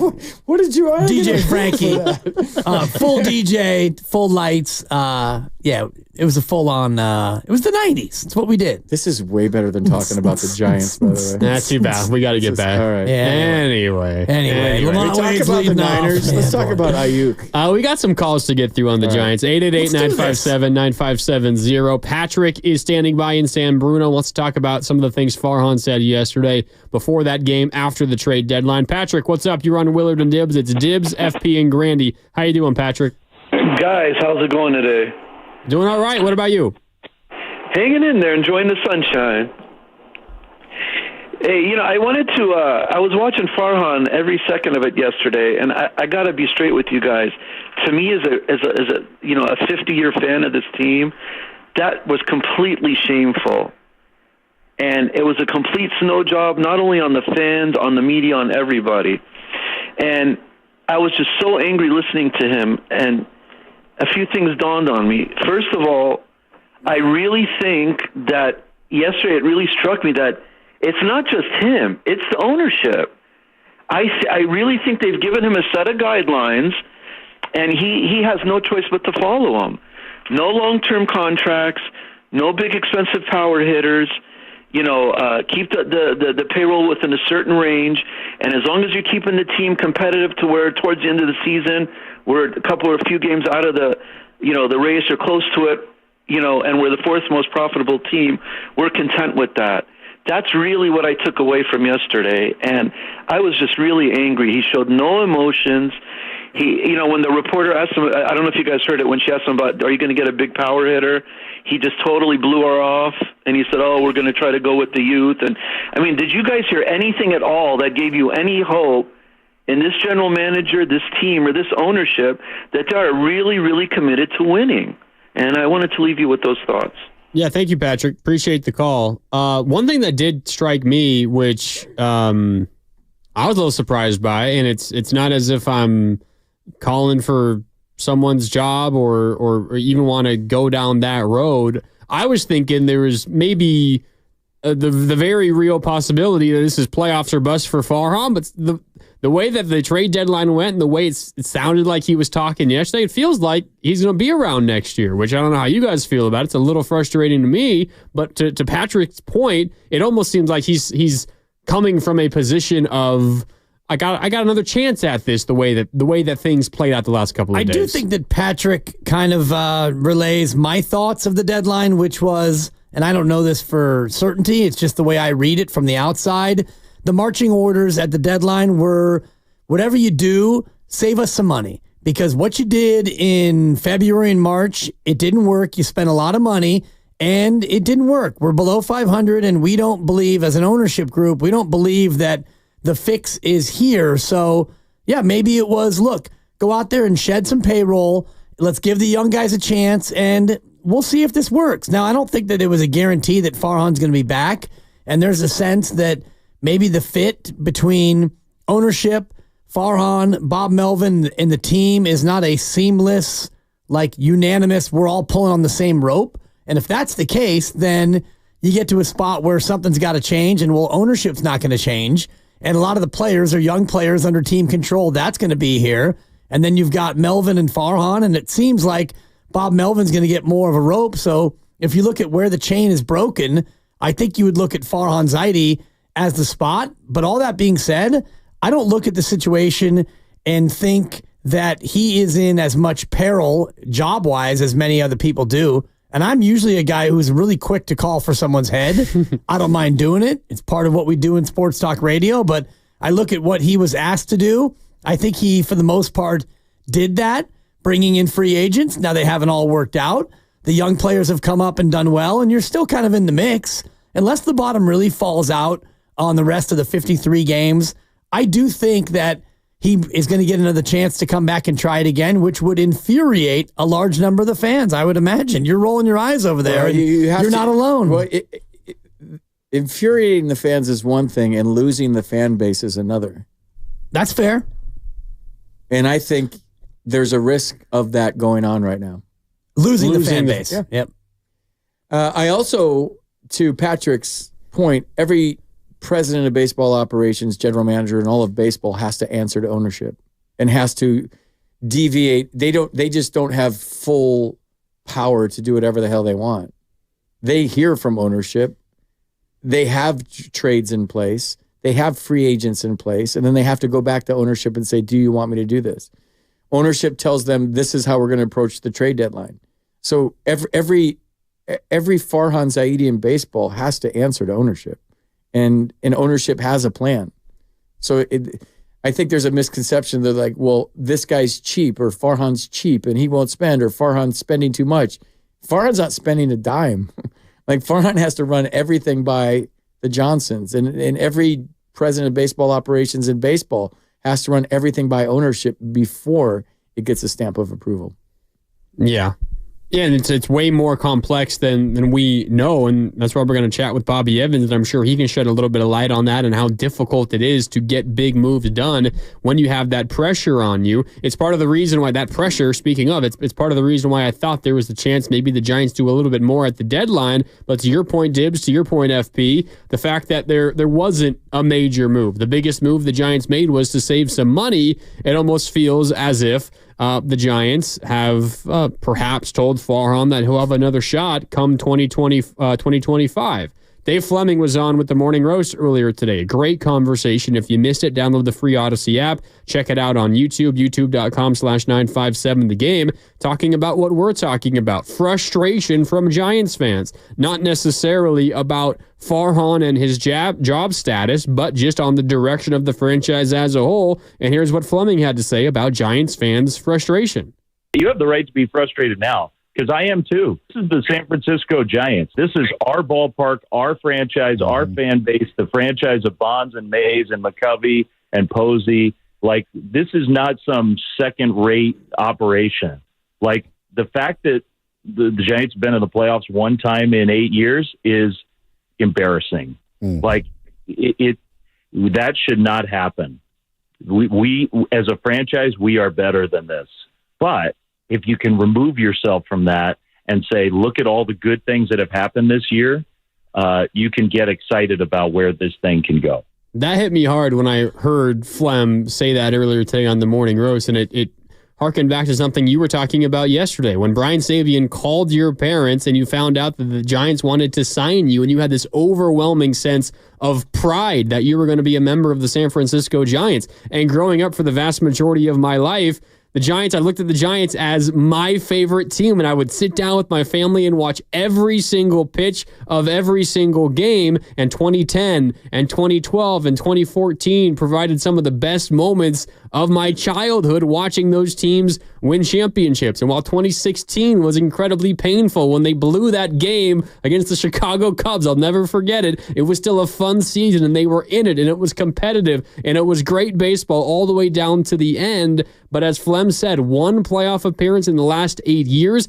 This is not a second-rate organization, a second-rate franchise. This is the freaking Giants we're talking about, and I don't necessarily feel that same level of pride and just incredible enthusiasm across the entire city for this team as we felt years ago. And when I try to figure out what my biggest frustration is that I just don't feel that same kind of excitement on a day in and day out basis for this organization as I felt and during the glory days when I was growing up. It's an interesting way that Dave put it, because the idea of them not being a second-rate franchise is something that is in the eye of the beholder. Because if you're a free agent hitter, you look at the Giants and you look at them as somewhat of a second-rate franchise. You don't have the ability to draw these big sluggers. Maybe it's the ballpark. Maybe it's the lack of success. One playoff berth in the last 8 years. And I do think that the Giants, to an extent, maybe see themselves differently than how they're seen even by some of their fans,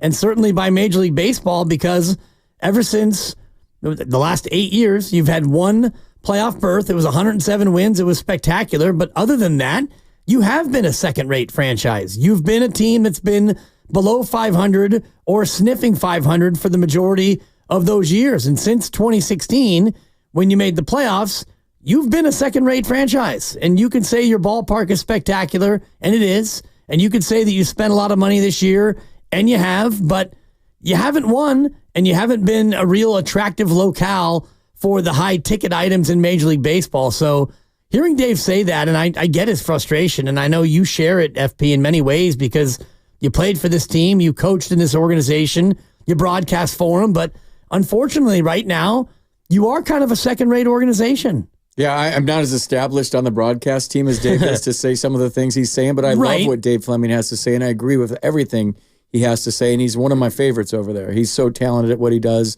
and as a human being, he's top-notch. There is no nicer person in baseball than Dave Fleming. When I think of second rate, I think of you cut corners, you don't treat your players well, you don't stay at nice hotels, your charters suck, and the families don't like playing for the team. That's my idea of a second-rate franchise. I'm getting on a chartered 757 tomorrow and staying at the Four Seasons. No, I'm just saying the Giants treat their players like the New York Yankees. The Giants treat the families like the New York Yankees. The Giants have had a reputation as the New York Yankees of the National League, the way they treat their players and their families. And that'll never stop. The way they treat me, who played for them for 1 year, like I'm Barry Bonds, that forever Giant thing is a real thing. So there's no second rate in the San Francisco Giants other than, and this is where I'm going to get real, the way things have been handled lately with free agent signings, with the trade deadline. And it seems like, and I'm not on the inside. I don't know what the owners are telling Farhan. I don't know what Farhan is telling the manager. I don't know what the manager is telling Farhan, and I don't know what Farhan is telling the owners. But like, if you look at it from a fan standpoint, there hasn't been an, oh my God, here we go. It's kind of like you're trying to cut corners and you're trading for injured players and you're signing injured players and hoping they get better. Like, that's what the A's do because they are a small market team. That's what the Kansas City Royals do. That's what small market teams do. So in what Dave is saying, and what I agree with 100%, is that it appears to be, at times, not the San Francisco freaking Giants. Yep. The San Francisco freaking Giants are a storied franchise with two of the best baseball players that have ever walked the face of the earth in Willie Mays and Barry Bonds. The San Francisco Giants won 3 World Series in 5 years. Parades at Market Street became like the Macy's Day Parade on Thanksgiving for a minute there. And that's what they have to get back to. That's what hopefully we as fans get back to, and thinking that way. Not just like, okay, we're going to platoon guys and line shifts and openers and sign starters and make them relievers and pinch hit for guys. Like I'm big on the mental side of baseball. And there's a chapter in The Mental Game of Baseball, Harvey Dorfman and Carl Keel. Great book. If you haven't read it, read it. It's amazing. And they talk about heart surgeons. And when heart surgeons walk into surgery, they scrub up, they get all ready, they put their mask on, they put their gown on, they put their scrubs on. And when they walk through that door, they get big. They're cocky and they stand as tall as you possibly can. And I'm about to save somebody's life. And so they relay that to baseball players. When you get in the batter's box, get big. When you're on the pitching mound, get big, stand tall. And if you don't feel it, fake it. But like, I want my heart surgeons to be the cockiest, most confident people in the world. I want my players to be the most confident, cocky people in the world. I want my management upstairs to be the most confident, cocky people in the world. And to realize that you're the San Francisco Giants. And this is a franchise that's storied. It's a wonderful franchise. It's one that we all grew up rooting for. And I think, I don't know, we're just kind of getting away from that right now. And maybe all of us need that jolt and need somebody to get big. Somebody down there in the corner of 3rd and King to get big. And then we'll get back there. It's going to happen. I don't know when, hopefully sooner rather than later, but it's going to happen. Well, you've got an ownership group that talks about breaking even in press conferences as something that's important to them. And I feel like a lot of the moves they make are with that as a backdrop. It's more about profit than it is the Joe Lacob approach, which is I'll spend every last dollar that I possibly can to try to win. I don't get that same ethos from ownership. And I know that Greg Johnson has subsequently walked back those comments to an extent. And then you get to this deadline and their moves felt to me like cost-cutting moves. They weren't making the 26-man roster better. they were, okay, we're going to give young guys opportunity. That's fine. But you took guys who make a lot of money and you got rid of them in the interest, I think, of trying to get below that competitive balance tax in the future. The moves didn't feel like big heart surgeon moves. They felt like small moves, and Farhan Zaidi is the king of the small move. And that, I think, leads to fans feeling a little bit disgruntled because it doesn't feel like you're one of the big boys in baseball. Yeah, sorry, I didn't mean to cut you off. You're great. You're saying everything. The Giants don't cut corners. They treat players the right way. There's nothing second rate about this organization except for one thing, and maybe how some of the decisions have been made and free agency. I throw in one more, the product on the field. I mean, that's a result of some of those decisions that you're talking about, but the product on the field looks like a second-rate product for the most part. I mean, you got some bigger names in there, but this is a team that's below 500, that's been right around 500 for now 3 consecutive years. Like, the product on the field, to Dave's point, has been second rate. To Dibbs's point, for the vast majority of the last decade, it's looking from the outside second rate. But the point is, this organization, we all know it, they're so much better than that, and we just desperately want that back, which is where I think all this frustration comes from. We got to get back to the New York Yankees don't play anyone. Teams play the New York Yankees. The Yankees are in town Dodgers, and you sell out. The Los Angeles Dodgers, you're playing you're playing us, not we're playing you. So teams play the New York Yankees. The New York Yankees don't play the teams. Teams play the Dodgers. Dodgers don't play the teams. So if you're a championship mentality franchise, you got to step up to our level to beat us. We're not playing you. You're playing us. And that's the way it used to be for, I don't know, a long time down there. Yeah. And hey, if we go back to Candlestick, that it wasn't like that for a long time there. I mean, Giants were playing other teams, but it has to get back to the point where if you step onto the field on the corner of 3rd and King, you're playing us. We're not playing you. And you kind of get the feeling right now that we're playing other teams and they're not playing the Giants. Yeah. Mate, you should be playing yourself. Does that make sense? No, completely. Like the 49ers this year are favored in all 17 games. The 49ers take the field. You're playing us, and you got to beat us. You're playing us, and we're playing against ourselves because we know that if we play as well as we can and as well as we know that we should, we're going to win 90% of these games because we're that good. Yeah. That's the mentality you're talking Same about. thing as like the Steph Curry peak era of the Warriors. But interrupting, sorry. No, you're great. But that has to permeate through the entire organization. Exactly. From rookie ball all the way up to ownership. No doubt. From the lowest level of the minor leagues all the way up to the top guy. That has to be a organizational-wide attitude. And it's not there right now. Let's sneak in a call here before we hit a break. We got Bobby Evans, former GM of the Giants, coming up on the other side in about 10 minutes or so. Up before that, though, is Ben in Fairfield. Ben, what's up? You're on Willard and Dibbs here on 95.7 The Game. How you doing, Ben?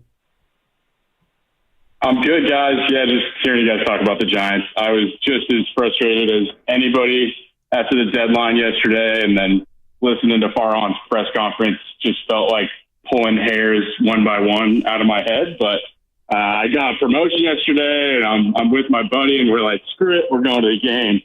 And we're sitting out in the bleachers, and the first homer from the A's goes over the wall, and we're both like, it's the first inning, no worries. And then the second one comes over the wall, and it's like, all right, it's only 2-0. The third one goes over the wall, and you start hearing the "Let's go Oakland" chants, and I'm just thinking to myself, like, is it this bad? Like, are we really? The dejected feeling was overwhelming, and then we're just sitting there and waiting for the game to end, and felt like it was kind of over from there. It's just, I don't know. Try to be positive, but it's tough for sure.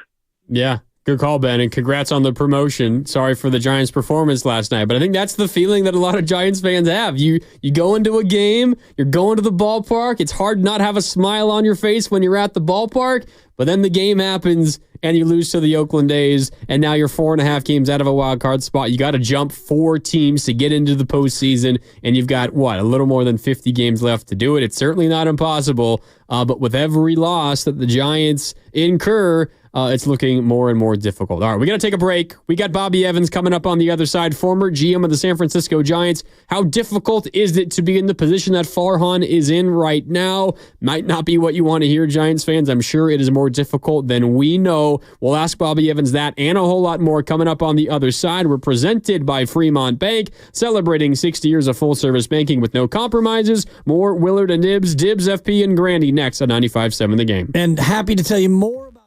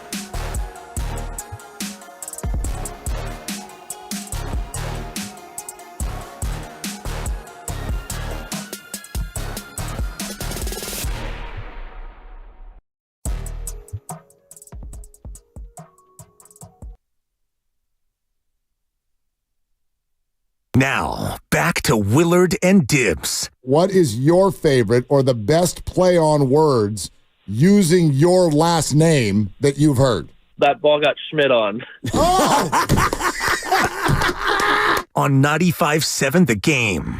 That was Casey Schmidt, who was in the lineup last night for the Giants, is not tonight. No Schmidt in the lineup. It's Wade, Ramos, Bailey, Chapman, Conforto, Fitzgerald, Yastrzemski, Luciano, and Wisely. Backing up Logan Webb, who's facing off against Ross Stripling for the A's tonight as the Giants try to get even against the Oakland A's, and they desperately need this one. Not a must-win, according to Dibbs. What did you call it, Dibbs? It's a very important game. It's a really important game. It's a rig. It's a rig. Yep. A rig, not a must-win for the Giants tonight. That's at 6:45. We'll be all over it tomorrow, of course, here on 95.7 The Game. Welcome back to Willard and Dibbs. It's Dan Dibley, FP Santangelo, Mark Randy with you here on Willard and Dibbs on 95.7 The Game. And let's go out to our guest line. And, of course, all guests on 95.7 The Game appear on the River Islands guest line. Isn't it time for you to discover the islands, River Islands in Lathrop? And we go out to former Giants general manager, of course, has been in the front office, was in the front office for the Giants for a very long time. That is none other than Bobby Evans. Bobby, thanks so much for taking out the time. We appreciate you joining us today. How you doing? I'm doing great. Those River Islands are beautiful out there. Yeah.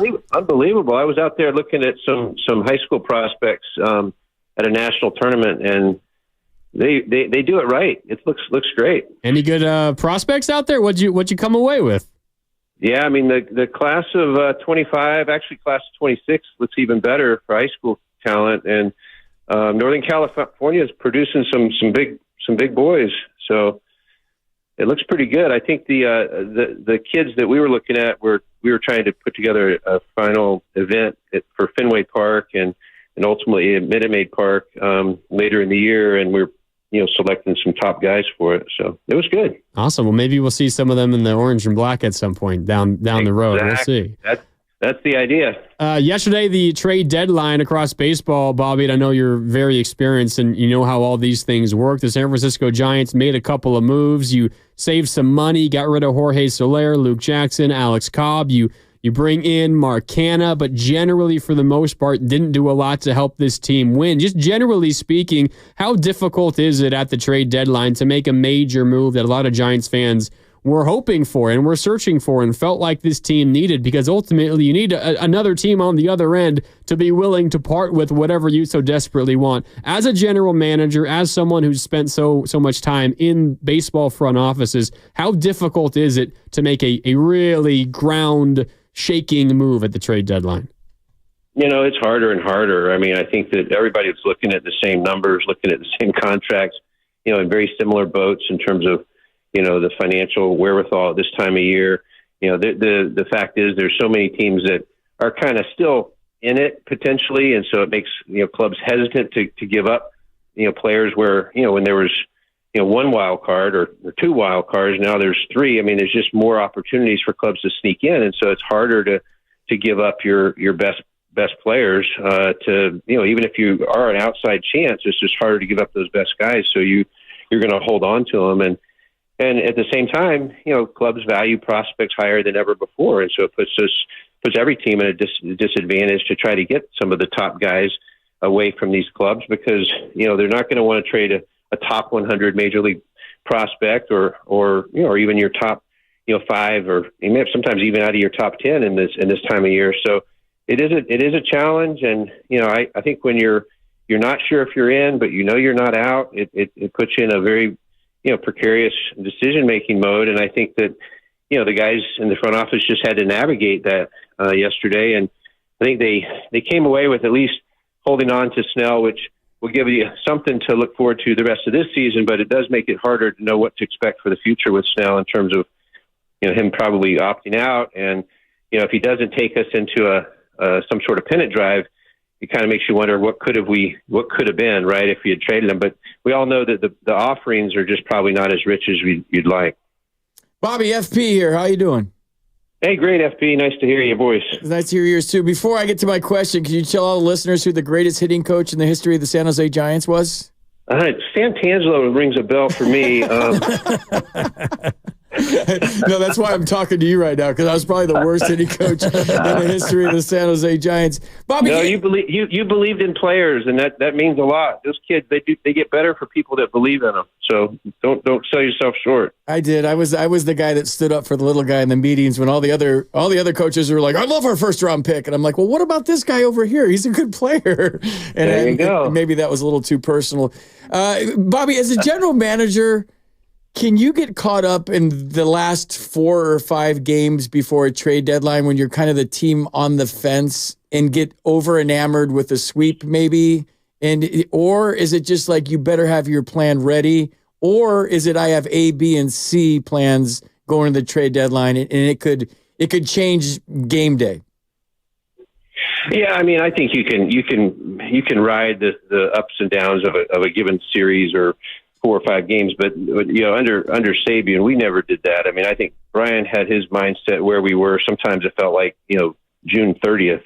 Wow. So he would anticipate kind of where things stood, and we were able to see the writing on the wall. I mean, I think the hard part is for us was that we always had a desire to make sure that the guys in the clubhouse knew we were behind them, even when they were kind of in the murky zone, And so we wanted to see. Brian would always say, we want to see something from them so that we're ready for an opportunity to support them, and we want to see some drive or some push on their end, and invariably we did. And so it was always a mindset to add.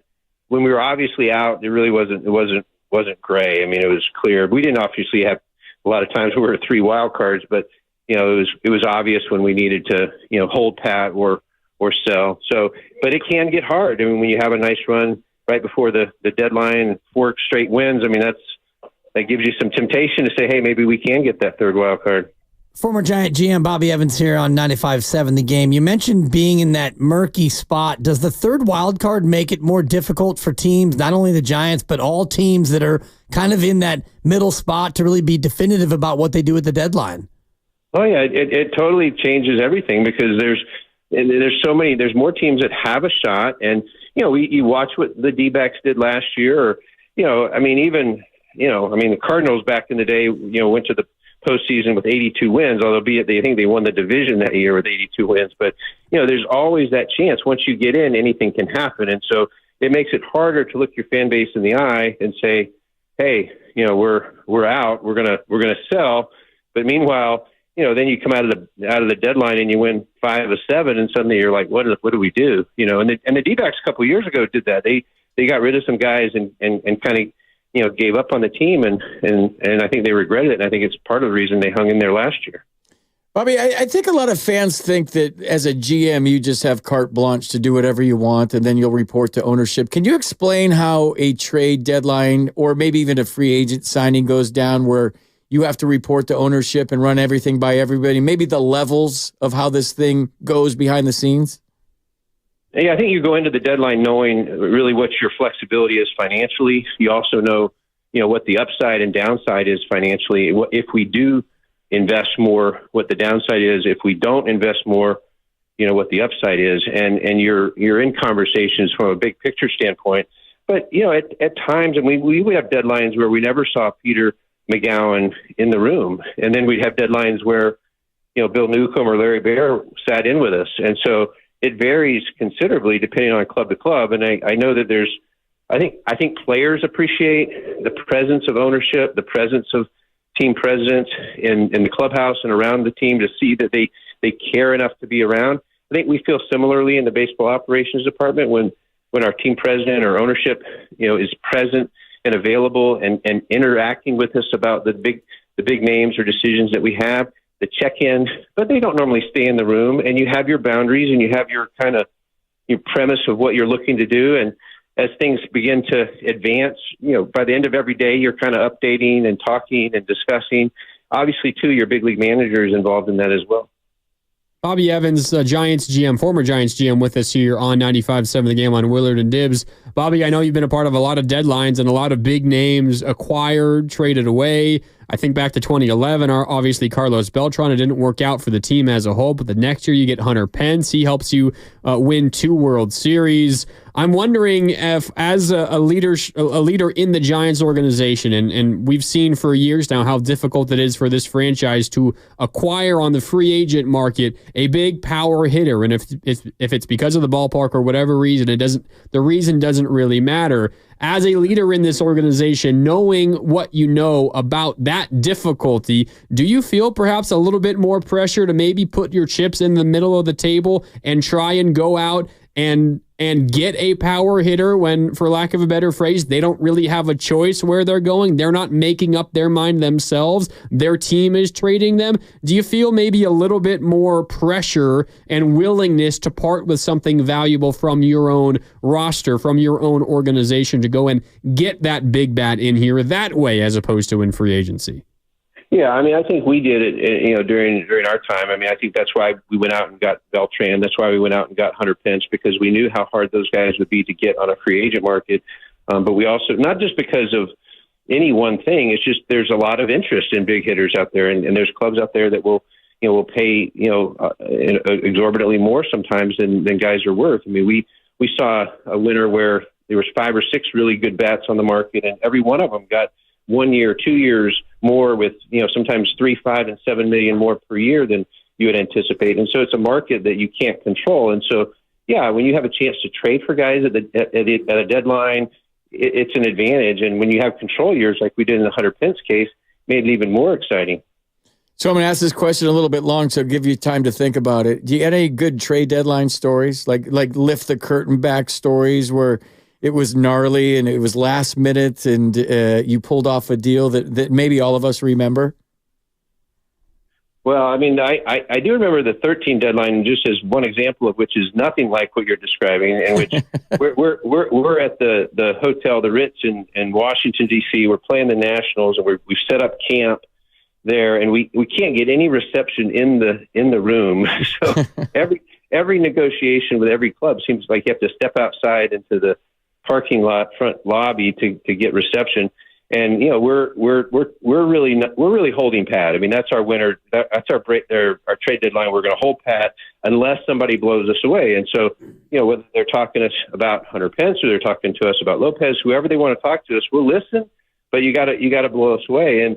And to Brian's credit, nothing blew us away, and we held pat. And so I was talking with Javi Lopez about this, during the Core 4 visit recently, and there he was, such a big part of winning the next one, as was Hunter Pence. And so, thankfully nobody did offer us anything that could draw our guys away from us. But I mean, I think the fun part of the deadline is whenever you can add, a difference maker, and there's none better than the difference makers that we got in Freddie Sanchez, ended up a year earlier in 2009, and then obviously Hunter Pence, in 2012, and I think Jake Peavy was an incredible addition. I mean, he wasn't exactly lighting it on fire in Boston, but we knew we had a chance at him, and with Bochy's relationship and all his past success, we were excited to get him. I mean, it wasn't like there was a ton of clubs fighting for him necessarily, because he really wasn't pitching well, and he came in and lit fire and carried us. So always fun at the deadline. This is no joke. You know why you didn't get reception is because you were by the Pentagon.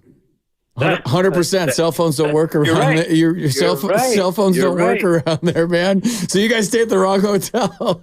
That's right. That's right. I mean, sometimes different things, different circumstances turn out to be the best thing for you. And so I can't help but think about this deadline, and maybe standing pat, for the most part, for the Giants will work out based on how this rotation does down the stretch. But if you're in Farhan's spot and that there's a little bit of pressure, does that somehow affect what you're trying to do at the deadline, or do you have to put your own personal situation out of your mind when you're trying to make moves at the deadline?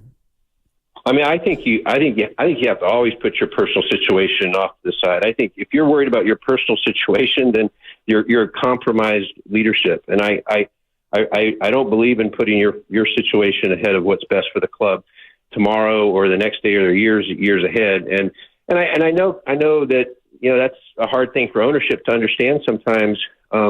That the GMs or team presidents are human, and obviously the reason that you give multi-year deals to your front offices, so they don't have to worry about tomorrow. They know that you have some security. Even if they make a change, you've got some security. And I think, I know there's a lot of comments made about Preller making some big deals in San Diego to try to save his job. And I think Preller's been making big deals every year trying to win that championship. So whether this was a career-saving or job-saving trade for him, I don't know. But I think that if you ever get that kind of distraction, it really would affect your judgment. I don't think that's good for anybody. Former Giants GM Bobby Evans with us here on Willard and Dibs, FP and Grandy with you. Bobby, I'm curious. I'm not implying that Farhan, a day after the deadline, feels like he made a mistake, but I'm curious, how quick do you maybe regret your decision that you made at any given deadline? The Giants yesterday ultimately, for the most part, kind of stand pat, and they followed up with kind of a lifeless loss to the Oakland A's. And obviously we don't want it to happen, but there's a chance that the bottom falls out, and you're looking at, well, maybe we could have done something to help this team, or maybe we could have recouped value for a player that might be opting out. What's the quickest that you've, in your experience, regretted the decisions that you and the franchise made at the deadline? And what do you think Farhan and company are going through over these next handful of days? I think every day can be a day of, we made the right decision, or, I watched that play and, I made the wrong decision, so I think it can change play to play, game to game, your game to watching the guys that you traded as well go off or do well.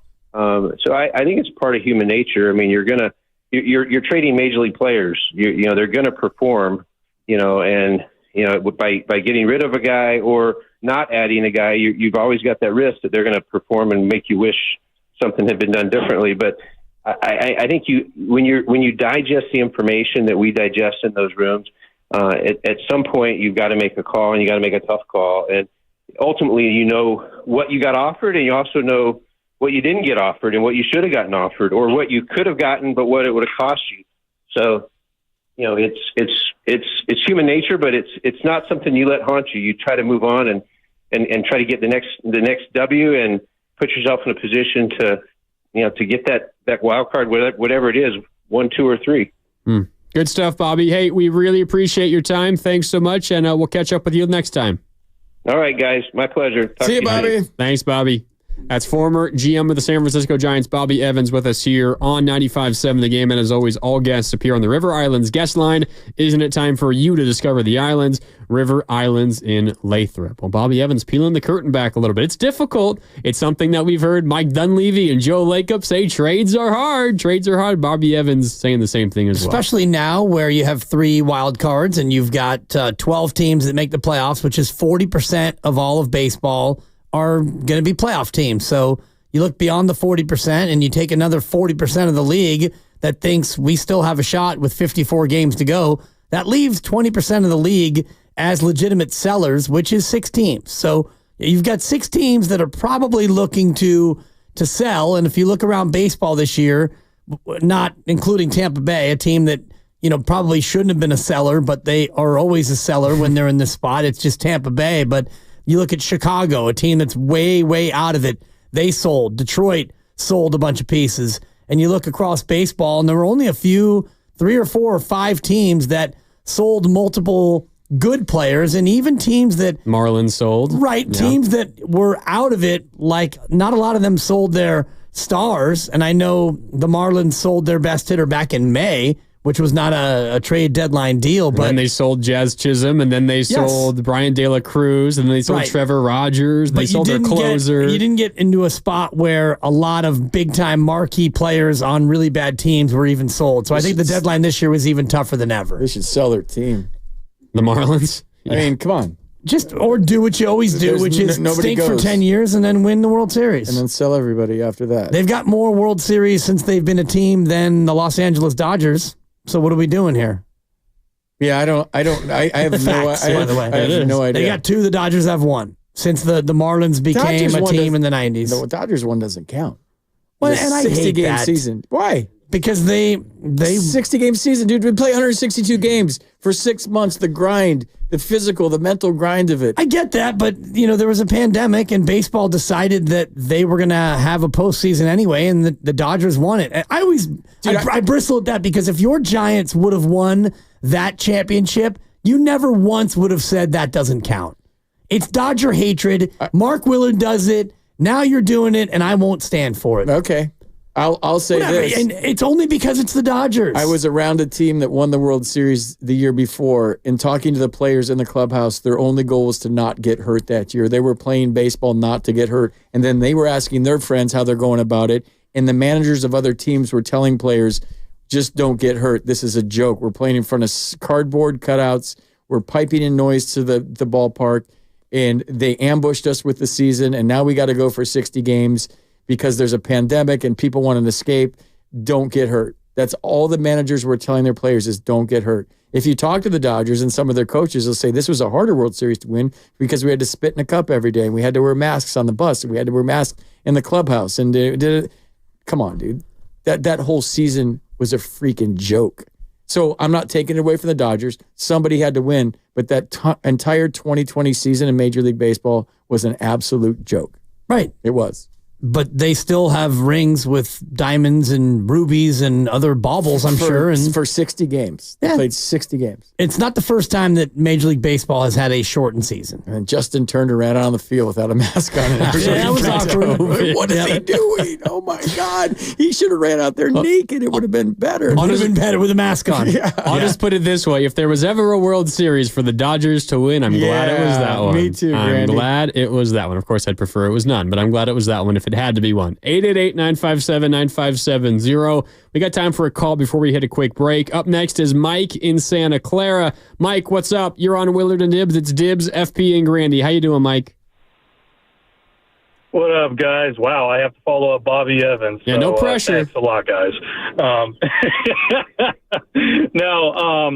I was actually talking about, and the caller a while ago, Patrick, made a good point about what is the ownership doing in this factor. I can't put the full blame on Farhan in this case. As much as I can't stand the guy because of the moves, it made me start wondering after Patrick even said that, what is ownership doing to not open up the goddamn checkbook at this point? And what I actually am really upset about is, why couldn't we make a splash move? And I'm putting his name out there because it was big talk at the time, to try to get Vladdy. Just throw the freaking house to Vladdy. And the problem is that, yeah, you can have all the pitching you want, but if the pitching will get you there, but you don't have the runs, you need the bats at the same time. So where are you going to get that? And then if you don't have if we were to have landed, for example, again, Vladimir Guerrero Jr., it could have also opened up the door for bringing additional players in for bats at the same time. So I'm just, it's very disrespectful, disheartening, and insulting if the ownership is part of the problem in this, if not the biggest problem in this, of putting in the way of Giants fans. I've been a fan for 35 plus years now. I was born in 84 put 5 years in there since I started watching baseball. But just being a Giants fan for that long and just going through this, it's very insulting to see this at this point. So thanks, guys. Yeah. Appreciate the call, Mike. I think you used a good word, disheartening. I feel that way about these Giants at times as well. I will say it would have been really, really difficult to go out and acquire Vladimir Guerrero Jr. There's a reason why so many teams want him, because he's a very, very good baseball player. And the Blue Jays, they probably want to keep him if they don't get the crazy good package that they were asking for. And they didn't get it. They're going to hold on to him. Maybe they re-sign him after next year. Maybe they let Bo Bichette walk. Who knows? But I do agree, Mike, at the very least, it would be awesome to have Vladdy as a San Francisco Giant, but that's not the way it worked out. All right, time for a break. We're sponsored by Safeway. It's Willard and Dibs, FP, and Grandy with you. More coming up next on 95.7 The Game.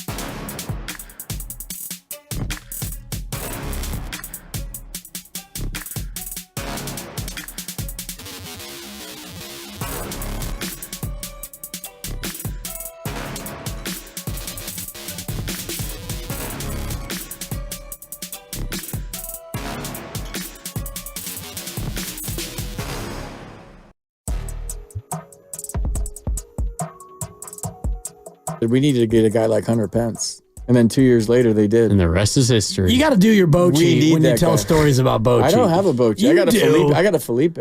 Let's hear it. I'm down. I'm good. Come on. Dude, I was thinking about Mark this. does his Bochy, and it's funny because it always starts with a... I say he's an idiot. It starts with a series of grunts and grumbles, which is probably not totally accurate. You can't do that. Two of the best managers ever in the history of the game. I was thinking about this during the break, Dibs, and you're the fact checker here. Maybe everybody can help us. Call me fat? No, fact. Oh, I'm a fat. No, just kidding. I'm a fat I don't know if pumpkin. Grandy's on fire over there. I got drops too, Grandy. I'm a fat red pumpkin. That used to be a fat red pumpkin. Yeah, but now you lost 30 pounds. I just heard your commercial. 25 and counting. Good Thank job, you. dude. Appreciate it. Keep barfing. Not all of us can be. Not all of us can be perfectly chiseled with a ideal beard and the rest of it. But tell your story. Keep sticking your finger down your throat. Sure. That's mean spirited. Wow. That's just... Get on with it. What did you want to ask everyone, FP? I was wondering. Guy does me one favor and now you can just browbeat me. Still waiting, but go ahead. In the history of Major League Baseball, how many off-season multi-year contract signs were traded 3 months later at the trade deadline? Like, you go out. You're asking this because of what happened with Jorge Soler. Yeah, well, you go out and you have you sign a big bat and then you trade him 2.5 months, 3 months later. Like, how many times that happened to a multi-year deal? Like, you're making a 3 or 4 or 5, whatever this case may be, not with Soler, but other ones, commitment to somebody. They're making a commitment to you. You're buying houses in the area. Your kids are going to school, and then you get traded at the trade deadline. Like, when has that ever happened before? Maybe the next year, maybe you underperform, whatever. 2 years into the deal, you're just wearing out your welcome. But that quick to sign somebody to a multi-year deal and then flip the script April, May, June, July, 4 months later. That's 4 weird. months into a multi-year contract. Has that ever happened? And if it has, I'm guessing it's happened less than a handful of I'm times. sure it has happened, but I'm thinking about this organization, and it makes me think about this situation because it's not like Jorge Soler was a bad actor, a bad clubhouse guy, and it's not like he was in a funk. He was actually trending the other way, where it looked like he'd gotten comfortable in the leadoff spot. It looked like he had started to find his power stroke. It looked like he was going to be, a mainstay of the offense in the second half. So I think about all those things. And yes, you want to create opportunity for younger players. I get that. And I take him at his word. But this one felt to me more like, geez, we spent more for Soler than we wanted to. He didn't produce quite as much as we wanted him to. So let's get out of his money. It's not like getting out of the player. I think they wanted to get out of his money and have more optionality, another word that we've grown to hate. They wanted more financial optionality going into next year. That's the way I read this move. But you're right, FP. You signed a guy to a 3-year deal, and he's one of your big prized offseason free agent pieces, and you wanted a slugger, and you found a slugger, and he was starting to trend in the right direction, and you trade him at the deadline. That does feel to me like a financial move. Yeah, but that's the first thing I thought. My knee jerk when that trade happened, it was that came from up top. Right. Like they went to Farhan and said, look, Farhan, we gave you the checkbook in March and it's not working. You got to cut. Save us some money. Exactly. Oh, I'm sick of seeing him swinging at sliders in the dirt. I mean, it's part of it. I mean, if he was hitting 320 with 20 home runs, even if the team sold the same record, you're probably not cutting that money. You might cut different money, but you're not cutting his money. I mean, it was a combination of saving some money and an underperforming player. Just weird. Like you go out and you make a commitment, and then all of a sudden things aren't going right, and you trade the guy. Like I didn't see that trade coming. I thought maybe Yaz. I thought maybe Conforto because there was interest by the Mets. I thought maybe Blake Snell for a big haul.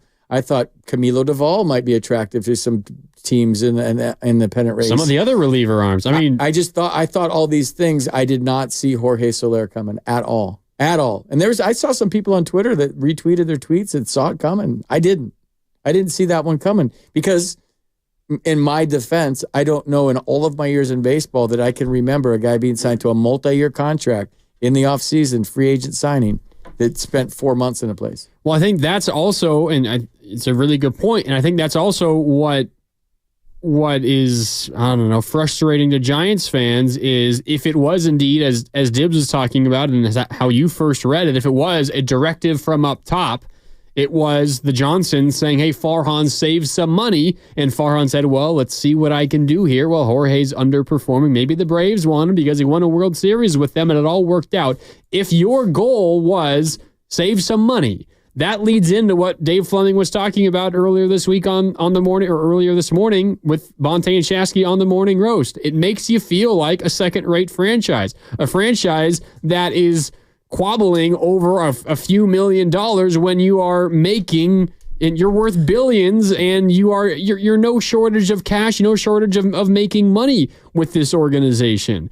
And meanwhile, you look at who you would like to be compared to and who Giants teams, franchises, organizationally have been compared to for years. The Dodgers and the Yankees and the Red Sox and all these other top-rate organizations. And what do? They go out there and they buy and they spend more money, and they're not caring about what the luxury tax bill is, and they're not worried about that. The Dodgers go out and they get Jack Flaherty, maybe the best pitcher that was on the market that ultimately was traded. He's now a Dodger. The Yankees were eager, and they added some pieces. They go out and get Jazz Chisholm, who's at 4 home runs in his first 3 games, and the Giants are looking at it. Giants fans are looking at it saying, well, all we did was save a little bit of money and turn it over to our youngsters who are not even sure if they're going to be good enough to lead us to anything. That's where the frustration comes from, and where Fleming is right, that this feels like a second-rate organization. And that's where I look at when we talk about second-rate, and FP, your defense of the organization and the franchise more than the organization, the overall brand and the franchise and the ballpark and the city and the history and all that, you're spot on. But I look at a move like this where you sign a guy, you give him 3 years, pretty good money, and then after 4 months, you send him out. I wonder what message that sends to other free agents, potential free agents. Sorry, if I'm a slugger, no, you can always cut me off to agree with me. I like that because you're a former major league player. You're flat out wrong, Dibbs. Then you're going to have to wait your turn. But I do wonder if you're another free agent and you think about, man, Soler was there for 4 months, and yes, they traded him to a place where, and Farhan even said this, like, we knew that he was comfortable in Atlanta, and we try to do right by players if we can. It's not the number one priority, but if we can, we're going to do that. And, they sent Cobb back to a place where he had been, right? That is cool. That's classy and a pro move, by the way. It is. You don't have to do that. But it also makes you want, why would any free agent in the future sign a multi-year contract with you? I mean, do what Chapman and Snell did, sign 1+1. You have the player option for the next year, and you can figure that out yourself. You can, but maybe that wasn't an option for Soler, but I just wonder about free agent next year if Farhan is still here, and we don't know if he's going to be able to keep his job, but if you're a free agent slugger and Farhan calls, maybe, geez, what did you do to Soler? Are you going to give me the Soler treatment where I'm going to be here till the deadline and then I'm going to get shipped out? I don't know if it's necessarily a great optic for an upcoming free agent cycle. Yeah. I'm not moving my family there. I don't know. Exactly. Maybe it's a rental. If I'm worried that I'm going to be moving somewhere else in 6 more months after I sign, then. But I will say in Farhan's defense and the Giants' defense that I can't think of that ever happening ever before. Well, on the text line, the Xfinity mobile text line, the 925 points out, this isn't quite the same thing. It is similar. Mitch Haniger was traded the very next offseason after he signed a multi-year contract. Well, that's still not at the trade deadline. Not at the trade deadline, but it's close. That's just the thanks. It's only a couple more months after the trade deadline. That's like, thanks for coming. You were a GIA, not a GIANT. Yeah, and I don't think that is necessarily the biggest indictment of Farhan, but I do think that it is kind of an admission that it wasn't a success, the signing, because if Soler was great, then, you probably wouldn't have wanted to trade him at the deadline, even though it was a financial move. You would have tried a different financial move to save some dollars. I also think it's important, and we've all touched on it a little bit here, but so much of the Giants fan frustration, and I'm guilty of this too. I mean, you guys sitting in here with me the last 3 days, you know how I feel about this all. So much of this anger and frustration is directed to Farhan and to Farhan alone. We got to blame somebody. You got to find someone to blame. And I mean, he's the president of baseball operations. That comes with the territory as well. Society. We got to blame It comes with the territory. But as Dibbs, as you've pointed out, and FP, as I think you agree with, This feels like it was a directive from up high, and Farhan's just carrying out orders. And this is a situation where you go into the deadline, and I think the reason why so many Giants fans are frustrated and it was split, do you buy, do you sell? I know you hate those two distinct paths because it's more down the middle in reality, but there wasn't an easy answer for Farhan or for the Giants in general. And any of us that were in that position might not have been able to do anything better than what Farhan ultimately did. And maybe he's just following orders to save his life anyway. Farhan is the easy target, but let's not pretend that he had an easy solution to fix all of this. If it was easy, he would have done it. They're in a really tough spot. And sure, maybe you can blame some of the decisions and moves that he's made over the last 5 years to get to this bad spot. But in this moment, something you were talking about earlier, what else could you really have done at this stage once you were already in this position? Agreed. And I think that, you're in a spot where you weren't one player or two players or three players away from catching the Dodgers or the Phillies. Ultimately, best case scenario, you make it into the wild card and your rotation is good enough and healthy enough to where you can win a couple of those short series, and who knows? You can catch lightning in a bottle. Arizona last year, nobody saw them as being the National League pennant winner, and they did it with young players and a couple of great pitchers at the top, and they got hot in September and October. And they're getting hot again right now. Right. So if you're the Giants and there isn't a big move or two moves or three moves out there that you would sell the farm for, your only hope, in my opinion, is ride with what you got, let some of the young guys come up and maybe produce, and, you could hopefully catch that third wild card, and then who knows with this rotation. Something just hit me when you were talking about how signing a guy and then trading him at the trade deadline might influence other people and free agents. How about this a step further? You finally sign a hitter.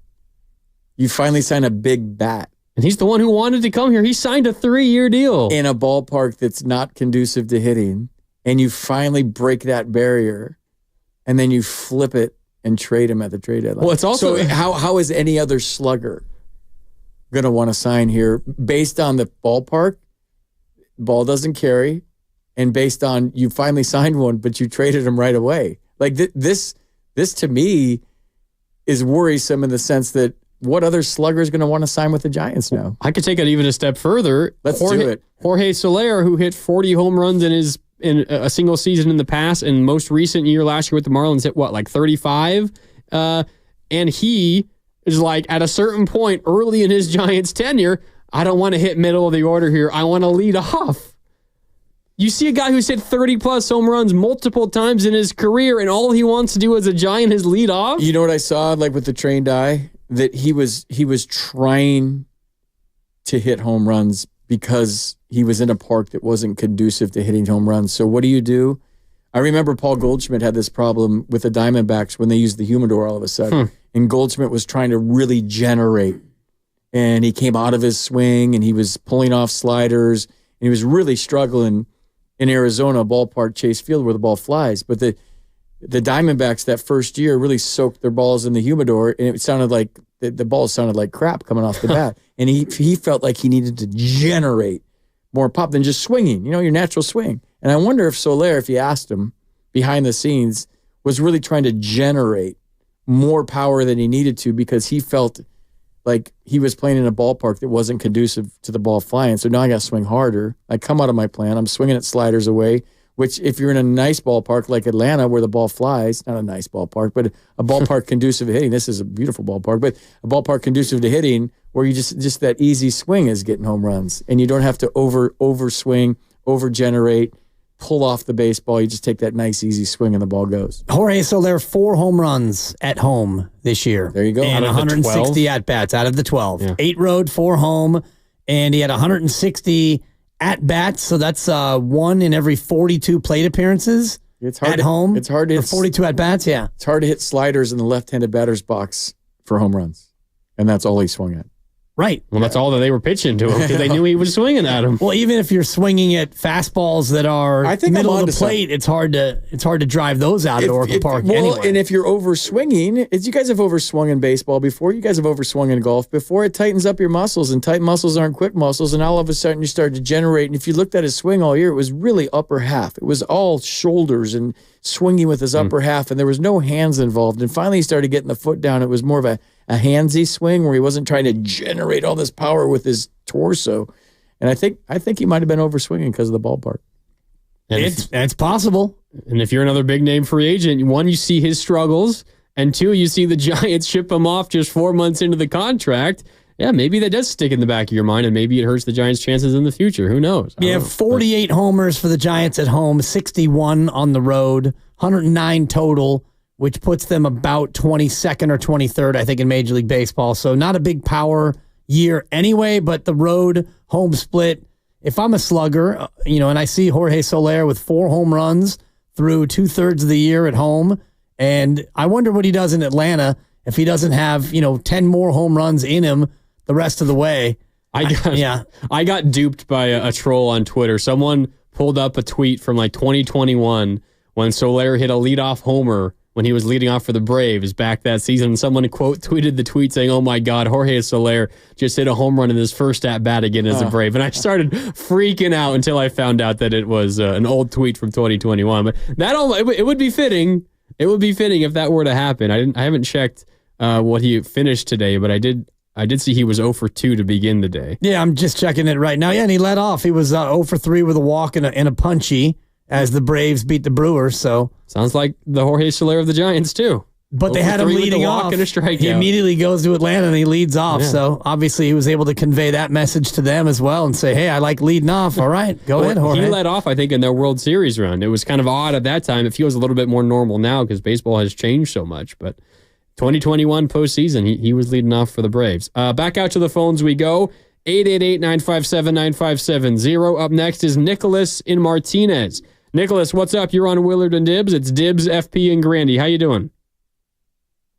What's up, gentlemen? Great show, man. And the trio that you guys are right now is it's pretty cool to see and interesting at the same time, because if Mark was on the radio, I think his take would be so much different.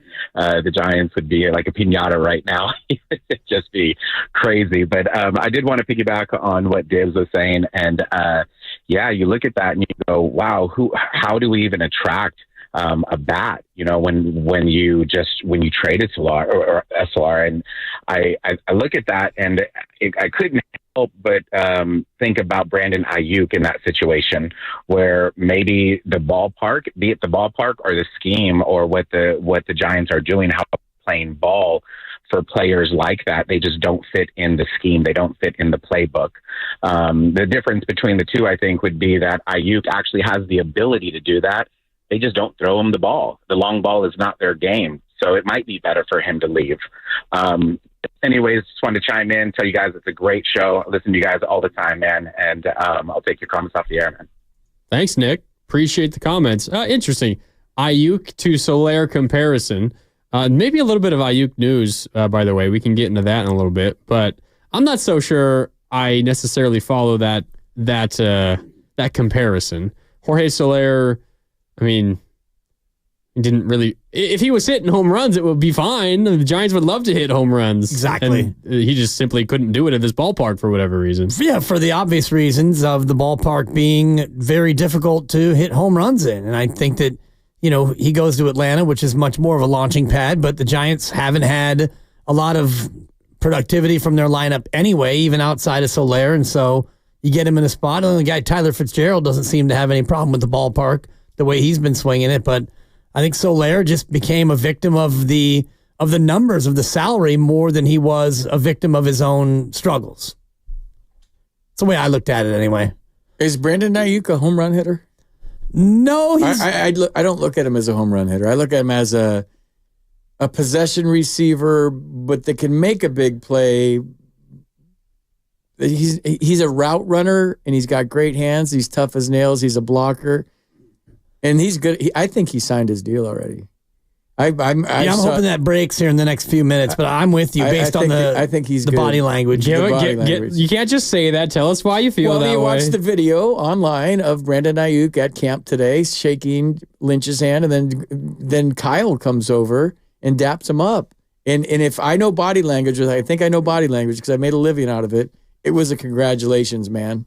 It was a quick hand slap him on the back, dap him up. Congratulations, man. It was not, in my opinion, a farewell. Good luck in Pittsburgh. You've been traded sort of a moment. No, that was congrats, dude. Yes, especially the Shanahan one. The Lynch one was just like, boom, good to see you. And then Shanahan comes all the way over out of nowhere and gives him the double shake and the double pat. And, you could see almost him saying, like, can't wait to have you out here, big guy. I'm going to go deeper into the weeds. If you've been talking to Lynch on the phone and your agent has for the last week, that's how you shake somebody's hand that you're sick of talking to. And for the analogy, and then you go over to the head coach, and the head coach gives you the congrats, man. Yeah, that's what that was. I'm sticking to that. Till I hear different. And hopefully the news, hopefully there is news, and it breaks here in the near future. But as far as is Ayuk a home run hitter? They're all home run hitters. Like Kittle can go deep. Yep. Debo can turn an easy catch into a touchdown, and McCaffrey can do it as well. And that's what makes their lineup so potent, because you've got multiple guys who can be home run hitters. See, I think of a home run hitter like Jerry Rice. Like he's going to beat you deep. And he's got that breakaway speed. Tyreek Hill's a home run hitter. Right. Like all those guys can run after catch like nobody's business. All of them. They're all... I'm watching this receivers thing, and I'm watching every night. I think I'm on the last episode. How the hell didn't we win the Super Bowl last year? Like, jeez, right? This is the best team, and they're all like together, and they're laughing, and they're joking, and the wives are cool, and everybody's cool, and Kyle's awesome, and the talent on that field, and you're just watching it going like, I think I texted Willard one night, like, I'm watching receivers, and how the hell didn't we win the Super Bowl? Like, how did we not win that? Like, that team is so good. Right. McCaffrey fumbles. I know. We don't need to relive this. I know. You take the ball. I've had therapy for this. It was a rhetorical question, Dibs. Yeah, well, sometimes rhetorical questions need to be answered. Okay. Answer it. They had made 7 mistakes, FP, on critical plays. 7? Probably 7. It was not a lucky 7. It was an unlucky 7. Unlucky 7. That's stupid. Don't say that I again. finally brought myself to watch the final episode of Receiver because I knew it was going to end in that heartbreak once again. And I just, it was painful. It was painful. Do they go to the Super Bowl locker room after when they're all crying and stuff? Does it go to spoiler alert? Not really locker room. Okay. They show the guys walking off the field, and then they cut to like their interviews after the fact with the guys talking about how painful and emotional it was. Man. But I don't know if I can watch that. I'm not. They show like I'm on episode 4. Yeah, they show like the family members up in the suites, like just as the game ends, like I can't do this. I'm leaving. I can't watch this. I'm getting off the field. Like it was rough. What's Kittle's wife's name again? Claire. She is A+, like unicorn wife. That whole family is just incredible. She is all about. She's all about we, man. She the support. And just like it's so cool to see their dynamic. He might go on the injured list after one of their pregame interactions, though, because she'll get after it, like slapping him every time she shoves him onto the field. Every time, but that's cool. And Kittle, awesome. And Kittle says it's her giving him her violence for the day. It's just, that's what Kittle says. Give me your violence because I need it. Does she have any friends? Does she have any friends that are just like her? We'll check on that for you. Pump me up before a show and like dap me up after a show. We'll check on that for you during the break. All right, we'll come back. We got 1 hour left of Dibs, FP, and Grandy on this Wednesday. We're presented by Fremont Bank, full service banking, no compromise, celebrating 60 years of full service banking with no compromises. More Willard and Dibs next on 95.7 The Game.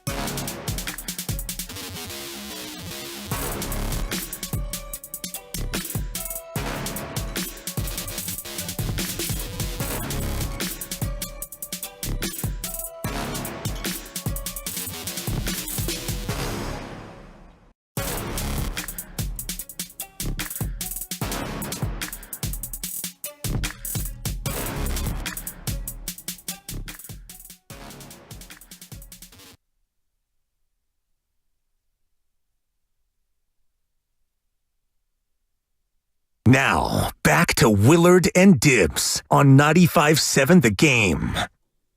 No Mark Willard this week. He's out in Hawaii, so it's Dibbs, FP, and Grandy for one more hour on this Wednesday on 95.7 The Game. The day after the trade deadline, the Giants lose last night in a relatively uninspiring fashion. They're back at it again tonight against the Oakland A's. Final Bay Bridge series ever. Oakland A's will be no more after this season, so take advantage of it while you can. Giants and A's at Oracle Park tonight. Logan Webb on the bump for the Giants.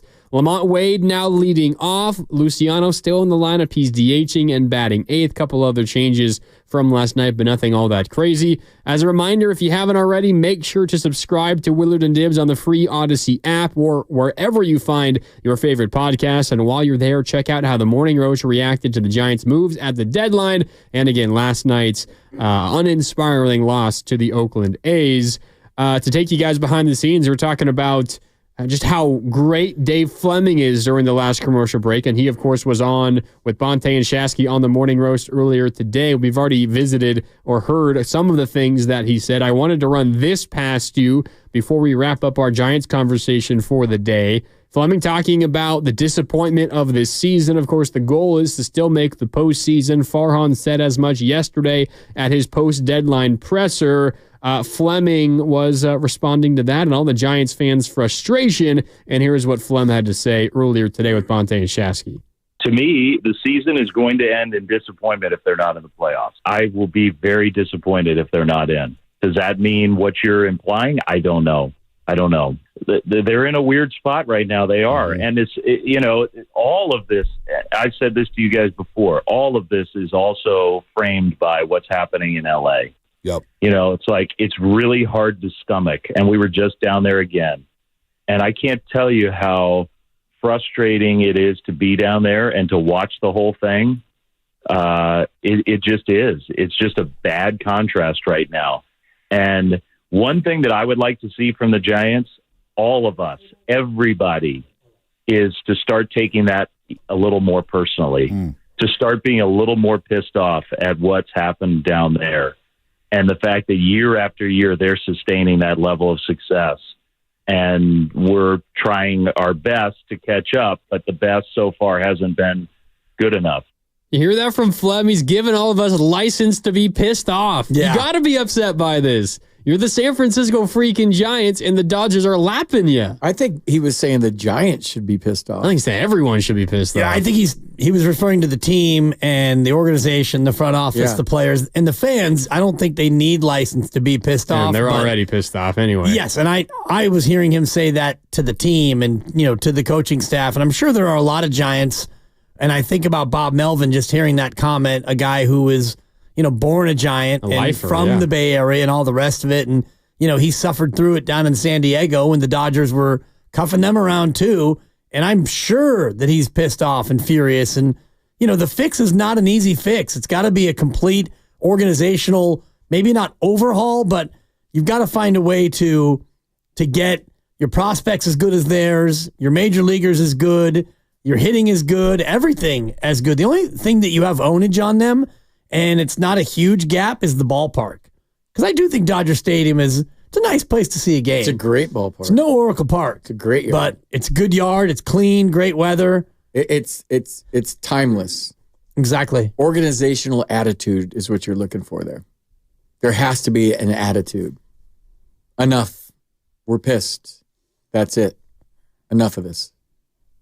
We're sick of hearing about the Dodgers. We're sick of watching them win the division every year. Enough. That's it.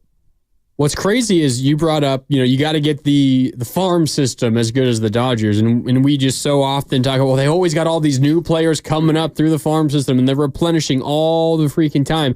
Oddly enough, and maybe it's hard to recognize because the team, the major league team has been so good, their farm system has kind of dried up a little bit lately. They don't have these guys coming up every single year anymore. They're still willing to go out and trade some of their players, their young developing players, to get major leaguers in here. They just did that with Jack Flaherty, and their farm system, I think, is still probably ranked higher than the Giants at this moment. But it's not as if they've got these guys coming through every single year anymore, but they're finding new ways to go out and compete. And obviously it helps when you are in LA and being there kind of sells itself, and it's why Ohtani came there, and it's why all these other players are willing to go there, and it was Freddie Freeman. You made a trade for Mookie Betts. We all forget that. They acquired Mookie by trading away a number of really good players who you thought would be really good players for the Red Sox to get Mookie Betts. The Dodgers aren't just this incredible farm system anymore that's allowing them to do all this. They're finding other ways to get it done, and the Giants haven't been able to match that. There's also another team down there in Southern California who's doing it. The Padres, they haven't done it consistently, and they haven't won a World Series doing it yet. And, we heard Bobby Evans, who was on with us a couple of hours ago, talking about A.J. Preller and whether or not he's been making his moves maybe to save his job or not. But they haven't been scared sending away prospects. All the guys they sent to Washington to get Juan Soto, Mackenzie Gore, really good young pitcher, C.J. Abrams, a really good young position player, and they get Juan Soto in here. It doesn't work. Okay, they pivot. They trade Juan Soto to the Yankees, and they get a number of really good guys back in return for that. And that's just one example. They got Manny Machado and Fernando Tatis Jr. and all these other moves. There's just so many other teams in proximity to the Giants, both in location and I don't know, historical standing, that are just lapping the Giants in a number of different ways. And as a Giants fan, I think what Flem is talking about, that's what makes it all the more frustrating, because it's seemingly only this historic organization that is going through all these struggles. Yeah, and if it was one continuous season from when Farhan took over till now, if it wasn't 6 seasons but just one season, first of all, it'd be a long season, but you'd be 103 games behind the Dodgers over the last 6 years since Farhan took over. Dude, tweet that. It's a fire tweet. You'd be 103 back with over 6 seasons. Yeah, I mean, the only season where you got them, you beat them by 1 game, but you won 107, they won 106. That's it. Even the fluky year, they won 43, the Giants won 29. That's a 14-game difference. And I know that one, you could throw that one out, whatever. It doesn't matter. But first year of Farhan, 2019, Dodgers 106, Giants 77. So there's a 29-game cushion. And, routinely it's been the Dodgers have had the better of them other than the 1 year. And even in that 1 year, the Giants win 107, the Dodgers won 106. So, yeah, the gulf between the two organizations, it's infuriating. And I love to hear Dave Fleming, put his emotion to it and say it with his chest, because it's been more than just an anomaly year here and there. The Giants have been flat mediocre, and the Dodgers have been unbelievable. It was so cool, my first Giants-Dodgers games, and growing up a Giants fan.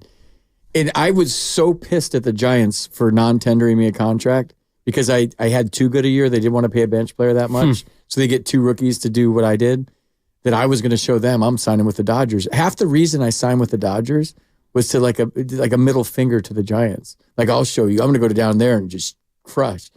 From day one, I looked at that jersey on me. I was nauseous. It's like, what did I do, dude? Like, why did I do this? This is not how I mean, literally in spring training when it was in Vero Beach back then, I'm just like, and I never admitted it to my family. Like, this was a bad move. And there was 2 other teams that came after me in free agency.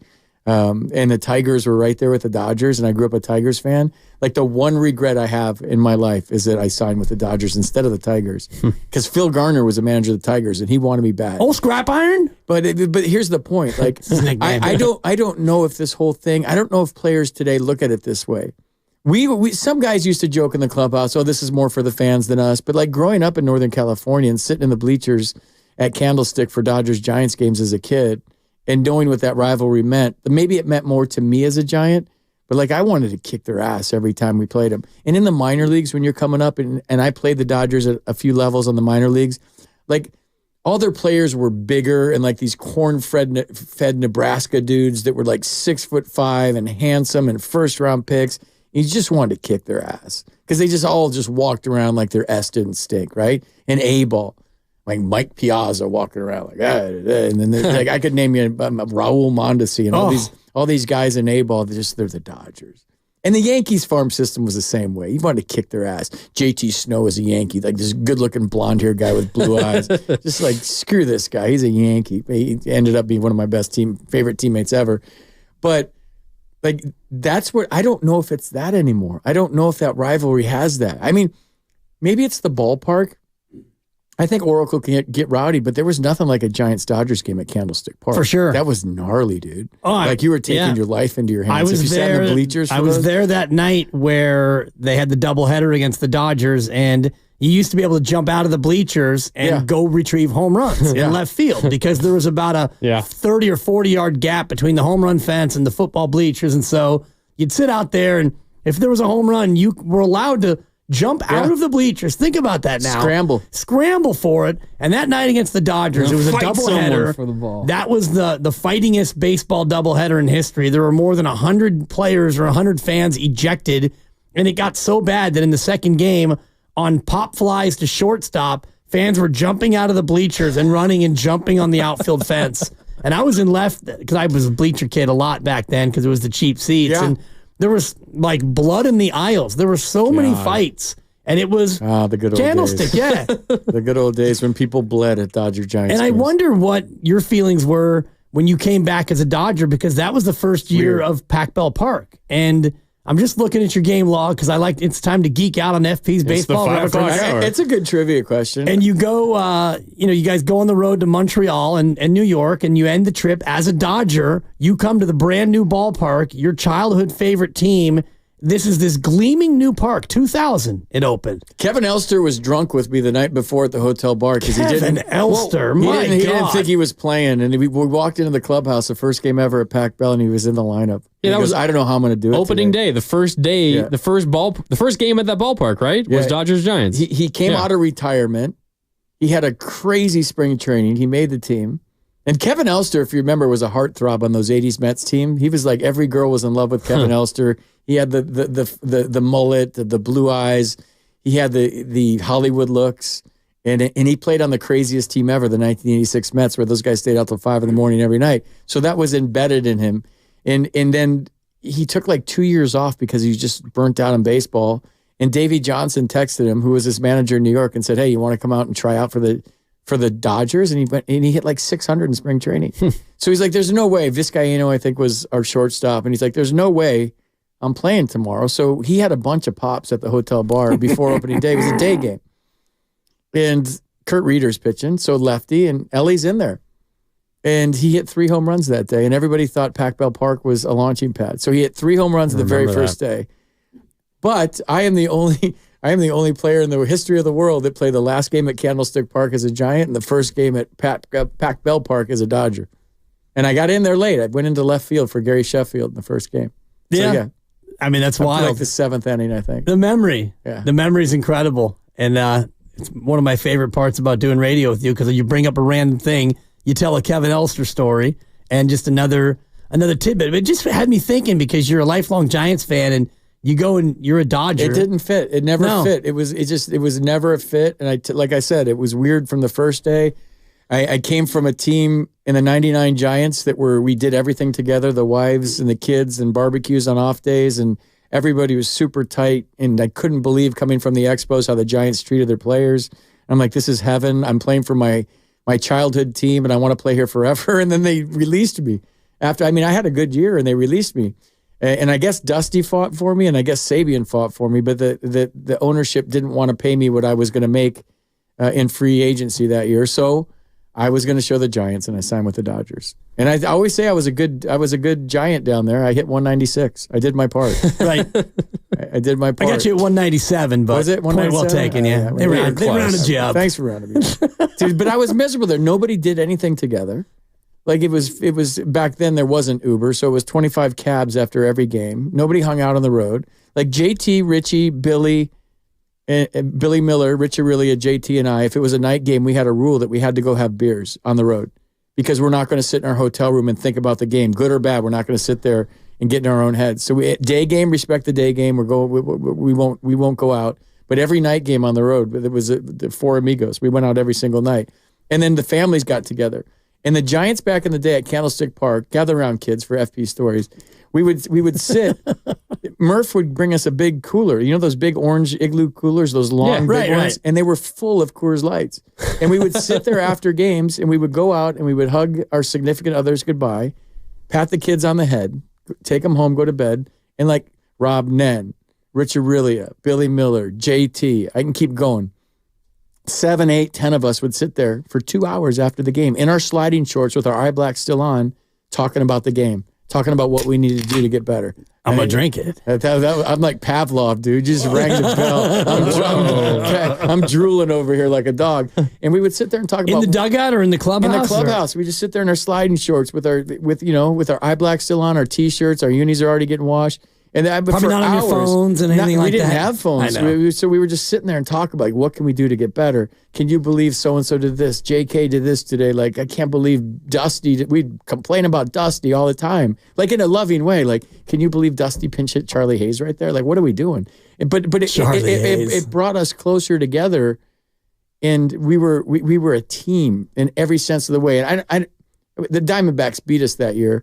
I guess the moral of the story is the game has changed. Guys are on their phones a lot now, and they don't stick around. And I understand. Everything changes and everything evolves, but that was a close bunch, man. And that's why when we still get together now and we have these reunions or we're together for Murph's Wall of Fame, Marvin Bernard, he used to hang out too, and we've been hanging out a lot lately. Like, we just start ragging on each other. And if people don't know, like, how you talk to each other in a clubhouse and you talk to each other in, like, a normal setting, like Murph's Wall of Fame party was at Momo's. So his thing was so cool because usually it's like they're celebrating the 14 team coming up. This was every generation of Giant that ever walked through the clubhouse because they love Murph. 50-something years. Dude, I was like a kid in a candy store, like grew up a Giants fan. I'm like, there's Terry. But there's oh my God, I'm going nuts. So Marvin and I, we always rag on each other. And I would say things like, hey, Marvin, you want to get on my shoulders so you can hear Murph talk? You know, you can't see. Like, and we're just ragging on each other back and forth. And the people that I brought there, like friends, are like, oh my God, do you guys hate each other? I'm like, no. This is how we show each other we love each other. This is how we talk to each other. This is baseball locker room talk, and I miss it. Because we used to just crush each other every single day. But we would be belly laugh until we couldn't breathe. And then when you do that in public, people look at you like, oh my God, these guys have issues, and they don't like each other. And I wonder if the modern player, not to get too deep inside the clubhouse walls, but I don't know if the modern player interacts with their fellow player that way anymore because of the sensitivity we all have because of social media. And like you said, you're on your phone so much. I wonder if that sort of jocularity exists at the same level anymore. Yeah, I don't know. I'm not in there. What I do know, and I've talked to a lot of players about this, and I've become close with a few of them over the years, is what the comments on their Instagram and their comments on their Twitter if they have a tough game, like, it's insane. We never had to go through that. Like, they'll pick up their phones after a game and there's death threats because they gave up 4 runs in 1 inning or they went 0 for 4. And the comments about their family and their wives and their kids and we know where you live. I'm like, oh my God, that's an aspect that we never had to go through. We knew we were sucking. I went on the other station a bunch as a Giants player and I would do the interviews, but everyone told me don't listen to that station because you just can't as a player. So players don't listen to sports talk radio for the most part. Maybe now it's changed. I don't know, with all the different mediums out there and they can see what you say on social media. But we just kept our head in the dirt. We head in the sand and we just played baseball. And once we got in that clubhouse, that was our sanctuary, man. And it was awesome. Yeah. Man, my time with the Giants was awesome. I think, well, maybe, life in a major league clubhouse has changed. I think also the Giants-Dodgers rivalry has changed. And you're talking about the gulf between the teams right now, maybe the largest that it's been in a really, really long time. I mean, it's getting to a point where I have a couple of Dodger fan friends that have texted me over the last couple of years, more recently. And it's like, well, I wish the Giants were a little bit better because the Giants-Dodger rivalry is fun when both teams are good. And to hear that from a Dodger fan, to hear a Dodger fan say, I wish the Giants are better, that is the biggest insult that I think a Giants fan could possibly hear. I was listening to Bonte on the Morning Roast earlier today. He was saying the same thing. He has a couple of friends who are Dodger fans, and they too have reached out to him and say, man, I'm feeling for you. I wish your team was a little bit better because it would make the Giants-Dodger rivalry a little bit more fun. And those are Dodger fans saying to a Giants fan, I wish you were better. I can't think of anything worse I would want to hear from a Dodger fan. I got one little brother worse. Or you have a big brother? Where are you on the pecking? Two older sisters. Okay, so I don't know if you ever competed with them or if they ever got to the point where they wanted you to be better so they wouldn't have to let you win or string you along. And I know that was the case for my brother Doug. We would play Nerf hoop, and he's 4 years older, and he was a state championship basketball player. So even if we were the same age, I probably would have had no chance. But there was always that sense of him hoping that I'd be better because then it'd be more of a challenge. If I was closer to him, it would be more competitive. It'd be more fun for him. And that's kind of where it is now with the Giants and Dodgers. And at least that's what I'm hearing you talk about with your Dodger friends. It's like the Giants aren't even a rival right now because they're 103 games behind since Farhan took over. That's not a rivalry. You know, it's worse than that. Worse than what you said? Yeah, what? Is all the Dodger fans at the ballpark at Oracle. That drives Mark Willard crazy. Oh, my gosh. Well, a sea of blue. Think about it. It's capitalism at its best. If you're a disgruntled Giants ticket holder and you don't like the way things are going, like you, Grandy, and like most fans right now, and some Dodger fan offers you X amount for your tickets for that game, and you're not going anyways, I mean, that makes sense. So how do you fix that? You win. You win, and you make the Giants fans want to go to every game, and then now the Dodgers fans don't take over Oracle Park like they have the last 2 or 3 years. It's got to win. Winning solves everything. Put a product out there that we get super excited about. This is our year. Isn't that the most romantic thing about baseball? Is like, this is our year. Like when have Giants fans felt that and said that? Like, this is our year. I'm not optimistic. Like I'm talking about like in spring training, like this is our year. Well, this is probably one of the more optimistic spring trainings the Giants fans have had in a while. Once Blake Snell signed, we didn't say this is our year. Probably not. You know, like one of those like that's the beauty and the romance of this game, where you can just have that feeling as a fan for your team of like this is our year. Probably all the way back in like 2016, because you were just even your magic. It's going to happen again. Phillies might have been the last time. Yeah, that's a good point. Phillies fans probably said that this year. Yeah, no Dodger doubt. fans, Yankee fans, Yep. Maybe even forever tortured Mets fans probably say that every year. Poor Mets fans, man. You talk about a fan base that I actually feel sorry for, and being around the East Coast for 11 years. Mets fans are great fans, man. They Mets every year, and they know that they're going to Mets every year, and so they're prepared for it. But I'm sure there's a handful of teams in baseball that say this is our year. And I think it would be cool if there was more teams that could say that. But there's so much parity and mediocrity in baseball. I'm sure Reds fans didn't say this is our year this year. But I don't think Arizona fans said that last year. So I do think that your mentality of being a fan now is different because of the amount of parity. And I mentioned this earlier, where the two best teams in baseball are barely above 60%. They're at 607 and 604 in a winning percentage. So even if you're a Giants fan and you don't go into the year thinking this is our year, you do think we could be a wild card team and then we can make some noise. And I think that that's the new mentality among most fan bases because there aren't dominant teams. Now, if you're the Dodgers, if you're the Yankees, yeah, it's always our year because you know you're going to load up. You're most likely going to be good. And, you know, you get into the playoffs, and if you're a Dodger fan, you're probably disappointed at how you always seem to flame out in October other than the pandemic bubble chip that you got. So there's that PTSD. But don't say it like that. You think that's a legit championship. It is. But what I did, FP, is I put it into proper context because it was a pandemic, it was a bubble, and they got the chip.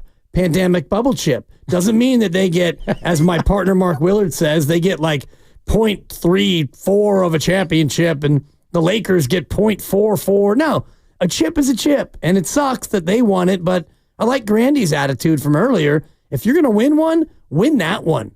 Yeah. Because in the history of baseball, you want to look at every single World Series won and rank them in terms of coolness. That one's at or on the bottom of the barrel. But it's still a championship. The cardboard fans are running on the field. The maskless COVID patient is breathing on everyone.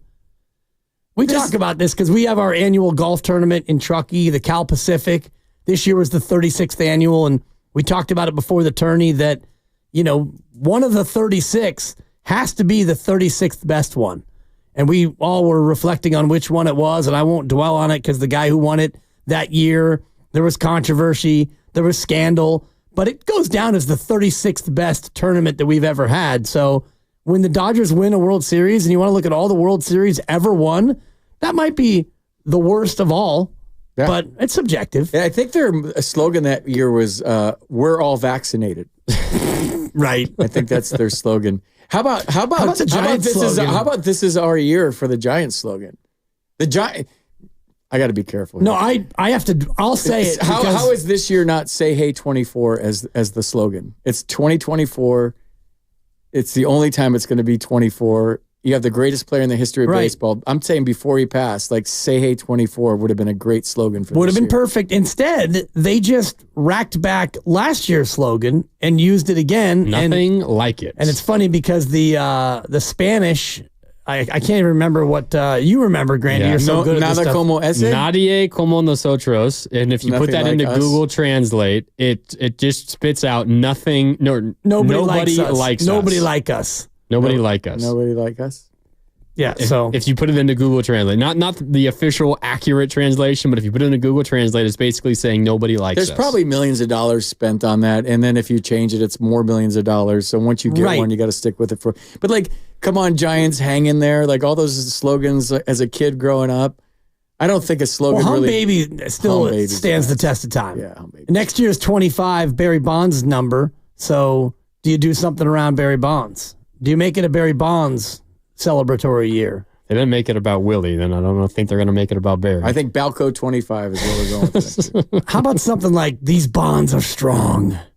Bum, bum, bum. Oh, God. Barry's there every day, man. It's good to see him around the ballpark. He looks great. He's like Benjamin Button, man. He's getting younger every year. He looks so good. He's at the yard every day. He's in the cage with those guys every day. I talk to him every day. I love that he's involved, man. I love that he's there. At every homestand, every game, he's there. Yeah, that's cool. Yeah. 888-957-9570. We've been slowly getting through some of the things Dave Fleming said on the morning roast earlier today. It wasn't all just Debbie Downer from Dave, which is what makes Dave so good. He's always able to see the bright side of things. And this was his take on some of the things that are going well for the San Francisco Giants. Talking about some of the youngsters that have come up and played well lately for the San Francisco Giants. And here's Dave talking about how maybe you wish this could have happened earlier, but better late than never. Here's Dave. If this year had happened 2 years ago, everybody would be ecstatic. Not at the record, but the stuff that you're talking about, Birdsong, Harrison, Bailey, Fitzgerald, Ramos, maybe Matos, and there are other young guys who have contributed. Jung-Hoo Lee, before he got hurt, looking like, okay, that can be a guy who can play out there for the next 5 years. There is now a core of young Giants who you feel like this can be the next really good Giants team. These guys can be the heart and soul of it. We have not said that for a long time. Like it's been since the championship era that we've been able to say that. That's the missing piece for this franchise. That's the ultimate thing. As much as, it's fun to chase after Judge and Harper and Carlos Correa and all these guys. That's how you get to where you want to go. And finally, we've had a year where that is starting to happen. Has it happened enough? No. But these guys, some of these guys especially, are really young, just starting their journeys. This would be a year. It's just frustrating that it's taken so long to get here. Flem's right. Like, if this was a year that happened, you saw the development of Elliot Ramos, and you got what you got from Hayden Birdsong and from Kyle Harrison and from Patrick Bailey. And this happened a couple of years ago, earlier in the Farhan tenure, and you were able to look into the future at year 6, where we currently are right now, with all of those guys as established, legitimate big leaguers. It would be easier to be a little more excited about the future and what has gone down in this system. But what becomes frustrating is it's year 6, and we're just now beginning to see those dividends being paid. Dave is right. If it happened a couple of years ago, it's an entirely different conversation and feeling, I think, for a lot of Giants fans. It's an excuse, but I think it's a justified one that the 2020 year was a lost year for all these guys. So yeah, they didn't play. They didn't play. So all these young guys, and you look at the reference, Baseball Reference, Birdsong, Harrison, Luciano Matos, they're all 22. And then you got a group of 24-year-olds, including Ramos, and then Schmidt's 25, Wisely and Bailey 25. It still is a very young core. You're right, Grandy. If this all happened last year, for example, you'd feel better about the Farhan Zaidi era. But then again, they're here now. So Dave's right. You do have a certain amount of a core team that you're going to expect to be back next year, FP. Yeah, that's cool and all, but they got to play. They got to be good. True. And there's a lot of question marks still with all of them. Right when you think Elliot Ramos is an all-star, the league found out that he's having trouble with a high fastball, and they're going up there. So you got to make the adjustment on that. I still think he's an everyday big league player. We'll see if he's a perennial all-star. I'm not sure about that. I think the guy that has a chance to be a perennial all-star is Patrick Bailey. And we'll see how that plays out. And that's all going to depend on how bad he wants it, how much he wants to work for that. When you talk about Tyler Fitzgerald, he has the most talent and the most upside of anybody, I think, in the organization from a position player standpoint. He has the best skill set. But then there's other things he's got to work on. He's got to work on his defense at shortstop, even though it's been really good lately. He mishandled the double play last night. He has a lot of swing and miss. If he can put the ball in play consistently, he can hit 300 because he's going to beat out a lot of ground balls. Luis Matos, for me, has a longer way to go than you would think. Like, his routes in the outfield are not good, and the ball's not coming off his bat. Like, I would like it to. Like, I think he's got warning track power right now, and I would love him, as Gabe said, and I thought Gabe was pretty accurate last year, that he'll grow into his body and become a power hitter someday. Elliot Ramos is a grown-ass man, and that's what I want Luis Matos to look like soon, where you just kind of fill out and you look like a big leaguer. And I think Brett Wisely might be the sneaky one of all of them right now. Like, I really love his game. I love the way he approaches the game on a daily basis. And I'm just talking about the young players right now. Hayden Birdsong has confidence off the charts. He's cocky, he's got arrogance, he's got swagger, and he's got stuff to back it up.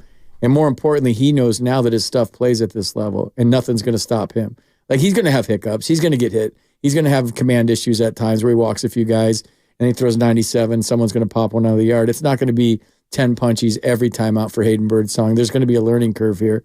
But I just love what I'm seeing from that kid right now. And there's other guys down there. So I guess the reason I'm going down the list here is they're all good players. But I'm spoiled. I've been around Bryce Harper when he was a rookie. I was around Juan Soto when he was a rookie. So, that's what I think of. I was around Steven Strasburg when he was a rookie. Like, those are horses, man. Like, those are the guys. You know that they're going to be great. You just know it. You see Hall of Famer with the position players that I met. I saw Trey Turner as a rookie. So, like, my scale is, like, if you're going to change the course of a franchise, are these guys stars? Are these guys future stars? Are these guys perennial all-stars? Are these guys going to have multiple parades on Market Street? And that's kind of the question for me that has to be answered. There's a lot of potential there. These are some really good players, but I don't think there's one along the lines of the name as I mentioned, but, like, those are pretty lofty names.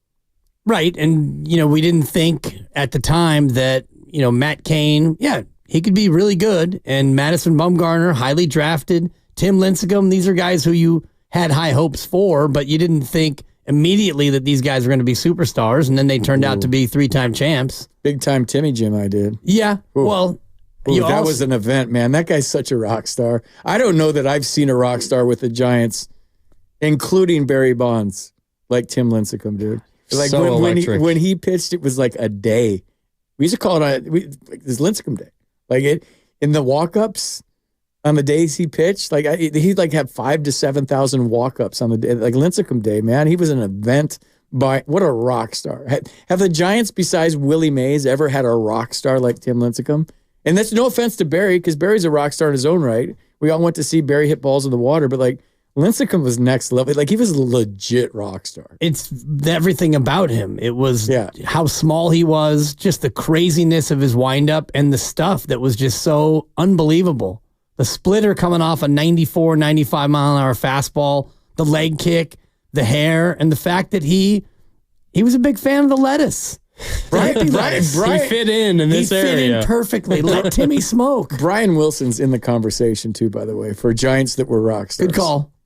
Yeah, a legit rock star. On and off. On and off, thank you. On and off the field. Pat the bat. The marina's never been the same. Well, you talk about your little group that you'd hang out with and go out with, and that Giants team, they had their own little core four, so to speak. Oh, my goodness. They did some damage. Yep, no doubt. They did some damage. The Pat Burrell, I got to stop. I got to remember there's a microphone. I'm going to stop. All the stories are amazing from 2010. I got so many. All the stories that you hear, and not only from you, but just from, like, civilians out there, most of them are true. Yeah. Oh, I ran into so-and-so on this random Saturday night. Was it iPhone? Wednesday night. The iPhone was 2011, right? The first iPhone? Or was it? No. That sounds right. I'm an Android guy, so I don't know. You don't know. You got the. You guys are in the cult. So I just can't handle green text messages, dude. Yeah, I don't even know what that means. I just don't like them. I look at them differently. I don't know what that makes me. Well, it makes you just like the other 85% of of and I've actually. Oh, here we go. Get on his. Look what you started. Soapbox. It's not a soapbox. It's a political thing. Go. It's a cult. What all is? of you are in a cult. You're all slave to your inferior device, and it cracks me up that you all will go down with your phones and your computers that break, and meanwhile my elite advanced device. Shout out Asia. Well, first iPhone was 07, by the way. Okay. Yeah. Well, there you go. Well, those guys still got away with it. They still got away with it in 2010. And cameras weren't really a huge part of the early devices. Every good team has to have a dark side. You can't have a bunch of guys that just I don't know, that are librarians and try to win a World Series. You think about the greatest teams ever, the 86 Mets, the 2001 A's that I was on. We won 102 games. We stayed out till 4 a.m. every night. The Giants in 2010, those guys loved each other. They did everything together. Think about Mickey Mantle back in his day, the Mick. All great teams have a dark side, and they all hang out together. All great athletes have a dark side, by the way. And you're talking about Timmy Lincecum. It's Timmy Day, Lincecum Day. You tune in to watch. Everyone shows up to the ballpark to watch. The Giants have a handful of really good pitchers, but you got no one just that electric that's attracting fans. Rock star. I miss that guy. You don't have a rock star. And their guy tonight is the guy who's probably the closest, and he just throws 87 and induces ground balls. He's incredibly effective. He's very good and effective, but he's not a rock star. He's not on Timmy's level. No, they don't have anybody. I don't know if there ever will be. Right. Maybe if Hayden Birdsong just starts smoking pot, he'll be that guy. Why don't you go suggest it? Head on down to the park and go ahead and drop that on him. Yeah. So we got to take a break. FB's going to head down to the ballpark. Thanks for stopping by this week, FP. You're the best. Have a safe flight tomorrow. All right, we're going to take a break. It's Dibs and Grandy saying bye to FP. We're back for one more segment coming up on the other side. First, though, I did want to remind you, you should join 95.7 The Game at Harding Park on Friday, September 6th for the Pettinelli Financial Partners Golf Tournament benefiting the Autism Society San Francisco Bay Area. Go to 957thegame.com to learn more. Presented by Atco Pest Control, the Bay Area's locally family-owned pest control company. More Willard and Dibs next on 95.7 The Game.